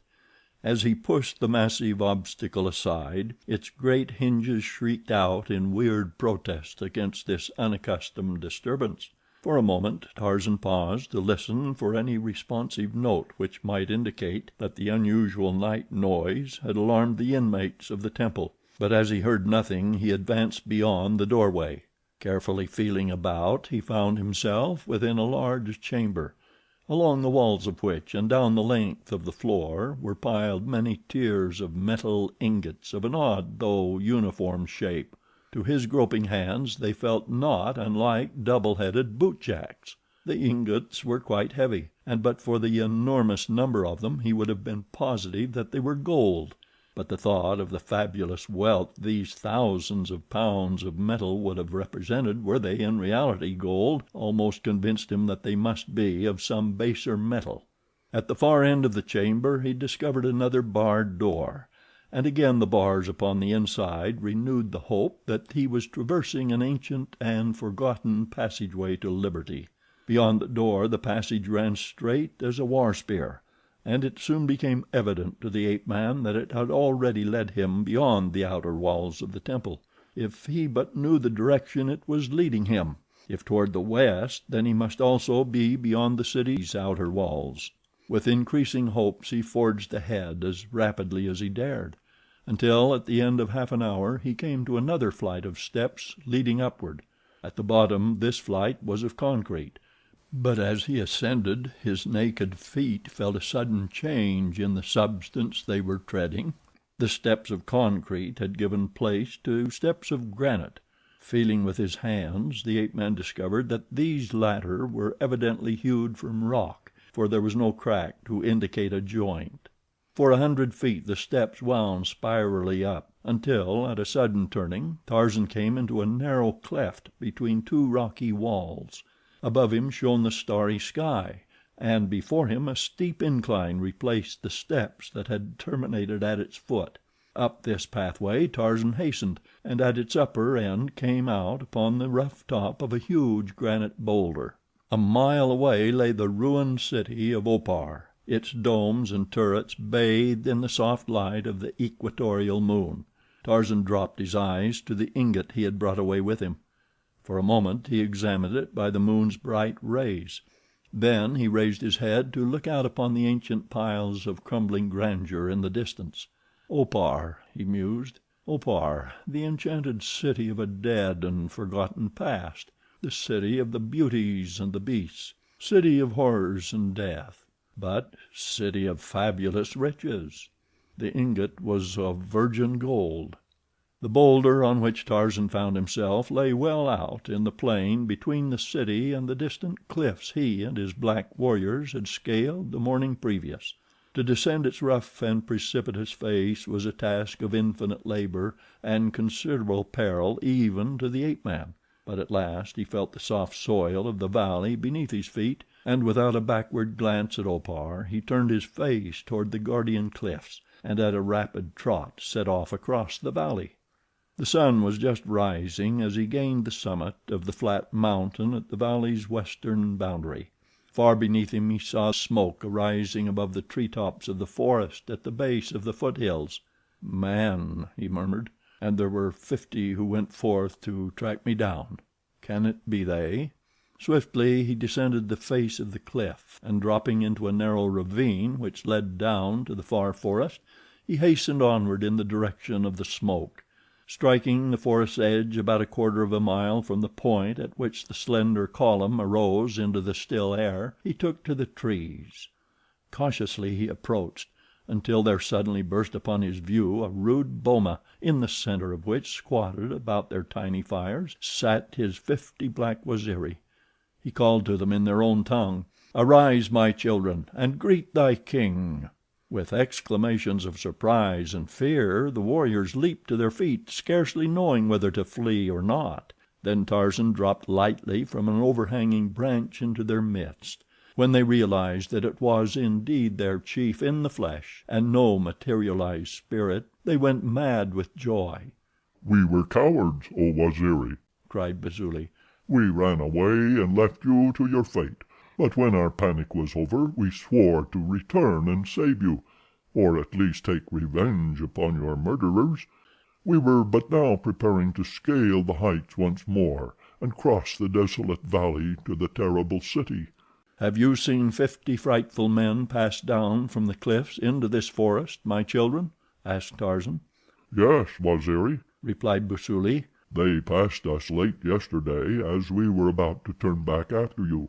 They had no woodcraft. We heard them coming for a mile before we saw them, and as we had other business in hand we withdrew into the forest and let them pass. They were waddling rapidly along upon short legs, and now and then one would go upon all fours like Bolgani the gorilla. They were indeed 50 frightful men, Waziri." When Tarzan had related his adventures and told them of the yellow metal he had found, not one demurred when he outlined a plan to return by night and bring away what they could carry of the vast treasure. And so it was that as dusk fell across the desolate valley of Opar, 50 ebon warriors trailed at a smart trot over the dry and dusty ground toward the giant boulder that loomed before the city. If it had seemed a difficult task to descend the face of the boulder, Tarzan soon found that it would be next to impossible to get his 50 warriors to the summit. Finally the feat was accomplished by dint of Herculean efforts upon the part of the ape-man. 10 spears were fastened end to end, and with one end of this remarkable chain attached to his waist, Tarzan at last succeeded in reaching the summit. Once there, he drew up one of his blacks, and in this way the entire party was finally landed in safety upon the boulder's top. Immediately Tarzan led them to the treasure chamber, where to each was allotted a load of 2 ingots, for each about 80 pounds. By midnight the entire party stood once more at the foot of the boulder, but with their heavy loads it was mid-forenoon ere they reached the summit of the cliffs. From there on the homeward journey was slow, as these proud fighting men were unaccustomed to the duties of porters, but they bore their burdens uncomplainingly, and at the end of 30 days entered their own country. Here, instead of continuing on toward the northwest and their village, Tarzan guided them almost directly west, until on the morning of the 33rd day he bade them break camp and return to their own village, leaving the gold where they had stacked it the previous night. "And you, Waziri?" they asked. "I shall remain here for a few days, my children," he replied. "Now hasten back to thy wives and children." When they had gone, Tarzan gathered up 2 of the ingots, and springing into a tree, ran lightly above the tangled and impenetrable mass of undergrowth for a couple of 100 yards, to emerge suddenly upon a circular clearing about which the giants of the jungle forest towered like a guardian host. In the center of this natural amphitheater was a little flat-topped mound of hard earth. Hundreds of times before had Tarzan been to this secluded spot, which was so densely surrounded by thorn bushes and tangled vines and creepers of huge girth that not even Sheeta, the leopard, could worm his sinuous way within, nor Tantor, with his giant strength, force the barriers which protected the council chamber of the great apes from all but the harmless denizens of the savage jungle. 50 trips Tarzan made before he had deposited all the ingots within the precincts of the amphitheater. Then from the hollow of an ancient lightning blasted tree he produced the very spade with which he had uncovered the chest of Professor Archimedes Q. Porter, which he had once, ape-like, buried in this selfsame spot. With this he dug a long trench, into which he laid the fortune that his blacks had carried from the forgotten treasure vaults of the city of Opar. That night he slept within the amphitheater, and early the next morning set out to revisit his cabin before returning to his Waziri. Finding things as he had left them, he went forth into the jungle to hunt, intending to bring his prey to the cabin where he might feast in comfort, spending the night upon a comfortable couch.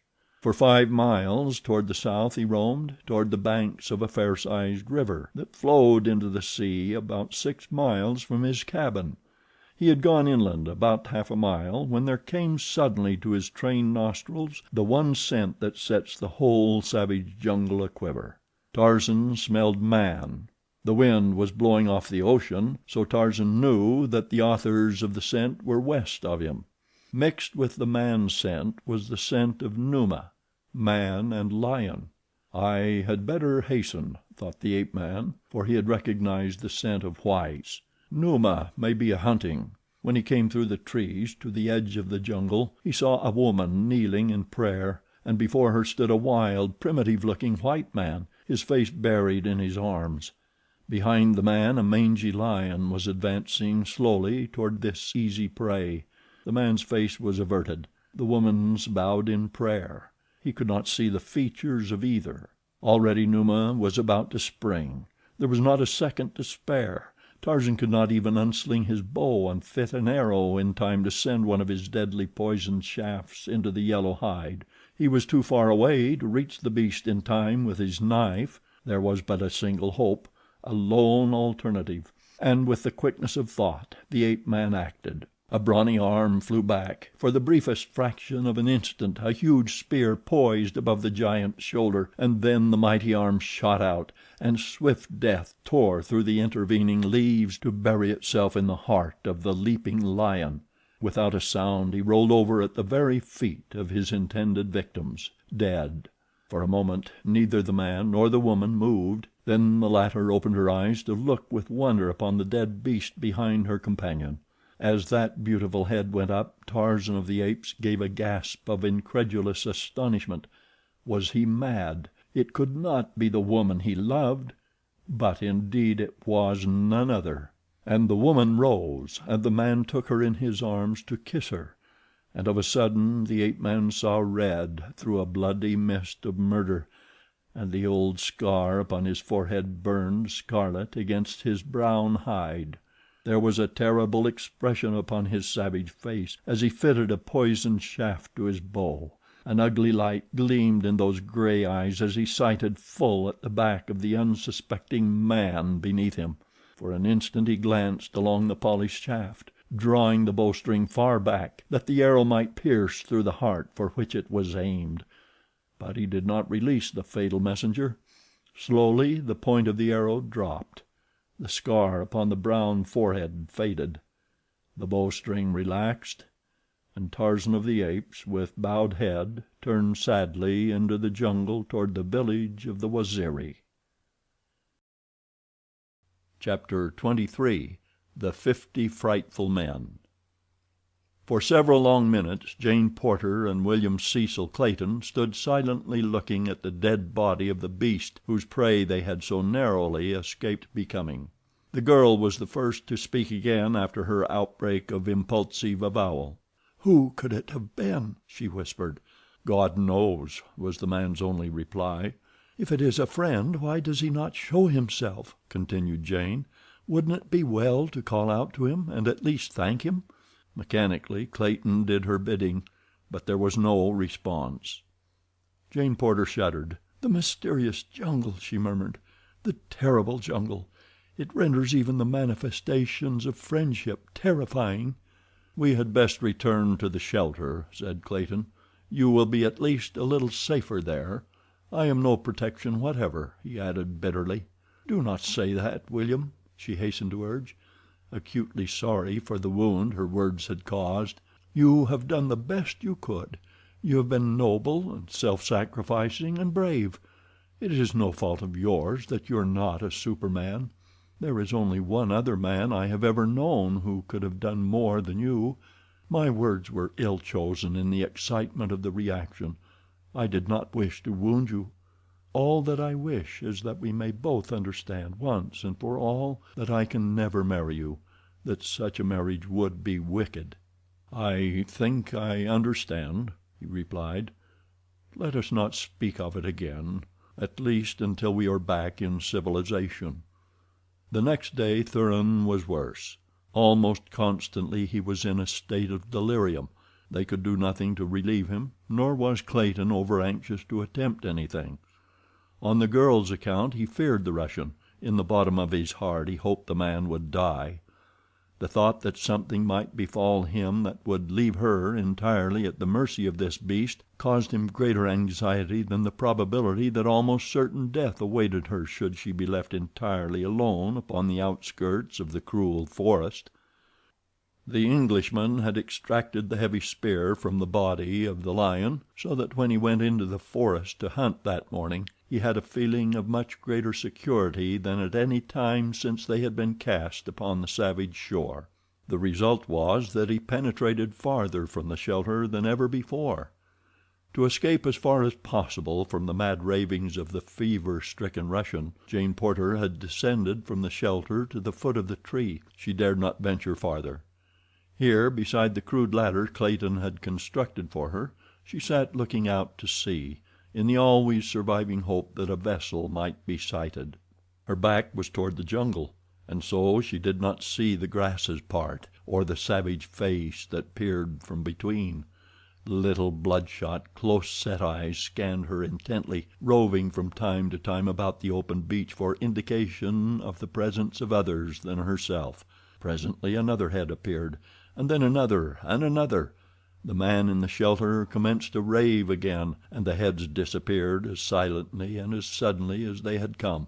But soon they were thrust forth once more, as the girl gave no sign of perturbation at the continued wailing of the man above.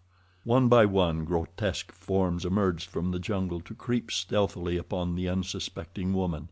A faint rustling of the grasses attracted her attention. She turned, and at the sight that confronted her staggered to her feet with a little shriek of fear. Then they closed upon her with a rush. Lifting her bodily in his long, gorilla-like arms, one of the creatures turned and bore her into the jungle. A filthy paw covered her mouth to stifle her screams. Added to the weeks of torture she had already undergone, the shock was more than she could withstand. Shattered nerves collapsed, and she lost consciousness. When she regained her senses she found herself in the thick of the primeval forest. It was night. A huge fire burned brightly in the little clearing in which she lay. About it squatted 50 frightful men. Their heads and faces were covered with matted hair. Their long arms rested upon the bent knees of their short, crooked legs. They were gnawing like beasts upon unclean food. A pot boiled upon the edge of the fire, and out of it one of the creatures would occasionally drag a hunk of meat with a sharpened stick.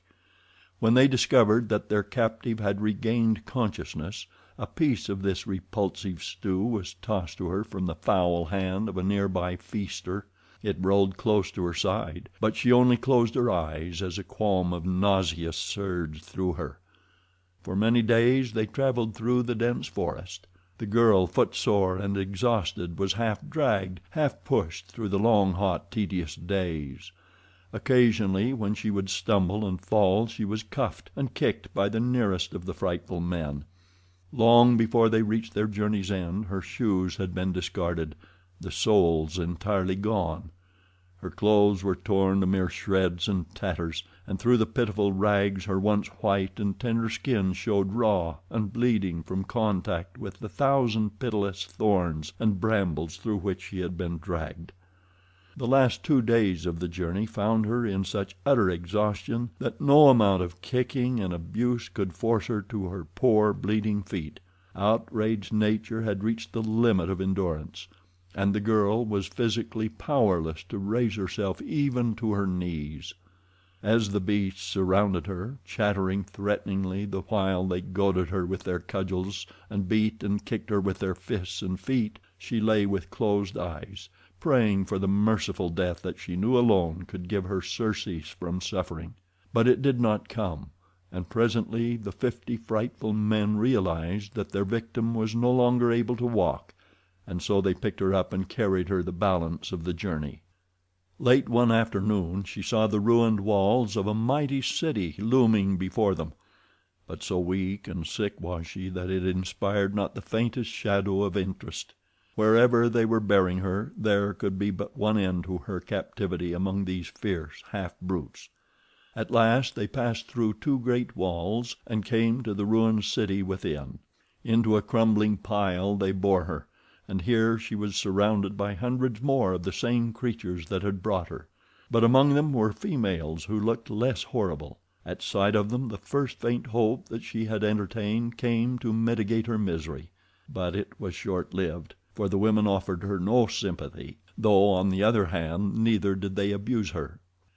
After she had been inspected to the entire satisfaction of the inmates of the building, she was borne to a dark chamber in the vaults beneath, and here upon the bare floor she was left, with a metal bowl of water and another of food. For a week she saw only some of the women whose duty it was to bring her food and water. Slowly her strength was returning. Soon she would be in fit condition to offer as a sacrifice to the flaming god. Fortunate indeed it was that she could not know the fate for which she was destined. As Tarzan of the Apes moved slowly through the jungle after casting the spear that saved Clayton and Jane Porter from the fangs of Numa, his mind was filled with all the sorrow that belongs to a freshly opened heart wound. He was glad that he had stayed his hand in time to prevent the consummation of the thing that in the first mad wave of jealous wrath he had contemplated. Only the fraction of a second had stood between Clayton and death at the hands of the ape-man. In the short moment that had elapsed after he had recognized the girl and her companion, and the relaxing of the taut muscles that held the poisoned shaft directed at the Englishman's heart, Tarzan had been swayed by the swift and savage impulses of brute life. He had seen the woman he craved, his woman, his mate, in the arms of another. There had been but one course open to him, according to the fierce jungle code that guided him in this other existence. But just before it had become too late, the softer sentiments of his inherent chivalry had risen above the flaming fires of his passion and saved him. 1,000 times he gave thanks that they had triumphed before his fingers had released that polished arrow. As he contemplated his return to the Waziri, the idea became repugnant. He did not wish to see a human being again. At least he would range alone through the jungle for a time, until the sharp edge of his sorrow had become blunted. Like his fellow beasts, he preferred to suffer in silence and alone. That night he slept again in the amphitheater of the apes, and for several days he hunted from there, returning at night. On the afternoon of the third day he returned early. He had lain stretched upon the soft grass of the circular clearing for but a few moments when he heard far to the south a familiar sound. It was the passing through the jungle of a band of great apes. He could not mistake that. For several minutes he lay listening. They were coming in the direction of the amphitheater. Tarzan rose lazily and stretched himself. His keen ears followed every movement of the advancing tribe. They were upwind, and presently he caught their scent, though he had not needed this added evidence to assure him that he was right. As they came closer to the amphitheater, Tarzan of the Apes melted into the branches upon the other side of the arena. There he waited to inspect the newcomers. Nor had he long to wait. Presently a fierce, hairy face appeared among the lower branches opposite him. The cruel little eyes took in the clearing at a glance. Then there was a chattered report returned to those behind. Tarzan could hear the words. The scout was telling the other members of the tribe that the coast was clear and that they might enter the amphitheater in safety. First the leader dropped lightly upon the soft carpet of the grassy floor, and then one by one nearly 100 anthropoids followed him. There were the huge adults and several young. A few nursing babes clung close to the shaggy necks of their savage mothers. Tarzan recognized many members of the tribe. It was the same into which he had come as a tiny babe. Many of the adults had been little apes during his boyhood. He had frolicked and played about this very jungle with them during their brief childhood. He wondered if they would remember him. The memory of some apes is not overlong, and 2 years may be an eternity to them. From the talk which he overheard he learned that they had come to choose a new king. Their late chief had fallen 100 feet beneath a broken limb to an untimely end. Tarzan walked to the end of an overhanging limb in plain view of them. The quick eyes of a female caught sight of him first. With a barking guttural she called the attention of the others. Several huge bulls stood erect to get a better view of the intruder. With bared fangs and bristling necks they advanced slowly toward him, with deep-throated, ominous growls. "Karnath, I am Tarzan of the Apes," said the ape-man in the vernacular of the tribe. "You remember me. Together we teased Numa when we were still little apes, throwing sticks and nuts at him from the safety of high branches." The brute he had addressed stopped with a look of half comprehending, dull wonderment upon his savage face. "And Magor," continued Tarzan, addressing another, "do you not recall your former king, he who slew the mighty Kerchak? Look at me. Am I not the same Tarzan, mighty hunter, invincible fighter, that you all knew for many seasons?" The apes all crowded forward now, but more in curiosity than threatening. They muttered among themselves for a few moments. "What do you want among us now?" asked Karnath. "Only peace," answered the ape-man. Again the apes conferred. At length Karnath spoke again. "Come in peace, then, Tarzan of the Apes," he said. And so Tarzan of the Apes dropped lightly to the turf into the midst of the fierce and hideous horde. He had completed the cycle of evolution and had returned to be once again a brute among brutes. There were no greetings such as would have taken place among men after a separation of 2 years. The majority of the apes went on about the little activities that the advent of the ape-man had interrupted, paying no further attention to him than as though he had not been gone from the tribe at all. 1 or 2 young bulls who had not been old enough to remember him sidled up on all fours to sniff at him, and one bared his fangs and growled threateningly. He wished to put Tarzan immediately into his proper place. Had Tarzan backed off, growling, the young bull would quite probably have been satisfied, but always after Tarzan's station among his fellow apes would have been beneath that of the bull which had made him step aside. But Tarzan of the Apes did not back off. Instead, he swung his giant palm with all the force of his mighty muscles, and catching the young bull alongside the head, sent him sprawling across the turf. The ape was up and at him again in a second, and this time they closed with tearing fingers and rending fangs. Or at least that had been the intention of the young bull. But scarcely had they gone down, growling and snapping, than the ape-man's fingers found the throat of his antagonist. Presently the young bull ceased to struggle and lay quite still. Then Tarzan released his hold and arose. He did not wish to kill, only to teach the young ape, and others who might be watching, that Tarzan of the Apes was still master. The lesson served its purpose. The young apes kept out of his way, as young apes should when their betters were about, and the old bulls made no attempt to encroach upon his prerogatives. For several days the she-apes with young remained suspicious of him, and when he ventured too near rushed upon him with wide mouths and hideous roars. Then Tarzan discreetly skipped out of harm's way, for that also is a custom among the apes. Only mad bulls will attack a mother, but after a while even they became accustomed to him. He hunted with them as in days gone by, and when they found that his superior reason guided him to the best food sources, and that his cunning rope ensnared toothsome game that they seldom if ever tasted, they came again to look up to him as they had in the past after he had become their king. And so it was that before they left the amphitheater to return to their wanderings, they had once more chosen him as their leader. The ape-man felt quite contented with his new lot. He was not happy, that he never could be again, but he was at least as far from everything that might remind him of his past misery as he could be. Long since he had given up every intention of returning to civilization, and now he had decided to see no more his black friends of the Waziri. He had forsworn humanity forever. He had started life an ape, as an ape he would die. He could not, however, erase from his memory the fact that the woman he loved was within a short journey of the stamping ground of his tribe, nor could he banish the haunting fear that she might be constantly in danger. That she was poorly protected he had seen in the brief instant that had witnessed Clayton's inefficiency. The more Tarzan thought of it, the more keenly his conscience pricked him. Finally he came to loathe himself for permitting his own selfish sorrow and jealousy to stand between Jane Porter and safety.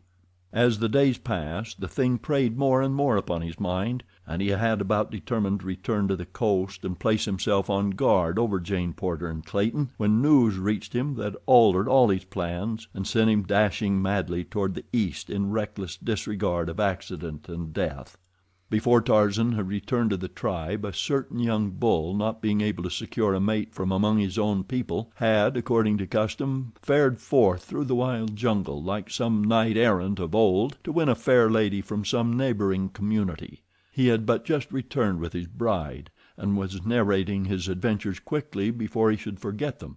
Among other things he told of seeing a great tribe of strange-looking apes. "They were all hairy-faced bulls but one," he said. and that one was a she, lighter in color even than this stranger," and he chucked a thumb at Tarzan. The ape-man was all attention in an instant. He asked questions as rapidly as the slow-witted anthropoid could answer them. Were the bulls short, with crooked legs? "They were." Did they wear the skins of Numa and Sheeta about their loins and carry sticks and knives? "They did." And were there many yellow rings about their arms and legs? "Yes." And the she-one, was she small and slender and very white? "Yes." Did she seem to be one of the tribe, or was she a prisoner? "They dragged her along, sometimes by an arm, sometimes by the long hair that grew upon her head, and always they kicked and beat her. Oh, but it was great fun to watch them." "Damn," muttered Tarzan. "Where were they when you saw them, and which way were they going?" continued the ape-man. "They were beside the second water back there," and he pointed to the south. "When they passed me they were going toward the morning, upward along the edge of the water." "When was this?" asked Tarzan. "Half a moon since." Without another word the ape-man sprang into the trees and fled like a disembodied spirit eastward in the direction of the forgotten city of Opar. Chapter 24. How Tarzan Came Again to Opar. When Clayton returned to the shelter and found Jane Porter was missing, he became frantic with fear and grief. He found Monsieur Thuran quite rational, the fever having left him with the surprising suddenness which is one of its peculiarities. The Russian, weak and exhausted, still lay upon his bed of grasses within the shelter. When Clayton asked him about the girl he seemed surprised to know that she was not there. "I have heard nothing unusual," he said, "but then I have been unconscious much of the time." Had it not been for the man's very evident weakness, Clayton should have suspected him of having sinister knowledge of the girl's whereabouts, but he could see that Thuran lacked sufficient vitality even to descend, unaided, from the shelter. He could not, in his present physical condition, have harmed the girl, nor could he have climbed the rude ladder back to the shelter. Until dark the Englishman searched the nearby jungle for a trace of the missing one or a sign of the trail of her abductor, but though the spoor left by the 50 frightful men, unversed in woodcraft as they were, would have been as plain to the densest denizen of the jungle as a city street to the Englishman, yet he crossed and recrossed it 20 times without observing the slightest indication that many men had passed that way but a few short hours since. As he searched, Clayton continued to call the girl's name aloud, but the only result of this was to attract Numa, the lion. Fortunately the man saw the shadowy form worming its way toward him in time to climb into the branches of a tree before the beast was close enough to reach him. This put an end to his search for the balance of the afternoon, as the lion paced back and forth beneath him until dark. Even after the beast had left, Clayton dared not descend into the awful blackness beneath him, and so he spent a terrifying and hideous night in the tree. The next morning he returned to the beach, relinquishing the last hope of succoring Jane Porter. During the week that followed, Monsieur Thuran rapidly regained his strength, lying in the shelter while Clayton hunted food for both. The men never spoke except as necessity demanded. Clayton now occupied the section of the shelter which had been reserved for Jane Porter, and only saw the Russian when he took food or water to him, or performed the other kindly offices which common humanity required. When Thuran was again able to descend in search of food, Clayton was stricken with fever. For days he lay tossing in delirium and suffering, but not once did the Russian come near him. Food the Englishman could not have eaten, but his craving for water amounted practically to torture. Between the recurrent attacks of delirium, weak though he was, he managed to reach the brook once a day and fill a tiny can that had been among the few appointments of the lifeboat. Thuran watched him on these occasions with an expression of malignant pleasure. He seemed really to enjoy the suffering of the man who, despite the just contempt in which he held him, had ministered to him to the best of his ability while he lay suffering the same agonies. At last Clayton became so weak that he was no longer able to descend from the shelter. For a day he suffered for water without appealing to the Russian, but finally, unable to endure it longer, he asked Thuran to fetch him a drink. The Russian came to the entrance to Clayton's room, a dish of water in his hand. A nasty grin contorted his features.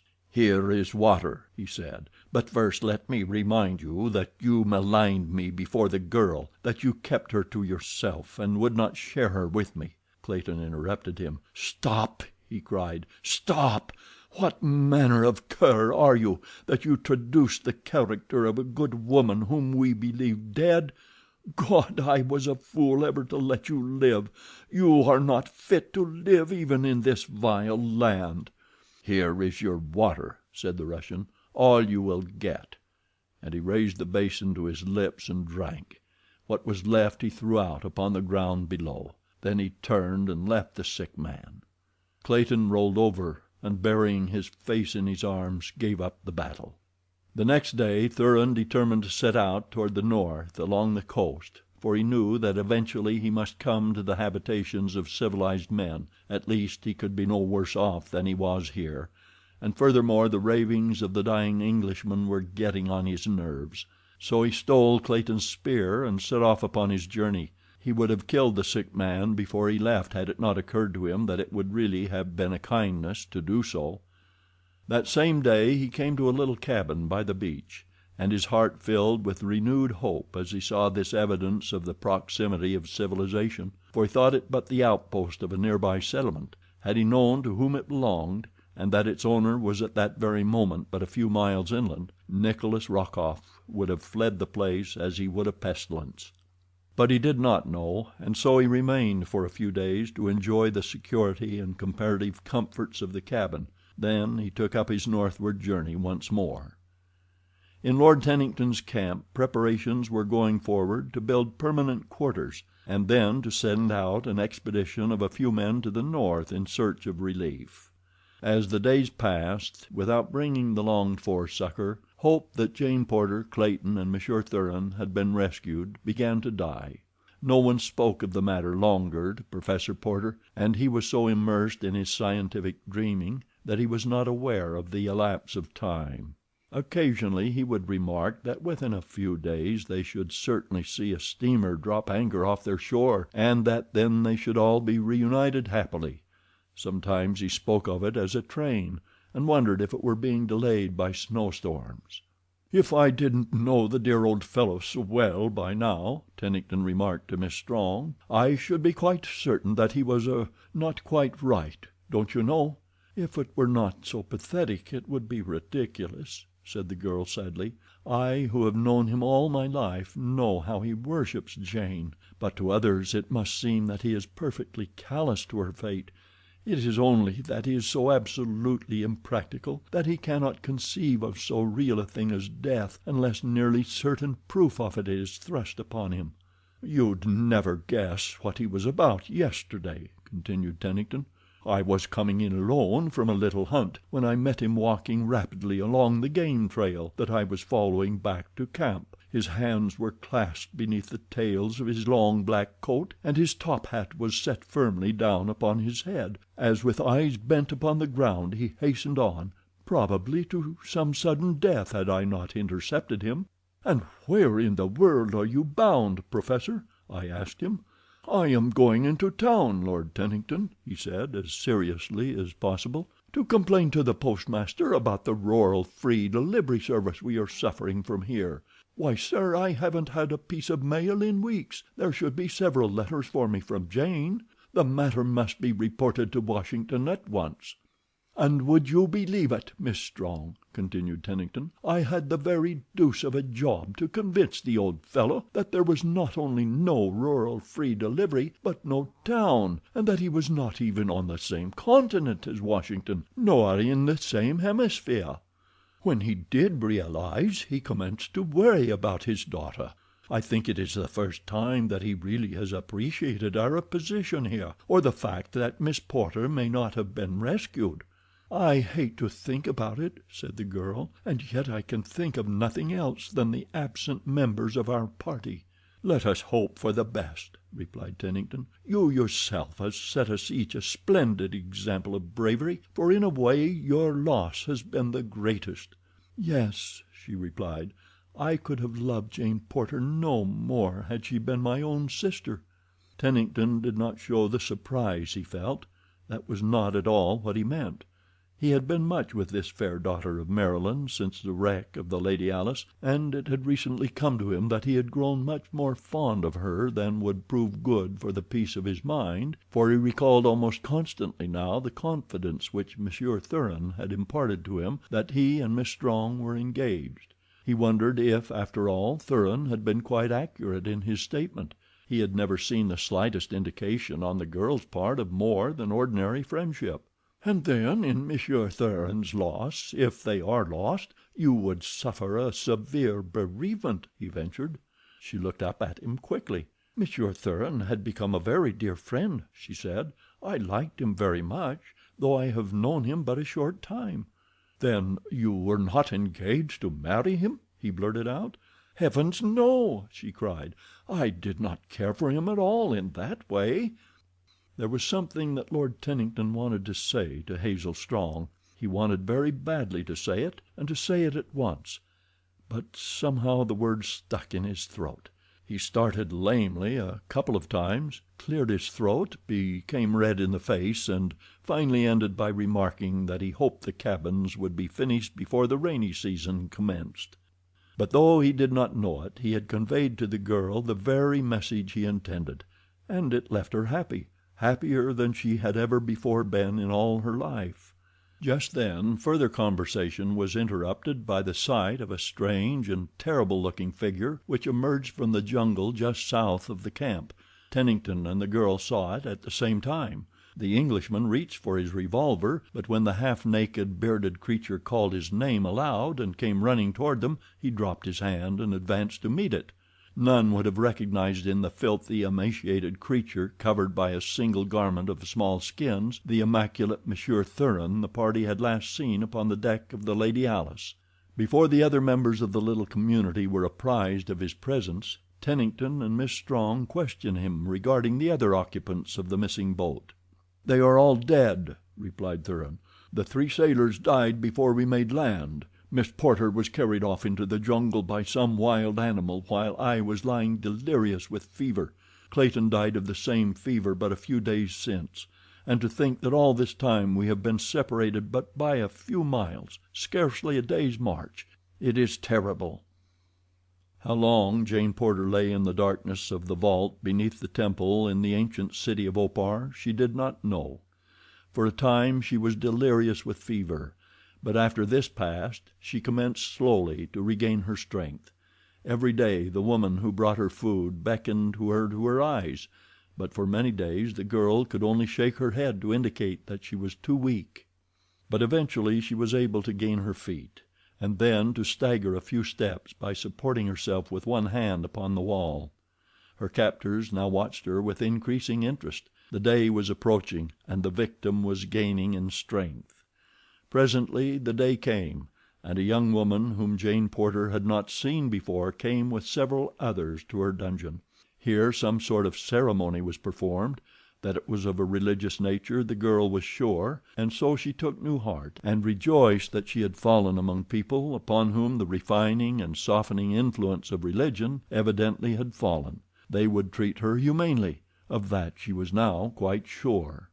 And so, when they led her from her dungeon through long, dark corridors and up a flight of concrete steps to a brilliant courtyard, she went willingly, even gladly, for was she not among the servants of God? It might be, of course, that their interpretation of the Supreme Being differed from her own, but that they owned a God was sufficient evidence to her that they were kind and good.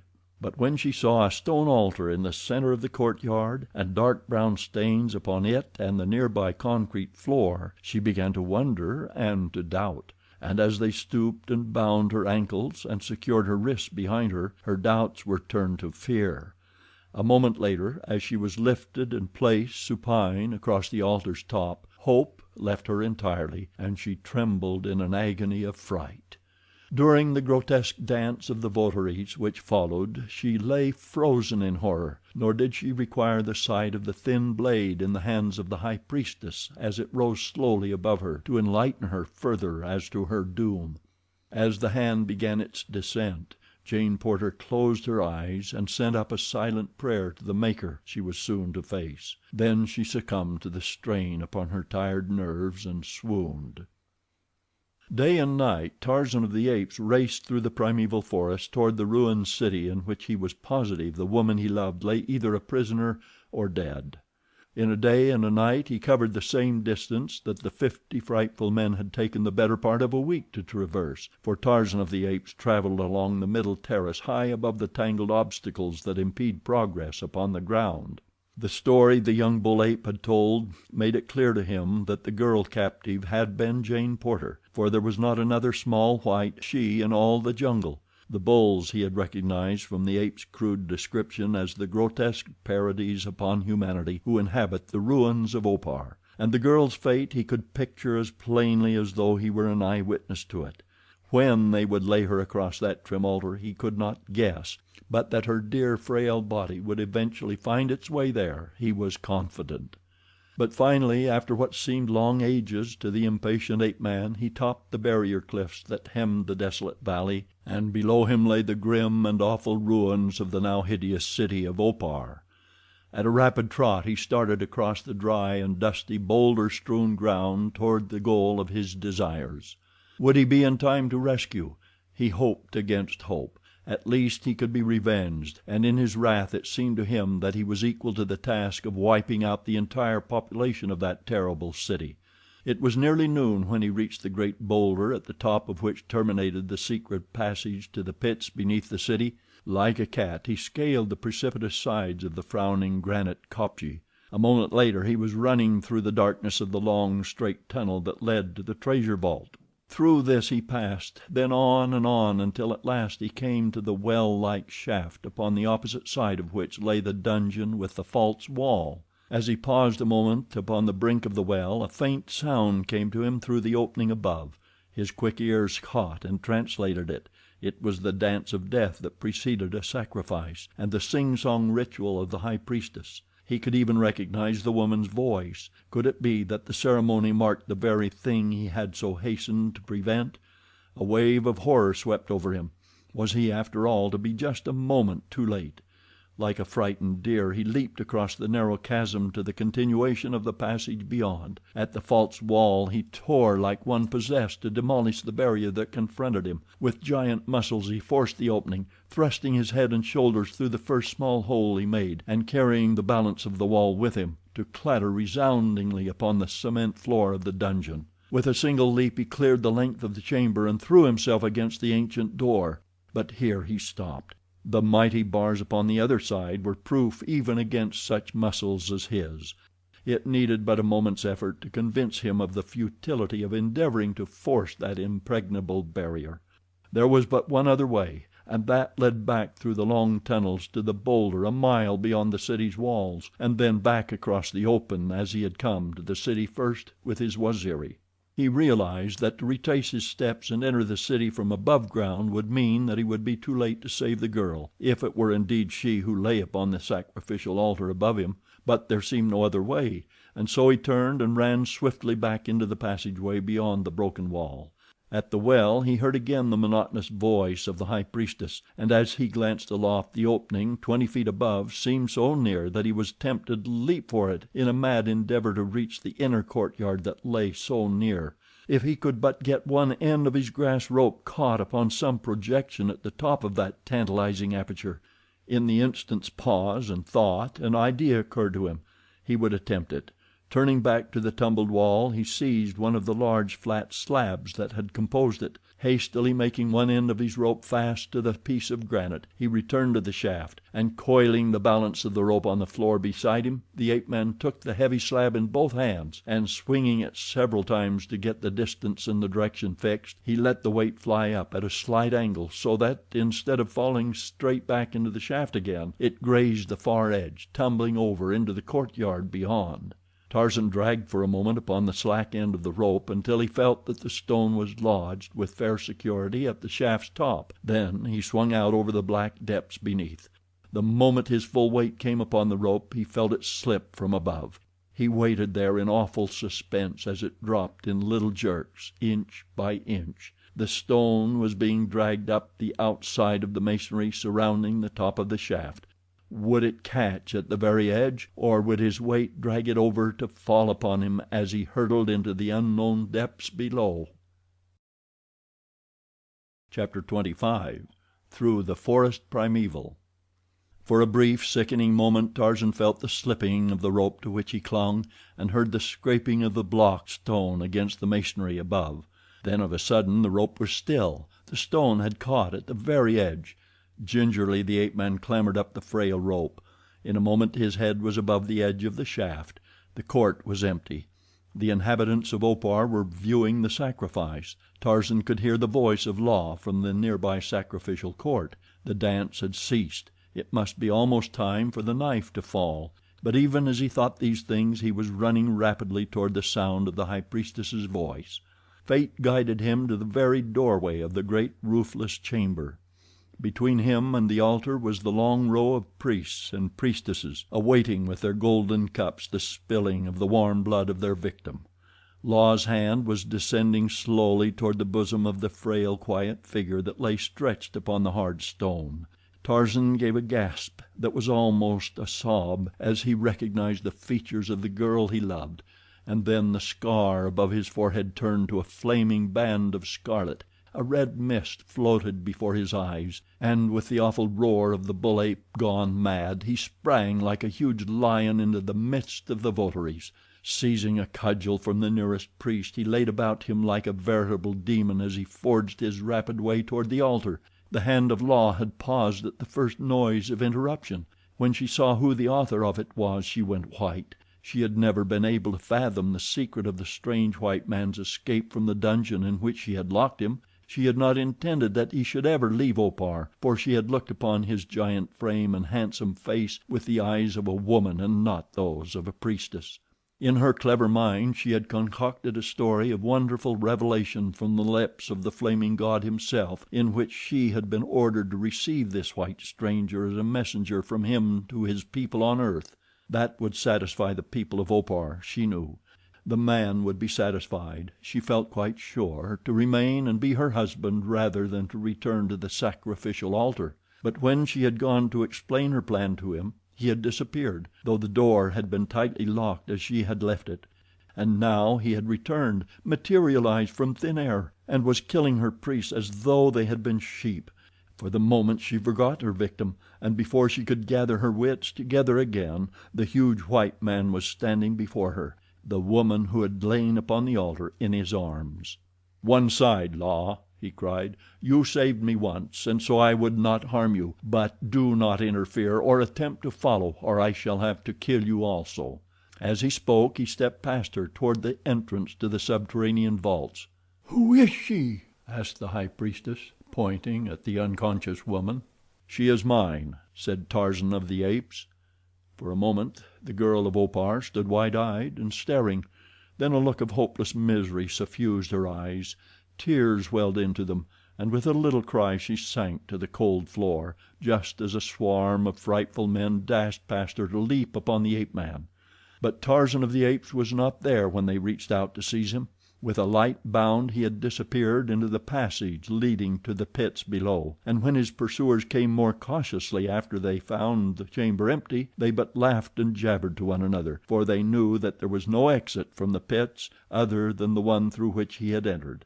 If he came out at all he must come this way, and they would wait and watch for him above. And so Tarzan of the Apes, carrying the unconscious Jane Porter, came through the pits of Opar beneath the temple of the flaming god without pursuit. But when the men of Opar had talked further about the matter, they recalled to mind that this very man had escaped once before into the pits, and though they had watched the entrance he had not come forth, and yet today he had come upon them from the outside. They would again send 50 men out into the valley to find and capture this desecrator of their temple.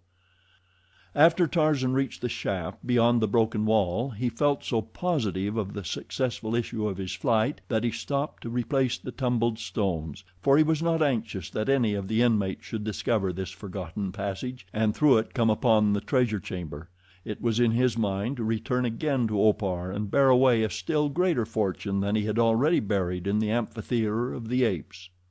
On through the passageways he trotted, past the first door and through the treasure vault, past the second door and into the long, straight tunnel that led to the lofty hidden exit beyond the city. Jane Porter was still unconscious.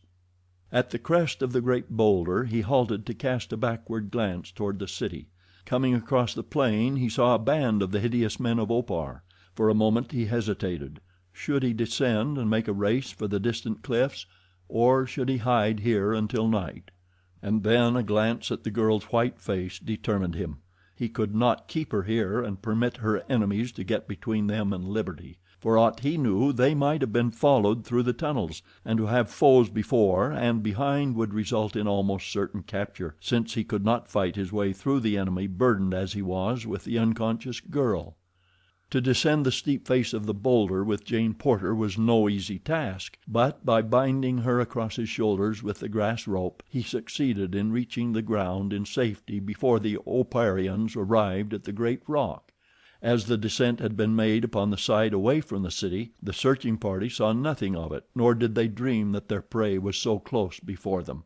By keeping the kopje between them and their pursuers, Tarzan of the Apes managed to cover nearly a mile before the men of Opar rounded the granite sentinel and saw the fugitive before them. With loud cries of savage delight they broke into a mad run, thinking doubtless that they would soon overhaul the burdened runner. But they both underestimated the powers of the ape-man and overestimated the possibilities of their own short, crooked legs.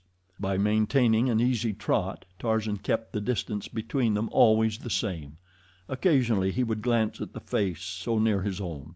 Had it not been for the faint beating of the heart pressed so close against his own, he would not have known that she was alive, so white and drawn was the poor, tired face. And thus they came to the flat-topped mountain and the barrier cliffs. During the last mile Tarzan had let himself out, running like a deer that he might have ample time to descend the face of the cliffs before the Oparians could reach the summit and hurl rocks down upon them, and so it was that he was half a mile down the mountainside ere the fierce little men came panting to the edge. With cries of rage and disappointment they ranged along the cliff tops, shaking their cudgels and dancing up and down in a perfect passion of anger. But this time they did not pursue beyond the boundary of their own country, whether it was because they recalled the futility of their former long and irksome search, or after witnessing the ease with which the ape-man swung along before them and the last burst of speed, they realized the utter hopelessness of further pursuit, it is difficult to say. But as Tarzan reached the woods that began at the base of the foothills which skirted the barrier cliffs, they turned their faces once more toward Opar. Just within the forest's edge, where he could yet watch the cliff tops, Tarzan laid his burden upon the grass, and going to the nearby rivulet brought water with which he bathed her face and hands. But even this did not revive her, and greatly worried he gathered the girl into his strong arms once more and hurried on toward the west. Late in the afternoon Jane Porter regained consciousness. She did not open her eyes at once. She was trying to recall the scenes that she had last witnessed. Ah, she remembered now. The altar, the terrible priestess, the descending knife. She gave a little shudder, for she thought that either this was death or that the knife had buried itself in her heart and she was experiencing the brief delirium preceding death. And when finally she mustered courage to open her eyes, the sight that met them confirmed her fears, for she saw that she was being borne through a leafy paradise in the arms of her dead love. "If this be death," she murmured, "thank God that I am dead." "You spoke, Jane," cried Tarzan. "You are regaining consciousness." "Yes, Tarzan of the Apes," she replied, and for the first time in months a smile of peace and happiness lighted her face. "Thank God!" cried the ape-man, coming to the ground in a little grassy clearing beside the stream. "I was in time after all." "In time? What do you mean?" she questioned. "In time to save you from death upon the altar, dear," he replied. "Do you not remember?" "Save me from death?" she asked in a puzzled tone. "Are we not both dead, my Tarzan?" He had placed her upon the grass by now, her back resting against the stem of a huge tree. At her question he stepped back where he could the better see her face. "Dead?" he repeated, and then he laughed. "You are not, Jane, and if you will return to the city of Opar and ask them who dwell there, they will tell you that I was not dead a few short hours ago. No, dear, we are both very much alive." "But both Hazel and Monsieur Thuran told me that you had fallen into the ocean many miles from land," she urged, as though trying to convince him that he must indeed be dead. "They said that there was no question but that it must have been you, and less that you could have survived or been picked up." "How can I convince you that I am no spirit?" he asked, with a laugh. "It was I whom the delightful Monsieur Thuran pushed overboard, but I did not drown. I will tell you all about it after a while. And here I am, very much the same wild man you first knew, Jane Porter." The girl rose slowly to her feet and came toward him. "I cannot even yet believe it," she murmured. "It cannot be that such happiness can be true after all the hideous things that I have passed through these awful months since the Lady Alice went down." She came close to him and laid a hand, soft and trembling, upon his arm. "It must be that I am dreaming, and that I shall awaken in a moment to see that awful knife descending toward my heart. Kiss me, dear, just once before I lose my dream forever." Tarzan of the Apes needed no second invitation. He took the girl he loved in his strong arms and kissed her, not once, but 100 times, until she lay there panting for breath. Yet when he stopped she put her arms about his neck and drew his lips down to hers once more. "Am I alive and a reality, or am I but a dream?" he asked. "If you are not alive, my man," she answered, "I pray that I may die thus before I awaken to the terrible realities of my last waking moments." For a while both were silent, gazing into each other's eyes as though each still questioned the reality of the wonderful happiness that had come to them. The past, with all its hideous disappointments and horrors, was forgotten. The future did not belong to them, but the present, ah, it was theirs. None could take it from them. It was the girl who first broke the sweet silence. "Where are we going, dear?" she asked. "What are we going to do?" "Where would you like best to go?" he asked. "What would you like best to do?" "To go where you go, my man. To do whatever seems best to you," she answered. "But Clayton?" he asked. For a moment he had forgotten that there existed upon the earth other than they two. "We have forgotten your husband." "I am not married, Tarzan of the Apes," she cried, "nor am I longer promised in marriage. The day before those awful creatures captured me I spoke to Mr. Clayton of my love for you, and he understood then that I could not keep the wicked promise that I had made. It was after we had been miraculously saved from an attacking lion." She paused suddenly and looked up at him, a questioning light in her eyes. "Tarzan of the Apes!" she cried. "It was you who did that thing. It could have been no other." He dropped his eyes, for he was ashamed. "How could you have gone away and left me?" she cried reproachfully.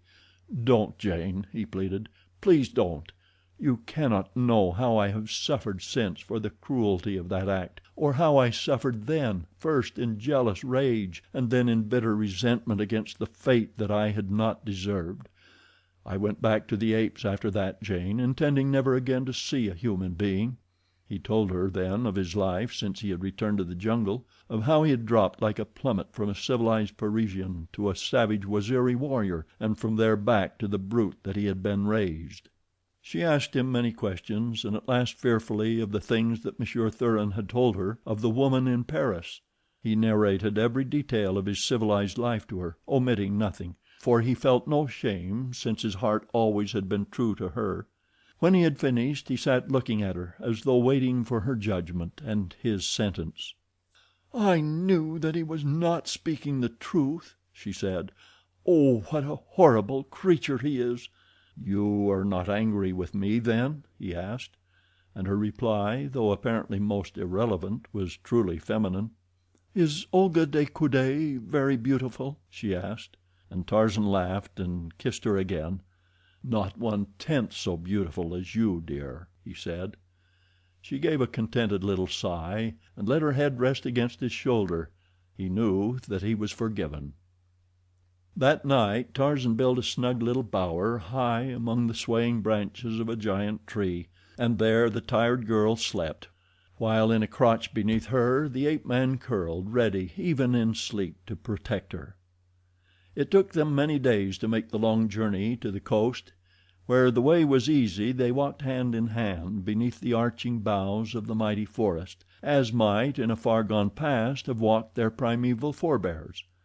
When the underbrush was tangled he took her in his great arms and bore her lightly through the trees, and the days were all too short, for they were very happy. Had it not been for their anxiety to reach and succor Clayton, they would have drawn out the sweet pleasure of that wonderful journey indefinitely. On the last day before they reached the coast, Tarzan caught the scent of men ahead of them, the scent of black men. He told the girl and cautioned her to maintain silence. "There are few friends in the jungle," he remarked dryly. In half an hour they came stealthily upon a small party of black warriors filing toward the west. As Tarzan saw them he gave a cry of delight. It was a band of his own Waziri. Busuli was there, and others who had accompanied him to Opar. At sight of him they danced and cried out in exuberant joy. For weeks they had been searching for him, they told him. The blacks exhibited considerable wonderment at the presence of the white girl with him, and when they found that she was to be his woman, they vied with one another to do her honor. With the happy Waziri laughing and dancing about them, they came to the rude shelter by the shore. There was no sign of life, and no response to their calls. Tarzan clambered quickly to the interior of the little tree hut, only to emerge a moment later with an empty tin. Throwing it down to Busuli, he told him to fetch water, and then he beckoned to Jane Porter to come up. Together they leaned over the emaciated thing that once had been an English nobleman.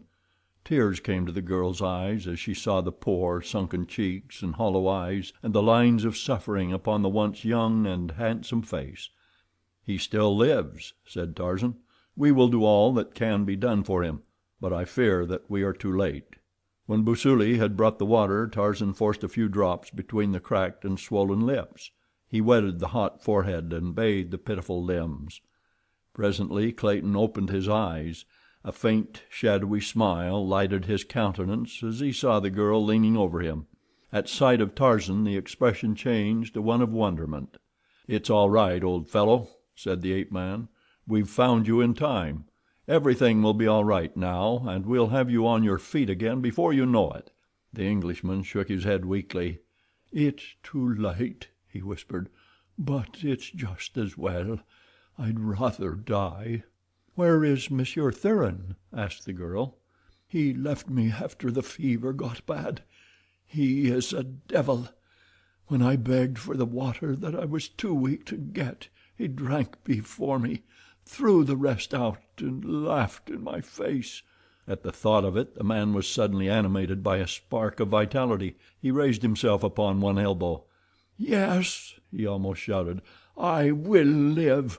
I will live long enough to find and kill that beast." But the brief effort left him weaker than before, and he sank back again upon the rotting grasses that, with his old ulster, had been the bed of Jane Porter. "Don't worry about Thuran," said Tarzan of the Apes, laying a reassuring hand on Clayton's forehead. "He belongs to me, and I shall get him in the end, never fear." For a long time Clayton lay very still. Several times Tarzan had to put his ear quite close to the sunken chest to catch the faint beating of the worn-out heart. Toward evening he aroused again for a brief moment. "Jane," he whispered. The girl bent her head closer to catch the faint message. "I have wronged you, and him." He nodded weakly toward the ape-man. "I loved you so. It is a poor excuse to offer for injuring you, but I could not bear to think of giving you up. I do not ask your forgiveness. I only wish to do now the thing I should have done over a year ago." He fumbled in the pocket of the ulster beneath him for something that he had discovered there while he lay between the paroxysms of fever. Presently he found it—a crumpled bit of yellow paper. He handed it to the girl, and as she took it his arm fell limply across his chest. His head dropped back, and with a little gasp he stiffened and was still. Then Tarzan of the Apes drew a fold of the ulster across the upturned face. For a moment they remained kneeling there, the girl's lips moving in silent prayer, and as they rose and stood on either side of the now peaceful form, tears came to the ape-man's eyes, for through the anguish that his own heart had suffered he had learned compassion for the suffering of others. Through her own tears the girl read the message upon the bit of faded yellow paper, and as she read her eyes went very wide. Twice she read those startling words before she could fully comprehend their meaning. "Fingerprints prove you Greystoke. Congratulations. D'Arnot." She handed the paper to Tarzan. "And he has known it all this time," she said, "and did not tell you?" "I knew it first, Jane," replied the man. "I did not know that he knew it at all. I must have dropped this message that night in the waiting room. It was there that I received it." "And afterward you told us that your mother was a she-ape and that you had never known your father?" she asked incredulously. "The title and the estates meant nothing to me without you, dear," he replied, "and if I had taken them away from him I should have been robbing the woman I love. Don't you understand, Jane?" It was as though he attempted to excuse a fault. She extended her arms toward him across the body of the dead man and took his hands in hers. "And I would have thrown away a love like that," she said. Chapter 26. The Passing of the Ape-Man. The next morning they set out upon the short journey to Tarzan's cabin. 4 Waziri bore the body of the dead Englishman. It had been the ape-man's suggestion that Clayton be buried beside the former Lord Greystoke, near the edge of the jungle, against the cabin that the older man had built. Jane Porter was glad that it was to be so, and in her heart of hearts she wondered at the marvelous fineness of character of this wondrous man who, though raised by brutes and among brutes, had the true chivalry and tenderness which only associates with the refinements of the highest civilization. They had proceeded some 3 miles of the 5 that had separated them from Tarzan's own beach when the Waziri who were ahead stopped suddenly, pointing in amazement at a strange figure approaching them along the beach. It was a man with a shiny silk hat, who walked slowly with bent head and hands clasped behind him underneath the tails of his long black coat. At sight of him Jane Porter uttered a little cry of surprise and joy and ran quickly ahead to meet him. At the sound of her voice the old man looked up, and when he saw who it was confronting him he too cried out in relief and happiness. As Professor Archimedes Q. Porter folded his daughter in his arms, tears streamed down his seamed old face, and it was several minutes before he could control himself sufficiently to speak. When a moment later he recognized Tarzan, it was with difficulty that they could convince him that his sorrow had not unbalanced his mind, for with the other members of the party he had been so thoroughly convinced that the ape-man was dead, it was a problem to reconcile the conviction with the very lifelike appearance of Jane's forest god. The old man was deeply touched at the news of Clayton's death.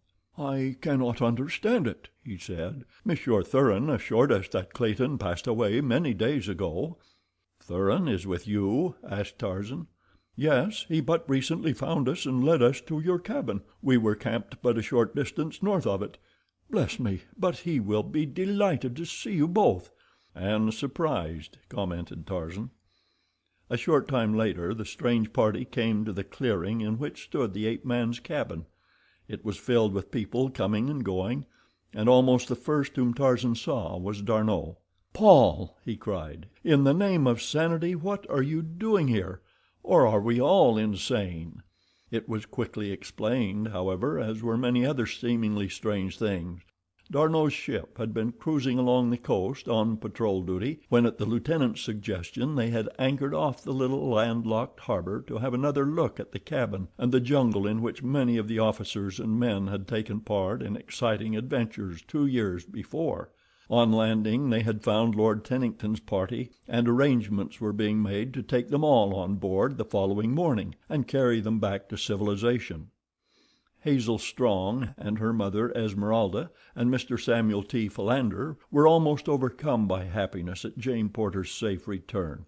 Her escape seemed to them little short of miraculous, and it was the consensus of opinion that it could have been achieved by no other man than Tarzan of the Apes.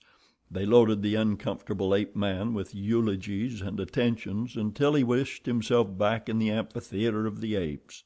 All were interested in his savage Waziri, and many were the gifts the black men received from these friends of their king, but when they learned that he might sail away from them upon the great canoe that lay at anchor a mile offshore, they became very sad. As yet the newcomers had seen nothing of Lord Tennington and Monsieur Thuran. They had gone out for fresh meat early in the day and had not yet returned. "How surprised this man, whose name you say is Rokoff, will be to see you," said Jane Porter to Tarzan. "His surprise will be short-lived," replied the ape-man grimly, and there was that in his tone that made her look up into his face in alarm. What she read there evidently confirmed her fears, for she put her hand upon his arm and pleaded with him to leave the Russian to the laws of France. "In the heart of the jungle, dear," she said, "with no other form of right or justice to appeal to other than your own mighty muscles, you would be warranted in executing upon this man the sentence he deserves, but with the strong arm of a civilized government at your disposal, it would be murder to kill him now. Even your friends would have to submit to your arrest, or if you resisted it would plunge us all into misery and unhappiness again. I cannot bear to lose you again, my Tarzan. Promise me that you will but turn him over to Captain Dufranne, and let the law take its course. The beast is not worth risking our happiness for." He saw the wisdom of her appeal and promised. A half hour later Rokoff and Tennington emerged from the jungle. They were walking side by side. Tennington was the first to note the presence of strangers in the camp. He saw the black warriors palavering with the sailors from the cruiser, and then he saw a lithe, brown giant talking with Lieutenant D'Arnot and Captain Dufranne. "Who is that, I wonder?" said Tennington to Rokoff, and as the Russian raised his eyes and met those of the ape-man full upon him, he staggered and went white. "Sapristi!" he cried, and before Tennington realized what he intended he had thrown his gun to his shoulder and, aiming point blank at Tarzan, pulled the trigger. But the Englishman was close to him, so close that his hand reached the leveled barrel a fraction of a second before the hammer fell upon the cartridge, and the bullet that was intended for Tarzan's heart whirred harmlessly above his head. Before the Russian could fire again the ape-man was upon him and had wrested the firearm from his grasp. Captain Dufranne, Lieutenant D'Arnot, and a dozen sailors had rushed up at the sound of the shot, and now Tarzan turned the Russian over to them without a word. He had explained the matter to the French commander before Rokoff arrived, and the officer gave immediate orders to place the Russian in irons and confine him on board the cruiser. Just before the guard escorted the prisoner into the small boat that was to transport him to his temporary prison, Tarzan asked permission to search him, and to his delight found the stolen papers concealed upon his person. The shot had brought Jane Porter and the others from the cabin, and a moment after the excitement had died down she greeted the surprised Lord Tennington. Tarzan joined them after he had taken the papers from Rokoff, and as he approached, Jane Porter introduced him to Tennington. "John Clayton, Lord Greystoke, my lord," she said. The Englishman looked his astonishment, in spite of his most Herculean efforts to appear courteous, and it required many repetitions of the strange story of the ape-man as told by himself, Jane Porter, and Lieutenant D'Arnot to convince Lord Tennington that they were not all quite mad. At sunset they buried William Cecil Clayton beside the jungle graves of his uncle and his aunt, the former Lord and Lady Greystoke, and it was at Tarzan's request that 3 volleys were fired over the last resting place of a brave man who met his death bravely. Professor Porter, who in his younger days had been ordained a minister, conducted the simple services for the dead. About the grave with bowed heads stood as strange a company of mourners as the sun ever looked down upon. There were French officers and sailors, 2 English lords, Americans, and a score of savage African braves. Following the funeral, Tarzan asked Captain Dufranne to delay the sailing of the cruiser a couple of days while he went inland a few miles to fetch his belongings, and the officer gladly granted the favor. Late the next afternoon Tarzan and his Waziri returned with the first load of belongings, and when the party saw the ancient ingots of virgin gold they swarmed upon the ape-man with 1,000 questions, but he was smilingly obdurate to their appeals. He declined to give them the slightest clue as to the source of his immense treasure. "There are 1,000 that I left behind," he explained, "for for every one that I brought away, and when these are spent I may wish to return for more." The next day he returned to camp with the balance of his ingots, and when they were stored on board the cruiser, Captain Dufresne said he felt like the commander of an old-time Spanish galleon returning from the treasure cities of the Aztecs.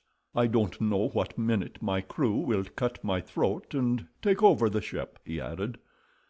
The next morning, as they were preparing to embark upon the cruiser, Tarzan ventured a suggestion to Jane Porter. "Wild beasts are supposed to be devoid of sentiment," he said, "but nevertheless I should like to be married in the cabin where I was born, beside the graves of my mother and my father, and surrounded by the savage jungle that always has been my home." "Would it be quite regular, dear?" she asked. "For if it would, I know of no other place in which I should rather be married to my forest god than beneath the shade of his primeval forest." And when they spoke of it to the others they were assured that it would be quite regular, and a most splendid termination of a remarkable romance. So the entire party assembled within the little cabin, and about the door to witness the second ceremony that Professor Porter was to solemnize within 3 days. D'Arnot was to be best man, and Hazel Strong bridesmaid, until Tennington upset all the arrangements by another of his marvelous ideas. "If Mrs. Strong is agreeable," he said, taking the bridesmaid's hand in his, "Hazel and I think it would be ripping to make it a double wedding." The next day they sailed, and as the cruiser steamed slowly out to sea, a tall man, immaculate in white flannel, and a graceful girl leaned against her rail to watch the receding shoreline upon which danced 20 naked black warriors of the Waziri, waving their war spears above their savage heads and shouting farewells to their departing king. "I should hate to think that I am looking upon the jungle for the last time, dear," he said, "were it not that I know that I am going to a new world of happiness with you forever," and bending down, Tarzan of the Apes kissed his mate upon her lips.